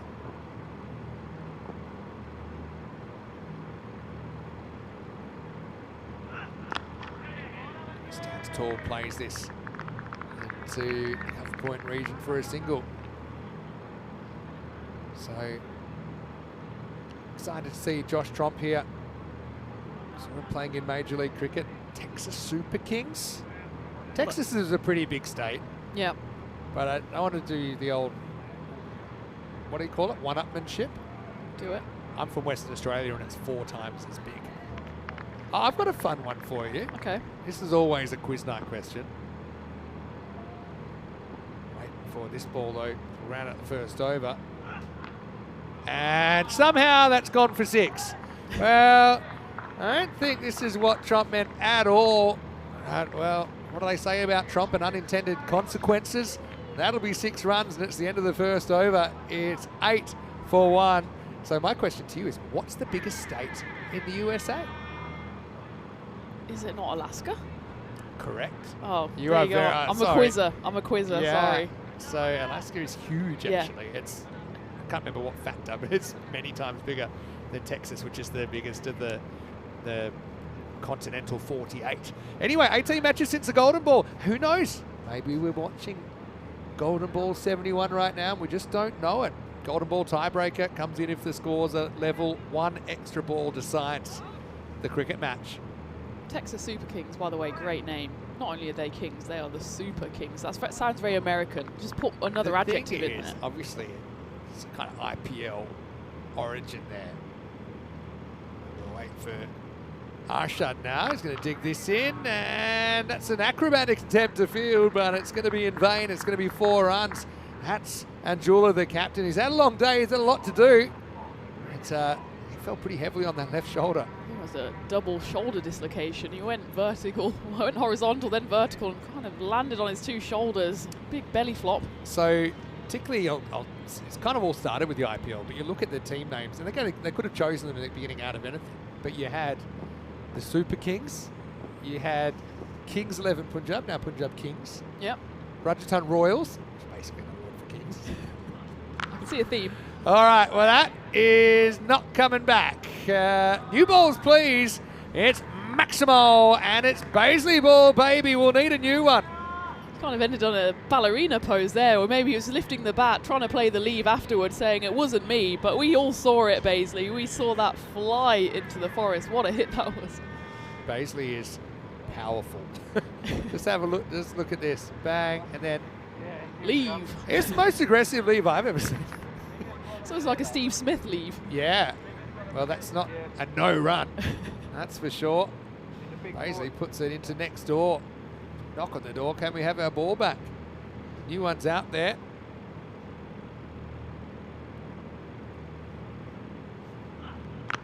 Oh, that's sprung off the bat. That's just genuine power. That's over the royal box. And, well, I think someone's just trying to clean up after dinner, and they got a rude shock. They had a bit of company. It's a bear in the dark. The Grizzly came out of nowhere. Bit of chair stacking going on there as the locals have gone home for their dinner. Meanwhile, the Grizzlies coming to say hello.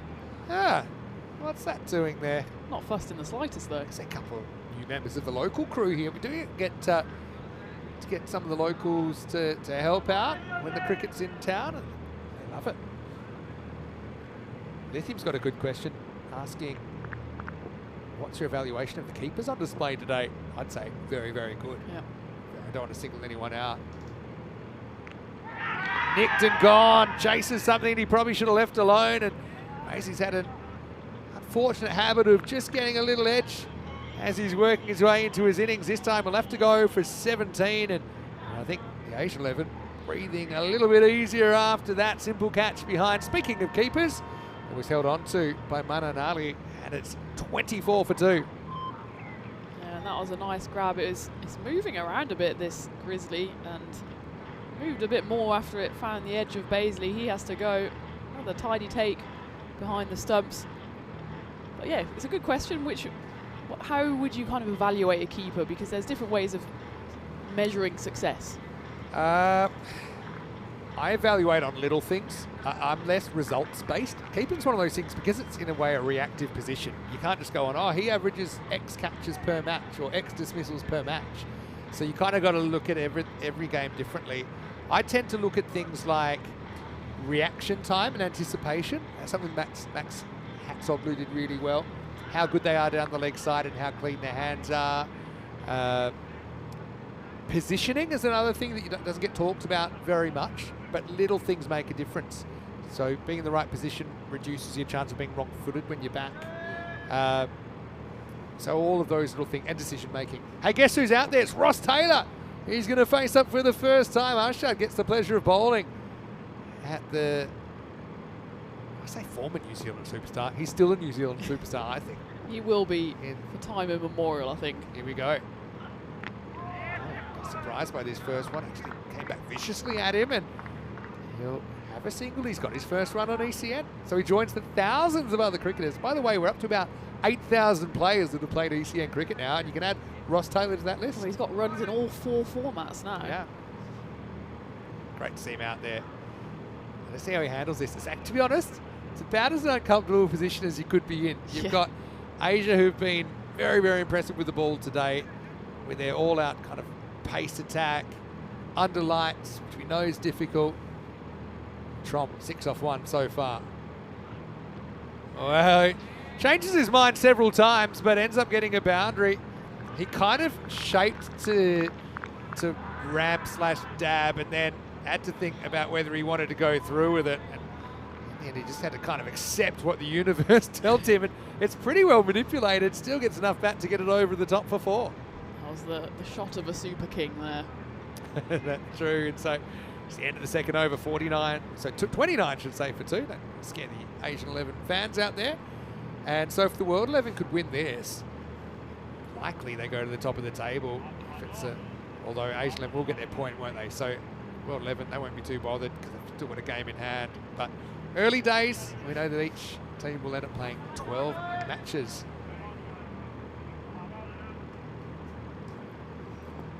Ross Taylor back on strike now, facing up the first ball of the 3rd over.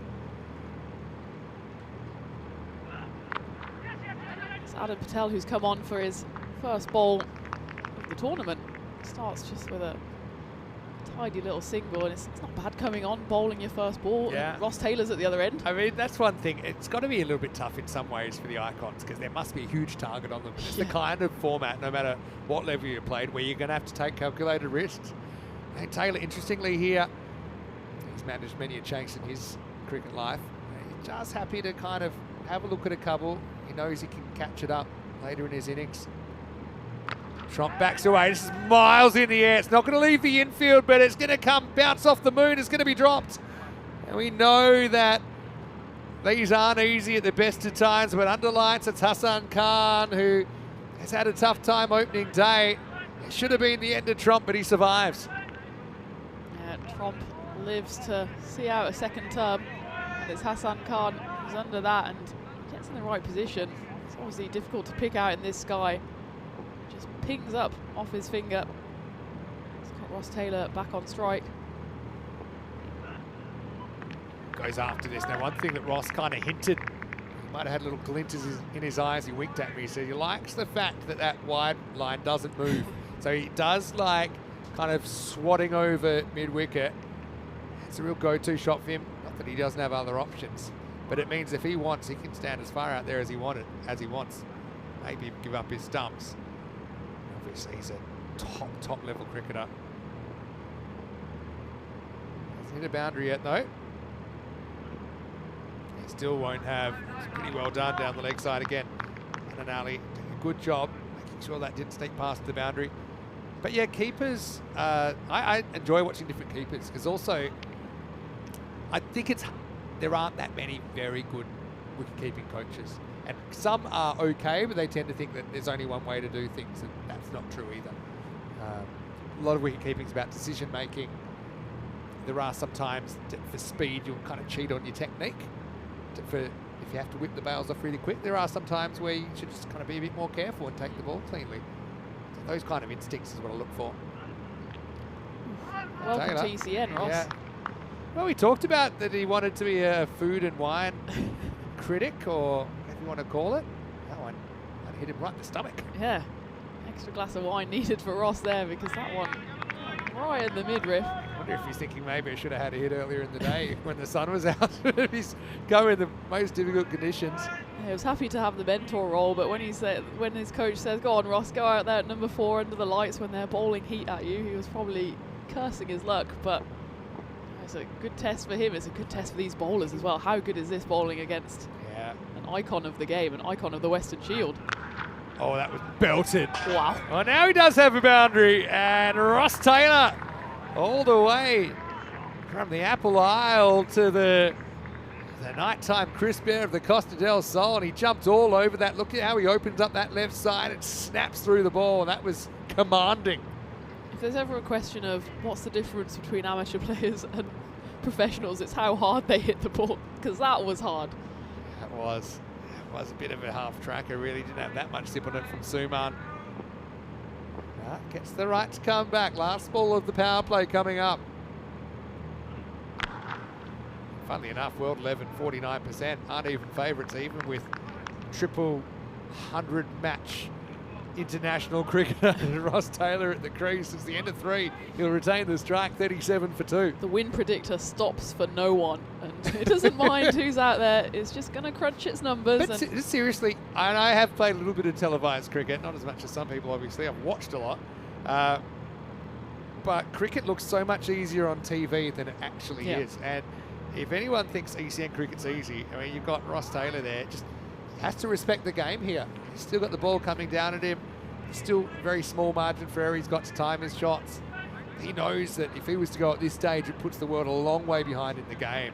So we're going to see a little bit of a change now, are we? Yeah, Gus is coming on. So again, tall timber. He's bowled with good fire today. What an opportunity for him to get the icon. Glance or Trump. I got a feeling that might have been out if it had hit. Yeah, it was Trump that called through the run. He set off very quickly, didn't hesitate, but I think he would have been a goner. Decided to go straight away, but still I think direct hit would have had him. Let's have a look on the replay. This comes in. Oh, close if it had hit. Gus is one guy I'm happy that I'm not facing under lights. That's a question that's actually just come in from John Gray on the chat. Which of these bowlers you've seen today would you least like to face? Yeah, I didn't even see that. Especially under the lights, I guess. How long have you got? Who would you like to face? That's probably the easier. It's like pick your poison. I think some of these wrist spinners that even if you pick them, they're hard to hit, and then that's only if you pick them. Yeah. But then you've got obviously the paces. I mentioned the underlights just seems that the paces have a bit more zip off the pitch. But that's going to zip off the bat. It's going right back to the rope, and I think it's going to carry. It does. Maximo for Trump. Pretty good shot. It's one thing with Trump, I don't think as the week goes on he'll back away as much. He's giving himself room at times, but I think this is better tactics to, if anything, reverse back away. What's the opposite of that? Back towards? Forward away? Approach. Yeah, Approach with caution. I just think it opens up more scoring options and you keep your leg side wide. Bit of a fake, bit of footwork there, but he's going to pump it. In the end, he was pretty still. Trump goes back-to-back maximals, and the 50 comes up as well for the World 11. And this is a great little cameo from Trump. He's seen Ross Taylor face 7 deliveries at the other end. He's just had the 6. He's already raced away to 23. Back-to-back 6s. Clean sticker of the ball is Josh Trump.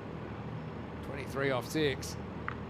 Ooh. Well, he decides to get a bit funky. We're anticipating a ball that was going to be dug in. It's not often you say that Ross Taylor's playing second fiddle, but Trump's there. He's established. He's 23 off his first 7. Taylor 8 off his first 7. Taylor just comes down the pitch, has a little word with him. Maybe he's just saying, just play your conventional shots, because he played 2 really classic shots for 6. Tried to get a bit funky there, didn't get anything on it. Mike Seale's got a random question. Okay. Nerding out with keeping questions, but it's another one. Last ball of the over. We'll allow it. Trump wasn't in control of that one. So a couple of dots to finish. Gas only goes for 13. Wins the over on points. 50 for 2 after 4. Mike Steele saying, who would you say, living or dead, best keeper in the world? And this is always a debate. It's always a debate. Probably someone who's living, I'd say, over a dead keeper. Yeah. Yeah, you don't see too many buys on by a dead keeper. There's a few that are mentioned. I won't mention too many. Alan Knott's a very good example. Ian Healy, I still think, keeping to Shane Warner, that was a lot. He made that look way easier than it was. Plenty I could talk about, but I'm going to go random, and I'm going to go Jack Blackham. Okay. From circa 1880. And remember it well? Rob Kemming, our former match referee, told me he used to play with it. No, but what I liked in the old days, keepers used to keep up to everyone on like impossible pitches. So I just think that would have been a fun time to watch cricket. Because imagine the fastest bowlers today on uncovered wickets and keeper up to the stumps. Yeah. But you also did have Bradman type numbers of buys at times. Because as a keeper, especially obviously I played indoor cricket for Australia, and that involves a lot of keeping up to the stumps. I'd love to kind of see that. It's kind of gone out of fashion a little bit. Thing is, actually, at this level, you'd probably find the keepers could keep up to a lot of these medium paces, but what it does do, it makes it a lot easier to just kind of deflect around the keeper. Just little jinks. There's more value in them, and so it's kind of gone out of fashion recently, keeping up to medium paces, and you don't really necessarily mind the batter charging. Don't want to discourage it. Often it results in false shots that are out anyway. So just something I've noticed, a bit of a trend in the last few years. Well, Tim Harmer comes in with a good shout. Jack Russell standing up. Jack Russell, my favourite. So good that they named dogs after him. Can I tell you that I've read the Jack Russell autobiography? It's called Unleashed. Of course it is. And it's amazing because he's also, I mean this in the nicest way, eccentric. I was going to say weirdo, but he's a hero of mine, actually, Jack Russell. Kept the same keeping gloves his whole life, I think, and would just get him kind of fixed up from time to time. He would like to have 10 cups of tea a day during a test match and would use the same tea bag and would put it up on a hook in the change room. Well, that's just being an Englishman. What's the 50th cup of tea out of the same tea bag tasting like? He used to blindfold his teammates because he didn't want them to know where he lived if they came over for dinner. I should do that, actually.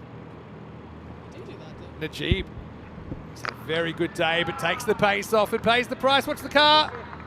Ooh, okay. Well, I didn't hear a car noise. Trump picks the change of pace and pumps it. Maximal, 6 runs.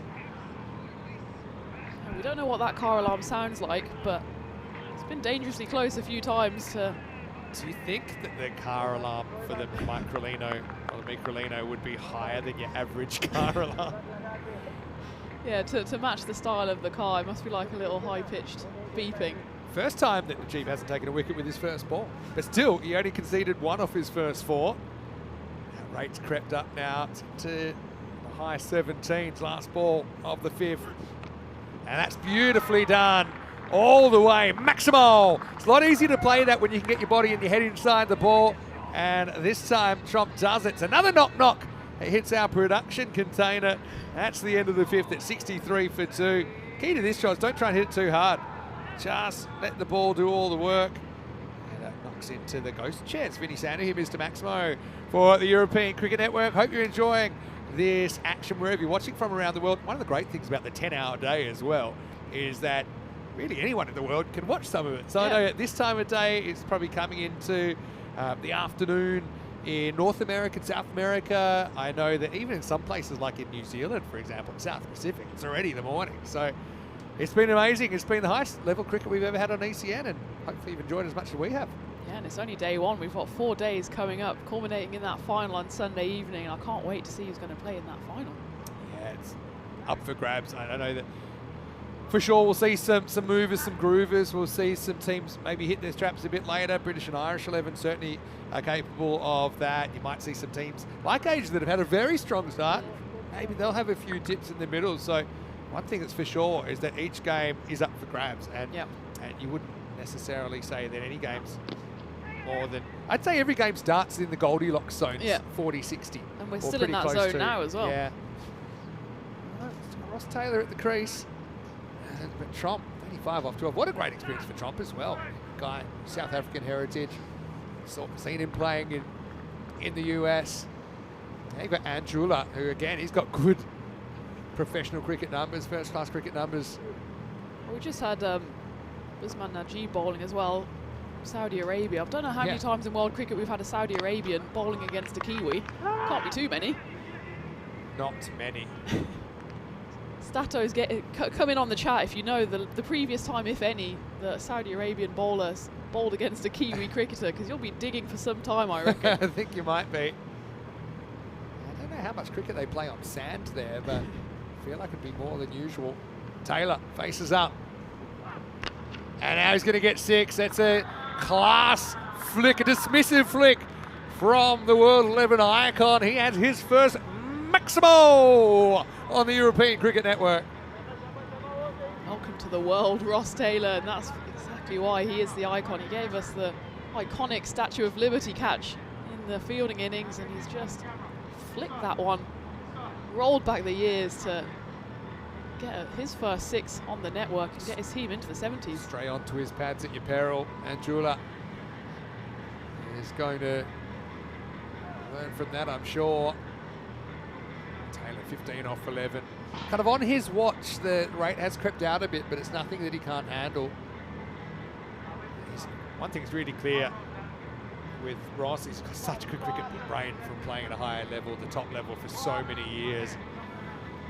Always felt like a computer, felt like he was taking everything in and just kind of problem solving in real time. Tests you in unusual ways, this format. Works because it is competitive. Taylor is going to go again, although this could be gone. It's taken, so that time the flick doesn't work out so well, and it's a brilliant catch. Harun Arshad down there at backward square, so Andrula comes up with the big wicket of Ross Taylor. It'll be 6 and out, and World 11 are 71 for 3. It's captain to captain, and it's Andrula who comes out on top here. What a catch this is by Harun Arshad, tumbling away to his left side. He knows how big of a wicket it is. It must have flashed through his mind as the ball was travelling towards him, but he held on nicely. And that's the first time we've seen Ross Taylor bat. Hopefully won't be the last. He shone brightly, but too short for the world. 1-4, 1-6 in his 15 off just 12 deliveries. He'll be better for the run, don't you worry about that. It was an instinctive flick, really. Just wasn't quite out of the middle. It was more on the inside half of the bat. But still, what a great catch under lights it came quickly to Harun Arshad and Anjula. That big wicket. Ben Callitz is going to come in. He's a guy, he's Canadian, but has played a lot of cricket in Ireland. Playing for the world here, left-hander. Doesn't have too much time to settle either. 3 a ball required. That first one a bit too spicy for Ben. Goes straight through him. The run rate's just creeping up every time a ball doesn't go to the rope, especially at this time of the innings. In the latter half, it's going to keep creeping up. It's up towards 18.5. It's a great over so far from Anjula. Well, I know that Trip's watching on the ECN YouTube channel, and well, he's based in US, so I'm sure all of our US viewers will be getting behind Josh Tromp. They'll probably know him pretty well. It's the end of 6 overs. It's 71 for 3. Need a big last 4 here because we're almost talking at a magical pace required. 77 required off the last 4. What an over that was from Anjula. 8 runs coming off it. Big wicket of Ross Taylor. But Josh Tromp, he's still in there. He opened the batting. He's getting at quite a rate of knots. Run rate creeping up towards, the strike rate up towards 300. One of these two is going to have to grab the ball by the horns now because there's only 4 overs left and 77 needed to chase down that total. 148 is the target. Don't count him out yet. Tromp, though, he's got an important role to play. He's beaten upstairs on his first ball. Scouse coming back. Muscling Tromp. Wants to know if this is above the shoulder, but it isn't. Won't be the bouncer.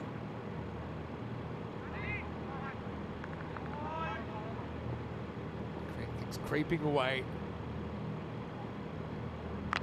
Oh, maybe not for long because Trump's going to hook that and it's going to go a country mile. It's going to go low-level jungle, but that's a long way to the jungle out there. And he's saying, is that the one for the over? Umpire says yes, and he dealt with it well. 6 runs. That went to the jungle. Watch out for those rattlesnakes. And the Grizzlies come to join them here. Kind of just waited, just expecting the short ball, and it came, and he wants to make sure that that is the one. So he knows what he's dealing with in these final 4 balls of the 7th. World 11 need a few more big hits like that. They're going to chase down this total. All right, high, big moment. Keeper's called it. Keeper wants it. Keeper's dropped it. Again, a high ball in the night sky. It's the second time we've seen Asian 11 drop a high ball today. Different keeper, but same result. Trump gets very lucky. He assumes he's just gone, but he will survive. Coming a long way up in the air. And I think in the end, it's Manan Ali with the gloves. Despite having the gloves, he got nowhere near it, and it's simulated there by the World 11. I think they know how tough it is to field under these lights. Yeah. Doesn't matter if you've got a big pair of gloves on if you don't get anywhere near it, and that was a tough one. There was a fielder there. Usman Najib might have actually been closer, but the call came in early from the keeper. Pretty happy to hear it, I think. Anyway, that's going to be 1 out to deep point. Hey, hate to get all scientific, but the higher a ball goes, the faster it's traveling when it comes back down to earth. Meters per second. I'm talking acceleration. And that's why if you've misjudged it even slightly, by the time you realize it's too late when the ball goes that high.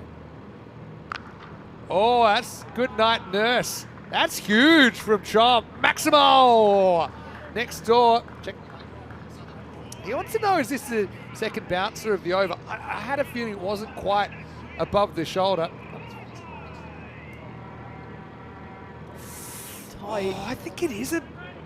Standing at the crease, it's still on the way up. It's quite deep in the crease, but bowlers tend to get the benefit of the doubt on these, so maybe that's the case. And they have one more look at it, but it's a tough call for the umpires to make. So yeah, they've said that's okay. To me, if he was standing upright, probably pins him in the shoulder. It's just my feeling. Yeah. But Trump's just raced to 49. That was a monster hit. House. There's one more ball to deliver. Trying to stay in the 20s. Doesn't want to end up in the dirty 30s. But he will. It's a beautiful clip away, and Trump steps up. It's 50 for Joshua Trump. at the top of the order for the World 11, keeping them in the game. A half century off 18 balls with 8 monster sixes.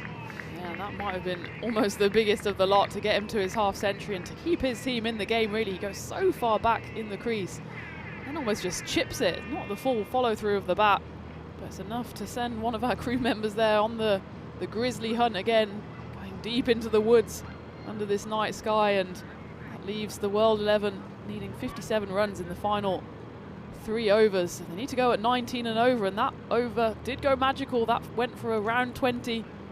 So 3 more overs like that, and they'll be over the line, but it's a big if. Yeah, big if.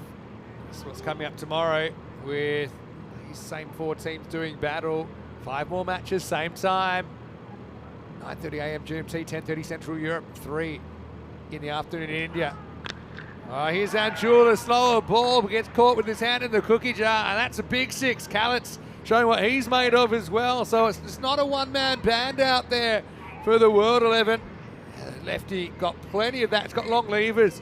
Ben Callets, that disappeared. Oh, it's all harmony between the US and Canada at the moment, especially here in the Cartmore Oval. These two are firing at the moment, and that's exactly how they wanted the 8th over to start. Anjula's a wily bowler. He's picked up a few wickets already for his side, and he did the business with the bat as well. Got that all-important wicket of Ross Taylor. He started his 2nd over with a bang. 3 a ball required. Oh, this is going to be more runs. It's going to be 4. Pitches just inside, but off was up. We've seen that a fair bit today. So a bit of a flat bat smack from Callets. Goes 6 and 4 and brings up the 100 for the World 11. Yeah, they're fighting here. That's 4 boundaries in a row. There's 3 sixes across the 2 overs. Another 4. 47 needed. Wow. Anjula probably happy to have the ball in his hand at this stage. Callets finding his groove. Oh, misses this. Almost gets castled. Dot ball is all important now for the Asian 11. Just in terms of how many balls are left, every time there's a dot, the run rate goes soaring up. There's only 15 balls left to play with, and the World 11 need 47 runs from them. That's going to be 6 with the pace of Anjula. And look both ways before you cross the road. It's gone through the fishnet, and it's going to be 6 more. This game very much still alive. Tell you what, no fish are being caught in that net either, unless they're big whoppers, because Sharks. the minnows are just going to go straight through, as do the cricket balls. But it gives the Asian 11 and Captain Anjula a couple of seconds to put their heads together, because this is a good counter punch here from the World 11. 41 of 14. Say you hit, I don't know, hit 6 sixes, probably win. 6 sixes out of 14 balls. Yep. That's the way Corey would look at it. Oh, decides to get Funkalicious. Should be gone here though. Another catch in the lights, and he's not able to hold it. Callets gets super lucky. Again, premeditates that little deflection shot to leading edge. Just a couple of catches going down here. Not easy conditions, I will say. You can see that right off that leading edge. Callets had his heart in his mouth, and so did the fielder. Gas, who's taken some good ones today. That one goes down. You might have heard the footsteps of the keeper quickly approaching. Was hoping maybe to get a late shout from Manan Ali with the gloves. Didn't come, and the ball landed nowhere near the hands in the end. Backs away and hits and beats the deep third, so that's going to be 4. Trump just keeps on keeping on. Few people have the golden ball tingle in the chat right now. This is kind of shaping up for a big finish. A fitting finish to an outstanding day of cricket at the end of 8 overs. It's 112 for 3, and so 36 runs are required of the last 2 overs of the night. It's really shaping up here. We built this game up before the start of action, and rightly so, because look at that. Look how tight it is, that golden line just below 15. And the World 11 are creeping ever closer. They're going to need still Another magical over. We've said they need magical over. They've gone back-to-back magical, but Yeah. they'll need 2 more if they're going to chase down that 36. 12 balls remaining. 112 for 3, comparative score 115 for 4 Mm. from Asia in the first inning. So really not too much between these two teams at all. Najib, he's been fiery today. Last over, he'll have to bowl on opening day. It all happens in the ninth. It's going to start with a big swing and a miss. Callets, sometimes he's had it, sometimes he hasn't. It's not a good result for the world because Trump's still stuck 22 yards away.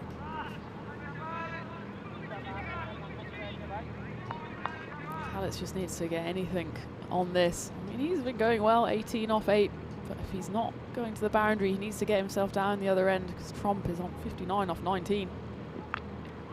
Little bottom edge, next best result. You get Trump on strike, but it reminds me of a computer game where the levels keep getting harder, and it's the biggest hurdle's yet to climb for Trump. If he's going to pull this out, he needs to go at 3.5 a ball. And, basically, you'd imagine he has to face most of the balls from here on in as well.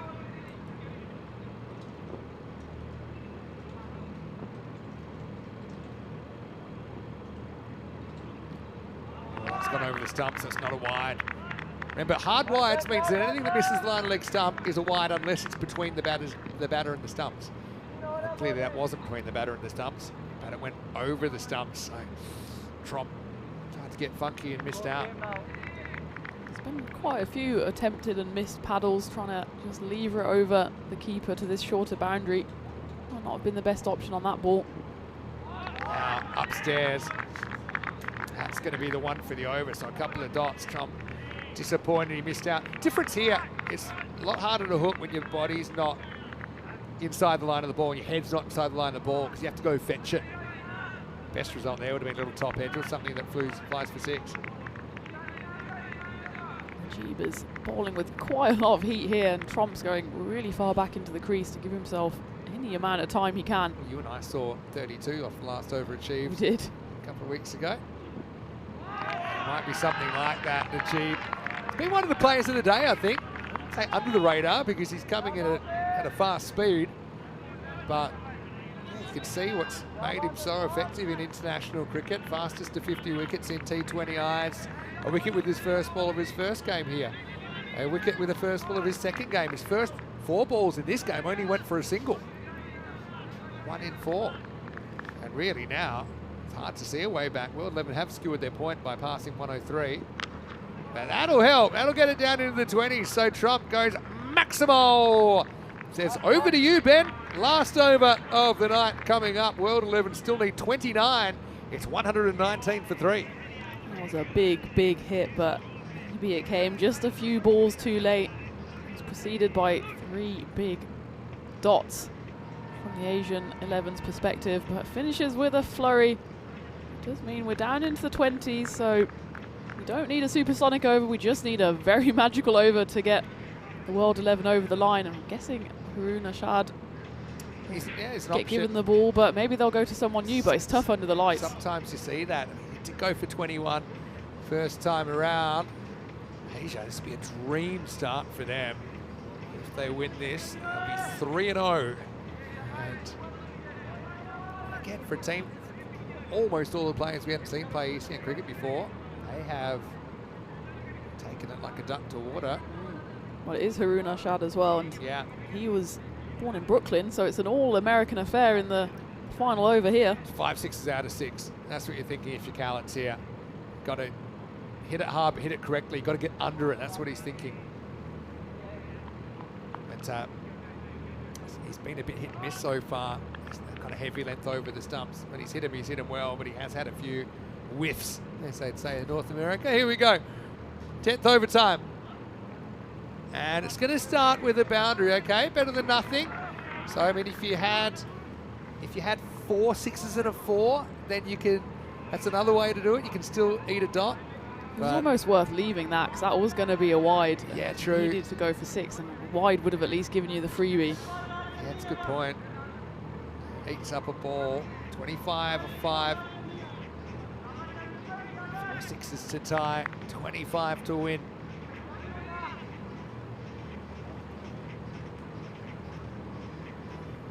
So,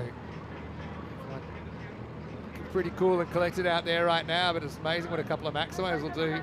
There'll be fingers and conversations all over the place out there.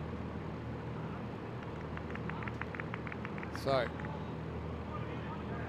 just, giving it a good polish. Of course, the clock is only relevant for the first 9 overs. Well done to all teams today. They've stayed on the right side of the time. It shows what's possible when start flashing some big penalties out there. All right. Needs to go large. And he does. Well, there's one of them. And it's going to end up bouncing over the officials' 10. They look frightened. They've got every reason to be. Maximal Kalitz keeps his team in the game. Yeah, a couple more of those and we're getting very, very close. That was a flat one off the tarmac. Ducking for cover there in the 10s, but they were safe as it went flying over their heads, over the tent. It's going to be on another grizzly hunt. Just a little conversation at the top of the run up there, just to make sure Arshad knows exactly what ball he wants to bowl. There's not much Tromp can do now. He's on his haunches at the non-striker's end. He knows it's all in the hands of Kalitz. He's facing up the left-hander. Still, you've got a tiny insurance policy. Game will stay alive after this ball. That's actually a good result in a way, because Tromp 65.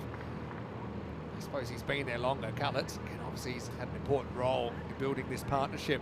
So it'll be a wide +1, so 2 free runs. Tromp gets the strike back, 17 off 4.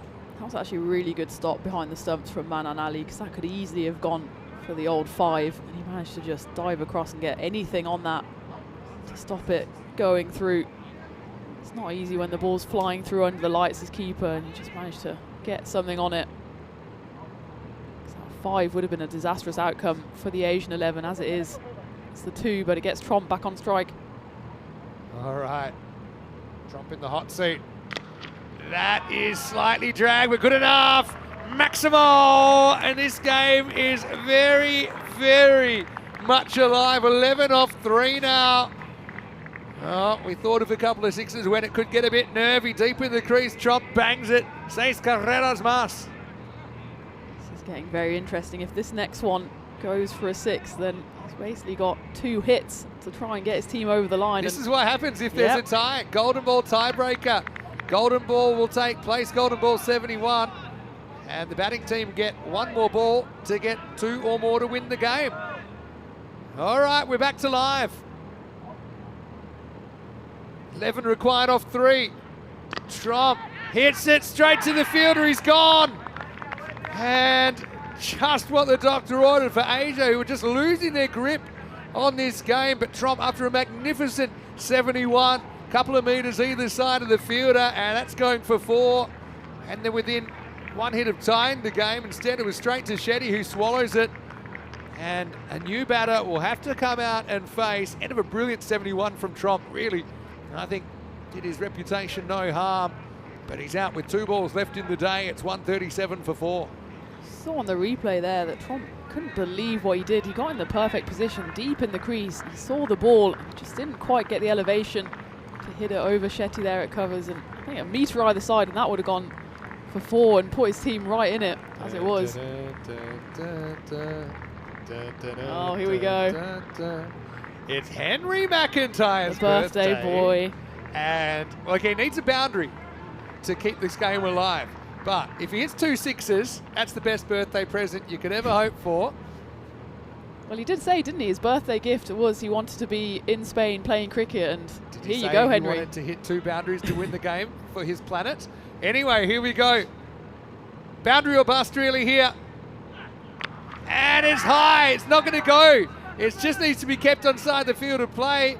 It will actually be taken. That's a brilliant catch. And unfortunately, McIntyre will have a golden duck for his birthday. You can't blame him, though. He got a fair piece of that, but just didn't get the contact to take it over the line. Nice catch by Suman Khan. And Asia, surely they're going to go 3 out of 3 here on opening day. And the World 11, surely they're going down in flames. What a fantastic day it's been. What a great game it's been. Got a feel for McIntyre, but he goes for a golden duck, 137 for 5. Yeah, he saw his name in lights as it was. It was just the ball that went up into the lights, and that was a really, really good catch from Khan. You could have almost forgiven him for not going for that catch, because they do need the double boundary and just the single would have been enough, but he wanted to get his name in the scorebook as well, and he's done so with that brilliant catch. Henry, he doesn't quite get the gift he asked for. He gets a duck on his birthday, but he'll come back firing, I'm sure, tomorrow. It's now... Well, I have seen 11 off a ball before. I've seen 20 off a ball once. And all Arshad needs to do is keep it straight. Sharma, welcome. And this is probably out as well. That's Shafiq, who is going to grab it, and the perfect finish to a perfect day for Asia, who are 3-0. They've come from all around their continent. They've converged on the Carnival Oval in Spain, and they are top of the tree at the end of day one. World 11 will finish the day 1-1. A really, really good, a good finish. And of course, hey, let's not forget, that's a hat trick. It's a hat trick ball. It was all happening. We were focusing on the fact it was the last ball of the day, but Harun Ashad is going to finish 4 for 39, and he's picked up the first hat trick of this Western Shield as well. So what a way to cap off the day. Yeah, and that was so much going on. We almost missed that hat trick, but it was tremendous catching as well. Again, you could be forgiven the Asia team for not really going for those catches. The game almost sealed, but they wanted to get their bowler in the books. And that's the history books as well, with the first Asian 11 player into the leaderboards and into the Hall of Fame for 2025. I think that's the third hat trick we've seen, second hat trick after we had one in Malta. And what a finish that is for Asia for their third game in the Western Shield, their third win. This was already billed by some in the chat as a bit of a final preview, and if there's anything to go by, then the Asian 11 are going to be very happy with where they are. World 11 just fell a little short in the end. Just the 10 runs between the two teams. I thought it was maybe a slightly below par score, but it ended up being enough for the Asian 11, despite the fight back led by Joshua Tromp, scoring 71 off 25, and the action doesn't stop. We'll be back in just a few hours' time tomorrow morning, and the first game, Game 6, will in fact be this very game again, rematch. Yeah, great. That was a great game. And yeah, Harun Ashad is actually the third hat trick of the season, but he actually goes for 39 as well. So he takes 4 for 39. Coming up, we have 5 more matches, of course. That was just the first day of 5 days total. We have the final on Sunday night, but plenty of great cricket till then. The action will just keep on coming. I'll be back, and Otina, you'll be back a little bit later in the day. Rico Full will be making his Carter Oval debut for this season at least. Well, he's no stranger to this part of the world. Join us for day 2. And I suppose for the British and Irish 11, again, another 2 games for them. They'll be hoping to pick up their first win, but it won't be easy. Looking forward to the rematch of the Europe versus Bixie game as well. But it didn't start too well, did it? With Jack Wood, who made a brilliant 85 in the last game. Just misjudging the pace there, popping it back to Sumon Khan. Tromp did a good job, didn't he? 71 while he was there. Had a few partners, got him almost all the way there. Paisley, unfortunately for him, nicked off. But a World 11 again. Anyone that thinks they're going to run away with this title, I think you just see the quality of cricketers in all of these 4 sides. You can't take anything for granted. Absolutely not. And there's a few fumbles out there for the Asian 11, and it was great to see Ross Taylor out there for the first time as well, the icon player for the World 11. Only saw a brief glimpse of him, but it was enough to see just how much of a quality player he is, and we're going to enjoy seeing him batting throughout the week. And it was the Asian 11 who enjoyed seeing the back of him, as he was caught by Harun Ashad, then the hat-trick hero towards the end. But it was Joshua Tromp who also put up a fight. He got a very well-deserved half-century, went kicking on 71 off just 25 deliveries. Unfortunately for him, he didn't really have a partner who went in deep with him, and to seal those 10 extra runs that the World 11 did need for the win. As it was, Tromp felt he was caught in covers by Arav Shetty when it was really a kind of do-or-die situation. It went the way of the Asian 11. And then there was 3 brilliant catches towards the end. The hat-trick that kind of came from nowhere. At this point, it was really all or nothing. World 11 had to throw the kitchen sink and then some at it, but they just found the Asian 11 throwing themselves around the field. 3 wickets in a row and a brilliant hat-trick for Haroon Arshad. He gets himself in the ECN Hall of Fame. Yeah, he does. And what a sensational effort. I mean, there's no such thing as a cheap hat trick, but the old 9.4, 9.5, 9.6. There should be a special name. name. A few times, Yeah. but congratulations. He actually becomes our 3rd hat trick taker of season 2025. So yeah, 1 in Malta, 1 in Portugal, and now 1 here at the Weston Shield. And probably more importantly, it sets up a 10-run victory, a game that went really all the way to the last couple of minutes being alive.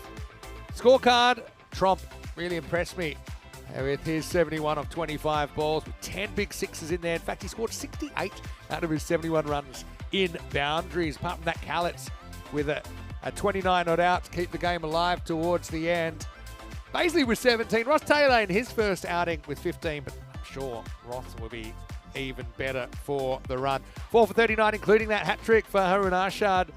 And apart from that, we saw wickets taken by Sumon Khan and Jula. You can make a case actually for Sumon Khan, best of the bowlers, as he only conceded 16 runs off his 2 overs. And so that's the summary. It'll be 147 to 137 here in the end. And I think, look at the run rate for the day. It's pretty close to that 145. I just had a feeling that would be a par. Sometimes we see it go up during these tournaments as well as the batters get more comfortable. A lot of them look pretty comfortable from the get-go here as we take a quick peek at the summary. We've had it all. We've had runs, we've had wickets, we've had huge sixes. I'd love to know how many sixes in the day, but I think we're probably looking at over 100 sixes today. Yep. I think comfortably over 100 sixes. So the ball has been flying. You got your first taste of night cricket here as well at the Khartoum Oval, and it's been great to spend the day with you. And of course, it's been great to spend the day with all of you out there, no matter where you've been watching from around the world. Yeah, what a day it's been. 5 games, 5 incredible occasions, and it's only day 1 of the Western Shield. We've still got 4 days to come. Yeah, we do. And just quickly, if you didn't realise, we have more coming your way, and we're starting same time tomorrow with a rematch of the match you just saw between the World 11 and the Asian 11. Then a rematch of the opening match of this tournament with Europe taking on the British and Irish 11 in match 7. And then, of course, plenty more to come after that. I'll be here. Rico Full will be here in the morning. And Tina, I know you'll be here for the kind of the middle to the late session as well. So it's been amazing. It's been unprecedented, I think, when you look at some of the players that we've got playing now, with Ross Taylor out there, Kevin O'Brien out there today as well. Max O'Dowd, you got a feel for him. He came in on the red eye and he just it was rested the first game to give him a bit more recovery. Happened to just hit one to the fielder without scoring, but I'm sure Maxi will come good as well. And we're still hopeful that Saeed Ajmal will be available come the end of the week. But I think we probably have deserved a bit of a treat, and we might be making our first trip to the empanada shop. I think so. Tina, it's been great to be here with you and share what's been a really special night for European cricket. Yeah, it has been. I'm so excited to see what the next few days hold, and it's almost a pinch yourself moment, isn't it, when Ross Taylor walks out to bat at the Khartoum Oval in the middle of February, but here we are. Yeah, and the thing is, ECN cricket, it's crazy. It's not that easy. If you think it is, oh, trust me, it's not. And you've got to take your hat off to all the players here. Just quickly before we go, if you are watching on our YouTube channel, please like the video and subscribe to the channel. And tell your family, tell your friends about European cricket, because we're only getting started. I haven't missed too much. You can always catch up on our YouTube channel as well with the live streams and also highlights videos, player of the match videos posted there periodically as well for every single match. You can also go to our social media at European Cricket to catch up on some of the best bits of the day. And you can follow along with the tournament at our website, europeancricket.com. Big thank you to Ria Money Transfer as well for their partnership. And we couldn't really do what we do without the support of our magnificent sponsors and our partners. But for now, this is Vinny Sandu, Mr. Max, on behalf of Tina Goff and all the Blue crew, all of our great TV crew as well at Two Circles, all the ground crew here as well. We're only just getting started, so get comfy and get set, because it's going to be 5 weeks of breakneck action and more to come tomorrow. We'll see you tomorrow for more Western Shield, but now here's the best bits of day 1. Hasta mañana.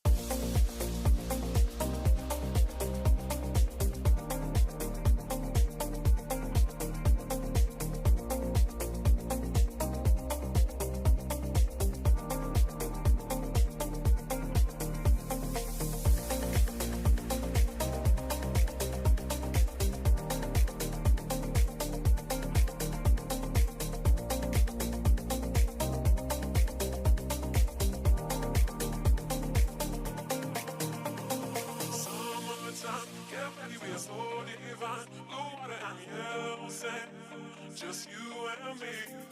Summertime, get ready, we are so divine. Blue water and yellow sand, let's live our dream. Summertime, get ready, we are so divine. Blue water and yellow sand, just you and me. Summertime, get ready, we are so divine. Blue water and yellow sand, let's live our dream. Summertime.